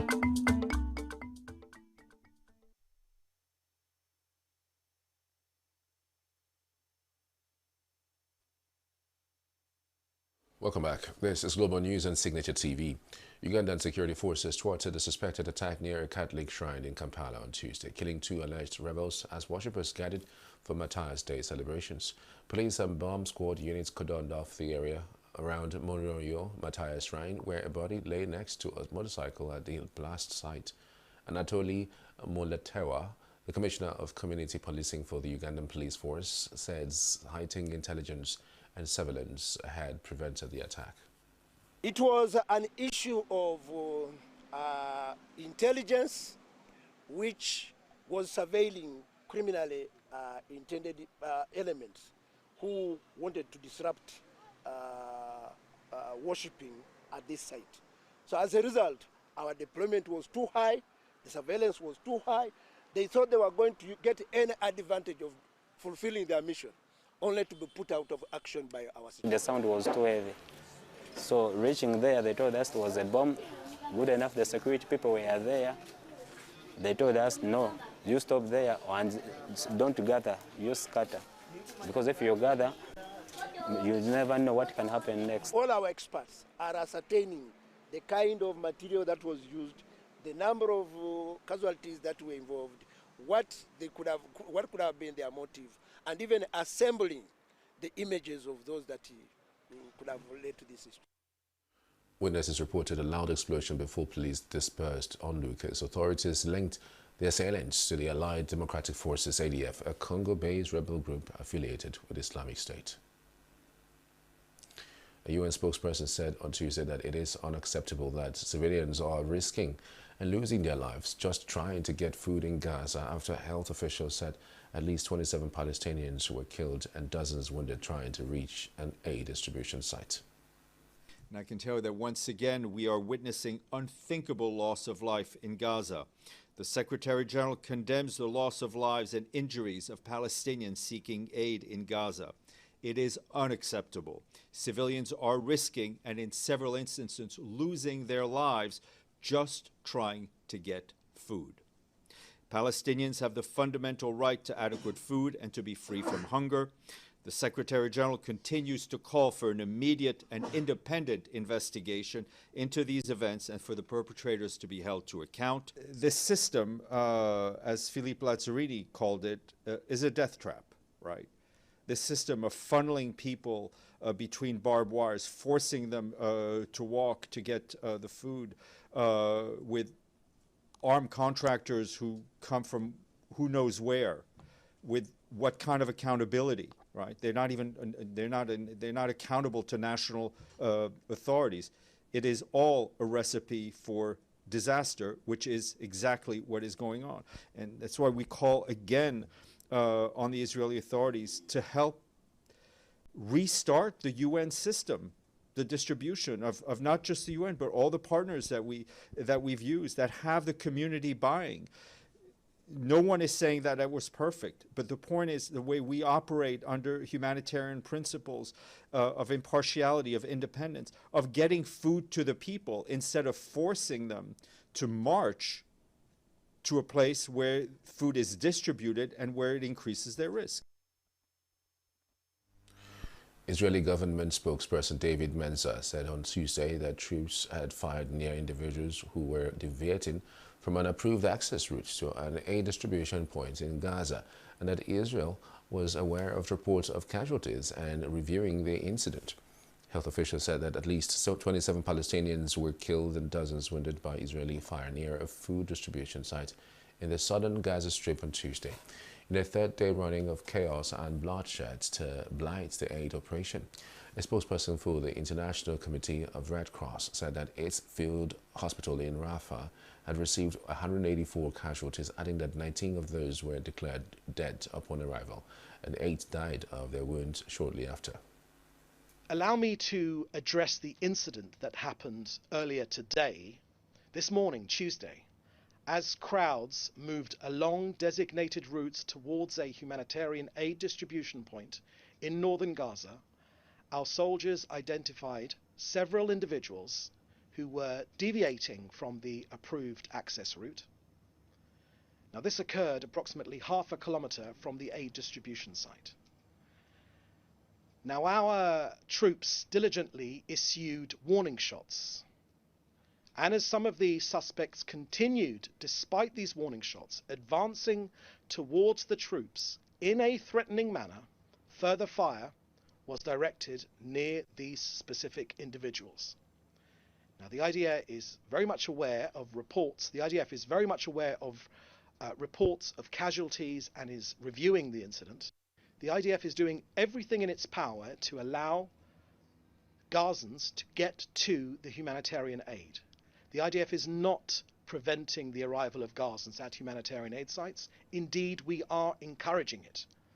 The warning shots were fired away from the aid distribution point in response to the threat perceived by the IDF troops. Israel is not preventing Gazans from accessing humanitarian aid, and the IDF did not fire at civilians. The death came hours after Israel said 3 of its soldiers had been killed in fighting in the northern Gaza Strip as its forces pushed ahead with a months-long offensive against Hamas militants that have laid waste to much of the enclave. More than 200 prisoners escaped in the southern Pakistani city of Karachi after they were permitted to leave their cells following a series of earthquake tremors. Local officials told reporters that hundreds of prisoners were allowed into the country yard or the courtyard of the jail on Monday due to the tremors. The jailbreak, one of the largest ever in Pakistan, began just before midnight on Monday and carried on till the early hours of Tuesday. Police said that the prisoners had snatched guns from prison staff, leading to a shootout, and then forced open the main gate. At least one prisoner was killed in the shooting, which also wounded 3 prison staff. The provincial chief minister said around 80 prisoners has so far been caught, adding that it was a mistake for the prison authorities to have allowed the inmates out of their cells. Those still at large have been warned to hand themselves in or face a serious charge of breaking out.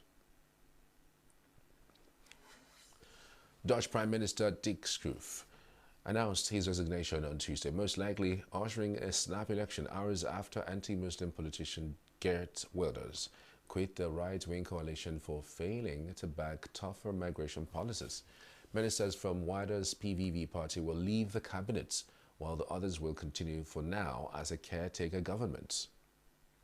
Any election is unlikely to be held before October, and the fractured political landscape means formation of a new government will take months. Anger over migration and the high cost of living are boosting the far right and widening divisions in Europe, just as it needs unity to deal effectively with a hostile Russia and an unpredictable and combative US president in the form of Donald Trump. Schoof said he would hand his resignation to King Willem Alexander later on Tuesday. The task of society at the start of this cabinet was to address the challenges facing the Netherlands. Challenges concerning housing, social security, safety, migration, nitrogen emissions. In the coalition agreement, 4 parties made commitments that were reflected in the government program. In recent months, the government has worked hard on its implementation. But if one party lacks the will to continue, it becomes impossible to continue. In the Council of Ministers, we discussed the current situation and concluded that with the departure of the PVV, there is insufficient support in the House of Representatives for this cabinet. This means that I will go directly to the King to offer the resignation of the PVV ministers. The remaining ministers will continue in a caretaker capacity. The fall of the cabinet was unnecessary and irresponsible. We face major challenges nationally and internationally, and more than ever, decisiveness is required to ensure our safety, our resilience, and the economy in a rapidly changing world. For all people in the Netherlands who worry about finding a home and about their finances, for farmers and gardeners who want prospects for the future, and also for gaining control over migration. 1 year ago, I was called upon to become Prime Minister of the Netherlands. A question I never expected, but I said yes based on the belief that I could contribute something to solving the problems this country faces. I still have that conviction, and so, together with the ministers from the VVD, NSC, and BBB, I will continue in a caretaker capacity until a new cabinet is formed, because life in the Netherlands and abroad will continue as usual and decisions must be made that cannot tolerate delay.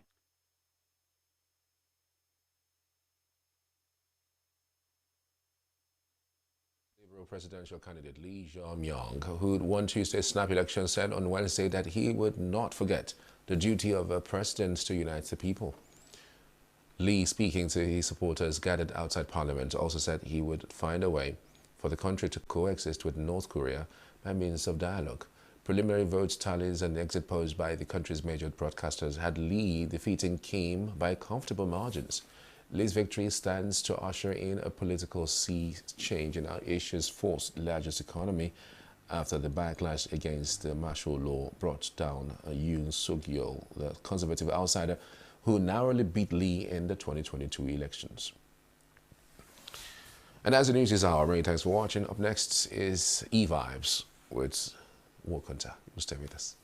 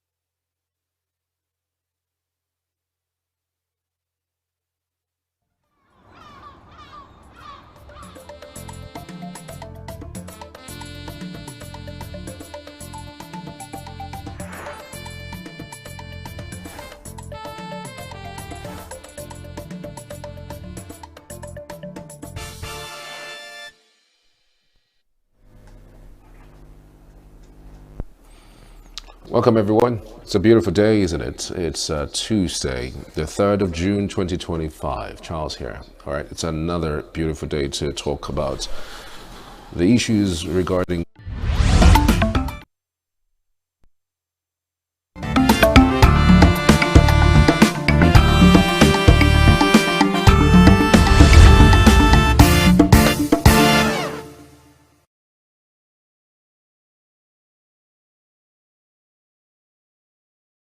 in appointment by the political parties or by the governor, which we are calling from the state, from the national level, that women should be included in the decision making as stakeholders, as position holders in terms of appointment, so that we will have a say in politics. Since we have our votes, we mobilize, we gang up, we have loyalty, we have all what it takes. Less women have a voice, less women have a say.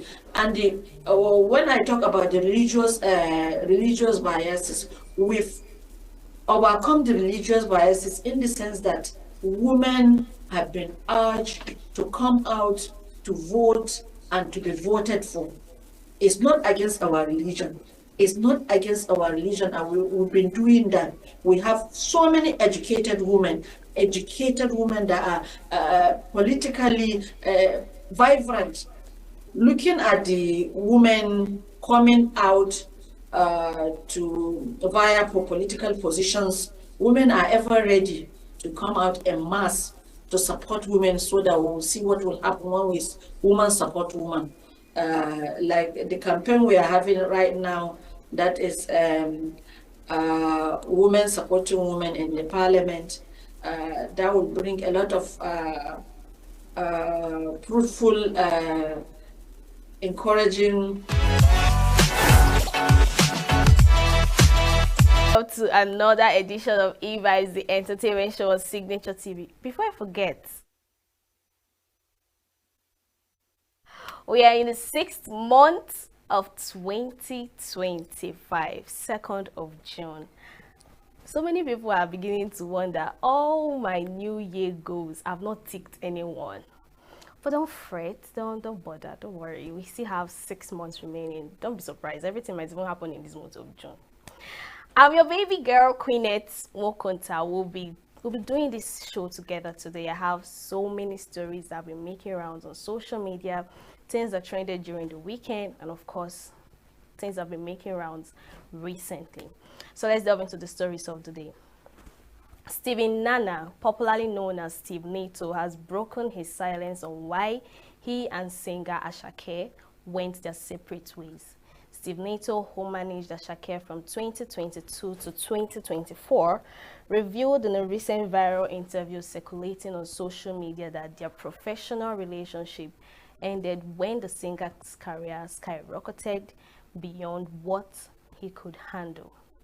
He candidly admitted that Ashake became too big for him to manage effectively despite the split. Steve Nato expressed his gratitude to Olamide and the head of YBNL Records for giving him the opportunity to work with Ashake during such a pivotal time in the artist's career. All right, I actually smirked and laughed at that point where he said the singer became bigger than him.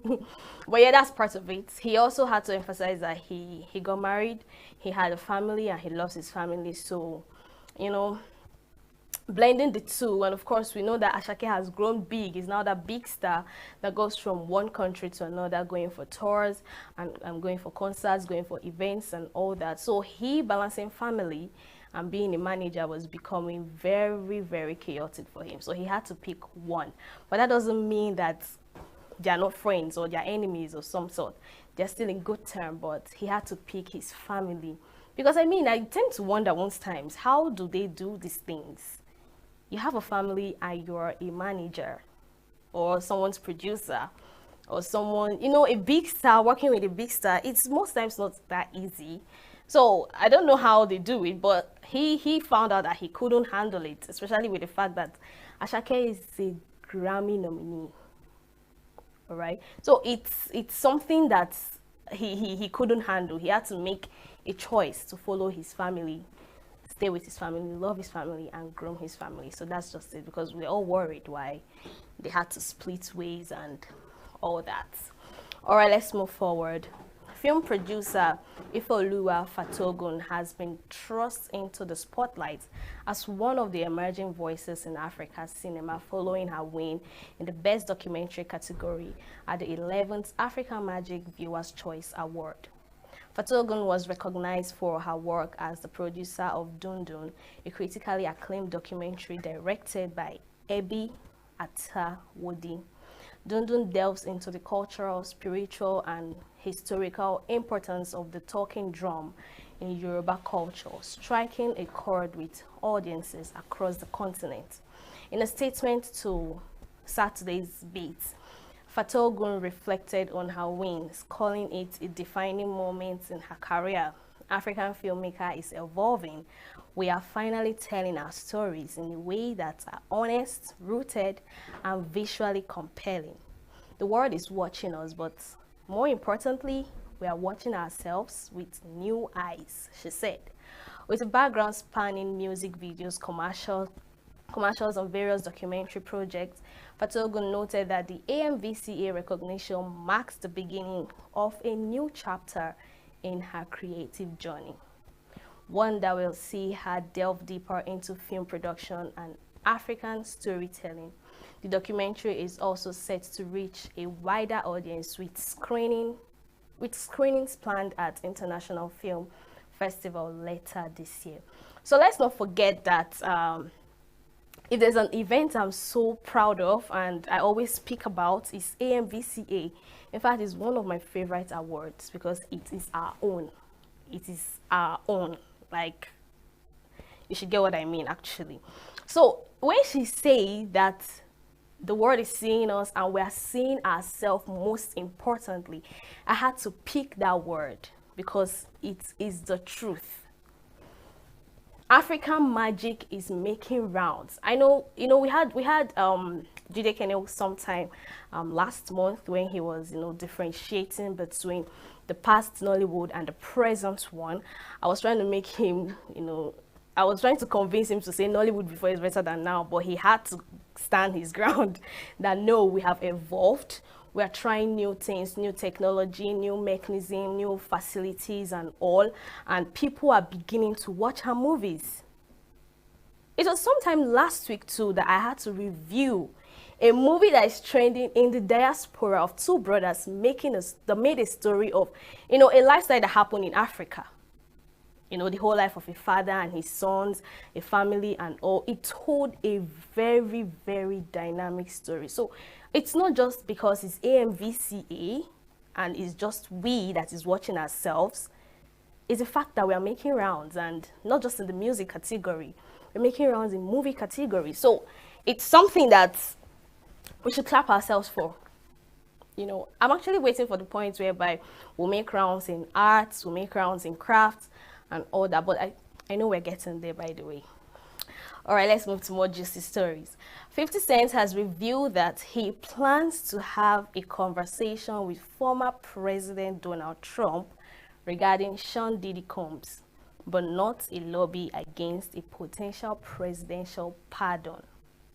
The rapper recently posted about Trump's comments in a new interview where the former president said he would consider pardoning Diddy if he's convicted in his ongoing federal sex trafficking case. In response, 50 Cent wrote on social media. He said some really bad things about Trump. It's not okay. I'm going to reach out so he knows how I feel about this guy. That message sparked speculation that 50 was planning to personally ensure Diddy doesn't get any leniency, but the rapper quickly pushed back, saying his comments were being taken out of context.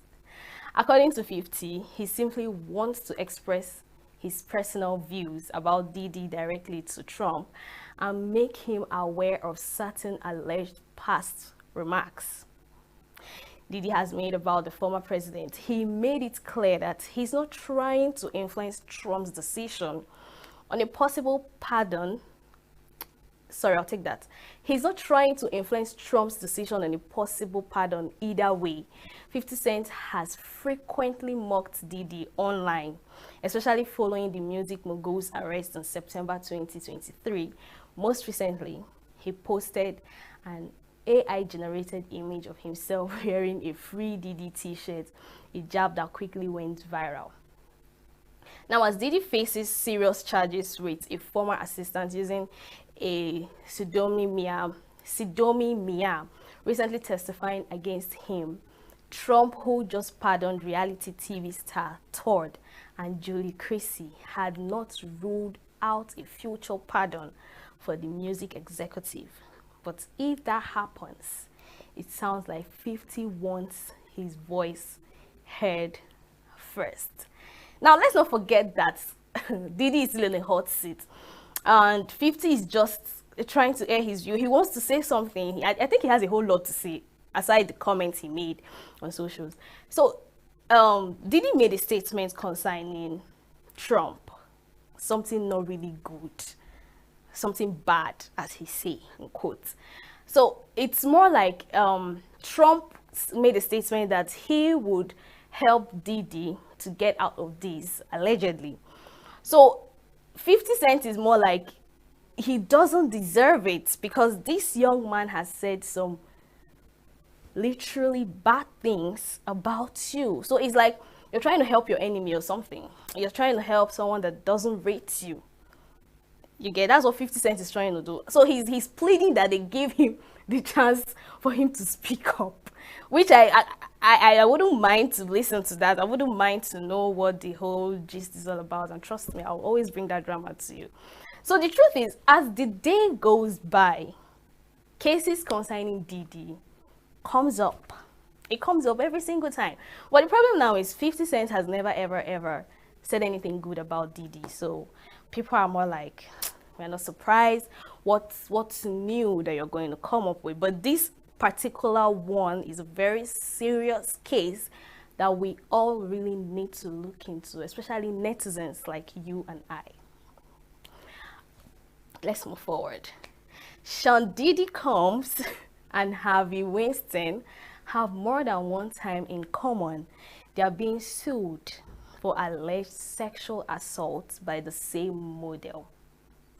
Not only are Diddy and Weinstein currently on trial for sex crime in unrelated trials, but Crystal McKinney has filed lawsuits against them in a New York federal court.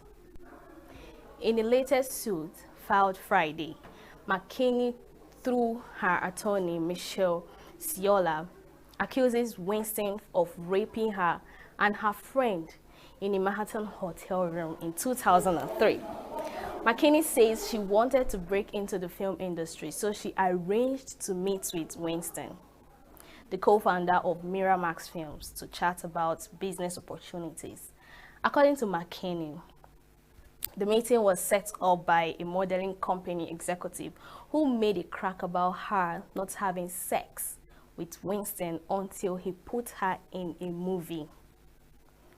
Now, McKinney claims she was bothered by the comments but went to the meeting anyways because she hadn't heard about Weinstein's alleged predatory behavior. She says she brought along her roommate, another model looking for movie roles, and they met Weinstein at a noisy nightclub. McKinney alleged Weinstein claimed he was having trouble hearing them because of all the noise, so he invited them to his room at the Ritz-Carlton Battery Park Hotel. That's where, according to McKinney, Weinstein got them drunk and booze and forced the two women to have sex with each other before he raped them. Previously, McKinney sued Diddy in 2024, accusing the music mogul of sexually assaulting her at his NYC studio after the two met at a men's fashion week event. McKinney says Diddy forced her to give him oral sex in a bathroom after she was plied with booze and given a joint laced with a narcotic. Diddy responded to the suit asking the court to toss it because the alleged action were time barred, meaning the statute of limitations ran out years ago. Diddy has also denied all allegations of wrongdoing as he fights criminal charges of sex trafficking and racketeering at his federal trial. As of Wednesday, he's currently being retired on rape and sexual assault charges after an appeal court overturned his conviction, ruling that the prosecutors in his case allowed women to testify who weren't pertinent to the charges he was facing. Well, that's the story, actually. That's the story. You both have something in common, and that's very, very, very, I don't know what to call it, you know. And the fact that Diddy he has never agreed that he did any of these things they brought to his table. Never. He has never. He has never pleaded guilty. Never. Even if there are evidence, CCTV evidence.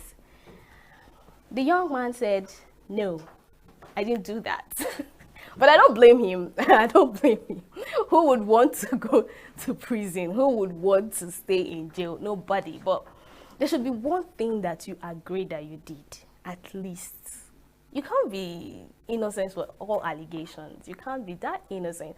And as for Winston, that was so brutal. Why? You wanted to work with these people for a movie scene, so what's with the whole, I can't hear you because of the noise, let's move over to the hotel, and I'm sure some people will say, oh, don't they have common sense to know that it's a setup or whatever. You're trying to feature in a movie and maybe it's one of your biggest gig. Most people want to, okay, whatever that will make you comfortable, let's go there, not knowing that this was what has been planned. Let's move over to the foreign scene. Thousands gathered in West Hollywood on Sunday for the annual Pride Parade, showcasing vibrant costumes, colorful floats, and passionate advocacy. Among the voice of the participants, HIV healthcare advocate A.I. Ballesteros emphasized the urgent need for HIV prevention funding, criticizing the policies of U.S. Health and Human Services Secretary Robert F. Kennedy Jr. and warning that withholding support could lead to 143,000 new infections in 5 years. In the most important to be loud and proud and not let anyone be silenced or erased because we are here, we are here, we are proud, declared cosplayer Amber Martin, capturing the festive spirit of the event. Take a look. I don't know where it's coming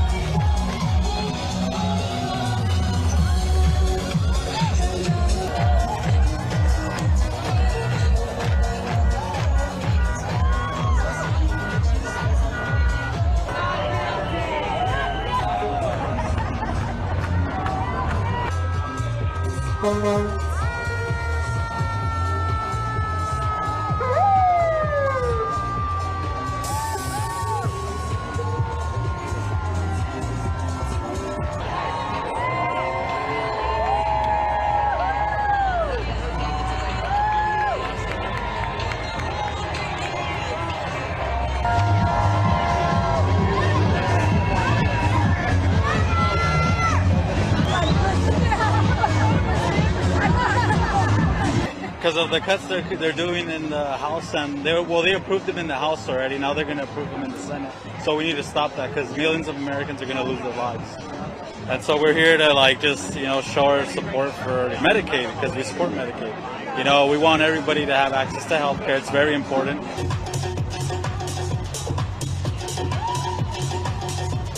Well, it's pretty clear the Secretary is not releasing HIV prevention funding. That's for everybody across the United States. It's not just Los Angeles.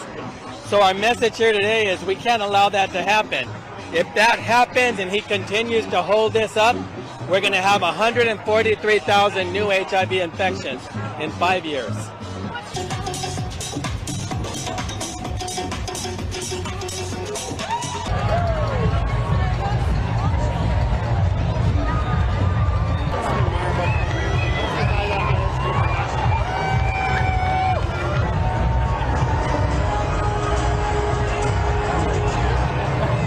We have a lot going on in our current events, and it's the most important to be loud and proud and not let anyone be silenced or erased because we are here, we are queer, and we are proud.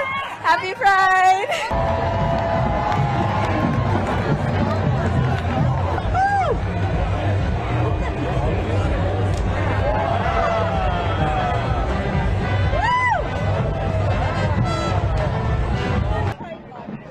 So for Pride Month, I think a big focus is being a part of the community and being able to watch for each other and be more collective in our thinking, not just think more of ourselves individually, but how we can incorporate values in order to better the world around us.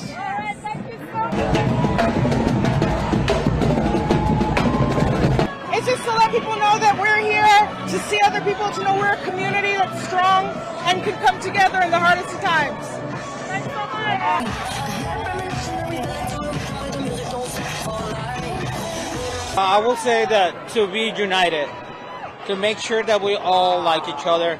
Like you see, everybody's pretty cool over here. So the only thing is like to be happy.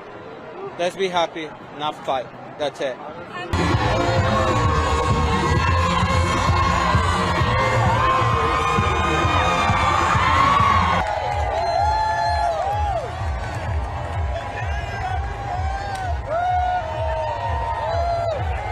My message this Pride Month is let us all stick together because it's really tough out there, so no matter who we are, let love be first.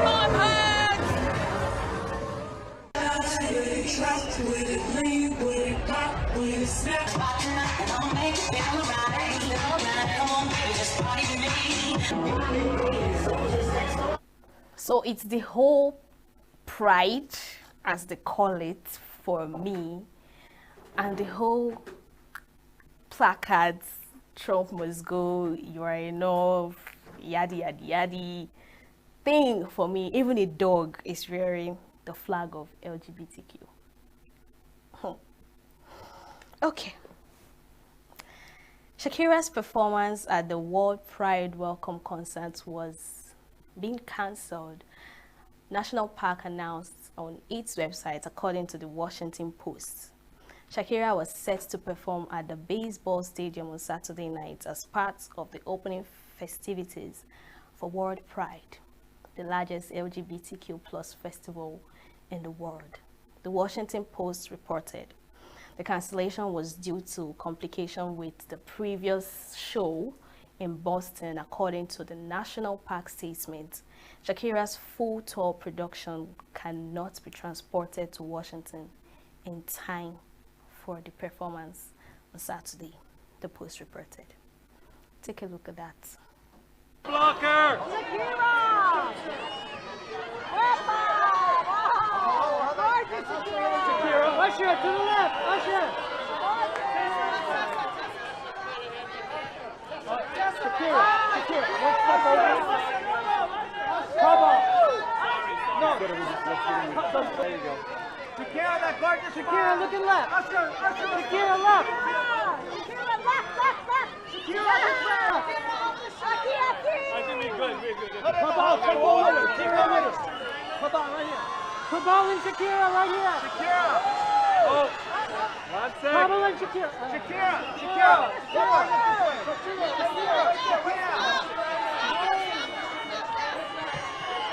Second. No. Right there. Keep coming up the steps. Don't stop there. Keep coming up a few more steps. Stop there, Bravo. Stop. Hello. Elliot Grossetko, Ingmar Sigurdsson,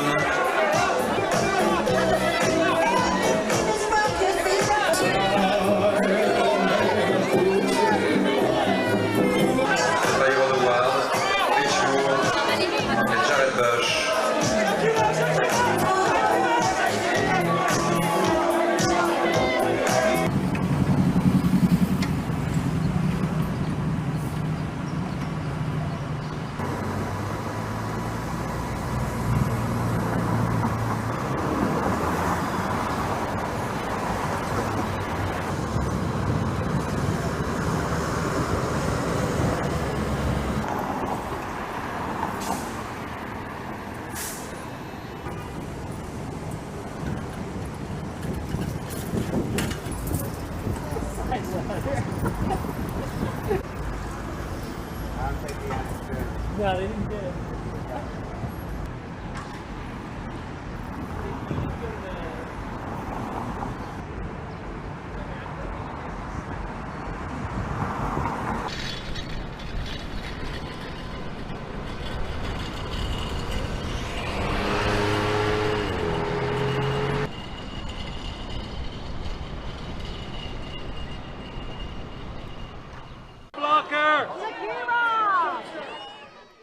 Alright, that's all we have for you in the news segment this hour. We'll go on a very short break, and when we return, we'll review our social trends to you, so stay with us.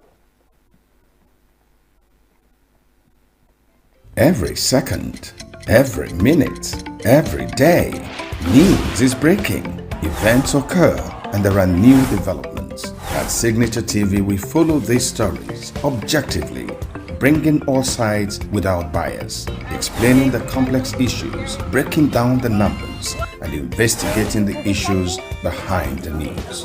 Anywhere and everywhere, near or far, wherever the news is, we will be there. Signature TV. News in your pocket.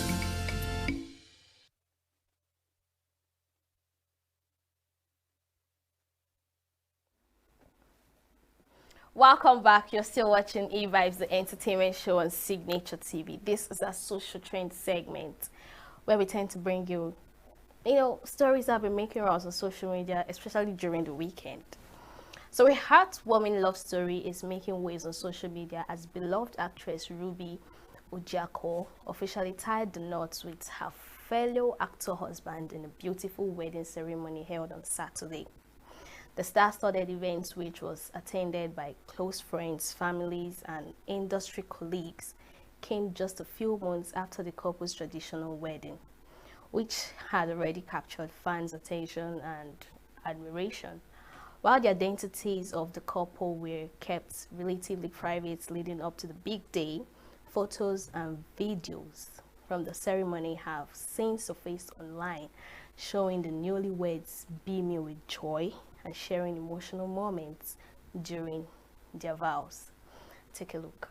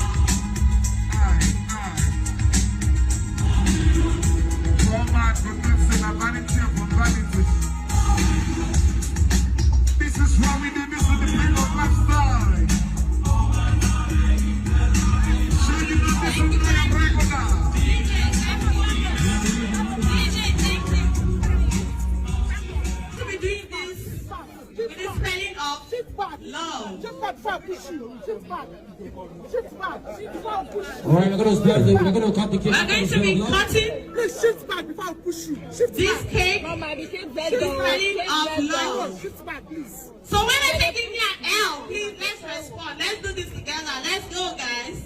Somebody give me an L. L. Thank you. Give me an O. O. Give me a V. V. And an excellent E. Beautiful.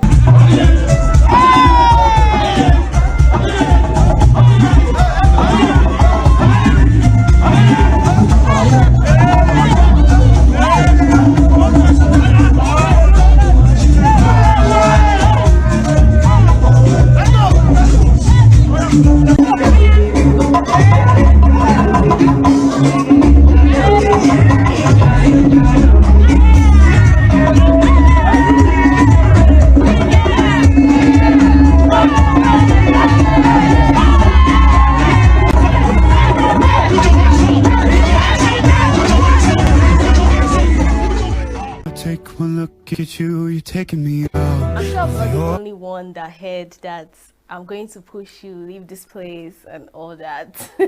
I wish I could actually review the comment sections, but let's move forward. So we've all known Ruby as a showstopper, but she's also a lover of God. She brings the whole drama, especially when she hears Christian music or a live performance and all. So take a look at her in this video.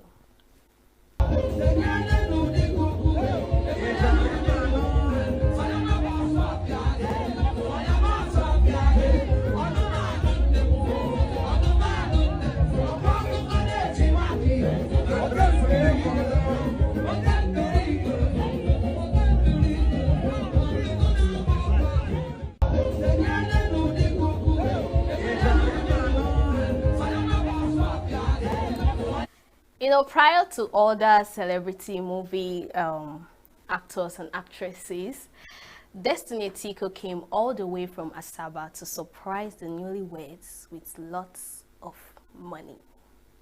Take a look at that. Ladies and gentlemen, she's one of the most trending right now. She's one of the biggest out of the Southeast. She's making us proud around the world. Ladies and gentlemen, we were on the same flight to Asaba this morning. She came all the way just to surprise Ruby. Destiny Tico, now money be this, I've been on something else. Destiny, what's going on now? What's the energy tonight? Destiny for governor 2027. Who be sheriff? Make it get out. Now only Destiny defeat APC like this. Destiny, you don't need to contest and to rig your election. Ladies and gentlemen, she's a friend of Ruby, a sister to Ruby. She came all the way to surprise Ruby to make her happy today. Are you ready? Asaba, are you ready? Make some noise. One of the most outstanding, one of the most beautiful. I call her the queen of guns. You call her the legit queen. Asaba, stand up. Make some noise. Set the place. Stand everywhere. For Angela Omoye.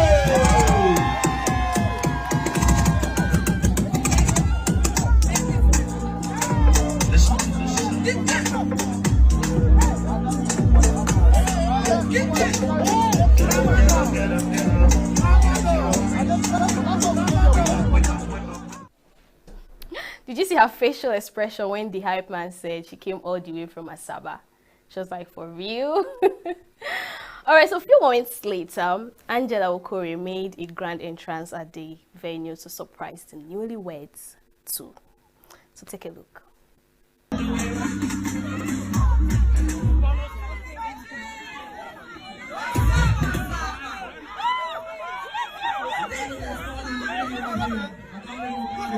Angela Okore in the beauty, ladies and gentlemen.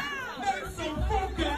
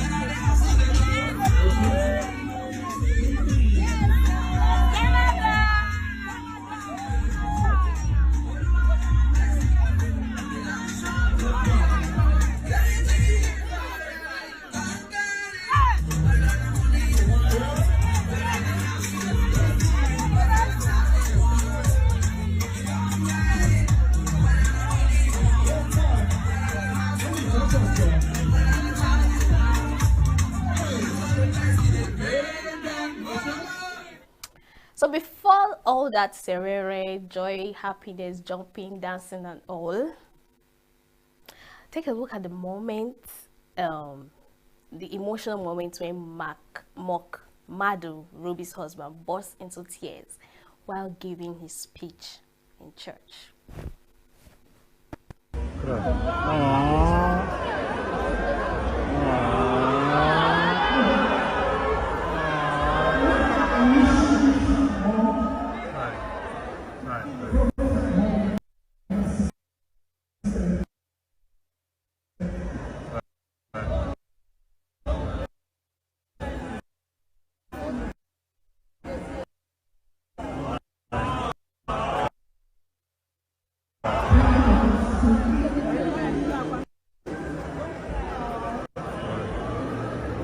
No cry, man, no cry.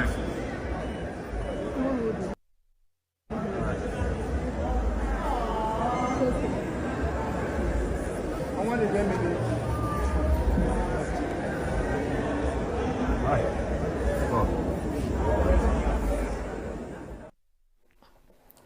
Did you see when his sister told Ruby, please take care of my brother? Oh, it's giving crybaby vibes. All right, so you know one surprising thing? Ruby has been a gospel artist even before venturing into movie, even before getting into the spotlight. And some of these songs were even making rounds then. You know those songs our mothers used to waking us up, those Christian music that our mothers used to waking us up every Sunday morning.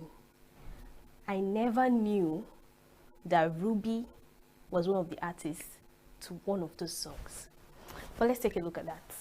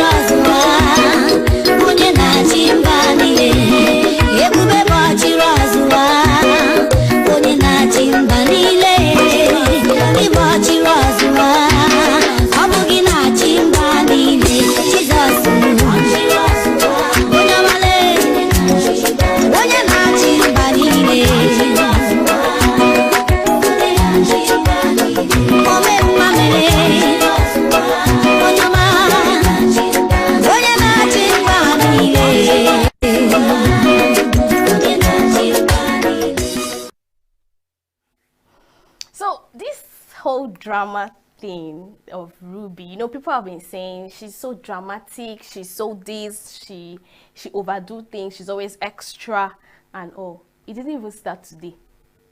It did not start today. You can see the whole expression when she's singing, the whole body language, hand gestures, facial expression, head movements and all. So it's not something that she just started. It's just more like it's you know, when you grow, things just increase, you know, the drama just increase, you know, the love just increase. And you tend to see this anytime she is, you know, singing Christian music. Because I was even wondering why they keep saying Ruby is always extra, she's so dramatic.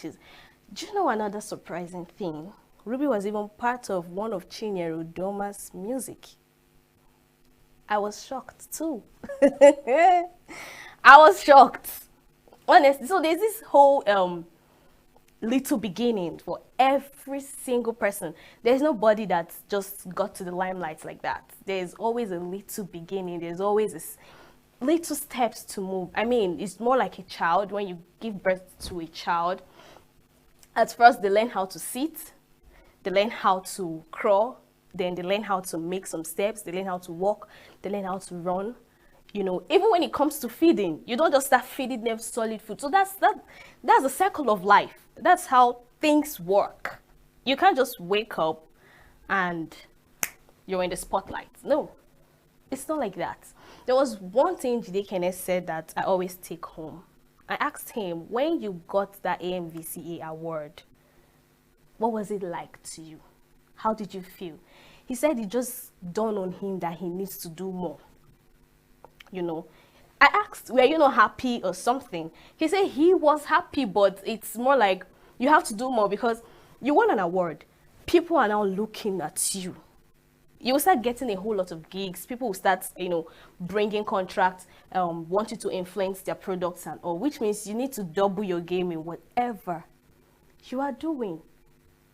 So sometimes when you see people come up on socials and, you know, make some certain statements about people, especially in comment section, I'm part of the comment section, actually. I'm not going to lie.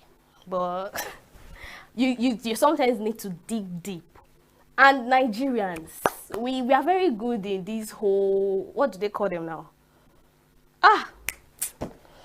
I'll remember. But we are so good. We have to dig deep. We have to dig deep to like get past of people. How do we do it? I wonder most times, how do we do these things? How do you guys go so far to bring out things like this. That's why they say whatever you post on social media, you should be very, very careful, because internet do not lie. You'll be so shocked when they will bring it in the next 10 to 20 years. You will be so shocked. Anyways, I'm sure I must have entertained you a whole lot these few minutes, and I'm sure you would want to join us same time tomorrow to enjoy more interesting stories, things that make heroes of social media, entertainment industries, and all. Follow us on all our social media platforms, subscribe to our YouTube channel, and of course, enjoy the rest of your day. I remain your baby girl, Queenette Okunta.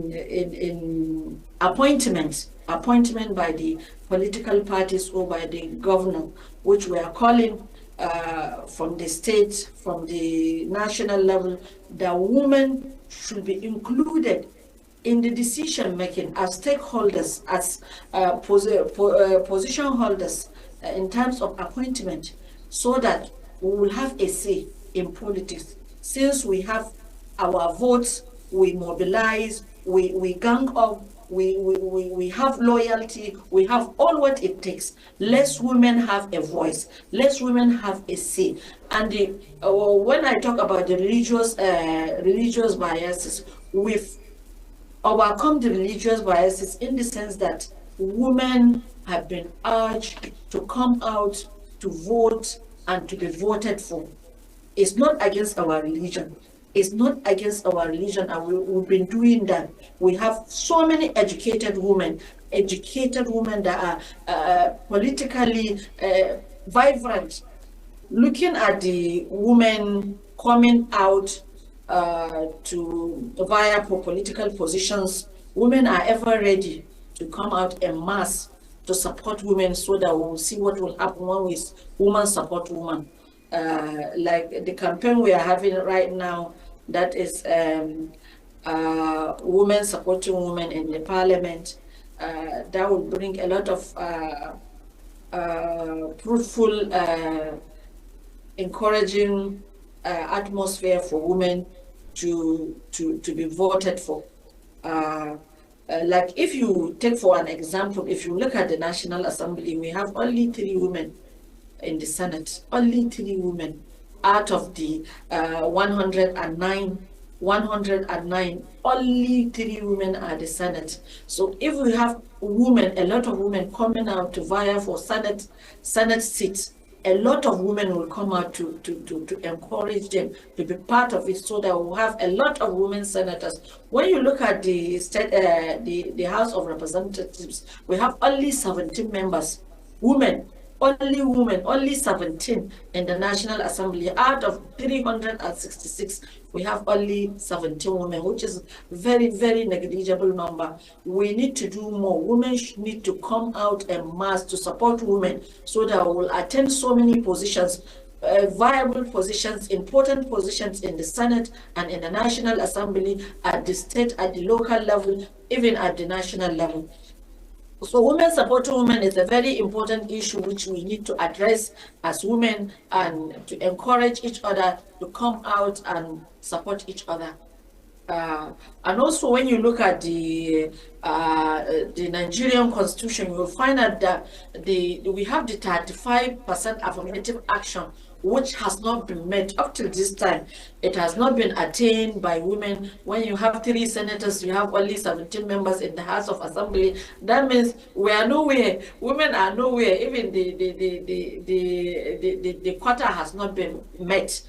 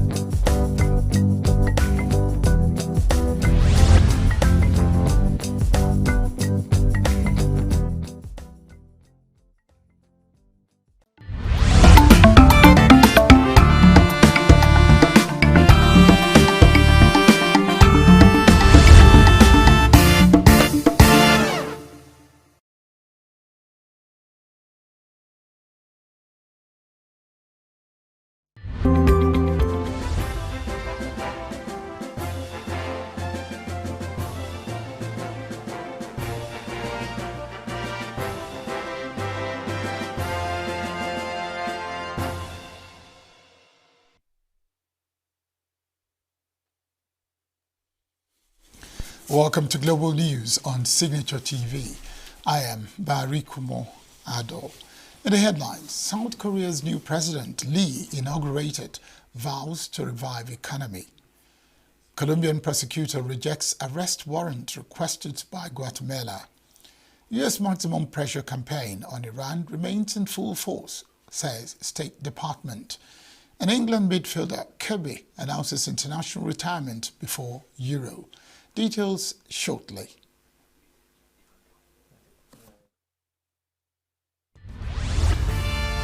We are local. We are right now with the wife of the man that was... Why the main market is in chaos. People We are national. Those in support of this motion as amended, say aye. Aye. We have taken it through by before. We are international. Israeli airstrikes. Donald Trump left us the worst unemployment.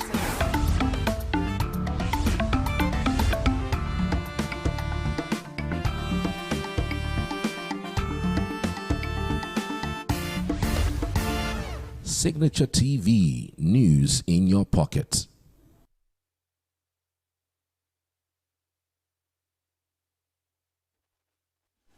Ugandan security forces thwarted a suspected attack near a Catholic shrine in Kampala on Tuesday, killing 2 alleged rebels as worshippers gathered for Martyrs' Day celebrations. Police and bomb squad units cordoned off the area around Munyoyo Martyrs' Shrine, where a body laid next to a motorcycle at the blast site. Anatoli Mulatewa, the Commissioner of Community Policing for Uganda Police Force, said heightened intelligence and surveillance. Don't gather, you scatter. Because if you gather, you never know what can happen next. All our experts are ascertaining the kind of material that was used, the number of casualties that were involved, what could have been their motive, and even assembling the images of those that could have led to this history. Witnesses reported a loud explosion before police dispersed onlookers. Authorities linked their assailants to the Allied Democratic Forces ADF, a Congo-based rebel group affiliated with Islamic State. South Korea's new Liberal president, Lee Jae-myung, pledged Wednesday to raise the country from a near destruction caused by a martial law attempt and revive an economy besieged by global protectionism that is threatening its very existence. Lee's decisive victory in Tuesday's snap election stands to usher in a sea change in Asia's fourth largest economy after backlash against a botched attempt at military rule brought down Yoon Suk-yeol just 3 years into his troubled presidency. It is time to restore our democracy, which has been destroyed by armored vehicles and rifles, our livelihoods and economy, which have collapsed due to indifference and irresponsibility, and our national security and peace, which have been reduced to tools of political strife. A Lee Jae-myung government will be a pragmatic pro-market government. Through a pragmatic diplomacy centered on national interest, we will turn the crisis of global economic, security, and environmental transformation into opportunities to maximize our national interest. Based on a strong South Korea-US alliance, we will strengthen trilateral cooperation with the US and Japan, while approaching relations with neighboring countries from the perspective of practicality and national interest. We will respond to North Korea's nuclear and military provocations with strong deterrence based on the South Korea-US military alliance, while keeping communication channels with the North open and building peace on the Korean Peninsula through dialogue and cooperation.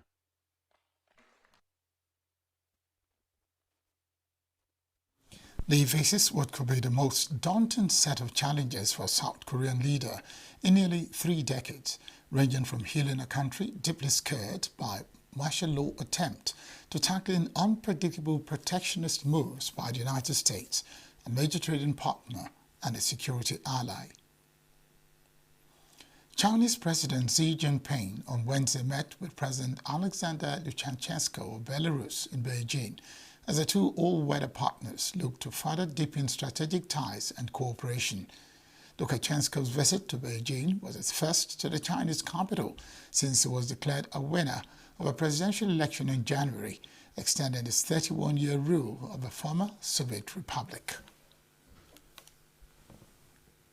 You are so right in pointing out the main feature of the modern world, that IT is all about unprecedented pressure from West on us. First of all, on People's Republic of China. And today the eyes of many countries including Belarus are looking at you, at Beijing. You are so right in pointing out the main feature. Thailand plans to acquire a total of 12 Gripen JAS-39 fighter jets built by Sweden's Saab over 10 years, its Air Force chief said on Wednesday. The Air Force earlier announced it would sign a contract in August to buy 4 of the jets in an initial procurement phase which had a budget of 19.5 billion baht. Thailand, as one of Southeast Asia's best-equipped air forces, with 11 JAS-39 Gripen jets and dozens of American F-16 and F-5 aircraft, some of which have been in operation since the late 1980s. An Indonesian formerly convicted bomb maker involved in the deadly 2002 Bali nightclub attacks has received a new lease of life by having his own coffee business, but his long-suffering victim said he was still struggling. Omar Patek, a member of the Al-Qaeda-linked Jamal Ismailiyah group, was jailed for 20 years in 2012 after he was found guilty of making bombs that ripped through 2 Bali nightclubs, killing 202 people, including 88 Australians and 38 Indonesians. He was released on parole in 2022 and has apologized to the victims. Patek's release sparked anger in Australia and Indonesia. At the launch of a coffee business on Tuesday, a banner with Patek's face festooned a cafe in the Indonesian city of Surabaya on Java Island, owned by dentist David Asramito, which will use the beans Patek supplies and roast. Since Patek's release, Indonesian authorities have highlighted him as an example of a de-radicalized effort launched by the world's most populous Muslim-majority country to counter a resurgence in Islamic militancy. Chonsung Chotima, a survivor who is now covered in burn scars, and says she struggles to pay for life-saving treatments, just stood in front of the crowd to confront Patek at the lunch. Patek told Reuters he understood the chagrin of people over his new business, but pleaded for them not to let that doubt stuck in their hearts, adding it would give portions of his earnings to survivors, many of whom are still in recovery. Russia attacked Kharkiv with 2 missiles and 9 drones, injuring 1 civilian and sparking fires, Major Ihor Terekov said on Wednesday. On the Telegram messaging app, Terekov said missiles and drones, except for 1, hit their targets. Firefighters were dispatched to put out a fire at a civilian enterprise where a man of 30 years old was injured, Terekov said, adding that 1 private house was burnt down.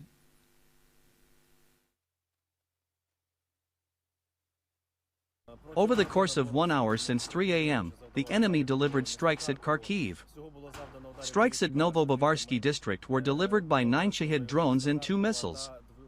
A missile hit a civilian enterprise. We can see a huge fire in the industrial area. And separately, 1 private house was set on fire and completely destroyed. There was 1 explosion and then another one. We did not bother and remained in bed. My wife suggested taking cover in the cellar or school basement. I thought it will be over soon, and then another explosion came. It was not a big one, but the house caught fire. There was no one to put out the fire, so it was all burnt down. Russian Defense Ministry released on Wednesday a video showing what is given as Vodolagi village in Sumy region of Ukraine, bringing the region's capital closer to within the range of frontline drones.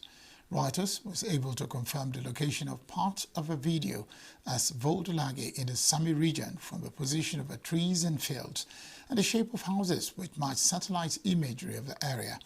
Reuters not able to verify the location of the whole video or the date the video was filmed. Russian President Vladimir Putin has repeatedly said he wants a buffer zone along Russia's border with Ukraine. Russian President Vladimir Putin sent tens of thousands of troops into Ukraine on February 24, 2022, in what it casts as a defensive move against a hostile and aggressive West. Ukraine and the West say Russia is waging an imperial-style war. British Finance Minister Rachel Reeves said on Wednesday the government did not have any plans to announce tax hikes on a scale similar to the increases introduced in last year's budget in October. Reeves also said more pensioners will receive winter fuel payments this winter, following the government's U-turn on the widely criticised cuts in the payments to the elderly. We made decisions in the budget last year to increase taxes by £40 billion. I have absolutely no intention of repeating a budget on that scale again.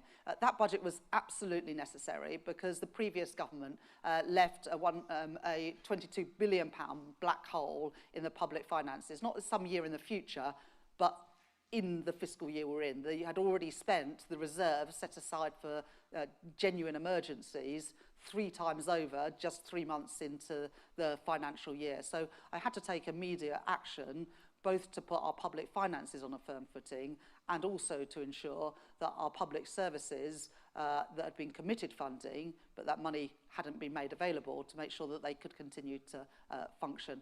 10 months under Labour than they did over the first 10 years.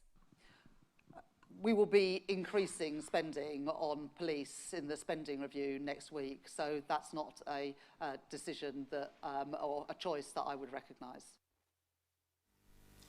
An excavator arrived at a search site for evidence related to the case of Madeleine McCain in Portugal's Algarve region on Wednesday. For the second day, police officers were searching the area, inspecting abandoned houses, then a joint operation by Portuguese and German forces, looking for new evidence related to the case of the disappearance of a British child in 2007. The scale of the searches could be the most extensive since the initial investigation was closed in 2008, a year after a 3-year-old Madeleine went missing while on holiday with her family in the Algarve town of Praia de Lux. A disappearance sparked a frenzied search and gained the attention of the world's media. She has never been found. Portugal's Investigative Judicial Police (PJ) had said on Monday they would execute a search warrant at the behest of a public prosecutor's office in Germany's Brunswick, which in 2022 formally identified German national Christian Brunnick as an official suspect in the case. The search operation is expected to end on Thursday. Spokesperson for the public prosecutor's office in northern Germany city of Brunswick said. Encounters in the Milky Way at the American Museum of Natural History explores the motion of our solar system through the galaxy, using scientific data and visualizations to explain how these cosmic movements have shaped and continue to influence our position in space. One of the most significant findings to emerge during the show's production came from modeling the Oort cloud, a distant region filled with icy debris left over from the formation of a solar system. Spheroid's shape, she explained, is thought to be formed by the tidal forces of a galaxy. Simulation based on real data and created with input from planetary scientist David Nesvony led to a peer-reviewed paper now published in the Astrophysical Journal. The Oort cloud visualization is just one example of how encounters in the Milky Way uses data to generate new insights and drive scientific storytelling. Fahete noted that the structure nearly looks like a galaxy itself and emphasized that the discovery came directly from preparing visual material for the show. Carter Emmett, show director and director of astrovisualization at this museum, described the show as an effort to keep audiences emotionally and intellectually engaged, even when dealing with vast timescales and distances. In addition to charting solar system dynamics, the show looks outward to the broader Milky Way and beyond. Emmett said experience reminds audiences of their connection to the stars. Through a combination of data-driven visuals, narration and music, the show aims to offer both scientific context and a deeper sense of a perspective on humanity's place in the cosmos. the American Museum of Natural History will debut Encounters in the Milky Way at the Hayden Planetarium on June 9, narrated by actor Pedro Pascal. Production marks the 7th original show created for the planetarium and coincides with the 25th anniversary of the Rose Center for Earth and Space. Colombia's Attorney General Luis Andrena Camargo strongly rejected the arrest warrant announced by Guatemala's Attorney General's office against her and called it unfounded and politically motivated. Guatemala's Attorney General's office had announced arrest warrants for a group of people, including Colombia's Attorney General and a former UN anti-corruption prosecutor, drawing condemnation from the Foreign Ministry in Bogota. The head of Guatemala's Special Prosecutor's Office Against Impunity, Rafael Curichiche, said a Guatemalan court had issued arrest warrants for Camargo and Ivan Velázquez, a veteran Colombian prosecutor on corruption charges. Camargo and Velázquez were charged with criminal association, obstruction of justice, influence peddling, and collusion. Curichiche said Guatemala had requested Interpol issue an alert for the arrest of Camargo and Velázquez, as well as for several notable former Guatemalan prosecutors. Colombia's Foreign Ministry on Monday condemned the arrest warrant for Camargo and Velázquez, saying Guatemala's calls for the arrest by Interpol were without legal basis, constituted an attack on fundamental principles of international justice. The Ministry of Foreign Affairs of Colombia expresses its deep concern and energetic rejection of the issuance of an arrest warrant by the Attorney General of Guatemala against the Colombian. In this case, an investigation methodology was built and developed that allowed us to track and document the money trail of bribes given by the Brazilian construction company to high-ranking Guatemalan state officials. The rigor and robustness of this investigation generated a reaction from the corrupt individuals involved, who were trying to discredit it. Therefore, beyond the immunity that protects me and prevents the international arrest warrant that was processed yesterday without being complete and which will not be issued considering the statement from the Guatemalan government that rejects the request from that country's public ministry, I am protected by the peace of mind of my innocence in the events that are being attributed to me with political bias. He was Colombia's defense minister until earlier this year and was named recently as the country's ambassador to the Vatican. Up ahead, Vance and Rubio call for reviving U.S. industrial capacity at American Compass Gala. Some 50 warships take part in U.S.-led NATO exercise, Baltops, in the Baltic Sea. Stay with us. With a population of about 36 million people, the Southeast is awash with stories. Every day on Southeast News, we tell the peculiar story of the Southeast and her people. Our Southeast should be the Silicon Valley of Nigeria. Their successes, achievements, and daily challenges. Do you have a Southeast story to share? Community achievements and challenges, completed and uncompleted projects, bad roads, water scarcity, erosion, flooding, insecurity, or even disagreements? Bring it on to Southeast News. On Southeast News, no story is too big or too small. Southeast News. Let's tell our story. Showing on Signature TV every weekday at 4 p.m. WAT, 1600 hours GMT. Harvey Weinstein's attorney said Tuesday the former movie producer was very pleased with closing arguments in his New York trial, telling jurors that the case lacked physical evidence and was built only on words and witness accounts. Lawyers for the prosecution and defense delivered closing statements with jury deliberations to follow. Weinstein's lawyer accused the 3 alleged victims of lying on the witness stand out of spite after consensual sexual encounters with the Merrimack Studio co-founder failed to deliver them Hollywood stardom. Not just to the legal sense, but to the factual sense. So we're not trying to do any slick lawyering here. We're not trying to create any smoke screens. All the evidence here was just testimonial, it was just words. But what we did was we took the words and then we took the emails and the texts and the calendars and the diaries. And when you have a main witness, Kaya Sokola, in her own diary, where she's writing, where she testifies to Mr. Sabella, I'm writing the truth, and describes 2 other men sexually abusing her, and then writes the name of Harvey, and just says, what did he say, Mike? Made promises he didn't keep. Made promises he didn't keep. So she lists men who attack her, physically, sexually attack her. And on that, John, come here. And on that list of men who attack her sexually, Mr. Weinstein's name is not there. Is accused of raping aspiring actress Jessica Mann in 2013 and assaulting 2 other women in 2006 and 2002. The trial began in April. Mann told jurors during the trial that Weinstein raped her in a hotel room, faces a maximum sentence of up to 29 years in prison if convicted on all charges. Weinstein already will likely spend the rest of his life in prison due to a 16-year prison sentence for rape in California. He was convicted of rape by a jury in a previous trial in Manhattan in February 2020, but the New York Court of Appeals threw out the conviction and ordered a new trial, citing errors by the trial judge. Weinstein had been serving a 23-year sentence in a prison in upstate Rome, New York, when the conviction was overturned.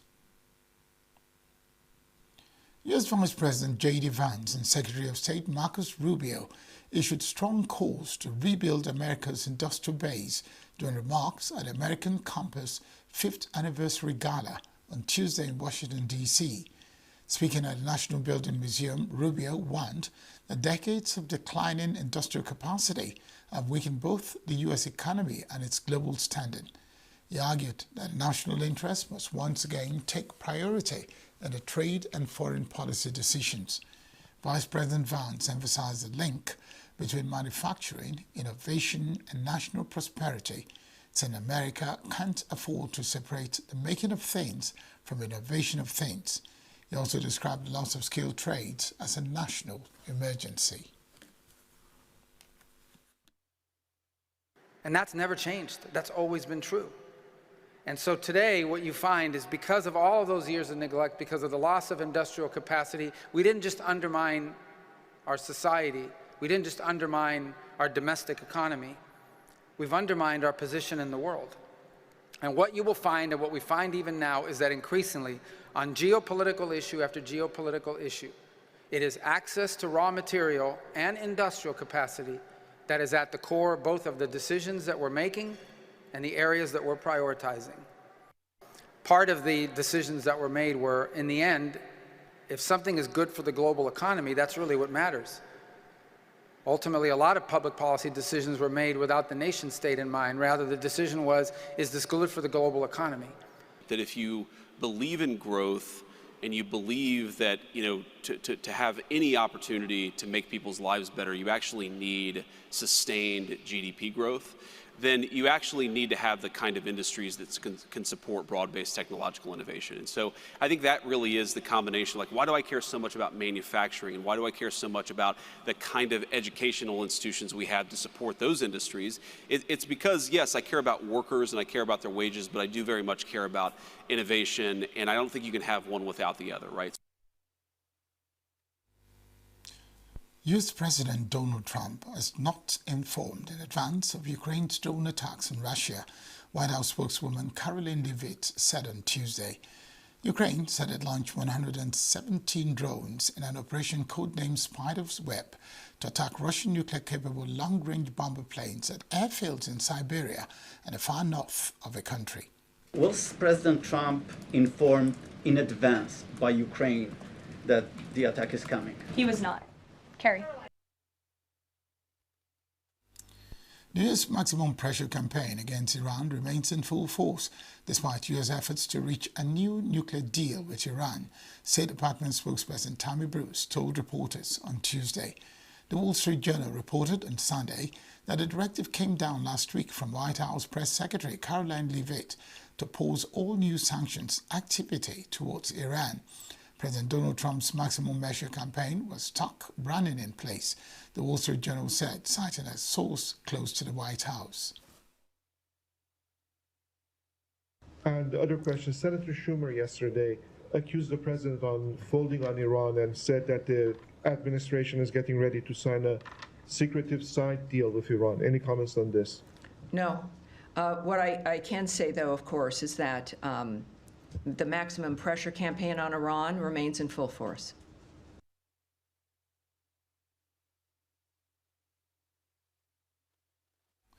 The White House on Tuesday confirmed that Trump administration has sent a letter to all of its trading partners ahead of a self-imposed tariff deadline.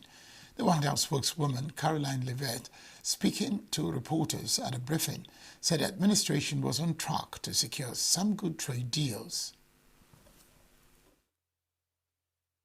Sure, I can confirm the merits in the content of the letter. USTR sent this letter to all of our trading partners just to give them a friendly reminder that the deadline is coming up. And they are in talks. Ambassador Greer, Secretary Bessent, Secretary Lutnick are in talks with many of our key trading partners around the globe. As you know, Brian, I know the Wall Street Journal has covered this quite heavily. And they continue to be engaged in those discussions. And this letter was simply to remind these countries that the deadline is approaching and the president expects good deals, and we are on track for that. For the first time, Rostock is starting point for one of NATO's biggest naval exercises in the Baltic Sea, with some 50 warships, 90 aircraft and 9,000 soldiers from 17 nations taking part. This year's Baltic Operations Baltops exercise, which has been held since 1971, includes USS flagship Mount Whitney from the U.S. Navy's 6th Fleet. According to NATO, the aim is to improve joint capabilities in maritime operations, such as submarine defense, mine clearance, and air defense. A large-scale exercise will be underway until June 20. The warships will set off together from a naval base in Warnemünde on June 5. The German Navy and the German Armed Forces, we are determined to strengthen NATO, to strengthen NATO effectiveness and combat effectiveness. We want to deliver deterrence and defense effect. Likewise, Baltops stands as the premier annual joint multinational maritime-focused exercise in the Baltic Sea. And this exercise continually adapts to meet current and emerging regional security demands of the Baltic region, bringing together participating nations in a realistic training environment to ensure maritime stability and European economic prosperity. Meanwhile, hundreds of troops from Kosovo, the United States, Albania, Croatia, and other NATO allies took part in military drills in western Kosovo on Tuesday. Defender Europe is the largest annual U.S. military exercise in Europe, during which personnel and equipment are deployed across multiple European countries to demonstrate lethality and interoperability with partners. Approximately 25,000 troops from NATO and allied nations are deployed in 18 European countries, including more than 5,000 U.S. troops stationed from Norway to Greece. On the final day of the drills, Kosovo's Prime Minister Albin Kurti said his country was ready to join NATO. But Kosovo's aspiration to join the alliance faces challenges, as 4 NATO members do not recognize it as an independent country. Since the end of the war between Serbia's forces and Kosovo Albanians in 1999, NATO has maintained a military mission aimed at safeguarding the region's fragile peace. A UN spokesperson said on Tuesday that it's unacceptable that civilians are risking and losing their lives just trying to get food in Gaza. After health officials said at least 27 Palestinians were killed and dozens wounded trying to reach an aid distribution site. And I can tell you that once again we are witnessing unthinkable loss of life in Gaza. The Secretary General condemns the loss of lives and injuries of Palestinians seeking aid in Gaza. It is unacceptable. Civilians are risking and in several instances losing their lives just trying to get food. Palestinians have the fundamental right to adequate food and to be free from hunger. The Secretary General continues to call for an immediate and independent investigation into these events and for the perpetrators to be held to account. This system, as Philippe Lazzarini called it, is a death trap, right?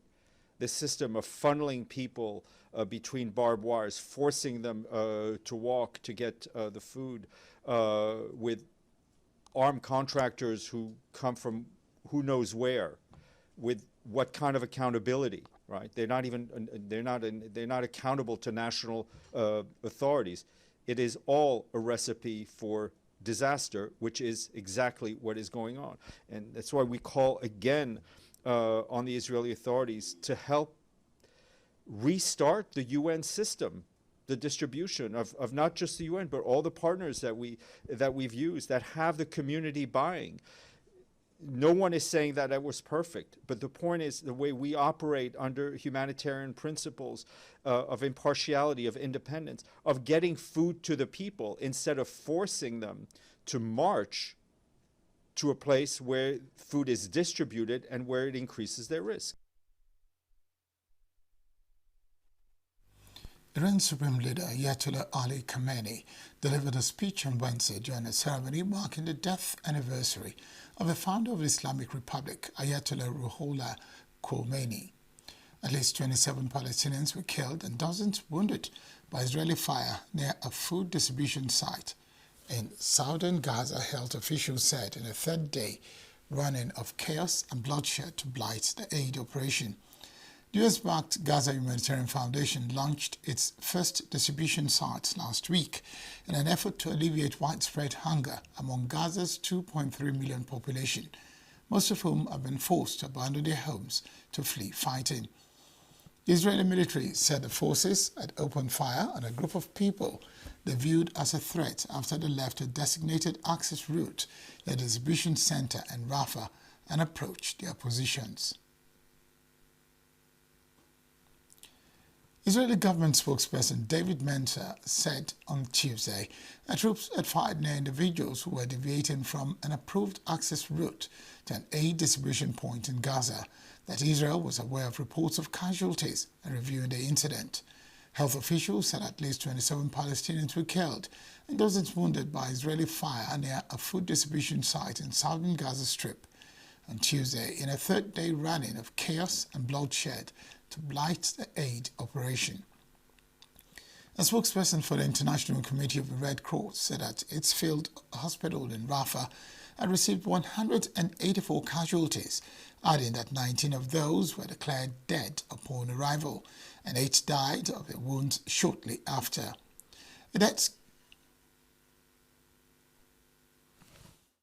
Allow me to address the incident that happened earlier today, this morning, Tuesday, as crowds moved along designated routes towards a humanitarian aid distribution point in northern Gaza. Our soldiers identified several individuals who were deviating from the approved access route. Now, this occurred approximately half a kilometre from the aid distribution site. Now, our troops diligently issued warning shots. And as some of the suspects continued, despite these warning shots, advancing towards the troops in a threatening manner, further fire was directed near these specific individuals. Now, the IDF is very much aware of reports. The IDF is very much aware of reports of casualties and is reviewing the incident. The IDF is doing everything in its power to allow Gazans to get to the humanitarian aid. The IDF is not preventing the arrival of Gazans at humanitarian aid sites. Indeed, we are encouraging it. The warning shots were fired away from the aid distribution point in response to the threat perceived by the IDF troops. Israel is not preventing Gazans from accessing humanitarian aid, and the IDF did not fire at civilians. That came out after Israel said 3 of its soldiers had been killed in fighting in northern Gaza Strip as its forces pushed ahead with a months-long offensive against Hamas militants that have laid waste to much of the enclave. Still to come, transformative all-electric aircraft lands at NYC's JFK Airport. Spain train ahead of UEFA Nations League semi-finals against France. These and more after the break. Every second, every minute, every day, news is breaking, events occur, and there are new developments. At Signature TV, we follow these stories objectively, bringing all sides without bias, explaining the complex issues, breaking down the numbers, and investigating the issues behind the news. Anywhere and everywhere, near or far, wherever the news is, we will be there. Signature TV. News in your pocket.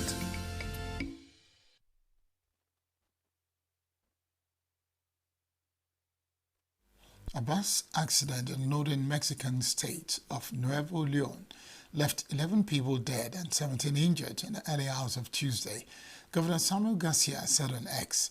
Video showed forensic workers carrying the bodies of the victims from a patch of grass next to the site of the accident.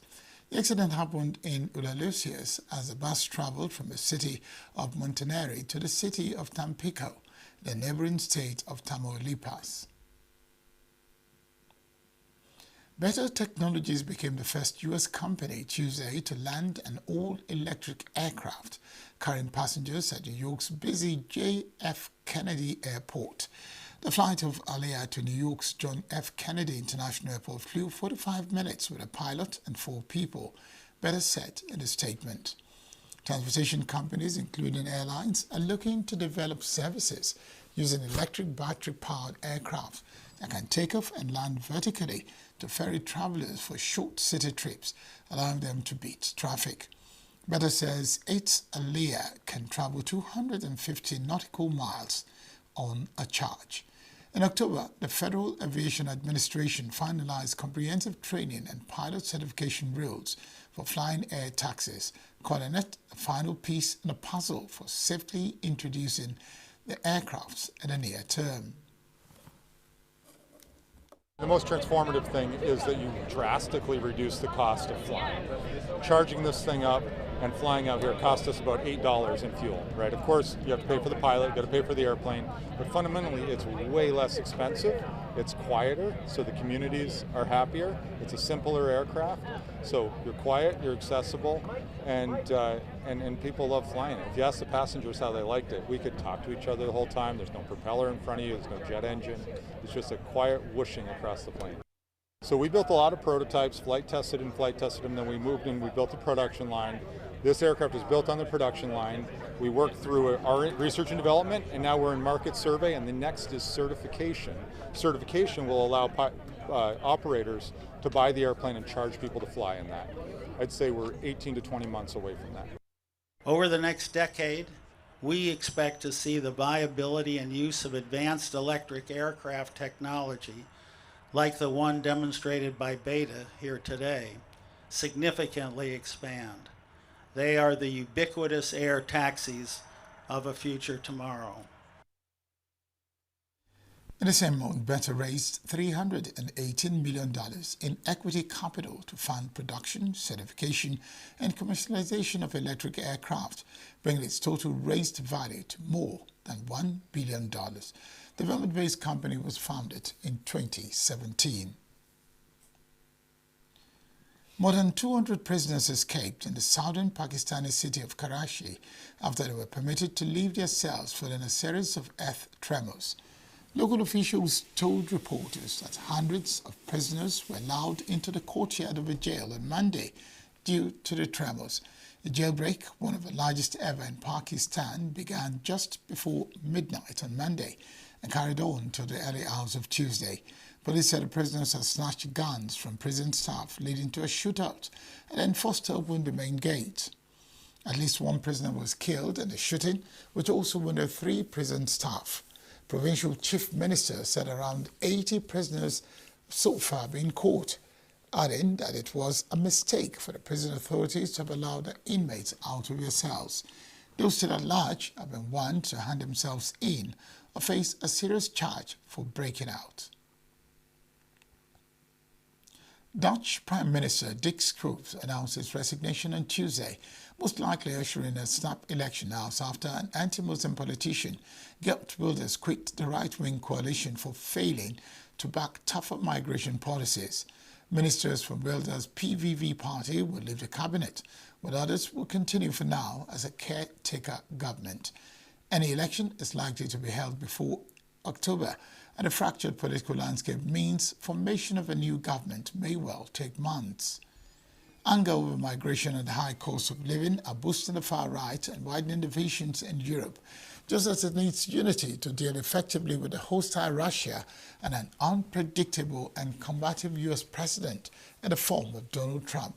Schoof said it would hand in its resignation to King Willem Alexander later on Tuesday. The task of society at the start of this cabinet was to address the challenges facing the Netherlands. Challenges concerning housing, social security, safety, migration, nitrogen emissions. In the coalition agreement, 4 parties made commitments that were reflected in the government program. In recent months, the government has worked hard on its implementation. But if one party lacks the will to continue, it becomes impossible to continue. In the Council of Ministers, we discussed the current situation and concluded that with the departure of the PVV, there is insufficient support in the House of Representatives for this cabinet. This means that I will go directly to the King to offer the resignation of the PVV ministers. The remaining ministers will continue in a caretaker capacity. A copy of the resignation request will be sent to both the House of Representatives and the Senate. In recent days, I have informed all 4 party leaders several times that, as far as I am concerned, the fall of the cabinet was unnecessary and irresponsible. We face major challenges nationally and internationally, and more than ever, decisiveness is required to ensure our safety, our resilience, and the economy in a rapidly changing world. For all people in the Netherlands who worry about finding a home and about their finances, for farmers and gardeners who want prospects for the future, and also for gaining control over migration. 1 year ago, I was called upon to become Prime Minister of the Netherlands. A question I never expected, but I said yes based on the belief that I could contribute something to solving the problems this country faces. I still have that conviction, and so, together with the ministers from the VVD, NSC, and BBB, I will continue in a caretaker capacity until a new cabinet is formed, because life in the Netherlands and abroad will continue as usual and decisions must be made that cannot tolerate delay. France International Trade Minister Laurent Saint-Martin says tariffs imposed by Washington on the European Union would have a worse impact on the U.S. economy than on Europe. He, however, said a dialogue would continue between the U.S. and the EU in a meeting between EU Trade Commissioner Maros Sefcovic and the U.S. delegation headed in Paris by Jamieson Greer in the weeks ahead. Saint-Martin said the EU's position that the increase in tariff was harmful was not changing, and Brussels was prepared to put in place countermeasures on U.S. goods and services if they were not removed. Commissioner said that in the absence of a mutually acceptable solution, the countermeasures would take effect automatically on July 14 or earlier if circumstances require. We still have a few weeks to have this discussion and negotiation. Our position does not change one iota. We want a positive agenda between Europe and the United States because it is in the interests of both parties. We have always said that if the discussion and negotiation do not succeed, Europe is in a position to take countermeasures on American products and services.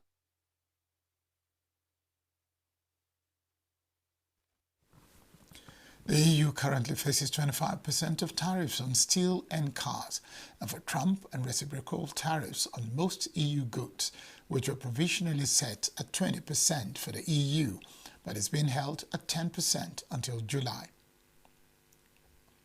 The government of France plans to ban smoking on beaches and parks, outside schools, and in other locations from July 1 to protect children. The ban, which follows similar measures across an increasingly smoking-adverse Europe, would exempt cafe outdoor terraces and will not apply to electronic cigarettes. Health Ministry said smoking kills around 200 people every day in France. Smoking in France is at historic lows, according to a report published this month by the French Observatory for Drugs and Addictive Trends.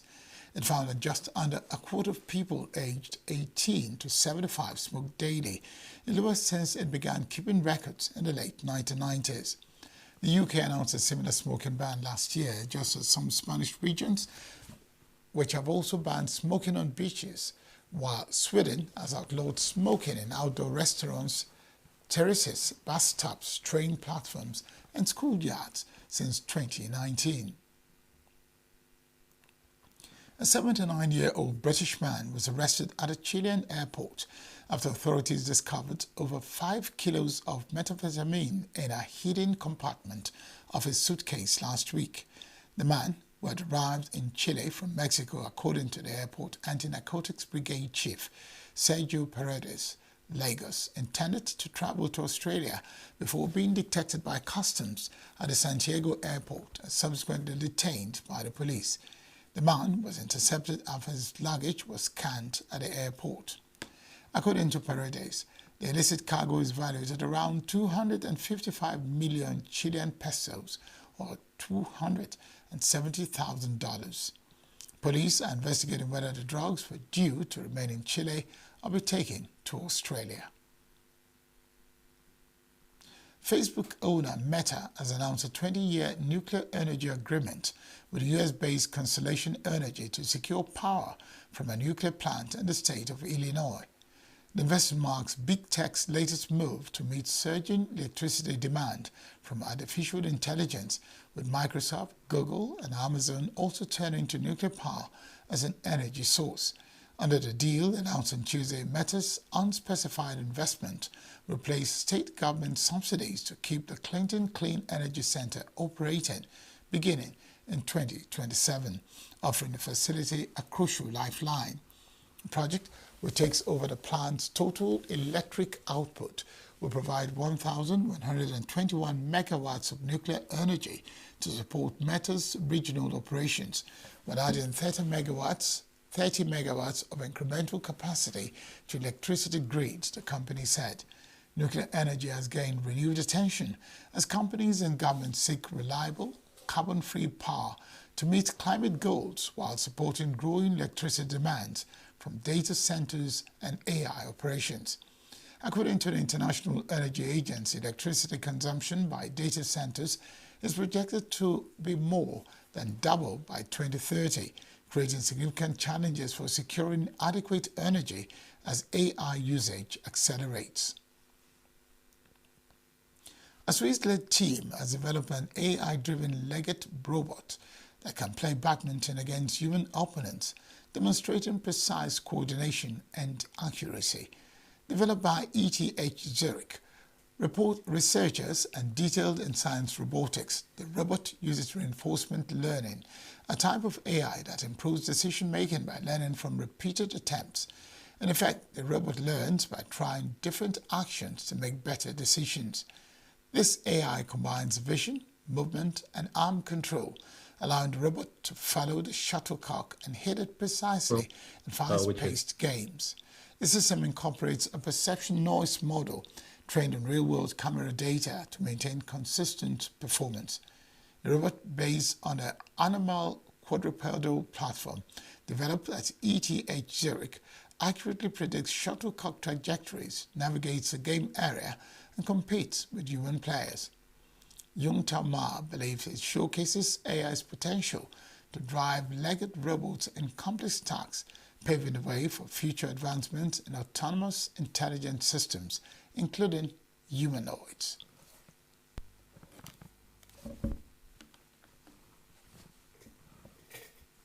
Spain held a training session on Wednesday at a training camp in Las Rosas ahead of their UEFA Nations League semi-finals against France.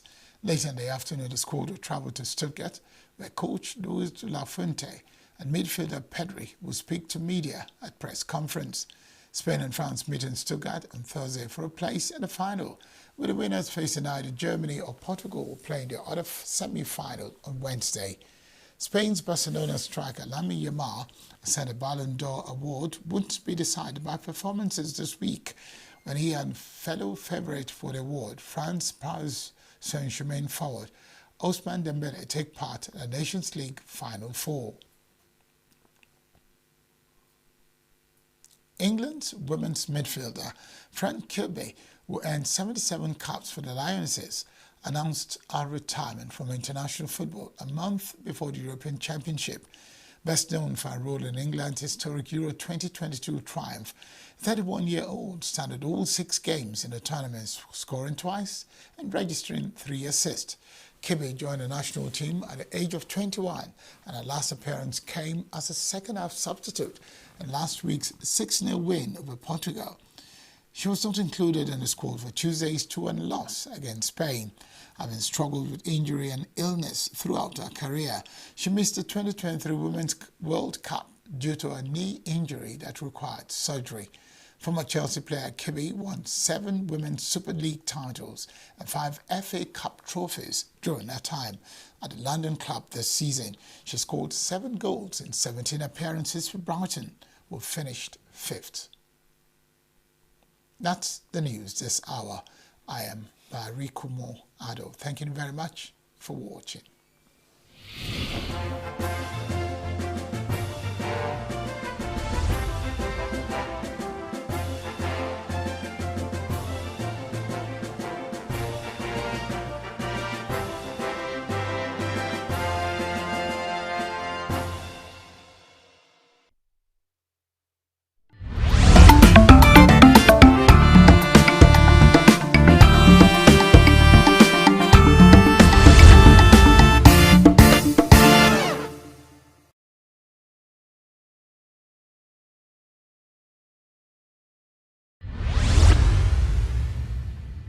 We have male dominance in politics, which is number 1.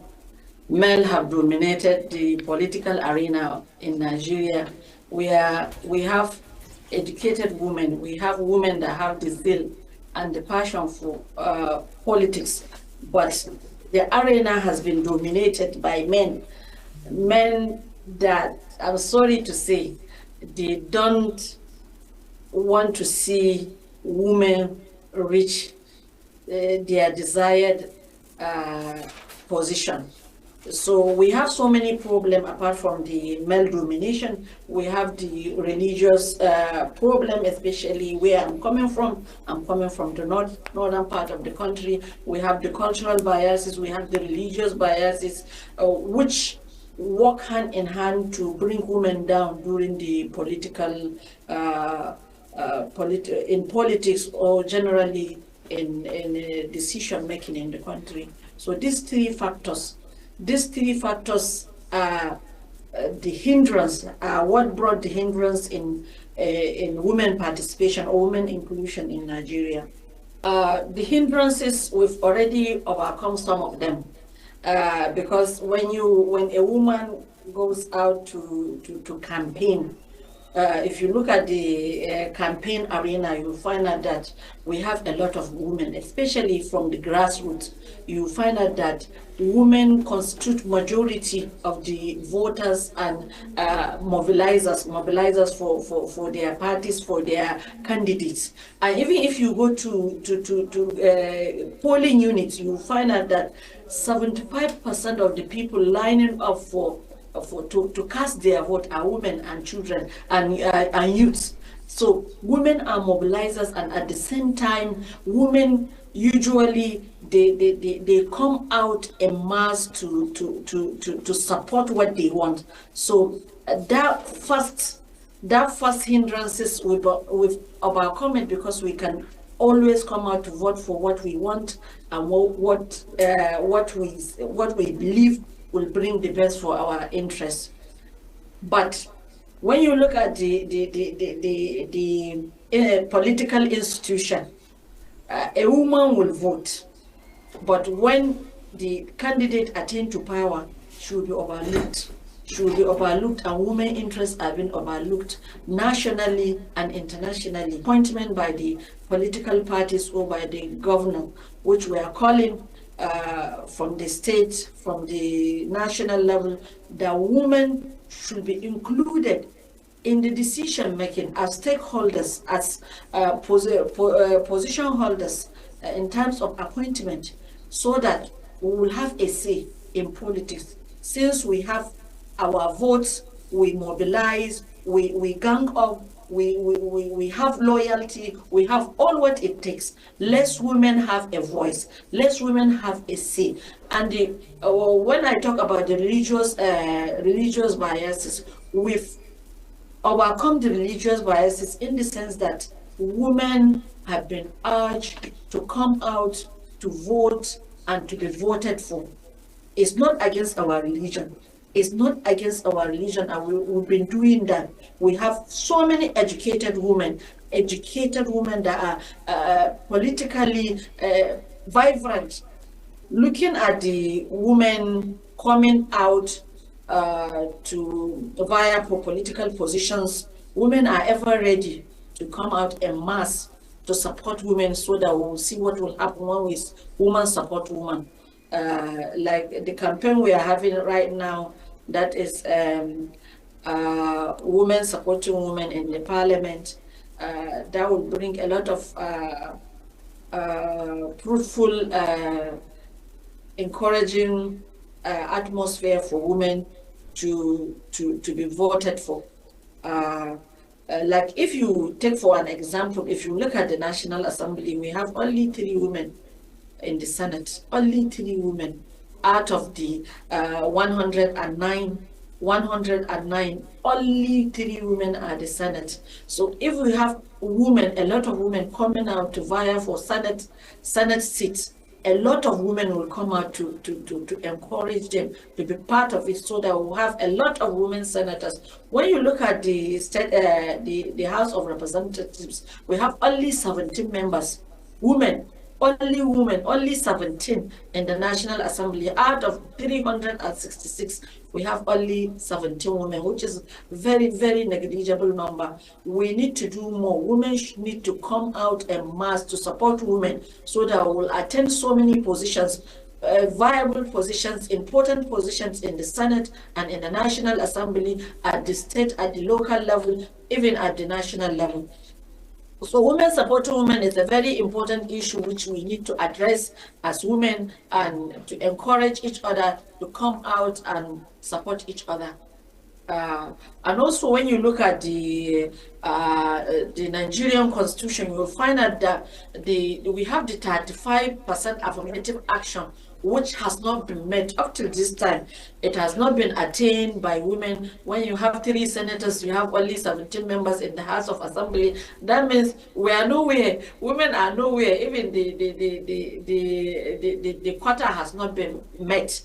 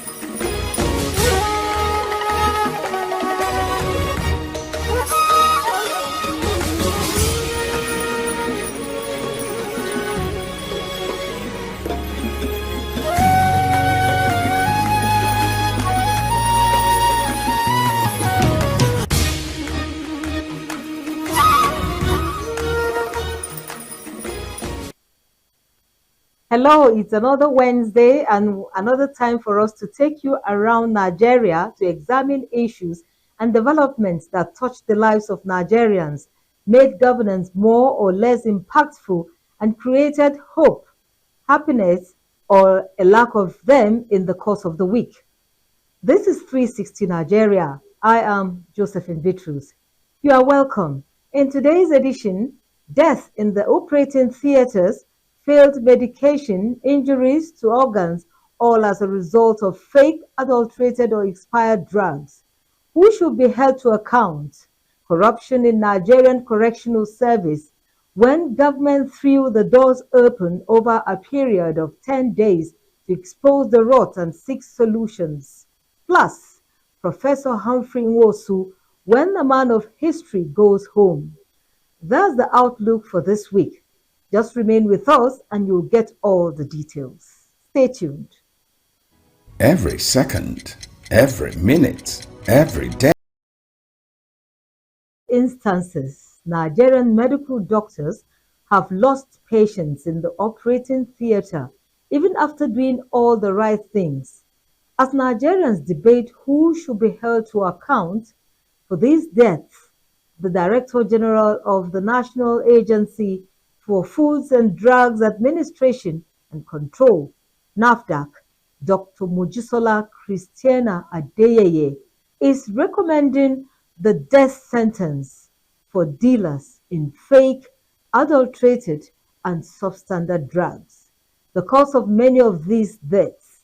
Correspondent Chimeze Zedima weighs in on the many issues connected to the challenges of fake, adulterated, and expired drugs in Nigeria.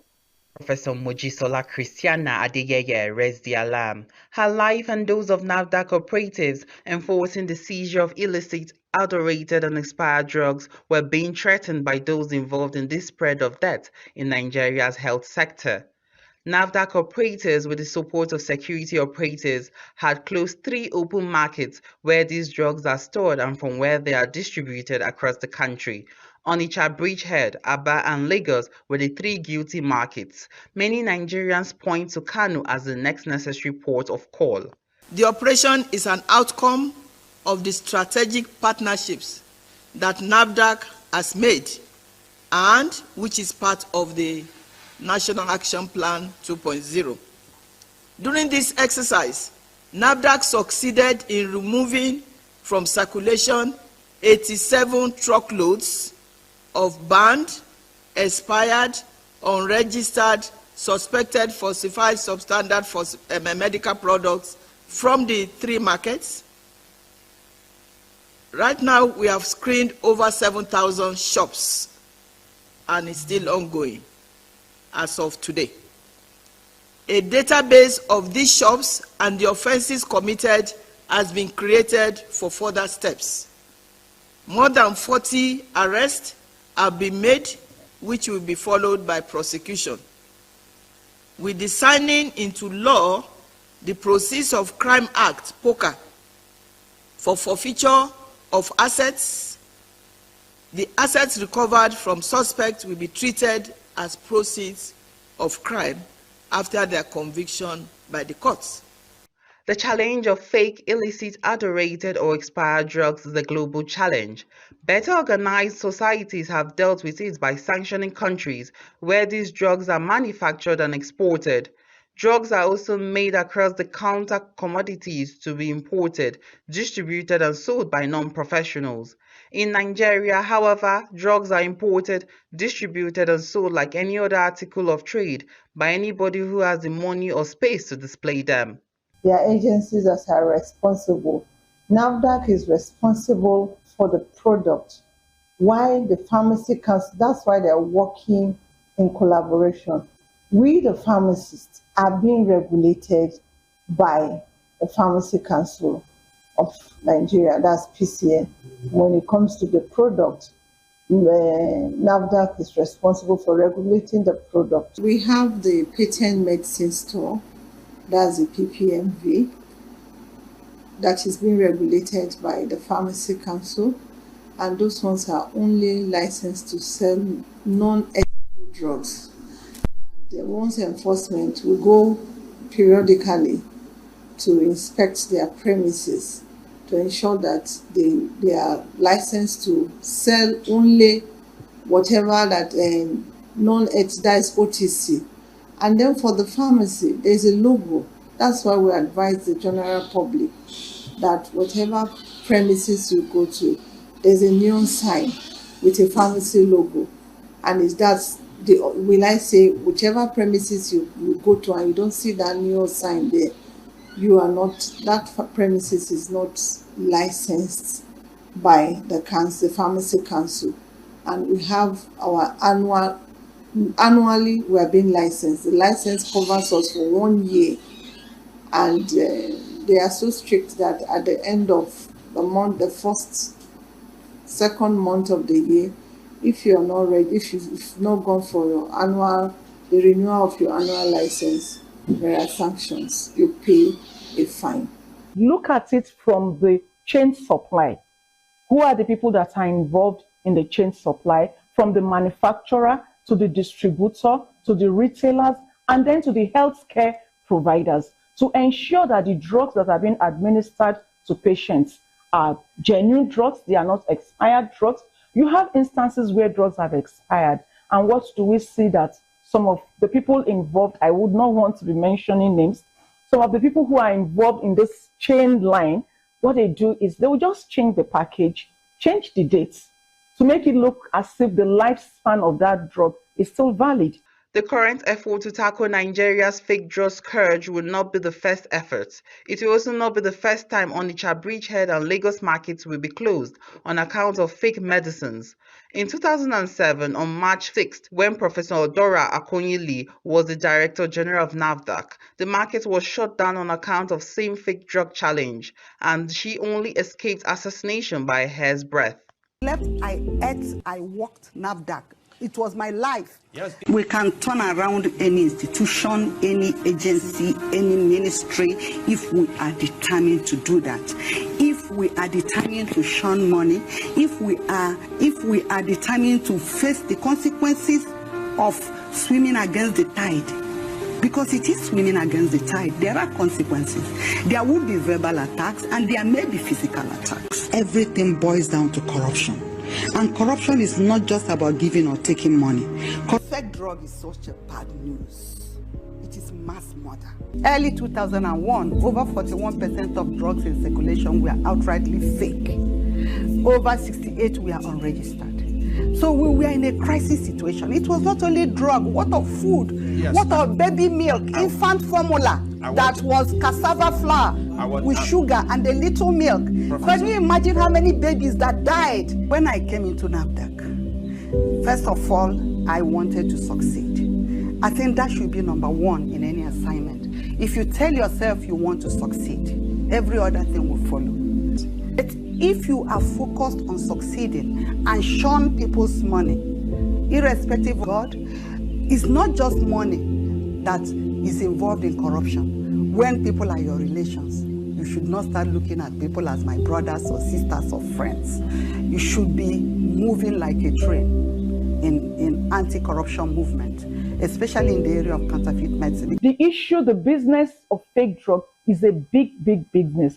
We all hear when Dora Akonyili, as the DG of NAFDAC, when she was fighting the menace of counterfeit drugs, we saw all the threats that she went through. They almost killed her driver, and all of that. So for people who are confident to come up and say that these people, there are people here who are involved in adulterated or fake drugs, we need to provide some form of protection for them so that they and their families are not exposed to threats, to dangers to their lives from people who are the ones peddling these drugs. As the current effort unfolds, a socio-political group, Southern Nigerian People's Mandate, has weighed into the matter. In a statement signed by East President Augustine Chukundum and Secretary General Shegun Dia, the group pointed at Pakistan, China, India, and some other Asian countries as the sources of these fake drugs that have become a scourge in Nigeria. Corruption is also part of what we are passing through, what the menace that is responsible for Nigeria being a dumping ground or any drug. And again, the economy of the country is another way.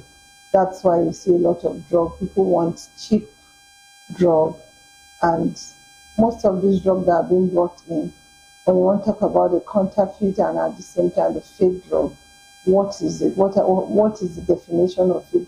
It's a drug that they are deliberately and fraudulently mislabeled. You understand, either in terms of their composition, of what the drug is contained, or at the same time mislabeling, misrepresentation.